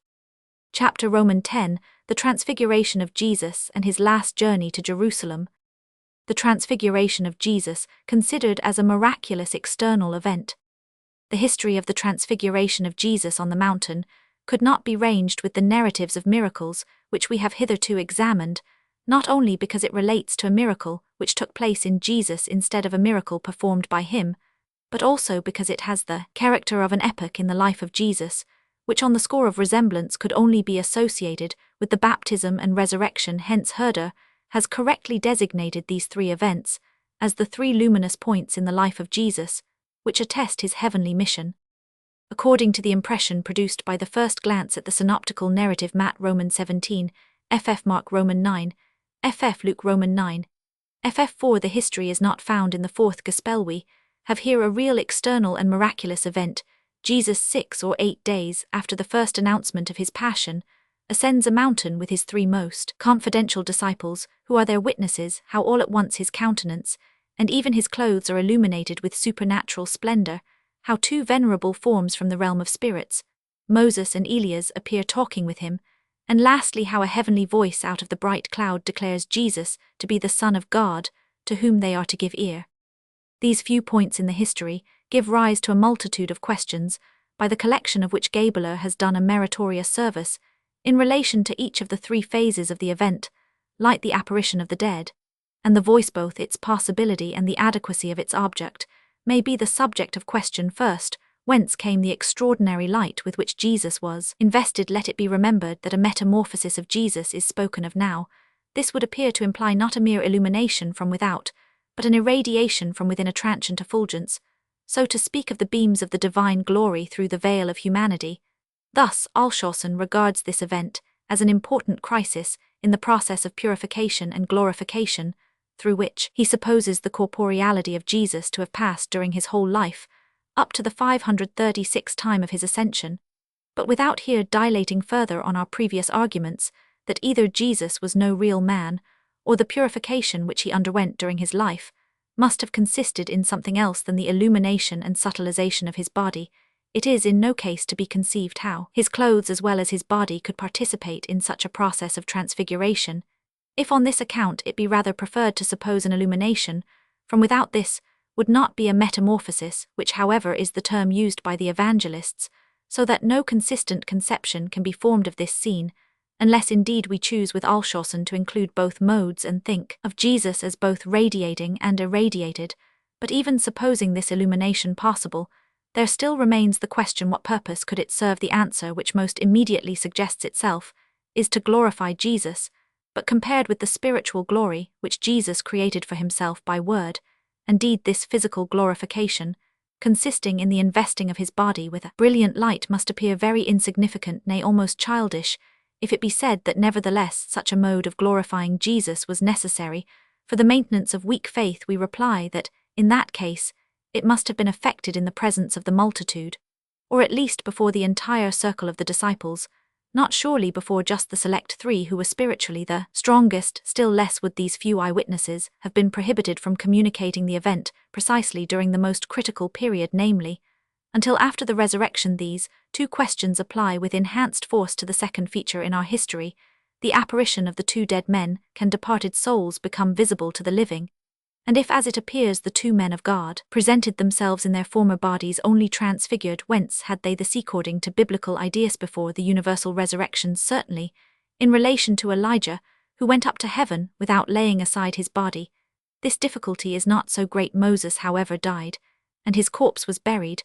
But further, to what end are we to suppose that these two illustrious dead appeared? The evangelical narrative, by representing the forms as talking with Jesus, seems to place the object of their appearance in Jesus, and if Luke be correct, it had reference more immediately to the approaching sufferings and death of Jesus, but they could not have made the first announcement of these events to him, for according to the unanimous testimony of the synoptists he had himself predicted them a week before. Matt Romans 16 parallel. Hence, it is conjectured that Moses and Elias only informed Jesus more minutely concerning the particular circumstances and conditions of his death. But on the one hand, it is not accordant with the position which the Gospels assign to Jesus in relation to the ancient prophets that he should have needed instruction from them, and on the other hand Jesus had already foretold his passion so circumstantially that the more special revelations from the world of spirits could only have referred to the particulars of his being delivered to the Gentiles, and the spitting in his face of which he does not speak, till a subsequent occasion. Matt Roman 20 Mark Roman 10. If however it be suggested that the communication to be made to Jesus consisted not so much in information as in the conferring of strength for his approaching sufferings, we submit that at this period there is not yet any trace of a state of mind in Jesus which might seem to demand assistance of this kind, while for his later sufferings this early strengthening did not suffice, as is evident from the fact that in Gethsemane a new impartation is necessary. 537. Thus we are driven, though already in opposition to the text, to try whether we cannot give the appearance a relation to the disciples. But first, the object of strengthening faith is too general to be the motive of so special a dispensation. Secondly, Jesus in the parable of the rich man must on this supposition have falsely expounded the principle of the divine government in this respect, for he there says that he who will not hear the writings of Moses and the prophets, and how much more he who will not hear the present Christ, would not be brought to believe, though one should return to him from the dead. Whence it must be inferred that such an apparition, at least to that end, is not permitted by God, the more special object of convincing the disciples that the doctrine and fate of Jesus were in accordance with Moses, and the prophets had been already partly attained, and it was not completely attained until after the death and resurrection of Jesus, and the outpouring of the Spirit, the Transfiguration not having formed any epoch in their enlightenment on this subject. Lastly, The voice out of the bright cloud without doubt, the Shekinah is like that at the baptism, a divine voice, but what an anthropomorphic conception of the divine being must that be which admits the possibility of real audible speech on his part? Or if it be said that a communication of God to the spiritual ear is alone spoken of here, 5. The scene of the transfiguration is reduced to a vision, and we are suddenly transported to a totally different point of view. The natural explanation of the narrative in various forms. It has been sought to escape from the difficulties of the opinion, which regards the transfiguration of Jesus as not only a miraculous, but also an external event, by confining the entire incident to the internal experience of the parties concerned. In adopting this position, the miraculous is not at once relinquished, it is only transferred to the internal workings of the human mind, as being thus more simple and conceivable accordingly. It is supposed that by divine influence the spiritual nature of the three apostles, and probably also of Jesus himself, was exalted to a state of ecstasy, in which they either actually entered into intercourse with the higher world, or were able to shadow forth its forms to themselves in the most vivid manner.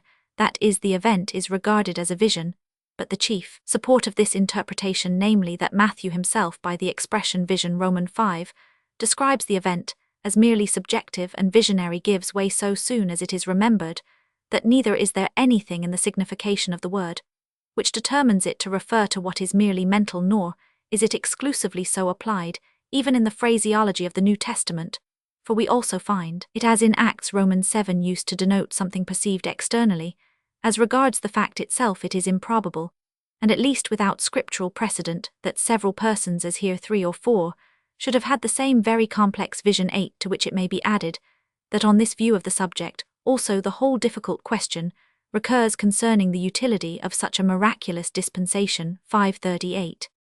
To avoid the above difficulty, others, still confining the event to the internal experience of the parties, regard it as the product of a natural activity of soul, and thus explain the whole as a dream during or after a prayer offered by Jesus or by themselves, in which mention was made of Moses and Elias, and their advent as messianic forerunners.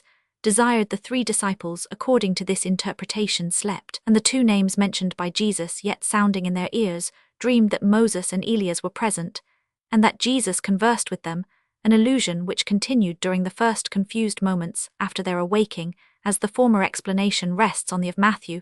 So it is alleged in support of this that Luke describes the disciples as heavy with sleep, and only towards the end of the scene as fully awake. Romans 5. The hold which the third evangelist here presents to the natural explanation has been made a reason for assigning to his narrative an important superiority over that of the 2 other evangelists. Recent critics pronouncing that by this and other particulars, which bring the event nearer to natural possibility, the account in Luke evinces itself to be the original, while that of Matthew by its omission of those particulars is proved to be the traditionary one, since with the eagerness for the miraculous which characterized that age no one would fabricate particulars calculated to diminish the miracle, as is the case with the sleepiness of the disciples.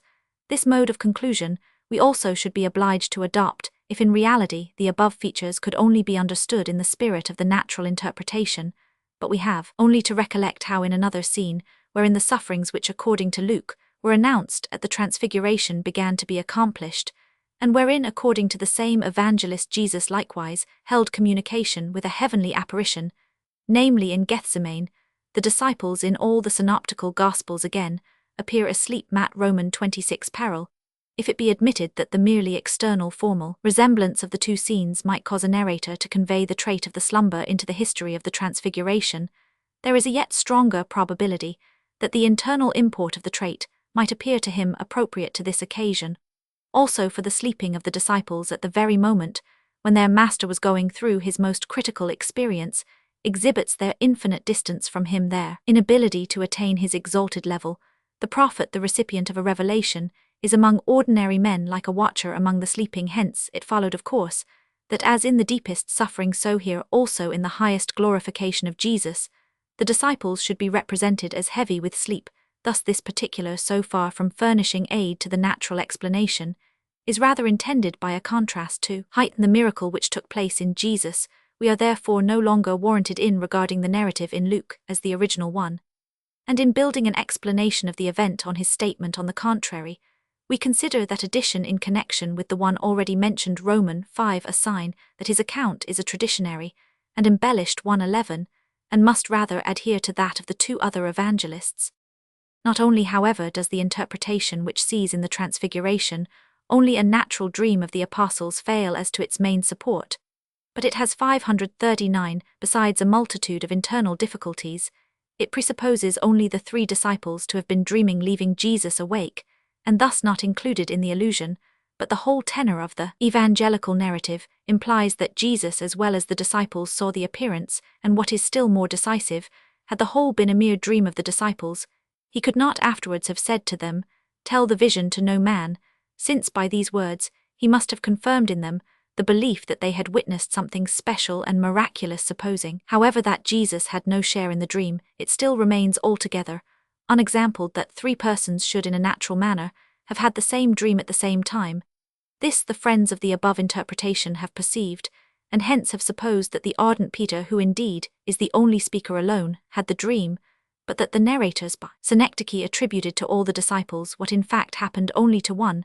But from the circumstance that Peter here as well as elsewhere is the spokesman, it does not follow that he alone had the vision, and the contrary can by no figure of speech be removed from the clear words of the evangelists.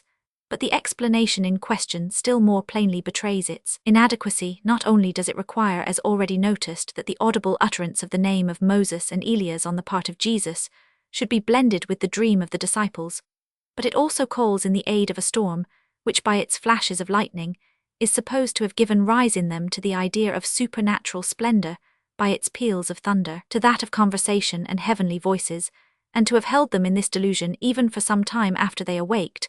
But according to Luke, it was on the waking of the disciples that they saw the 2 men standing by Jesus. This does not look like a mere illusion, protracted from a dream into waking moments. Hence communal introduces the further supposition that, while the disciples slept, there came to Jesus 2 unknown men whom they in awaking connected with their dream, and mistook for Moses and Elias. By giving this turn to the circumstances, all those occurrences which on the interpretation based on the supposition of a dream should be regarded as mere mental conceptions, are again made external realities, for the idea of supernatural brilliancy is supposed to have been produced by a flash of lightning, the idea of voices by thunder, and lastly the idea of 2 persons in company with Jesus, by the actual presence of 2 unknown individuals. All this the disciples could properly perceive only when they were awake, and hence the supposition of a dream falls to the ground as superfluous. Therefore, since this interpretation, by still retaining a thread of connection between the alleged character of the event and a mental condition, has the peculiar difficulty of making 3 partake in the same dream, it is better entirely to break this thread and restore all to the external world, so that we now have a natural external occurrence before us. As in the first instance we had a supernatural one, something objective presented itself to the disciples. Thus it is explained how it could be perceived by several at once. They deceived themselves when awake as to what they saw. This was natural, because they were all born within the same circle of ideas, were in the same frame of mind, and in the same situation. According to this opinion, the essential fact in the scene on the mountain is a secret interview which Jesus had preconcerted, and with a view to which he took with him the 3 most confidential of his disciples, who the 2 men were with whom Jesus held this interview. Paulus does not venture to determine communal conjectures that they were secret adherents of the same kind as Nicodemus. According to Venturini, they were Essenes secret allies of Jesus. Before these were arrived, Jesus 540 prayed, and the disciples, not being invited to join, slept, for the sleep noticed by Luke, though it were dreamless, is gladly retained in this interpretation, since a delusion appears more probable in the case of persons just awaking on hearing strange voices talking with Jesus. They awake, see Jesus, who probably stood on a higher point of the mountain than they, enveloped in unwonted brilliancy proceeding from the first rays of morning, which perhaps reflected from a sheet of snow fell on Jesus, but were mistaken by them in the surprise of the moment for a supernatural illumination.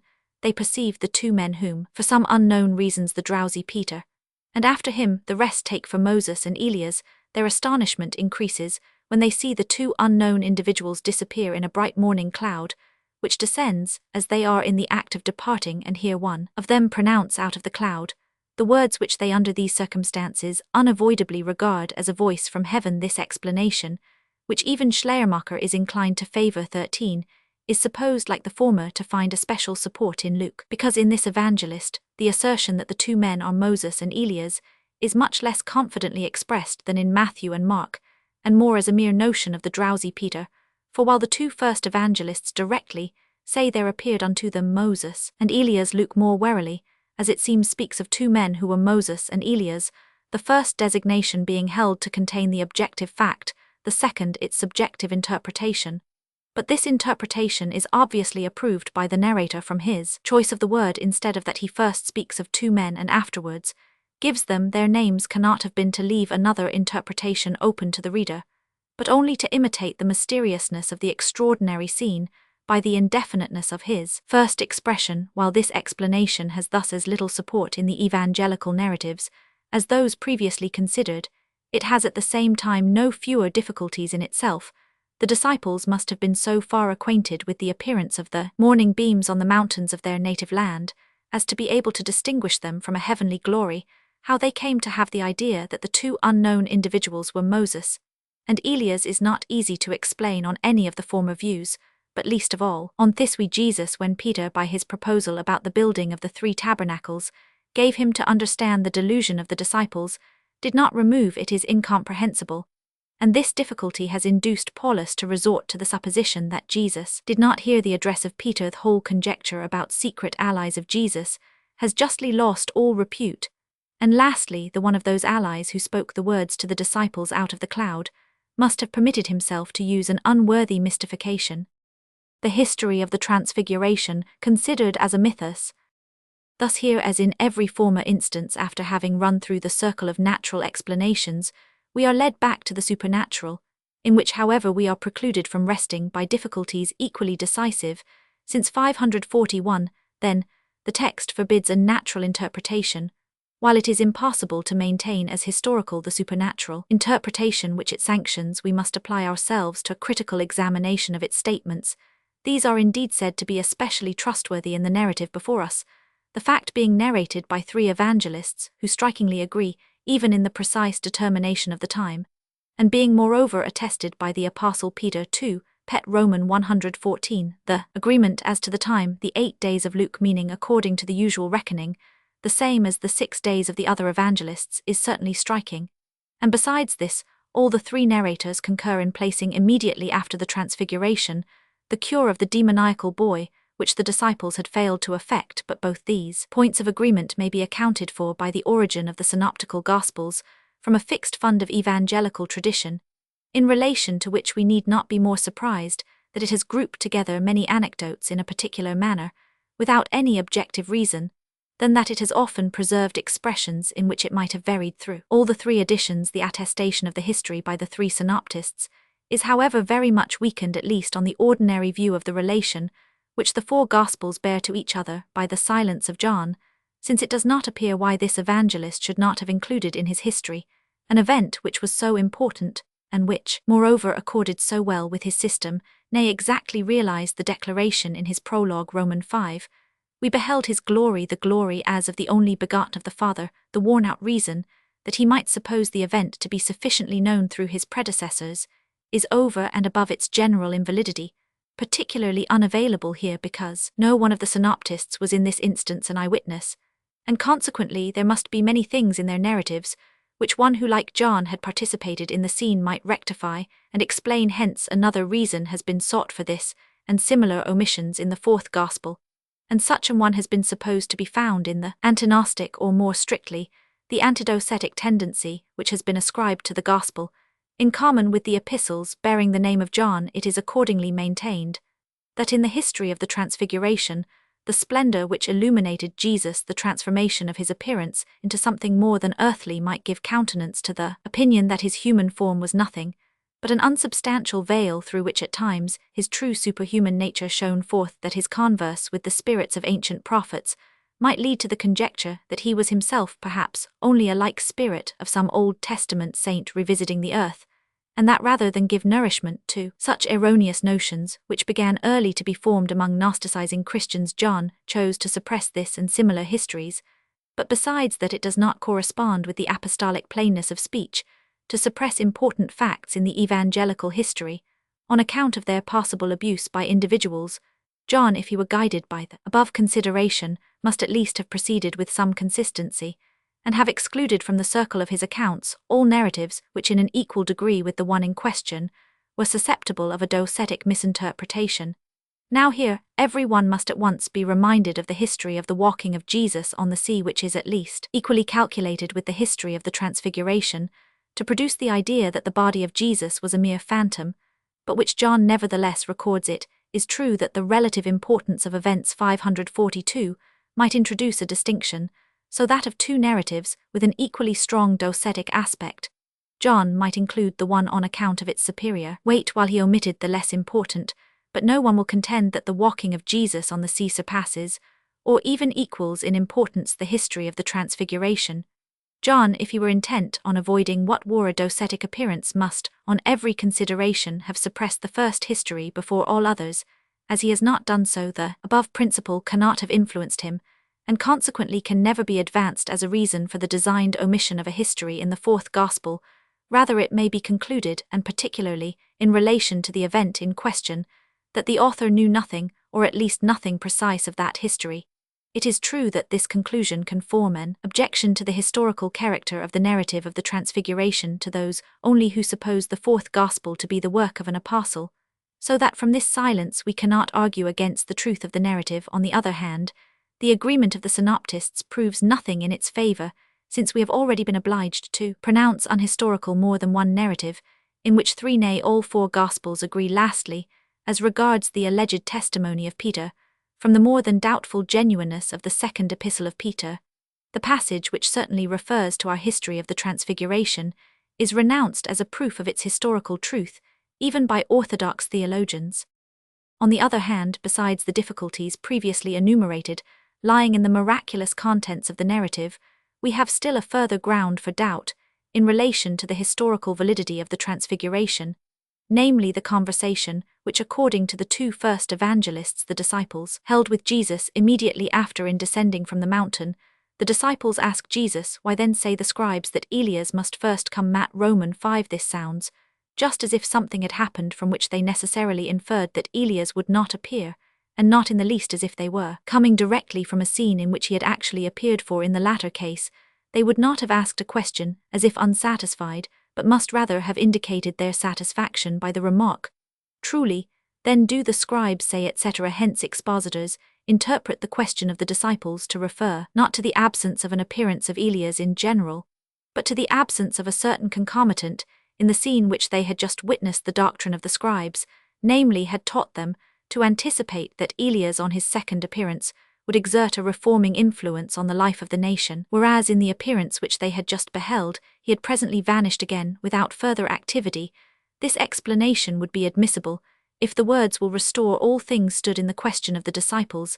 Instead of this, however, it stands in both narratives, Romans 5, Romans 5, only in the answer of Jesus, so that the disciples, according to this supposition, must in the most contradictory manner have been silent as to what they really missed, the restoration of all things, and only have mentioned that which after the foregoing appearance they could not have missed, namely the coming of Elias. 543, as however the question of the disciples presupposes no previous appearance of Elias, but on the contrary expresses the feeling that such an appearance was wanting, so the answer which Jesus gives them has the same purport, for when he replies the scribes are right in saying that Elias must come before the Messiah, but this is no argument against my messiahship, since an Elias has already preceded me in the person of the Baptist one. He thus seeks to guard his disciples against the doubt which might arise from the expectation of the scribes, by pointing out to them the figurative Elias who had preceded him. It is impossible that an appearance of the actual Elias can have previously taken place, otherwise Jesus must in the first place have referred to this appearance, and only in the second place to the Baptist. Thus the immediate connection of this conversation with that appearance cannot be historical, but is rather owing solely to this point of similarity that in both mention is made of Elias, but not even at an interval, and after the lapse of intermediate events, can such a conversation have been preceded by an appearance of Elias, for however long afterwards, both Jesus and the three eyewitnesses among his disciples must have remembered it, and could never have spoken as if such an appearance had not taken place. Still further, an appearance of the real Elias cannot have happened even after such a conversation, in accordance with the orthodox idea of Jesus, for he too explicitly declares his opinion that the literal Elias was not to be expected, and that the Baptist was the promised Elias. If therefore nevertheless an appearance of the real Elias did subsequently take place, Jesus must have been mistaken, a consequence which precisely those who are most concerned for the historical reality of the Transfiguration are the least in a position to admit. If then the appearance and the conversation directly exclude each other, the question is which of the two passages can better be renounced.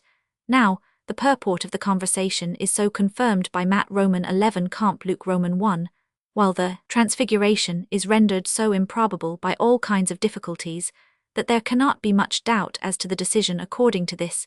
It appears here, as in some former cases, that two narratives proceeding from quite different presuppositions, and having arisen also in different times, have been awkwardly enough combined. The passage containing the conversation proceeding from the probably earlier opinion that the prophecy concerning Elias had its fulfillment in John, whereas the narrative of the Transfiguration doubtless originated at a later period, when it was not held sufficient that in the messianic time of Jesus, Elias should only have appeared figuratively in the person of the Baptist one.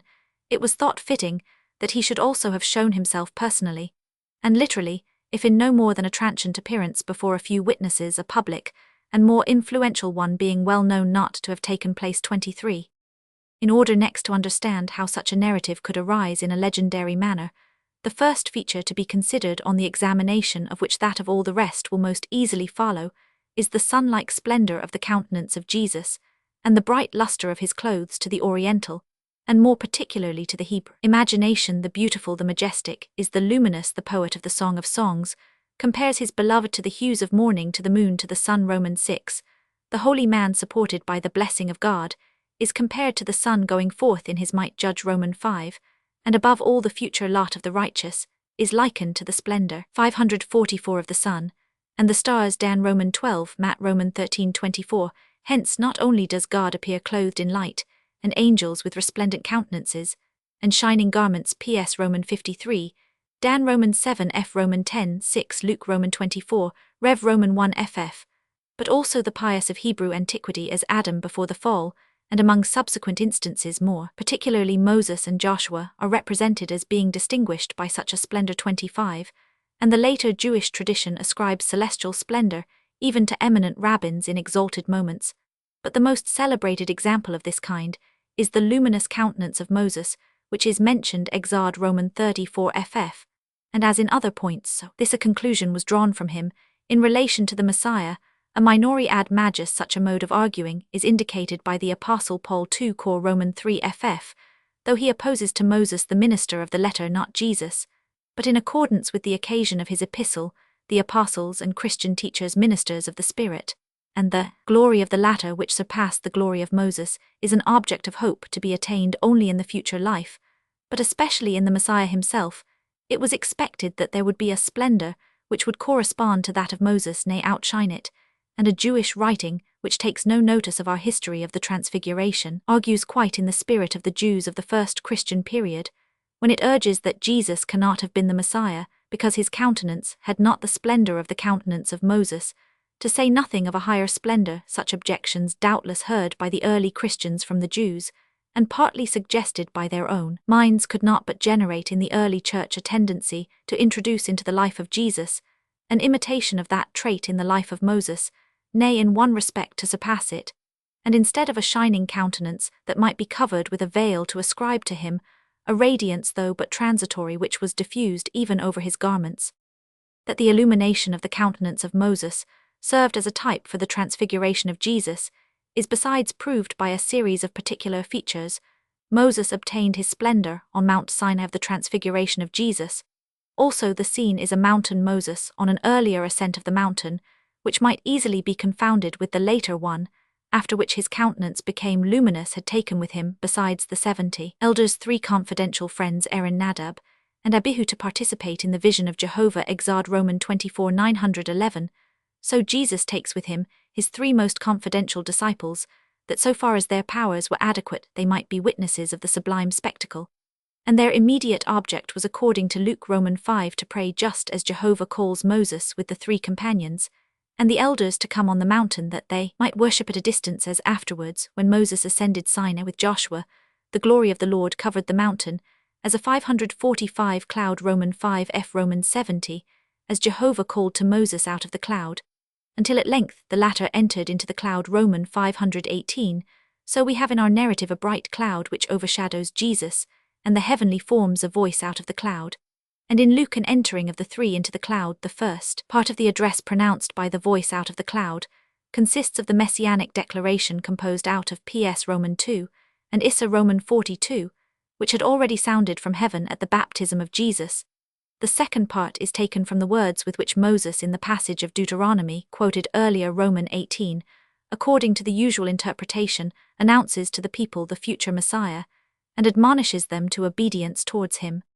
By the transfiguration on the Mount, Jesus was brought into contact with his type Moses, and as it had entered into the anticipation of the Jews, that the messianic time according to Issa Roman 52 ff would have not merely one but several forerunners 29, and that among others, the ancient lawgiver especially would appear in the time of the Messiah 30, so no moment was more appropriate for his appearance than that, in which the Messiah was being glorified on a mount, as he had himself once been. With him was then naturally associated the prophet, who on the strength of Mal Roman 3, was the most decidedly expected to be a messianic forerunner, and indeed according to the rabbins, to appear contemporaneously with Moses.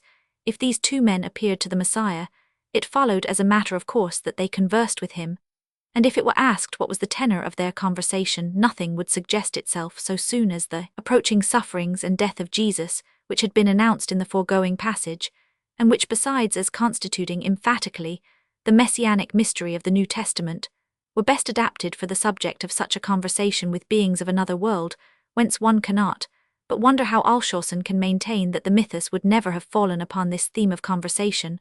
According to this, we have here a mythos 31, the tendency of which is twofold: first, to exhibit in the life of Jesus an enhanced repetition of the glorification of Moses, and secondly, to bring Jesus as the Messiah into contact with his two forerunners, be this appearance of the lawgiver, and the prophet of the founder and the reformer of the theocracy, to represent Jesus as the perfecter of the kingdom of God and the fulfillment of the law and the prophets, and besides this to show a confirmation of his messianic dignity by a heavenly voice 546.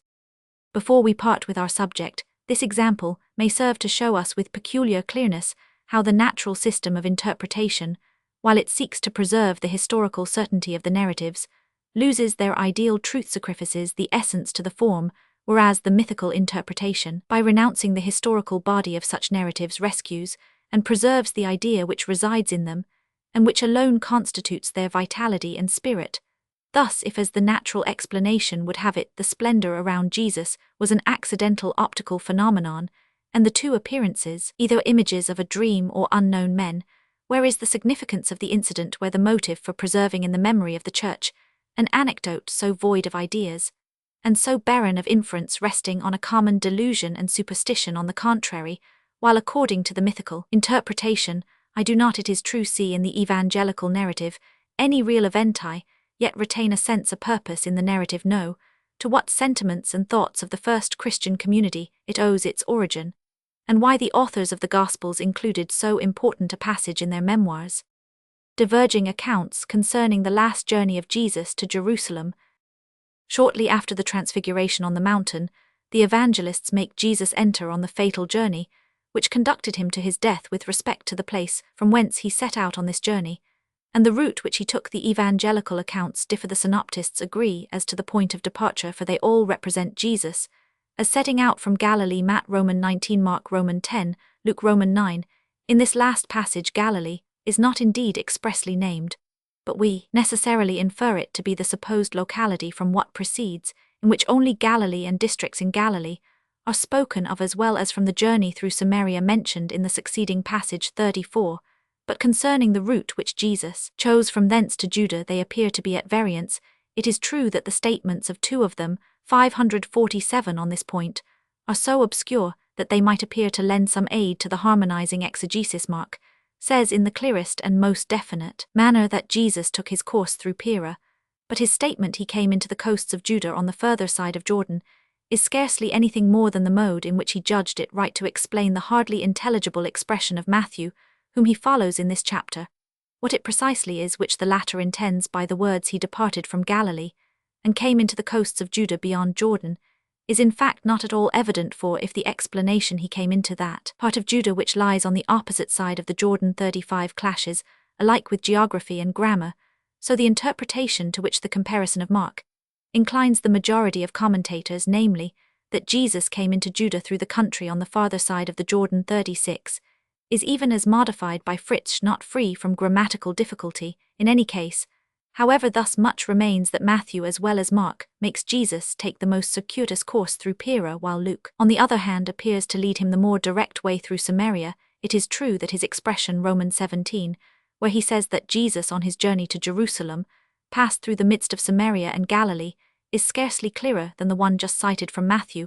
According to the customary meaning of words, he seems to state that Jesus first crossed Samaria, and then Galilee in order to arrive at Jerusalem, but this is an inversion of the true order, for if he set out from a place in Galilee, he must first traverse the rest of Galilee, and not until then could he enter Samaria. Hence the words have been interpreted to mean a progress along the boundary between Galilee and Samaria 37, and Luke has been reconciled with the two first evangelists by the supposition that Jesus journeyed along the Galilean-Samarian frontier until he reached the Jordan, that he then crossed this river, and so proceeded through Pera towards Judah and Jerusalem.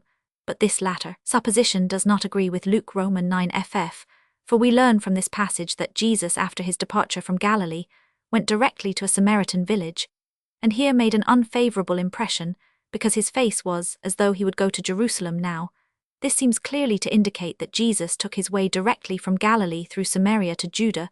We shall therefore be on the side of probability, if we judge this statement to be an artificial arrangement of words, to which the writer was led by his desire to introduce the narrative of the 10 lepers, one of whom was a Samaritan 38, and consequently admit that there is here a divergency between the synoptical Gospels. Towards the end of the journey of Jesus, they are once more in unison, for according to their unanimous statement, Jesus arrived at Jerusalem from Jericho, Matt Roman 20 parallel, a place which we may observe lay more in the direct road for a Galilean coming through Pera than for one coming through Samaria. Thus there is indeed a difference between the synoptists with regard to the way taken by Jesus, but still they agree as to the first point of departure, and 548 the last stage of the road.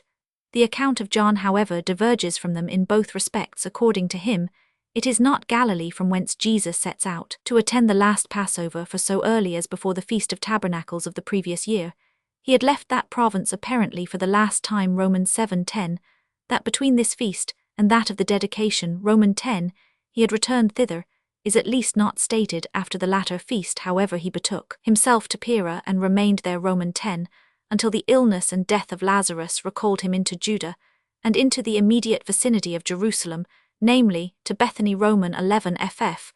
On account of the machinations of his enemies, he quickly withdrew from thence again, but because he intended to be present at the coming Passover, he retired no further than to the little city of Ephraim near to the wilderness, Roman 11, and from this place no mention being made of a residence in Jericho, which besides did not lie in the way from Ephraim, according to the situation usually assigned to the latter city, he proceeded to Jerusalem to the feast.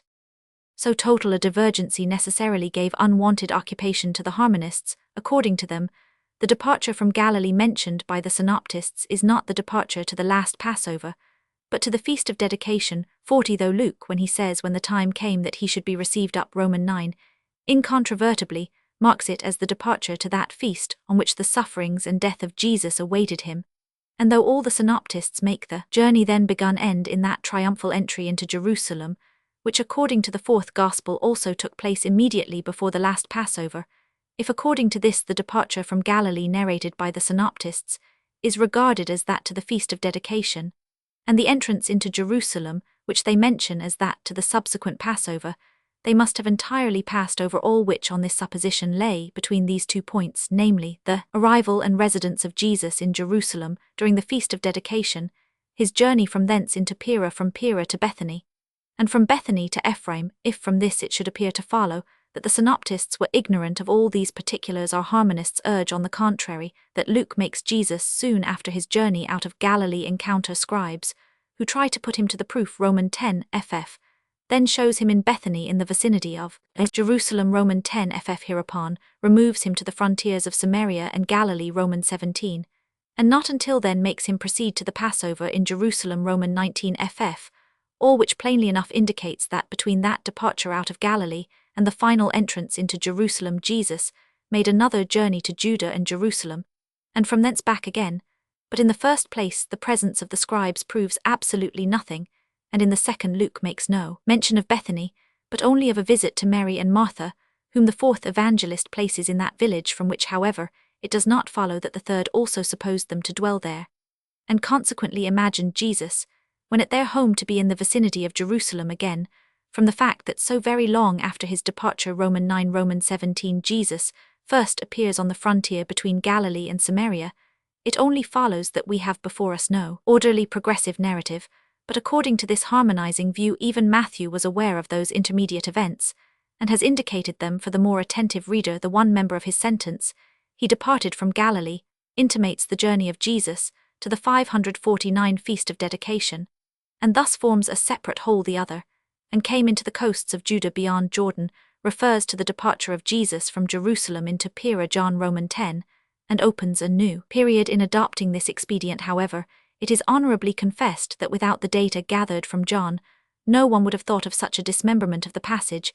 In Matthew, in opposition to such artifices, no way is open to those who presuppose the accuracy of John's narrative, but that adopted by the most recent criticism, namely to renounce the supposition that Matthew, who treats of the journey very briefly, was an eyewitness, and to suppose of Luke, whose account of it is very full, that either he or one of the collectors of whose labours he availed himself mingled together two separate narratives, of which one referred to the earlier journey of Jesus to the Feast of Dedication, the other to his last journey to the Passover, without suspecting that between the departure of Jesus out of Galilee and his entrance into Jerusalem, there fell yet an earlier residence in Jerusalem, together with other journeys and adventures.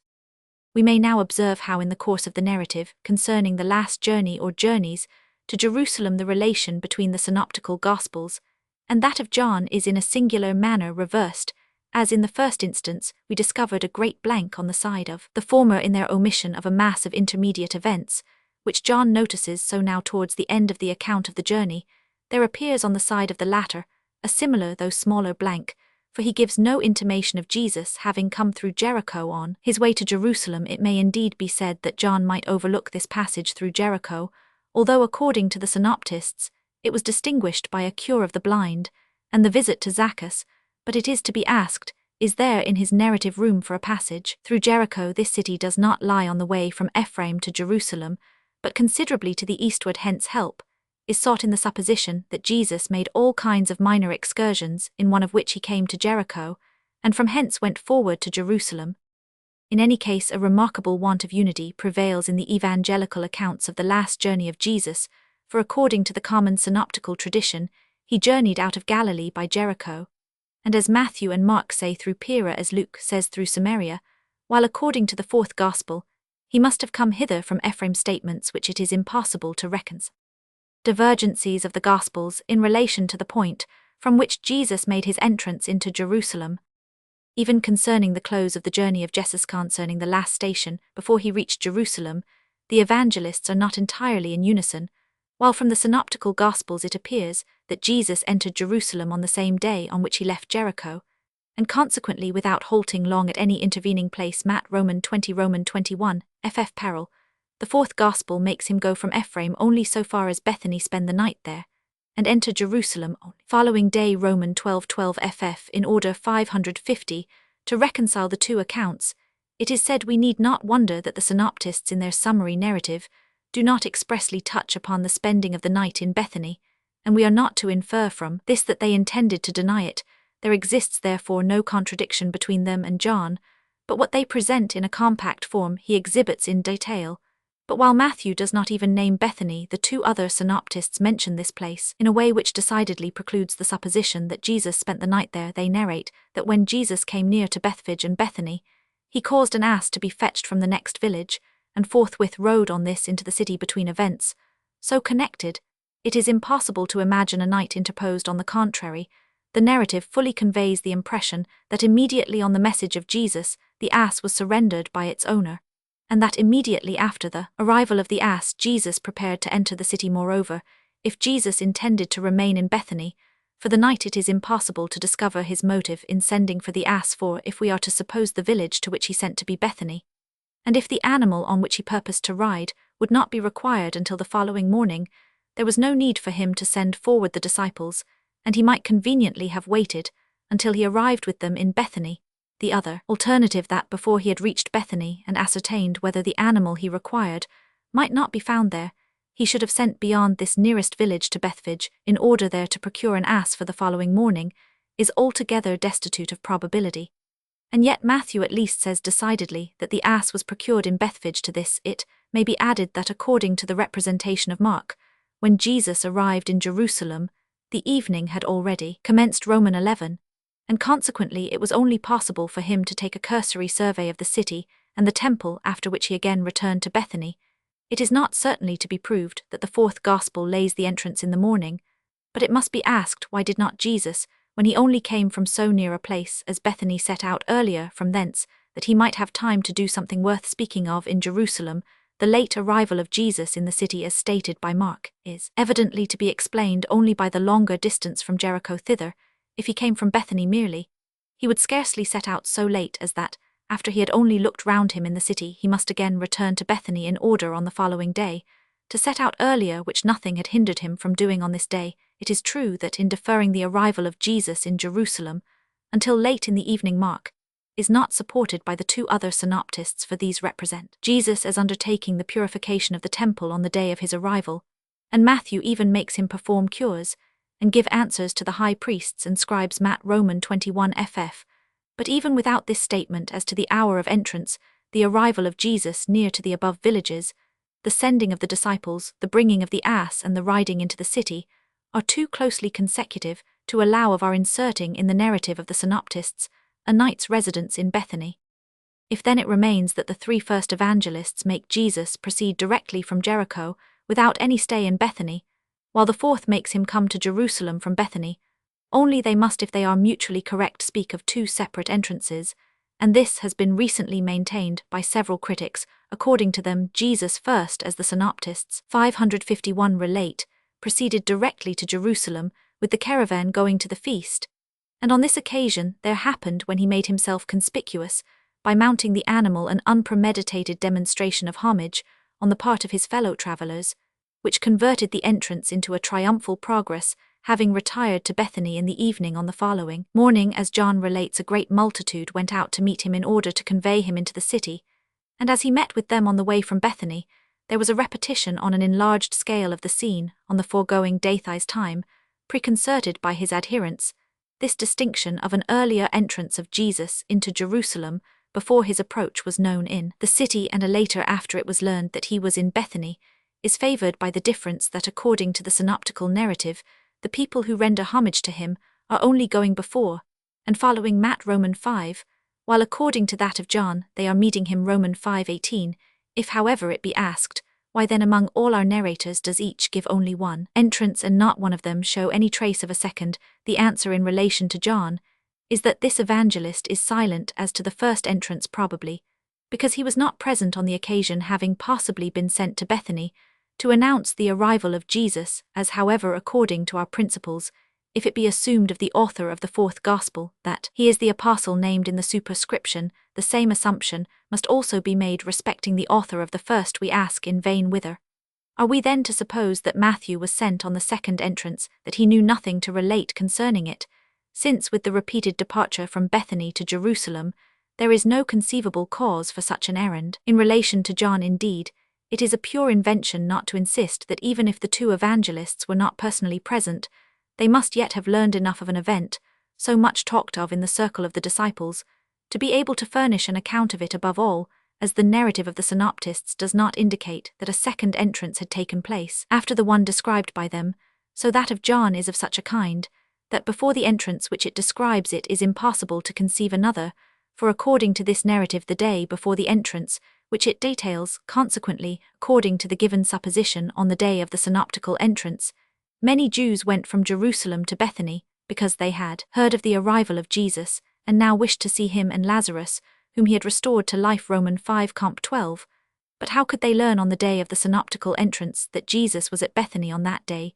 Jesus did indeed pass either by or through Bethany, but he proceeded directly to Jerusalem, whence, according to all the narratives he could have, returned to Bethany only at so late an hour in the evening that Jews who now first went from Jerusalem could no longer hope to be able to see him. But why should they take the trouble to seek Jesus in Bethany, when they had on that very day seen him in Jerusalem itself? Surely in this case, it must have been said not merely that they came not for Jesus' sake only, but that they might see Lazarus also, but rather that they had indeed seen Jesus himself in Jerusalem. But as they wished to see Lazarus also, they came therefore to Bethany, whereas the evangelist represents these people as coming from Jerusalem partly to see Jesus. He cannot therefore have supposed that Jesus might have been seen in Jerusalem on that very day. Further, when it is said in John 552 that on the following day it was heard in Jerusalem that Jesus was coming Romans 5, this does not at all seem to imply that Jesus had already been there the day before, but rather that the news had come from Bethany of his intention to enter on this day. So also the reception which is immediately prepared for him alone has its proper significance when it is regarded as the glorification of his first entrance into the metropolis. It could only have been appropriate on his second entrance, if Jesus had the day before entered unobserved and unhonored, and it had been wished to repair this omission on the following day, not if the first entrance had already been so brilliant. Moreover, on the second entrance every feature of the first must have been repeated, which, whether we refer it to a preconceived arrangement on the part of Jesus, or to an accidental coincidence of circumstances, still remains improbable with respect to Jesus. It is not easy to understand how he could arrange the repetition of a spectacle which in the first instance significant, if acted a second time would be flat and unmeaning. 50 on the other hand, circumstances must have coincided in an unprecedented manner. If on both occasions there happened the same demonstrations of homage on the part of the people, with the same expressions of envy on the part of his opponents, if on both occasions, too, there stood at the command of Jesus an ass by riding which he brought to mind the prophecy of Zechariah, we might therefore call to our aid Seifert's hypothesis of assimilation, and suppose that the two entrances, originally more different, became thus similar by traditional intermixture, were not the supposition that two distinct events lie at the foundation of the evangelical narratives, rendered improbable by another circumstance. On the first glance, indeed, the supposition of two entrances seems to find support in the fact that John makes his entrance take place the day after the meal in Bethany, at which Jesus was anointed under memorable circumstances, whereas the two first synoptists, for Luke knows nothing of a meal at Bethany in this period of the life of Jesus, make their entrance precede this meal, and thus quite in accordance with the above supposition, the synoptical entrance would appear the earlier, that of John the later. This would be very well if John had not placed his entrance so early, and the synoptists their meal at Bethany so late, that the former cannot possibly have been subsequent to the latter. According to John, Jesus comes 6 days before the Passover to Bethany, and on the following day enters Jerusalem Romans 13:12. On the other hand, the meal at Bethany mentioned by the synoptists Matt Romans 26 ff parallel can have been at the most but 2 days before the Passover Romans 5, so that if we are to suppose the synoptical entrance prior to the meal, and the entrance in John, there must then have been after all this, according to the synoptists, a second meal in Bethany. But between the two meals thus presupposed, as between the two entrances, there would have been the most striking resemblance even to the minutest points, and against the interweaving of two such double incidents, there is so strong a presumption that it will scarcely be said there were two entrances and two meals, which were originally far more dissimilar, but from the transference of features, out of the one incident into the other by tradition, they have become as similar to each other as we now see them. On the contrary, here if anywhere it is easier, when once the authenticity of the accounts is given up, to imagine that tradition has varied one incident, than that it has assimilated two. 553. More particular circumstances of the entrance, its object and historical reality. While the fourth Gospel first makes the multitude that streamed forth to meet Jesus render him their homage, and then briefly states that Jesus mounted a young ass which he had obtained, the synoptists commence their description of the entrance with a minute account of the manner in which Jesus came by the ass, when namely he had arrived in the neighborhood of Jerusalem towards Bethphage and Bethany, at the Mount of Olives. He sent 2 of his disciples into the village lying before them, telling them that when they came there they would find, Matthew says, an ass tied, and a colt with her, the 2 others a colt, whereon never man sat, which they were to loose, and bring to him, silencing any objections of the owner, by the observation, "The Lord hath need of him or them," this having been done the disciples spread their clothes, and placed Jesus and both the animals according to Matthew, according to the two other synoptists on the single animal.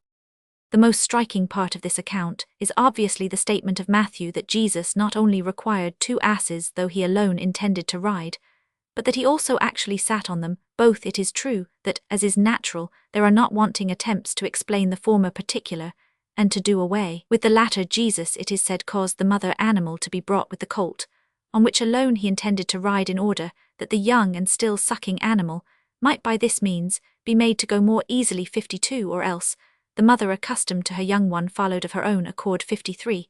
But a young animal yet unweaned would scarcely be given up by its owner, to be ridden. A sufficient motive on the part of Jesus in sending for the 2 animals could only be that he intended to ride both, which Matthew appears plainly enough to say, for his words imply not only that the clothes were spread, but also that Jesus was placed on the 2 animals.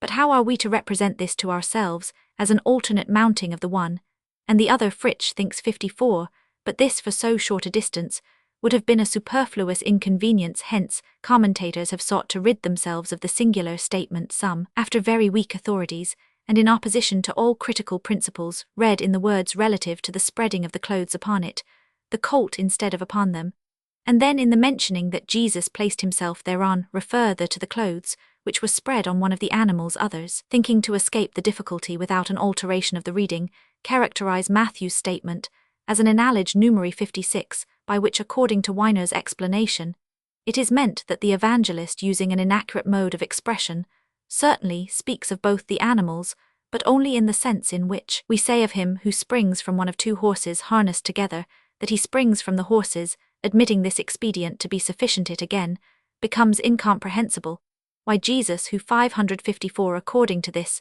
only meant to use 1 animal, should have sent for 2. The whole statement becomes the more suspicious when we consider that it is given by the first evangelist alone, for in order to reconcile the others with him, it will not suffice to say, as we ordinarily read, that they name only the foal as being that on which Jesus rode, and that while omitting the ass as an accessory fact, they do not exclude it.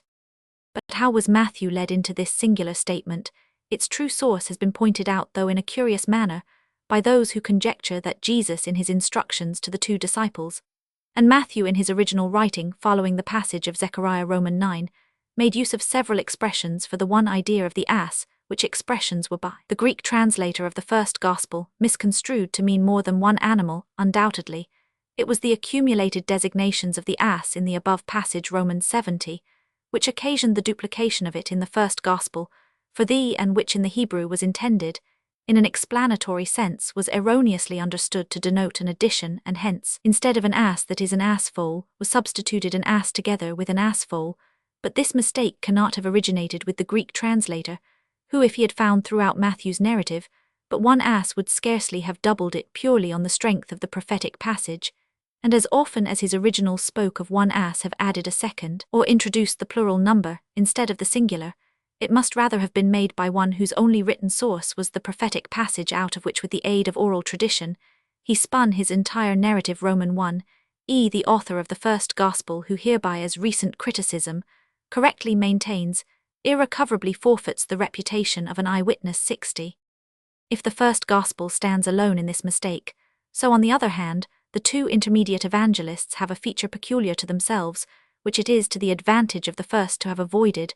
We shall merely point out in passing the prolixity with which Mark and Luke, though they as well as Matthew make Jesus describe to the 2 disciples how they would find the ass, and wherewith they were to satisfy the owner, yet do not spare themselves, or the reader, the trouble of almost verbally repeating every particular as having occurred. Mark Roman 5 ff, Luke Roman 5 ff, whereas Matthew, with more judgment, contents himself with the observation, "And the disciples went and did as Jesus commanded them." This, as affecting merely the form of the narrative, we shall not dwell on further, but it concerns the substance, that according to Mark and Luke, Jesus desired an animal, whereon yet never man sat, a particular of which Matthew knows nothing. One does not understand how Jesus could designedly increase the difficulty of his progress by the choice of a hitherto unridden animal, which, unless he kept it in order by divine omnipotence for the most consummate human skill, would not suffice for this on the first riding.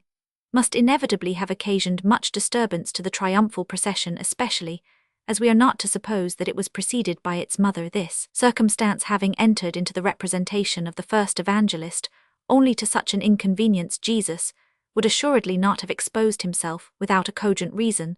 Such a reason, however, appears to lie sufficiently near in the opinion of antiquity, according to which, to use 555 Wettstein's expression, animalia usibus humanis non dum mancipata sacra habebanter, so that thus Jesus, for his consecrated person and the high occasion of his messianic entrance, may have chosen to use only a sacred animal. But regarded more closely, this reason will appear frivolous and absurd also, for the spectators had no means of knowing that the ass had never been ridden before, except by the unruliness with which he may have disturbed the peaceful progress of the triumphal train. If we are thus unable to comprehend how Jesus could seek an honor for himself in mounting an animal which had never yet been ridden, we shall on the contrary find it easy to comprehend how the primitive Christian community might early believe it due to his honor that he should ride only on such an animal, as subsequently that he should lie only in an unused grave. The authors of the intermediate Gospels did not hesitate to receive this trait into their memoirs, because they indeed in writing would not experience the same inconvenience from the undisciplined animal, which it must have caused to Jesus in riding. The two difficulties already considered belong respectively to the first evangelist, and the two intermediate ones another is common to them all, namely, that which lies in the circumstance that Jesus so confidently sends 2 disciples for an ass which they would find in the next village in such and such a situation, and that the issue corresponds so closely to his prediction. It might here appear the most natural to suppose that he had previously bespoken the ass, and that consequently it stood ready for him at the hour and place appointed 62. But how could he have thus bespoken an ass in Bethphage, seeing that he was just come from Jericho? Hence, even Paulus in this instance finds something else more probable, namely, that about the time of the feasts in the villages lying on the high road to Jerusalem, many beasts of burden stood ready to be hired by travellers.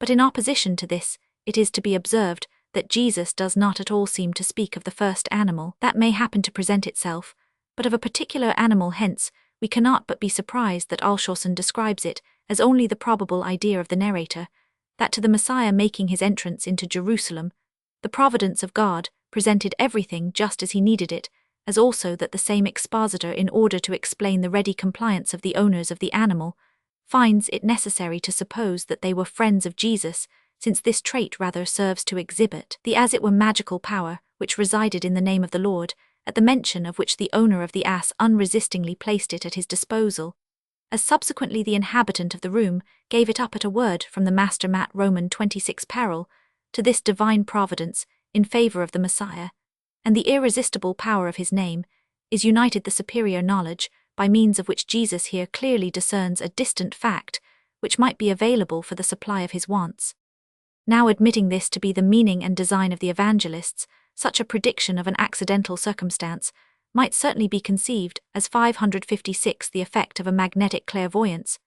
But on the one hand we know full well the tendency of the primitive Christian legend to create such proofs of the superior nature of her Messiah, witness the calling of the 2 pairs of brethren, but the instance most analogous has been just alluded to and is hereafter to be more closely examined, namely the manner in which Jesus causes the room to be bespoken for his Last Supper. With the 12, on the other hand, the dogmatic reasons drawn from prophecy for displaying the farseeing of Jesus, here as precisely the knowledge of an ass being tied at a certain place, are clearly obvious, so that we cannot abstain from the conjecture that we have here nothing more than a product of the tendency which characterized the Christian legend, and of the effort to base Christian belief on ancient prophecy, in considering namely the passage quoted in the 1st and 4th Gospels from Zechariah, where it is merely said that the meek and lowly king will come riding on an ass in general. It is usual to overlook another prophetic passage, which contains more precisely the tied ass of the Messiah. This passage is Gen. Roman 49, where the dying Jacob says to Judah concerning the Shiloh binding his foal unto the vine, and his ass colt unto the choice vine. Justin Martyr understands this passage, also as well as the one from Zechariah, as a prediction relative to the entrance of Jesus, and hence directly asserts that the foal which Jesus caused to be fetched was bound to a vine. In like manner, the Jews not only held the general interpretation that the Shiloh was the Messiah, as may be shown already in the Targum 65, but also combined the passage relative to the binding of the ass with that on the riding of it into Jerusalem, That the above prophecy of Jacob is not cited by any one of our evangelists only proves at the utmost that it was not verbally present to their minds when they were writing the narrative before us. It can by no means prove that the passage was not an element in the conceptions of the circle in which the anecdote was first formed. The transmission of the narrative, through the hands of many who were not aware of its original relation to the passage in Genesis, may certainly be argued from the fact that it no longer perfectly corresponds to the prophecy for a perfect agreement to exist. Jesus, after he had, according to Zechariah, ridden into the city on the ass, must on dismounting have bound it to a vine instead of causing it to be unbound in the next village, according to Mark, from a door by the wayside. As he actually does by this means, however, there was obtained together with the fulfillment of those two prophecies a proof of the supernatural knowledge of Jesus and the magical power of his name. And in relation to the former point, it might be remembered in particular that Samuel also had once proved his gifts as a seer by the prediction that as Saul was returning homeward 2 men would meet him with the information that the asses of Kis his father were found. 1 Sam Roman 10. The narrative in the 4th Gospel, having no connection with the Mosaic passage, says nothing of the ass being tied or of its being fetched by the disciples, and merely states with reference to the passage of Zechariah alone, Jesus, having found a young ass sat thereon. Roman 567,557. The next feature that presents itself for our consideration is the homage which is rendered to Jesus by the populace according to all the narrators, except Luke. This consisted in cutting down the branches of trees, which according to the synoptists were strewed in the way, according to John, who with more particularity mentions palm branches were carried by the multitude that met Jesus. Further, according to all except John, in the spreading of clothes in the way to this were added joyous acclamations, of which all have with unimportant modifications the words, "Blessed be he that cometh in the name of the Lord," all, except Luke, the Hosanna, and all the greeting as King or Son of David. The first from P.S. Roman 118, was, it is true, a customary form of salutation to persons visiting the feasts, and even the second, taken from the preceding verse of the same psalm, was a usual cry at the Feast of Tabernacles, and the Passover 68, but the addition to the Son of David and the King of Israel shows that the people here applied these general forms to Jesus especially, as the Messiah bid him welcome in a preeminent sense, and wished success to his undertaking in relation to the parties who present the homage. Luke's account is the most circumscribed, for he so connects the spreading of the clothes in the way Roman 5 with the immediately preceding context that he appears to ascribe it, as well as the laying of the clothes on the ass, solely to the disciples, and he expressly attributes the acclamations to the whole multitude of the disciples only, whereas Matthew and Mark make the homage proceed from the accompanying mass of people. This difference, however, can be easily reconciled, for when Luke speaks of the multitude of the disciples, this means the wider circle of the adherents of Jesus, and on the other hand the very great multitude in Matthew only means all those who were favourable to him among the multitude. But while the synoptists remain within the limits of the company who were proceeding to the feast, and who were thus the fellow travellers of Jesus, John, as above noticed, makes the whole solemnity proceed from those who go out of Jerusalem to meet Jesus. Roman 5, while he represents the multitude who are approaching with Jesus, as testifying to the former, the resurrection of Lazarus, on account of which, according to John, the solemn escort of Jesus into Jerusalem was prepared. Roman 5f. This cause we cannot admit as authentic, inasmuch as we have found critical reasons for doubting the resurrection of Lazarus, but with the alleged cause, the fact itself of the escort is shaken, especially if we reflect that the dignity of Jesus might appear to demand that the inhabitants of the city of David should have gone forth to bring him in with all solemnity, and that it fully harmonizes with the prevailing characteristics of the representation of the 4th Gospel to describe before the arrival of Jesus at the feast how intently the expectations of the people were fixed upon him. Romans 7, ff. Roman 11. The last trait in the picture before us is the displeasure of the enemies of Jesus at the strong attachment to him exhibited by the people on this occasion. According to John, Roman 5, the Pharisees said to each other, "We see from this that the lenient proceedings which we have hitherto adopted are of no avail. All the world is following him, we must interpose with forcible measures." According to Luke, Roman 5, some Pharisees addressed Jesus as if they expected him to impose silence on his disciples, on which 558 he answers that if these were silent the stones would cry out, while in Luke and John this happens during the progress. In Matthew it is only after Jesus has arrived with the procession in the temple, and when the children even here continue to cry Hosanna to the Son of David, that the high priests and scribes direct the attention of Jesus to the impropriety, as it appears to them, whereupon he repulses them with a sentence out of Ps Roman 8, out of the mouth of babes and sucklings, thou hast perfected praise Roman 5, a sentence which in the original obviously relates to Jehovah, but which Jesus thus applies to himself. The lamentation of Jesus over Jerusalem connected by Luke with the entrance will come under our consideration further on.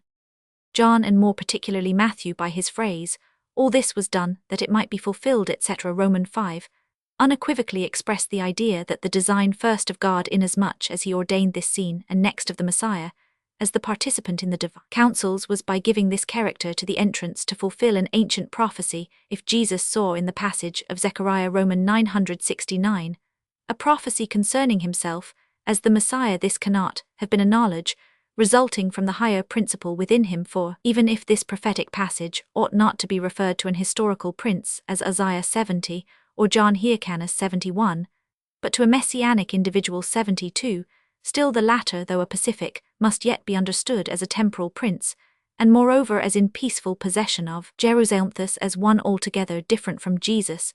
But it appears quite possible for Jesus to have come to such an interpretation in a natural way, since at least the rabbins with decided unanimity interpret the passage of Zechariah of the Messiah. Above all, we know that the contradiction which appeared to exist between the insignificant advent here predicted of the Messiah and the brilliant one which Daniel had foretold was at a later period commonly reconciled by the doctrine that according as the Jewish people showed themselves worthy or the contrary, their Messiah would appear in a majestic or a lowly form. Now, even if this distinction did not exist in the time of Jesus, but only in general, a reference of the passage Zech Roman 9 to the Messiah, still Jesus might imagine that now on his first appearance the prophecy of Zechariah must be fulfilled in him, but hereafter on his second appearance the prophecy of Daniel.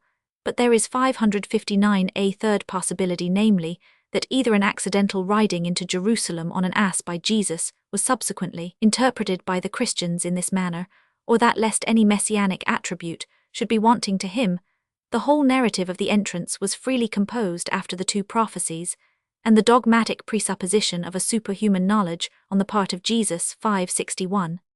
1 Vom Erlöser der Menschen, nach unseren drei ersten Evangelien, s. 114.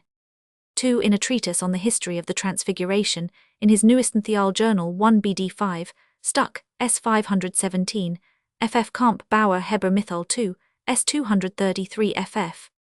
3 Bibel Com 1 s. 534 f.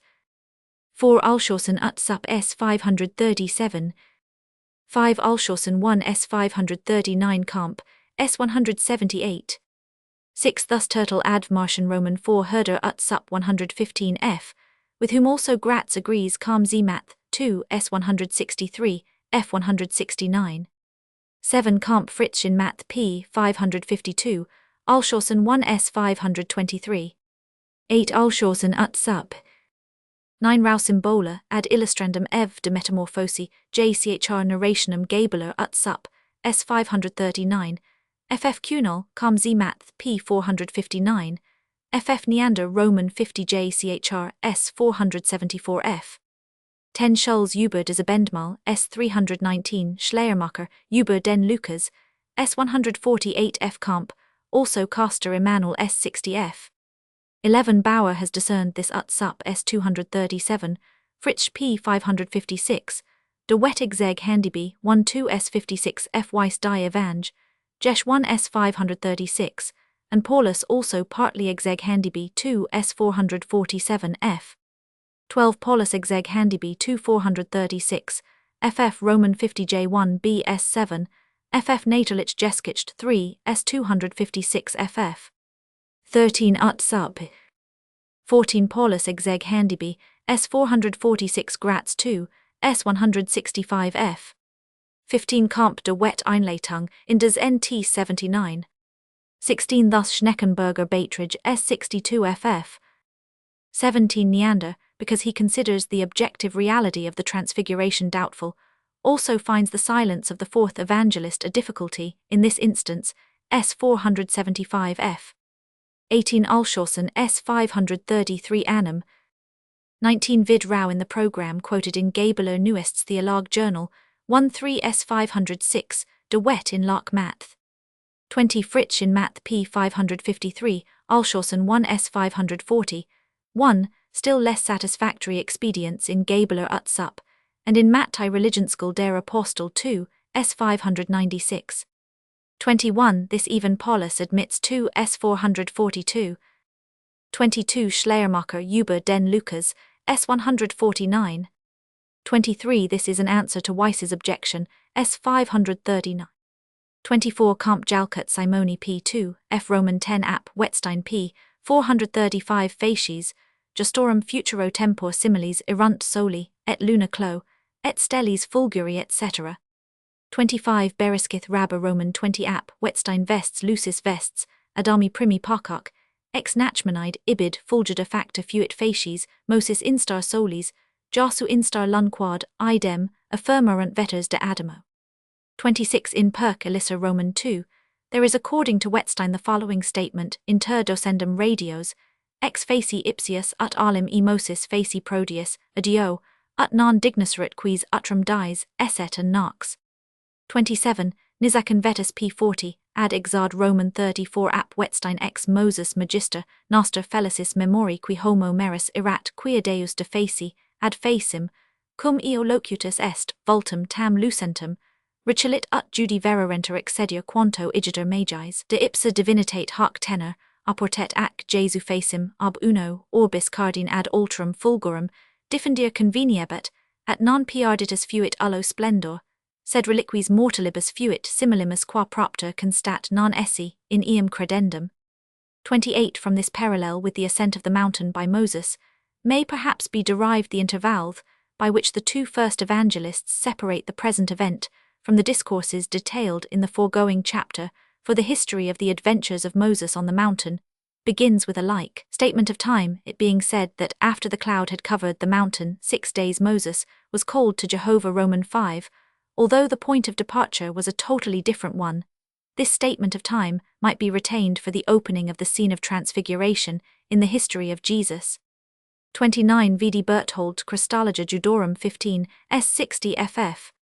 30 Debarim Rabba Roman 3 Wettstein Dixit Deus, SB Mosi, per vitam tuum quemad mardum vitam tuum posuisti, pro Israelitis in hoc mundo, ita tempor futuro quando Eliam prophetum ad ipsos, mittum vas quo eadum tempor vinietis, comp tantuma, F Roman 42 App Scotgen 1 S 149. 31 This narrative is pronounced to be a mythus by de Wet critic der Mos Jesh, S 250 comp exeg handiby, 1 S 146 F Berthold Christologia, Judd 15 not 17 Kredner Einleitung, in des NT 1, S 241, Schulz über des Abendmahl S 319, at least admits that there is more or less of the mythical in the various evangelical accounts of the Transfiguration, and Fritzsch, in Matt p. 448 f. and 456, adduces the mythical view of this event, not without signs of approval. Compare also Communal in Matt p. 459, and Gratz 2, S 161 ff. 32 Plato, also in the Symposium p. 223b ff. Steph, glorifies his Socrates by arranging 546 in a natural manner, and in a comic spirit, a similar group to that which the evangelists here present in a supernatural manner, and in a tragic spirit after a bacchanalian entertainment Socrates outwatches his friends who lie sleeping around him, as here the disciples around their master with Socrates, there are awake two noble forms alone, the tragic and the comic poet, the two elements of the early Grecian life, which Socrates united in himself, as with Jesus the lawgiver, and prophet, the two pillars of the Old Testament economy, which in a higher manner were combined in Jesus. Lastly, as in Plato, both Agathon and Aristophanes at length sleep and Socrates remains alone in possession of the field, so in the Gospel Moses and Elias at last vanish, and the disciples see Jesus left alone. 33 Weiss, not satisfied with the interpretation found by me in the mythus, and labouring besides to preserve an historical foundation for the narrative, understands it as a figurative representation in the Oriental manner, by one of the 3 eyewitnesses of the light which at that time arose on them concerning the destination of Jesus, and especially concerning his relation to the Old Testament theocracy, and to the messianic prophecies. According to him, the high mountain symbolizes the height of knowledge, which the disciples then attain the metamorphosis of the form of Jesus, and the splendor of his clothes are an image of their intuition of the spiritual messianic idea. The cloud which overshadowed the appearance signifies the dimness and indefiniteness in which the new knowledge faded away from the inability of the disciples yet to retain it. The proposal of Peter to build tabernacles is the attempt of this apostle at once to give a fixed dogmatical form to the sublime intuition. Weiss is fearful s. 543, that this his conception of the history of the Transfiguration may also be pronounced mythical. I think not, it is too manifestly allegorical. 34 Schleiermacher über den Lukas, s. 160. 35 Communal and Gratz in Locke. 36 Thus for example Lightfoot in Locke. 37 Wettstein Alshausen in Locke Schleiermacher, ut sup s. 164-214. 38 Vid de Wet in Locke. 39 Fritsch in Mark p. 415 Marcus Matthai, Roman 19 c. Octoratati, h. Roman 50, ad stringit disic Jessam e Galilla, cf. Roman 9 Proftum esse per Parium, sed Octa Luca Roman 17, in Judum contendit, per Summarium itiner brevissimo. 40 Paulus 2 s. 293 554, Camp Alshausen 1 s. 583. 41 Schleiermacher ut sup s. 159. 42 Paulus 2 s. 294 ff. 43 Paulus ut sup 295 f. 584 f. 44 Schleiermacher ut sup s. 161 f. Seifert über den Ursper s. 104 ff. With the former agrees in relation to Luke Alshausen ut sup. 45 Thalak Kam Z Jo s. 227, Alshausen 1 s. 771 f. 46 Thalak and Alshausen ut sup. 47 Paulus exeg Handiby 3 s. 92, ff 98, ff Schleiermacher über den Lukas, s. 244 f. 48 Schleiermacher ut sup. 49 Camp Luck 2 s. 432 annum. 50 Hayes Roman 50 j. 124. 51 Camp de Wet exeg Handiby 1 s. 172. 52 Paulus 3 s. 115 Communal in Math p. 541. 53 Alshausen 1 s. 776. 54 Carmen Math p. 630, his expedient is approved by de Wet exeg Handiby 1 s. 173. 55 Paulus ut sup s. 143 f. 56 Glacius Philsacker p. 172, thus also Communal and Gratz in Locke. 57 Nt Graham s. 149. 58 Eichhorn Algem Bibliothek 5 s. 896 f. Comp. Bolton, Bericht des Matthäus, s. 317 f. 59 Vd Fritsch in Locke, this is admitted by Neander, also s. 550 annum. 60 Scholz über des Abendmahl s. 310, f. Seifert über den Ursper, s. 107 f.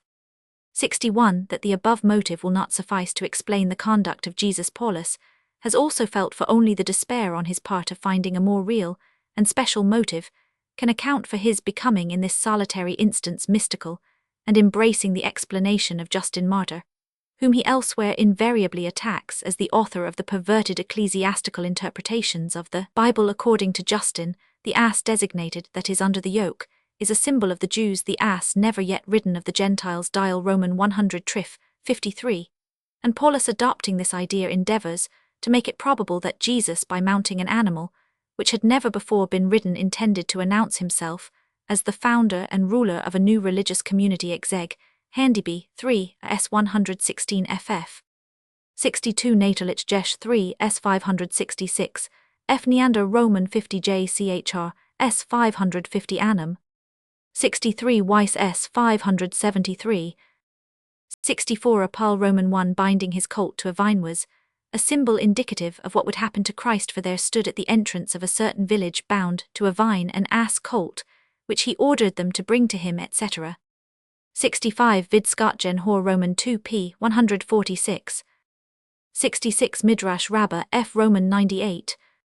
67 On account of this silence of the fourth evangelist, even Neander ut sup is in this 557 instance inclined to admit that a more simple event, owing to the disproportionate importance subsequently attached to it, was unhistorically modified.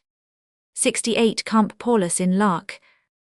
69 The citation given by Matthew is a combination of a passage from Isaiah with that of Zechariah, for the words tell ye the daughter of Zion are from Issa Romans 62, the rest from Zechariah Roman 9, where the Roman 70 has with some divergency.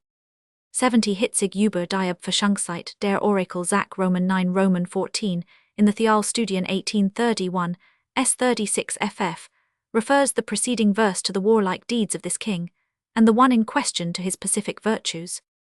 71 Paulus exeg Handyby 3 S121 ff. 72 Rosenmuller Skal in Roman 5 T7 4 S 274 ff.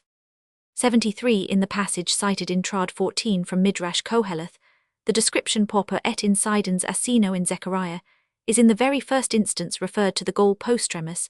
This ass of the Messiah was held identical with that of Abraham and Moses Roman 500, 4 Jalkut Rubeni F Roman 79, 4 Apskatgen Roman 1s 169 Comp, Eisenmenger, Entdects Judenthum 2, S 697 F. 74 Sanhedrin F Roman 90, 8 Ap Wetstein Dixit, R Alexander R Joshua, F Levi Duobus inter si Calatis locis, tanquam contraries vices, obgessit scribitur Dan Roman 7, et ex cum nubibus clai velut, filius hominis venit et scribitur Zach Roman 9 poperet incidens asino, verum hc duo loca iter inter si conciliari, passant nempsi justicia sua merinter Israelit meshes veniet, cum nubibus clai si autumn non merinter veniet, poperet veheter asina. Third part. History of the Passion, Death, and Resurrection of Jesus. Chapter Roman 1 Relation of Jesus to the idea of a suffering and dying Messiah, his discourses on his death-resurrection, and Second Advent. Did Jesus in precise terms predict his passion and death? According to the Gospels, Jesus more than once, and while the result was yet distant one, predicted to his disciples that sufferings and a violent death awaited him. Moreover, if we trust the synoptical accounts, he did not predict his fate merely in general terms, but specified beforehand the place of his passion, namely Jerusalem, the time, namely the approaching Passover, the persons from whom he would have to suffer, namely the chief priests, scribes, and Gentiles, the essential form of his passion, namely crucifixion, in consequence of a judicial sentence, and even its accessory circumstances, namely scourging, reviling, and spitting, Matt Roman 16 Roman 17 22, F Roman 20 ff Roman 26, with the parallel Luke Roman 13. Between the synoptists and the author of the fourth Gospel, there exists a threefold difference in relation to this subject. Firstly, and chiefly in the latter, the predictions of Jesus do not appear so clear and intelligible, but are for the most part presented in obscure figurative discourses, concerning which the narrator himself confesses that the disciples understood them not until after the issue Roman 2, in addition to a decided declaration that he will voluntarily lay down his life Roman 10, ff. Jesus in this Gospel is particularly fond of alluding to his approaching death under the expressions to lift up, to be lifted up, in the application of which he seems to vacillate between his exaltation on the cross and his exaltation to glory Roman 3 Roman 8 Roman 12. He compares his approaching exaltation with that of the brazen serpent in the wilderness Roman 3, as in Matthew he compares his fate with that of Jonah Roman 12. On another occasion, he speaks of going away whither no man can follow him Roman 7 ff Roman 8 f, as in the synoptists of a taking away bridegroom which will plunge his friends into mourning Matt Roman 9 peril, and of a cup which he must drink, and which his disciples will find it hard to partake of with him, Matt Roman 20 peril. The two other differences are less marked, but a still observable one of them is that while in John the allusions to the violent death of Jesus run in an equal degree through the whole Gospel, in the synoptists the repeated and definite announcements of his death are found only towards the 564 end, partly immediately before, partly during the last journey in earlier chapters. There occurs, with the exception of the obscure discourse on the sign of Jonah, which we shall soon see to be no prediction of death, only the intimation of a removal doubtless violent of the bridegroom. The last difference is that, while according to the three first evangelists Jesus imparts those predictions again, with the single exception of the above intimation, Matt Roman 9 only to the confidential circle of his disciples in John, he utters them in the presence of the people, and even of his enemies. In the critical investigation of these evangelical accounts, we shall proceed from the special to the general in the following manner. First, we shall ask, is it credible that Jesus had a foreknowledge of so many particular features of the fate which awaited him, and next, is even a general foreknowledge and prediction of his sufferings on the part of Jesus probable, in which inquiry the difference between the representation of John and that of the synoptists will necessarily come under our consideration. There are two modes of explaining how Jesus could so precisely foreknow the particular circumstances of his passion and death, the one resting on a supernatural, the other on a natural basis. The former appears adequate to solve the problem by the simple position that before the prophetic spirit which dwelt in Jesus in the richest plenitude his destiny must have lain unfolded from the beginning, as however Jesus himself, in his announcements of his sufferings, expressly appealed to the Old Testament, the prophecies of which concerning him must be fulfilled in all points. Luke, Roman 18 comp Roman 22, Roman 24, ff Matt Roman 26, so the orthodox view ought not to despise this help, but must give to its explanation the modification that Jesus, continually occupied with the prophecies of the Old Testament, may have drawn those particularities out of them by the aid of the Spirit that dwelt within him according to this, while the knowledge of the time of his passion remains consigned to his prophetic presentiment, unless he be supposed to have calculated this out of Daniel, or some similar source. Jesus must have come to regard Jerusalem as the scene of his suffering and death by contemplating the fate of earlier prophets as a type of his own, the Spirit, telling him that where so many prophets had suffered death, there a fortiori must the Messiah also suffer. Luke Roman 13, that his death would be the sequel of a formal sentence he must have gathered from Issa Roman 53, where a judgment is spoken of as impending over the servant of God, and from Roman 5, where it is said that he was numbered with the transgressors. Comp Luke Roman 22, that his sentence would proceed from the rulers of his own people. He might perhaps have concluded from Ps Roman 118, where the builders who reject the cornerstone are according to apostolic interpretation, Acts Roman for the Jewish rulers, that he would be delivered to the Gentiles. He might infer from the fact that in several plaintive psalms, which are susceptible of a messianic interpretation, the persecuting parties are represented as Roman 1e heathens, that the precise manner of his death would be crucifixion.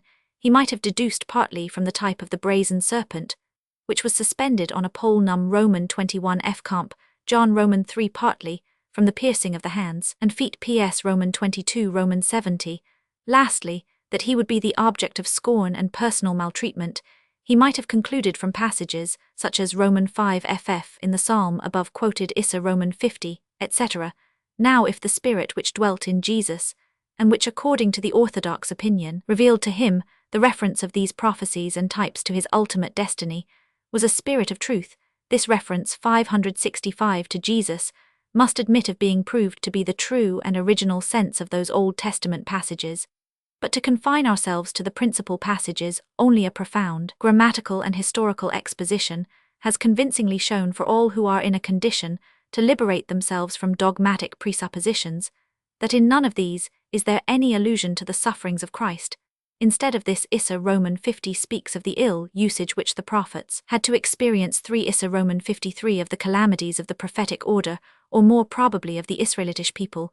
4 Ps Roman 118 of the unexpected deliverance and exaltation of that people, or of one of their princes. 5, while Ps Roman 22 is the complaint of an oppressed exile, as to the 17th verse of this psalm, which has been interpreted as having reference to the crucifixion of Christ, even presupposing the most improbable interpretation of by Perfodrunt, this must in no case be understood literally, but only figuratively, and the image would be derived not from a crucifixion, but from a chase or a combat with wild beasts. 7 Hence, the application of this passage to Christ is now only maintained by those with whom it would be lost labor to contend according to the orthodox view. However, Jesus, in a supernatural manner, by means of his higher nature, discovered in these passages a pre-intimation of the particular features of his passion, but in that case, since such is not the true sense of these passages, the Spirit that dwelt in Jesus cannot have been the Spirit of truth, but a lying spirit. Thus the orthodox expositor, so far as he does not exclude himself from the light dispensed by an unprejudiced interpretation of the Old Testament, is driven for the sake of his own interest to adopt the natural opinion, namely, that Jesus was led to such an interpretation of Old Testament passages, not by divine inspiration, but by a combination of his own. According to this opinion, 8, there was no difficulty in foreseeing that it would be the ruling sacerdotal party to which Jesus must succumb, since on the one hand, it was preeminently embittered against Jesus, on the other it was in possession of the necessary power. And equally obvious was it that they would make Jerusalem the theatre of his judgment and execution, since this was the centre of their strength, that after being sentenced by the rulers of his people, he would be delivered to the Romans, for execution followed from the limitation of the Jewish judicial power.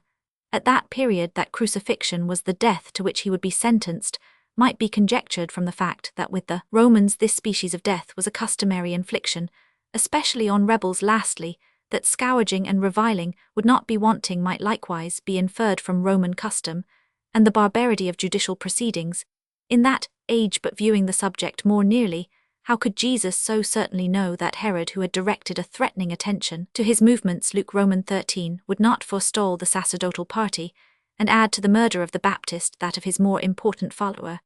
And even if he felt himself warranted in believing that real danger threatened him from the side of the hierarchy, only Luke Roman 13, what was his guarantee that one of their tumultuary attempts to murder him would not at last succeed? Comp. John Roman 8 Roman 10, and that he would not, as Stephen did at a later period, without any further formalities, and without a previous delivery to the Romans, find his death in quite 566 another manner than by the Roman punishment of crucifixion? Lastly, how could he so confidently assert that the very next plot of his enemies after so many failures would be successful, and that the very next journey to the Passover would be his last? But the natural explanation also can call to its aid the Old Testament passages, and say Jesus, whether by the application of a mode of interpretation then current among his countrymen, or under the guidance of his own individual views gathered from the passages already quoted, a precise idea of the circumstances attendant on the violent end which awaited him as the Messiah. But if in the first place it would be difficult to prove that, already in the lifetime of Jesus, all these various passages were referred to the Messiah, and if it be equally difficult to conceive that Jesus could, independently prior to the issue, discover such a reference, so it would be a case undistinguishable from a miracle, if the result had actually corresponded to so false an interpretation. Moreover, the Old Testament oracles and types will not suffice to explain all the particular features in the predictions of Jesus, especially the precise determination of time. If then Jesus cannot have had so precise a foreknowledge of the circumstances of his passion and death, either in a supernatural or a natural way, he cannot have had such a foreknowledge at all, and the minute predictions which the evangelists put into his mouth must be regarded as a vaticinium post eventum. Commentators who have arrived at this conclusion have not failed to extol the account of John, in opposition to that of the synoptists, on the ground that precisely those traits in the predictions of Jesus, which from their special character he cannot have uttered, are only found in the synoptists, while John attributes to Jesus no more than indefinite intimations and distinguishes these from his own interpretation made after the issue, a plain proof that in his gospel alone we have the discourses of Jesus unfalsified, and in their original form. But regarded more nearly, the case does not stand so that the fourth evangelist can only be taxed with putting an erroneous interpretation on the otherwise unfalsified declarations of Jesus, for in one passage at least he has put into his mouth an expression which obscurely, it is true, but still unmistakably determines the manner of his death as crucifixion, and consequently he has here altered the words of Jesus to correspond with the result.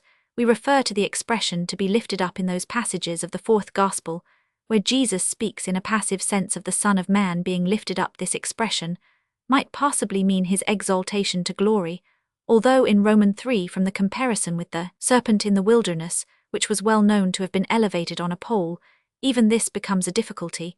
But when, as in Roman 8, he represents the exaltation of the Son of Man as the act of his enemies, it is obvious that these could not lift him up immediately to glory, but only to the cross. Consequently, if the result above stated be admitted as valid, John must himself have framed this expression, or at least have distorted the Aramean words of Jesus, and hence he essentially falls under the same category with the synoptical writers, that the fourth evangelist, though the passion and death of Jesus were to him past events and therefore clearly present to his mind, nevertheless makes Jesus predict them in obscure expressions. This has its foundation in the entire manner of this writer, whose fondness 567 for the enigmatical and mysterious here happily met the requirement to give an unintelligible form to prophecies which were not understood.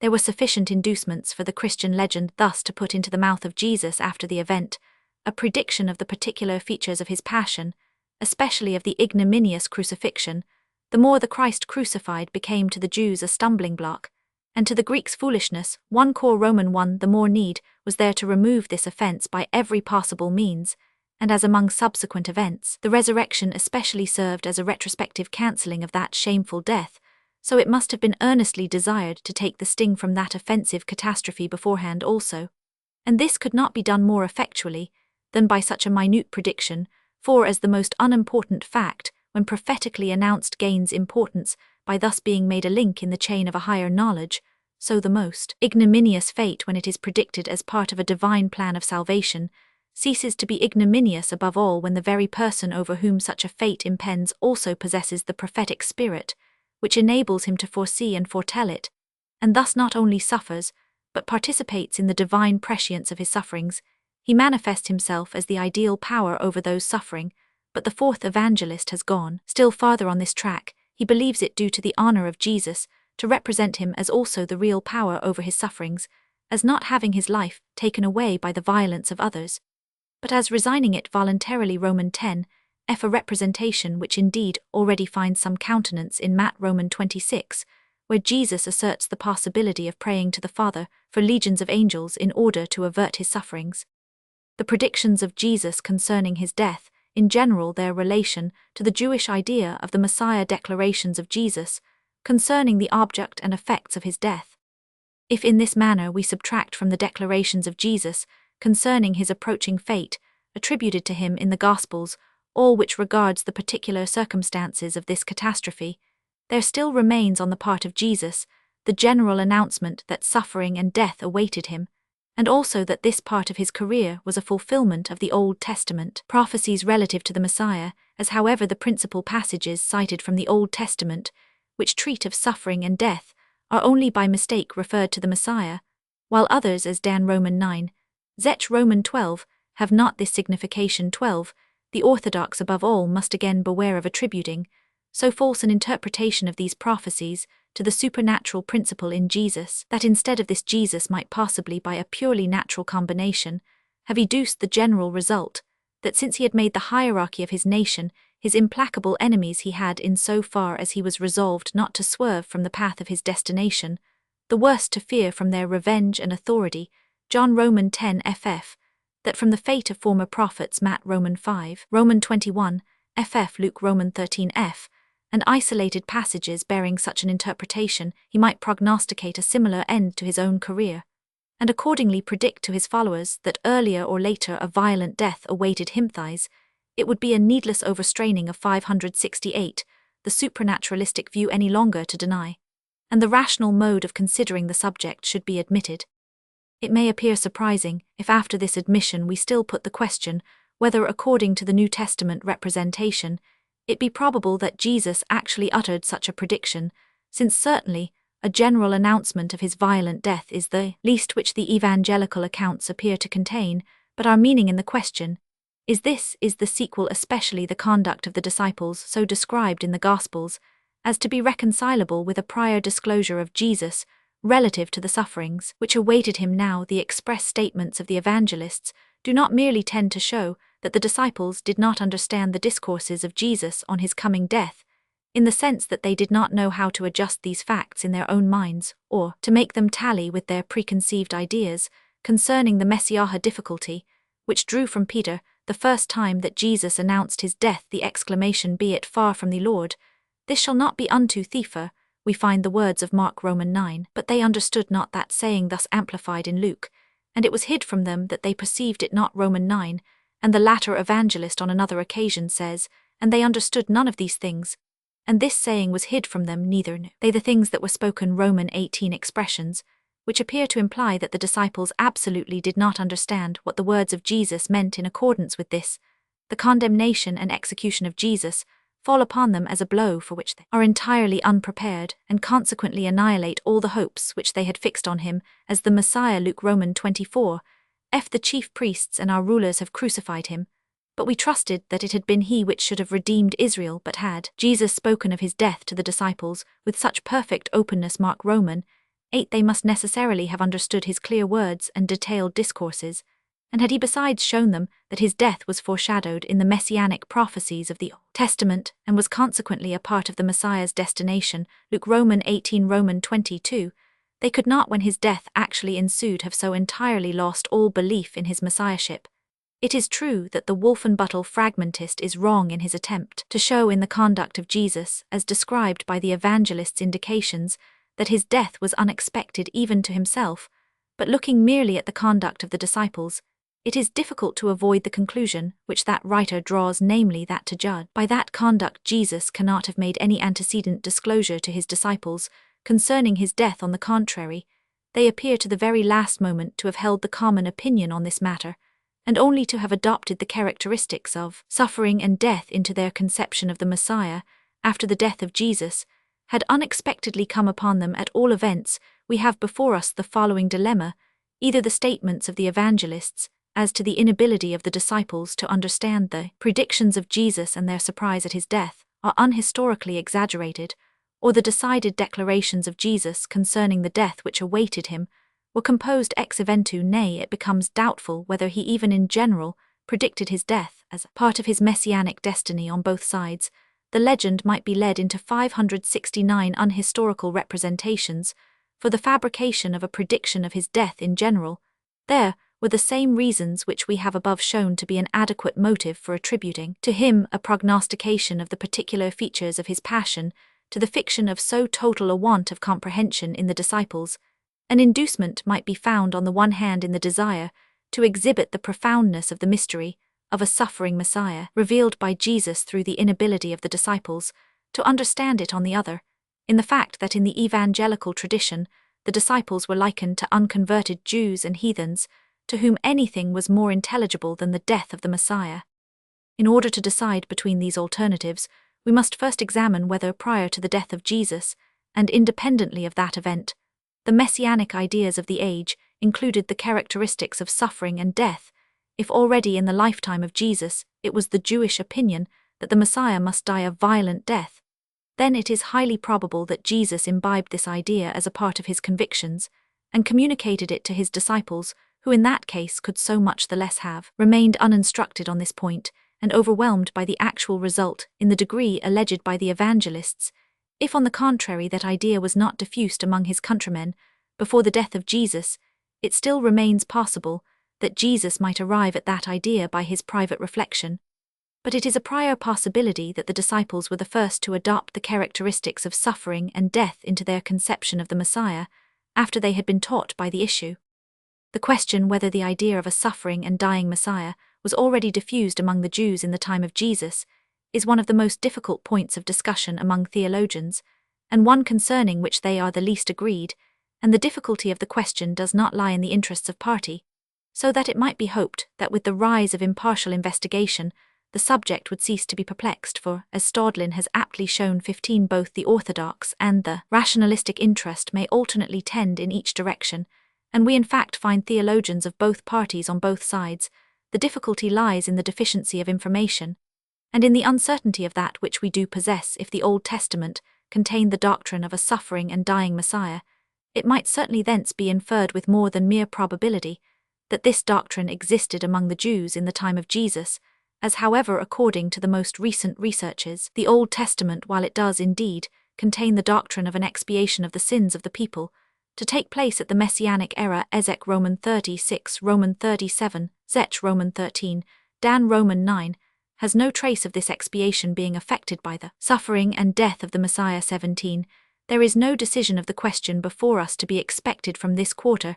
The apocryphal books of the Old Testament lie nearer to the time of Jesus, but as these are altogether silent concerning the Messiah in general. 18. There can be no discussion as to their containing that special feature. Again, if we turn to Philo and Josephus, the two authors who wrote soonest after the 570 period in question, we find the latter silent as to the messianic hopes of his nation. 19. And though the former does indeed speak of messianic times and a messiah-like hero, he says nothing of sufferings on his part. Thus there remain as sources of information on this point only the New Testament and the later Jewish writings. In the New Testament, almost everything is calculated to give the impression that a suffering and dying Messiah was unthought of among the Jews who were contemporary with Jesus. To the majority of the Jews, we are told the doctrine of a crucified Messiah was and the disciples were at a loss to understand Jesus in his repeated and explicit announcements of his death. This does not look as if the doctrine of a suffering Messiah had been current among Jews of that period. On the contrary, these circumstances accord fully with the declaration which the fourth evangelist puts into the mouth of the Jewish multitude, Romans 12, namely, that they had heard in the law that Christ abideth forever. Indeed, for a general acceptation of the idea of a suffering Messiah among the Jews of that period, even those theologians who take the affirmative side in this argument do not contend, but admitting that the hope of a worldly Messiah whose reign was to endure forever was the prevalent one, they only maintain, and herein the Wolfenbüttel fragmentist agrees with them. 22. That a less numerous party, according to Staudlin the Essenes, according to Hengstenberg, the better and more enlightened part of the people in general held the belief that the Messiah would appear in a humble guise, and only enter into glory through suffering and death. In support of this, they appeal especially to two passages, one out of the third, and one out of the fourth Gospel, when Jesus is presented as an infant in the temple at Jerusalem, the aged Simeon among other prophecies, particularly concerning the opposition which her son would have to encounter, says to Mary, Yea, a sword shall pierce through thine own soul also. Luke. Roman 2 words, which seem to describe her maternal sorrow at the death of her son, and consequently to represent the opinion that a violent death awaited the Messiah as one already current before Christ. Still more plainly is the idea of a suffering Messiah contained in the words which the fourth Gospel makes the Baptist utter on seeing Jesus, Behold the Lamb of God, which taketh away the sin of the world. Roman 1. This viewed, in its relation to Issa, Roman 53, would in the mouth of the Baptist likewise tend to prove that the idea of expiatory suffering on the part of the Messiah was in existence before the time of Jesus, but both these passages have been above shown to be unhistorical, and from the fact that the primitive Christian legend was led a considerable time after the issue to attribute to persons whom it held divinely inspired a foreknowledge of the divine decree with respect to the death of Jesus, it can by no means be concluded that this insight really existed prior to the death of Jesus. In conclusion, it is urged that at least the evangelists and apostles refer to the idea of a suffering and dying Messiah in the Old Testament, whence it is thought warrantable to conclude that this interpretation of the Old Testament passages connected with our present subject was not unprecedented among the Jews. Certainly Peter Acts Roman 3, f1, Pet Roman 1f, and Paul Acts Roman 26 f57-11 Cor Roman 15 appeal to Moses and the prophets as annunciators of the death of Jesus, and Philip in his interview with the Ethiopian eunuch interprets a passage in Issa Roman 53 of the sufferings of the Messiah. But as those teachers of the Church spoke and wrote all this after the event, we have no assurance that they did not assign to certain Old Testament passages a relation to the sufferings of the Messiah solely in consequence of that event, and not by adopting a mode of interpretation previously current among their Jewish contemporaries. If according to this, the opinion that the idea in question already existed among the countrymen of Jesus during his lifetime has no solid foundation in the New Testament, we must proceed to inquire whether that idea may not be found in the later Jewish writings. Among the earliest writings of this class now extant are the Chaldee paraphrases of Onkelos and Jonathan, and the Targum of the latter, who according to rabbinical tradition was a pupil of Hillel. The Elder 24 is commonly cited as presenting the idea of a suffering Messiah, because it refers the passage Issa Roman 52 Roman 53 to the Messiah, but with respect to the interpretation of this passage in the Targum of Jonathan, it is the singular fact that while the prophecies which it contains are in general interpreted messianically, yet so often as suffering and death are spoken of, either these ideas are avoided with marked design, and for the most part by some extremely forced expedient, or are transferred to a different subject, namely the people of Israel, a significant proof that to the author suffering and violent death appeared irreconcilable with the idea of the Messiah. But this, we are told, is the commencement of that aberration from the true sense of the sacred text, into which the later Jews were seduced by their carnal disposition, and their hostility to Christianity. The more ancient interpreters, it is said, discovered in this passage of Isaiah a suffering and dying Messiah. It is true that Ben Ezra Abarbinal and others testify that many ancient teachers referred Issa Roman 53 to the Messiah 26, but some of their statements leave it by no means clear that those more ancient interpretations are not as partial as that of Jonathan, and in relation to all of them, it remains uncertain whether the interpreters of whom they speak reach as far back as the age of Jonathan, which is highly improbable with respect to those parts of the book Zohar wherein the passage in question is referred to a suffering Messiah, the writing which together with that of Jonathan may be regarded as the nearest to the time 572 of Jesus, namely, the apocryphal fourth book of Esdras, drawn up according to the most probable computation shortly after the destruction of Jerusalem under Titus 28, does indeed mention the death of the Messiah, not however as a painful one, but only as a death which after the long duration of the Messianic kingdom was to precede the general resurrection, the idea of great calamities, the birth throes, as it were, of the Messiah comp mat Roman 24, which would usher in the Messianic times, was undoubtedly disseminated before Christ 30, and equally early, there appears to have been placed in the front of these ills, which were to press upon the people of Israel in particular the Antichrist whom the Christ would have to oppose 2 Thess Roman 2 ff 31, but since he was to annihilate this adversary in a supernatural manner with the spirit of his mouth, this involved no suffering for the Messiah. Nevertheless, there are to be found passages in which a suffering of the Messiah is spoken of, and in which this suffering is even represented as vicarious on behalf of the people 32.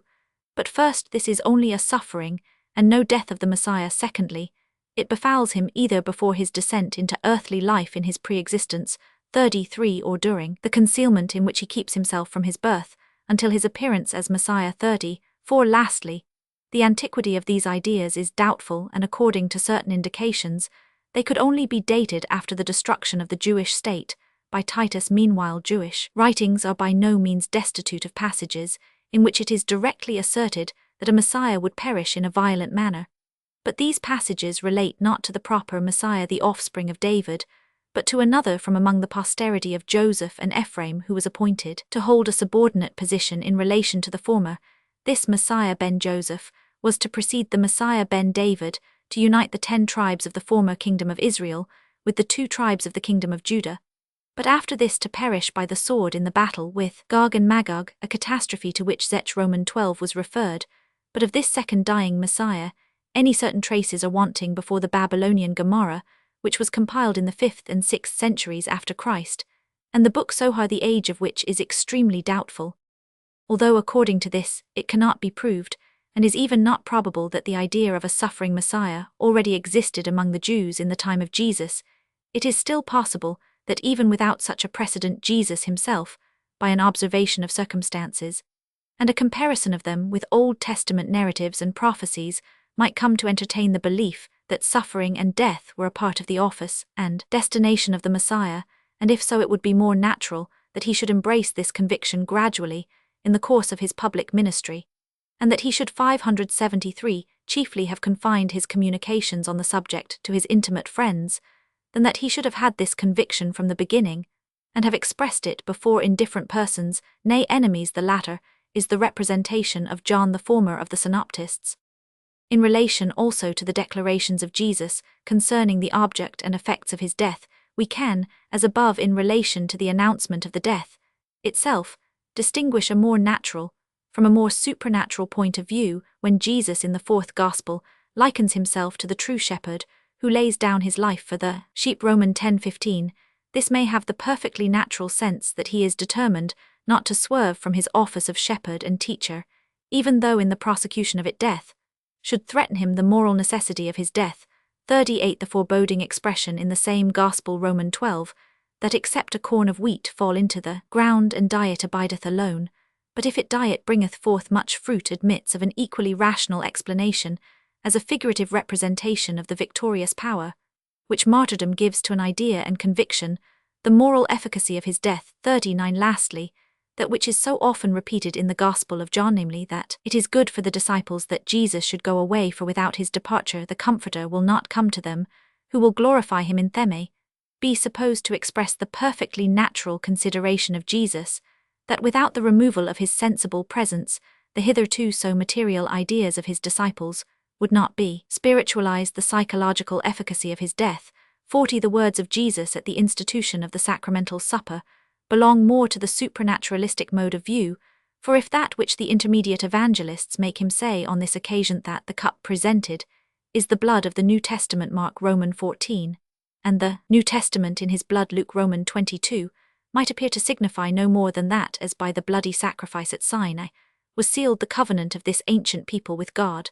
So by his the Messiah's blood would be sealed in a higher sense, the community of the new covenant gathering round him in the account of Matthew. On the contrary, when he makes Jesus add that his blood will be shed for many for the remission of sins, the idea of the covenant sacrifice is blended with that of expiatory sacrifice, and also in the two other evangelists, by the addition which is shed for many, or for you the transition is made from the covenant sacrifice to the expiatory sacrifice. Further, when in the first Gospel Romans 20 Jesus says, he must give his life a ransom for many, this is doubtless to be referred to Issa Romans 53, where according to a notion current among the Hebrews, Issa Romans 43, Prov Romans 21, the death of the servant of God is supposed to have a propitiatory relation to the rest of mankind. Thus Jesus might by psychological reflection come to the conviction that such a catastrophe would be favorable to the spiritual development of his disciples, and that it was indispensable for the spiritualizing of their messianic ideas, nay, in accordance with national conceptions, and by a consideration of Old Testament passages, even to the idea that his messianic death would have an expiatory efficacy. Still, what the synoptists make Jesus say of his death as a sin offering might especially appear to belong rather to the system which was developed after the death of Jesus, and what the fourth evangelist puts into his mouth concerning the Paraclete to have been conceived ex 574 eventu, so that again in these expressions of Jesus concerning the object of his death, there must be a separation of the general from the special. Precise declarations of Jesus concerning his future resurrection. According to the evangelical accounts, Jesus predicted his resurrection in words not less clear than those in which he announced his death, and also fixed the time of its occurrence with singular precision. As often as he said to his disciples, "The Son of Man will be crucified," he added, "and the third day he shall rise again," or Matt Romans 16, Romans 17, Romans 20, Parol Comp Romans 17, Romans 26 Parol.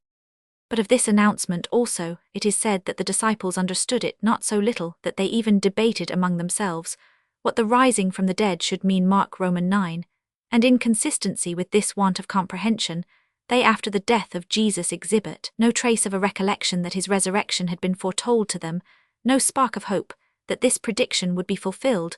When the friends of Jesus had taken down his body from the cross and laid it in the grave, they undertook John Romans 19, or the women reserved to themselves Mark Romans 16, Luke Romans 23, the task of embalming him, which is only performed in the case of those who are regarded as the prey of corruption, when on the morning, which according to the mode of reckoning in the New Testament, opened the day which had been predetermined as that of the resurrection, the women went to the grave. They were so far from thinking of a predicted resurrection that they were anxious about the probable difficulty of rolling away the stone from the grave. Mark Romans 16.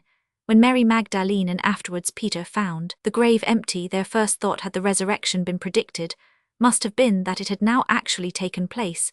Instead of this, the former conjectures that the body may have been stolen. John Romans 20, while Peter merely wonders without coming to any definite conjecture. Luke Romans 24, when the women told the disciples of the angelic apparition which they had witnessed and discharged the commission given them by the angel, the disciples partly regarded their words as idle tales. Luke Romans 24, and were partly moved to fear and astonishment. Luke Romans 24 ff. When Mary Magdalene, and subsequently the disciples going to Emmaus, assured the 11 that they had themselves seen the risen one, they met with no credence. Mark Romans 16:13, and Thomas still later did not believe even the assurance of his fellow apostles. John Romans 20. Lastly, when Jesus himself appeared to the disciples in Galilee, all of them did not even then cast off doubt. Mark Romans 20:8. All this we must with the Wolfenbüttel fragmentist 41 find incomprehensible, if Jesus had so clearly and decidedly predicted his resurrection.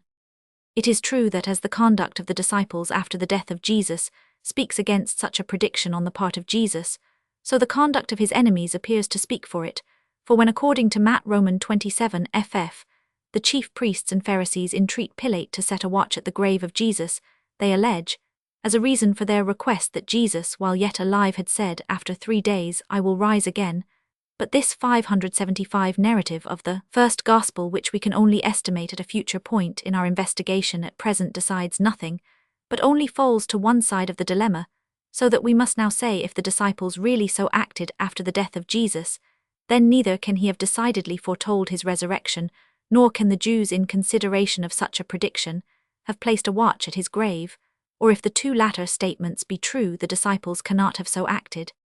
It has been attempted to blunt the edge of this dilemma by attributing to the above predictions not the literal sense that the deceased Jesus would return out of the grave, but only the figurative sense that his doctrine and cause, after having been apparently crushed, would again expand and flourish as the Old Testament prophets, it was said, represent the restoration of the Israelitish people to renewed prosperity under the image of a resurrection, from the dead Issa Roman 26 Ezek Roman 37, as they mark the short interval within which under certain conditions this turn of things was to be expected by the expression in 2 or 3 days will Jehovah revive the smitten one and raise the dead Hos Roman 643, a statement of time which Jesus also uses indefinitely for a short interval Luke Roman 13, so by the declaration that he will rise on the 3rd day after his death, he intends to say no more than that even though he may succumb to the power of his enemies, and be put to death, still the work which he has begun will not come to an end, but will in a short time go forward with a fresh impetus.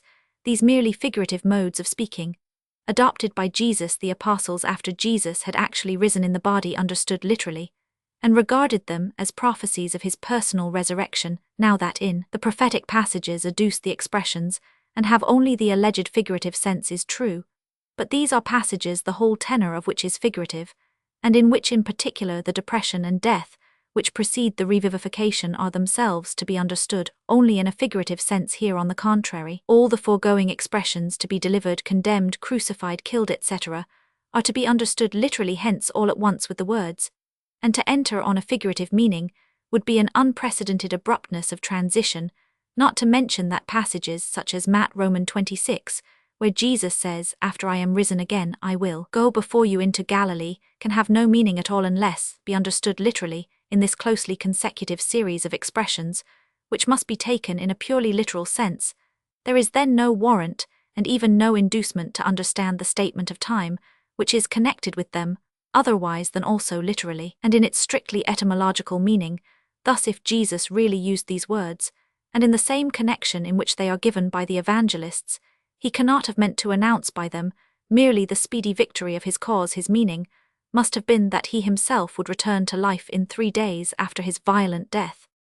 As however Jesus, judging from the conduct of his disciples after his death, cannot have announced his resurrection in plain words, other commentators have resigned themselves to the admission that the evangelists after the 576 issue gave to the discourses of Jesus a definiteness which, as uttered by him, they did not possess, that they have not merely understood literally what Jesus intended figuratively of the revival of his cause after his death, but in accordance with their erroneous interpretation have so modified his words that as we now read them, we must certainly understand them in a literal sense.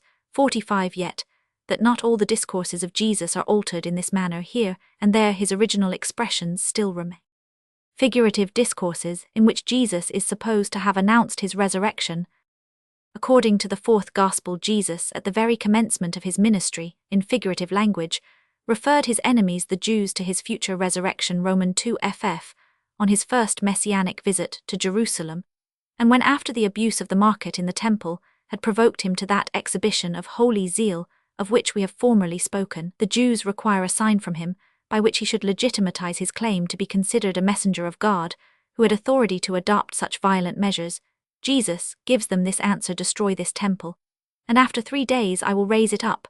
The Jews took these words in the sense which, since they were spoken in the temple, was the most natural, and urged in reply to Jesus that as it had taken 40 years to build this temple, he would scarcely be able, if it were destroyed, to rebuild it in 3 days. But the evangelist informs us that this was not the meaning of Jesus, and that he here spoke, though indeed the disciples were not aware of this, until after his resurrection of the temple of his body Roman 1e, under the destruction and rebuilding of the temple, he alluded to his death and resurrection. Even if we admit what, however, the most moderate expositors deny 46, that Jesus could properly, as he is also represented to have done in Matthew Roman 12 ff, when the Jews asked him for a visible and immediate sign, refer them to his resurrection as the greatest and, for his enemies, the most overwhelming miracle in his history. Still, he must have done this in terms which it was possible for them to understand, as in the above passage of Matthew, where he expresses himself quite plainly, but the expressions of Jesus as here given could not possibly be understood in this sense, for when one who is in the temple speaks of the destruction of this temple, everyone will refer his words to the building itself. Hence Jesus, when he uttered the words, "This temple," must have pointed to his body with his finger, as indeed is generally presupposed by the friends of this interpretation. But in the first place, the evangelist says nothing of such gesture, notwithstanding that it lay in his interest to notice this as a support of his interpretation. In the second place, Gabler has with justice remarked how ill-judged and ineffective it would have been by the addition of a mere gesture to give a totally new meaning to a speech which verbally, and therefore logically, referred to the temple. If, however, Jesus used this expedient, the motion of his finger could not have been unobserved. The Jews must rather have demanded from him how he could be so arrogant as to call his body the temple, or even if not so, still presupposing 577, that action, the disciples could not have remained in the dark concerning the meaning of his words until after the resurrection. By these difficulties, modern exegetists have felt constrained to renounce John's explanation of the words of Jesus as erroneous and made ex eventu, and to attempt to penetrate independently of the evangelist's explanation into the sense of the enigmatical saying, which he attributes to Jesus. The construction put upon it by the Jews who refer the words of Jesus to a real destruction and rebuilding of the national sanctuary cannot be approved without imputing to Jesus an extravagant example of vainglorious boasting, at variance with the character which he elsewhere exhibits. If on this account search be made for some figurative meaning, which may possibly be assigned to the declaration, there presents itself first a passage in the same Gospel, Roman 4ff, where Jesus announces to the woman of Samaria that the time is immediately coming in which the Father will no longer be worshipped exclusively in Jerusalem, but will as a spirit receive spiritual worship now. In the present passage, also the destruction of the temple might, it is said, have signified the abolition of the Templar service at Jerusalem, supposed to be the only valid mode of worship. This interpretation is confirmed by a narrative in the Acts, Romans 6. Stephen, who, as it appears, had adopted the above expressions of Jesus, was taxed by his accusers with declaring that Jesus of Nazareth shall destroy this place, and shall change the customs which Moses delivered, in which words a change of the Mosaic religious institutions, without doubt. A spiritualization of them is described as a sequel to the destruction of the temple. To this may be added a passage in the Synoptical Gospels. Nearly the same words which in John are uttered by Jesus himself appear in the two first Gospels, Matt, Roman 26f, Mark, Roman 14f. As the accusation of false witnesses against him, and here Mark, in addition, designates the temple which is to be destroyed as one made with hands, and the new one which is to be built as another made without hands, whereby he appears to indicate the same contrast between a ceremonial and a spiritual religious system. By the aid of these passages, it is thought the declaration in John may be explained thus: the sign of my authority to purify the temple is my ability in a short time to introduce in the place of the Jewish ceremonial worship a spiritual service of God. Roman 1, I am authorized to reform the old system, in so far as I am qualified to found a new one. It is certainly a trivial objection to this explanation, that in John the object is not changed as in Mark, where the temple which is to be built is spoken of as another, but instead of this is indicated by the word as the same with the one destroyed. 50. Since, indeed, the Christian system of religion in relation to the Jewish may, just as the risen body of Jesus in relation to the dead one, be conceived as at once identical and different, inasmuch as in both cases the substance is the same while the transitory accidents only are supposed to be removed. But it is a more formidable objection, which attaches itself to the determination of time, that this expression is also used indefinitely and proverbially in the sense of a short 578 interval of time in general, is not adequately proved by the two passages, which are usually appealed to with this view, for in them, the third day, by being placed in connection with the second and first hose, Romans 6, Luke, Roman 13, is announced as a merely relative and proximate statement, whereas in our passage it stands alone, and thus presents itself as an absolute and precise determination of time. Thus alike invited and repelled by both explanations, 52 theologians take refuge in a double sense, which holds the middle place either between the interpretation of John and the symbolical one last stated, 53, or between the interpretation of John and that of the Jews, 54, so that Jesus either spoke at once of his body which was to be killed and again restored to life, and of the modification of the Jewish religion, which was to be effected chiefly by means of that death and resurrection, or in order to repel the Jews, he challenged them to destroy their real temple, and on this condition never to be fulfilled promised to build another. Still, however, combining with this ostensible sense, for the multitude an esoteric sense, which was only understood by the disciples after the resurrection and according to which denoted his body.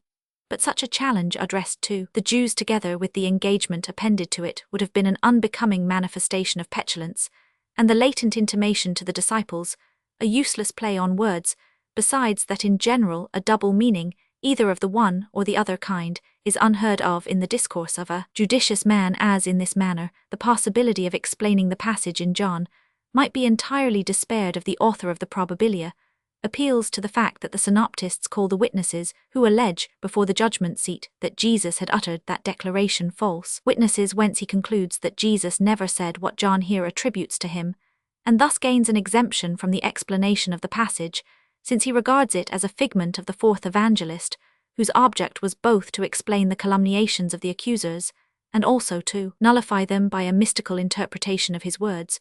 But on the one hand, it does not follow from the fact that the synoptists call the witnesses false, that in the opinion of the evangelists Jesus had never said anything whatever of that, whereof they accused him, for he might only have said it somewhat differently, not, or have intended it in a different sense, figuratively, instead of literally. On the other hand, if he said nothing at all of this kind, it is difficult to explain how the false witnesses should come to choose that declaration, and especially the remarkable phrase. If according to this on every interpretation of the expression, except the inadmissible one relative to the body of Jesus, the words form a difficulty, a resource might be found in the narrative of the Acts, as being free from that determination of time, for here, Stephen is only accused of saying what is false. In this allegation for the witnesses against Stephen also are described as might be the 579 second proposition, which speaks in literal terms of a changing of the institutes of Moses, and instead of this Stephen, and before him, Jesus may very probably have said in the figurative signification above developed, or. Meanwhile, this expedient is not at all needful so far as any insurmountable difficulty in the words is concerned, as the number 3 is used proverbially, not only in connection with 2 or 4 Prov. Roman 30, 18, 21, 29, Wise Roman 23, Roman 26, but also by itself Wise Roman 25, 3, so the expression in 3 days, if it were once in combination with the second and first day, become common, as an indefinite statement of time, might probably at length be applied in the same sense, when standing alone. Whether the expression should signify a long or a short period, would then depend on the connection here in opposition to the construction of a great and elaborate building, to the real natural erection of which, as the Jews directly remark, a long series of years was required. The expression can only be understood as denoting the shortest time. A prediction, or even a mere intimation of the resurrection, is therefore not contained in these words. As here Jesus is said to have intimated his resurrection beforehand by the image of the destroying and rebuilding of the temple, so on another occasion he is supposed to have quoted the type of the prophet Jonah, with the same intention. Matt Roman 12 ff comp. Roman 16 Luke Roman 11 ff, when the scribes and Pharisees desired to see a sign from him. Jesus is said to have repulsed their demand by the reply that to so evil a generation no sign shall be given, but the sign of the prophet Jonah, which in the first passage of Matthew Jesus himself explains thus: as Jonah was 3 days and 3 nights in the belly of the whale, so also the Son of Man will pass 3 days and 3 nights in the heart of the earth. In the second passage in which Matthew attributes this declaration to Jesus, he does not repeat the above interpretation, while Luke in the parallel passage explains it simply thus: for as Jonah was a sign to the Ninevites, so shall also the Son of Man be to this generation. Now, against the possibility of Jesus having himself given the interpretation of the sign of Jonah which Matthew puts into his mouth, Roman 5, a variety of objections may be urged. It is indeed scarcely a tenable argument that Jesus cannot have spoken of 3 days and 3 nights, which he would pass in the heart of the earth, because he only lay in the grave 1 day, and 2 nights 58, since the phraseology of the New Testament decidedly has the peculiarity of designating the abode of Jesus in the grave as of 3 days' duration, because it touched upon the evening of the day before the Sabbath and the morning of the day after it. And if this 1 day together with 2 nights were once taken for 3 whole days, it would only be a round way of expressing this completeness, to add to the days the nights also, which besides would naturally follow in the comparison with the 3 days and 3 nights of Jonah. But if Jesus gave the explanation of the sign of Jonah, which Matthew attributes to him, this would have been so clear a prediction of his resurrection, that for the same reasons which according to the above observations are opposed to the literal predictions of that event, we must conclude that Jesus cannot have given this explanation. At all events, it must have led the disciples who, according to Romans 5, were present to question Jesus, and in that case, it is not to be understood why he did not make the subject perfectly clear, and thus announce his resurrection in plain 580 words. But if he cannot have done this, because then the disciples could not have acted after his death, as they are said to have done in the evangelical accounts, neither can he, by that comparison of the fate which awaited him with that of Jonah, have called forth from his disciples a question which, if proposed to him, he must have answered, but which, judging from the sequel, he cannot have answered. On these grounds, modern critics have pronounced the explanation of the in Matthew to be an interpretation made post-eventum by the evangelist, and by him falsely attributed to Jesus. According to them, Jesus, indeed, directed the attention of the Pharisees to the sign of Jonah, but only in the sense in which Luke makes him explain it, namely, that as Jonah himself, by his mere appearance and preaching of repentance, without miracles had sufficed as a sign from God to the Ninevites, so his own contemporaries, instead of craving for miracles, should be satisfied with his person, and preaching this interpretation is the only one which accords with the tenor of the discourse of Jesus 7 in Matthew, and more particularly with the parallel between the relation of the Ninevites to Jonah, and that of the Queen of the South to Solomon, as it was the wisdom of Solomon, by which the latter felt herself attracted from the ends of the earth, so in Jonah, even according to the expression of Matthew, it was solely his preaching which brought the Ninevites to repentance. It might be supposed that the future tense in Luke, so shall also the Son of Man be to this generation, a sign cannot be referred to Jesus, and his preaching as manifested at that moment, but only to something future as his resurrection, but this in reality points either to the future judgment, in which it will be made manifest that as Jonah was reckoned a sign to the Ninevites, so was the Son of Man to the Jews then living, or to the fact that when Jesus spoke these words, his appearance had not yet attained its consummation, and many of its stages lay yet in futurity. Nevertheless, it must have been at an early period, as we see from the first Gospel that the fate of Jonah was placed in a typical relation to the death and resurrection of Jesus, since the primitive church anxiously searched through the Old Testament for types and prophecies of the offensive catastrophe which befell their Messiah. There are still some expressions of Jesus in the fourth Gospel which have been understood as latent prophecies of the resurrection. The discourse on the corn of wheat, Romans 12, it is true too, obviously relates to the work of Jesus as likely to be furthered by his death, to be here taken into further consideration. But in the farewell discourses in John, there are some declarations which many are still inclined to refer to the resurrection, when Jesus says, "I will not leave you comfortless, I will come unto you yet a little time, and the world sees me no more, but ye see me a little while, and ye shall not see me, and again a little while, and ye shall see me," etc. Romans 14, ff. Romans 16, ff. Many believe that these expressions with the relation between a little while and again, a little while the opposition between manifest to you the disciples, and not to the world the words, "and I shall see you again, and ye shall see," which appear to indicate a strictly personal interview, can be referred to nothing else than the resurrection, which was precisely such a reappearance after a short removal, and moreover, a personal reappearance granted to the friends of Jesus alone.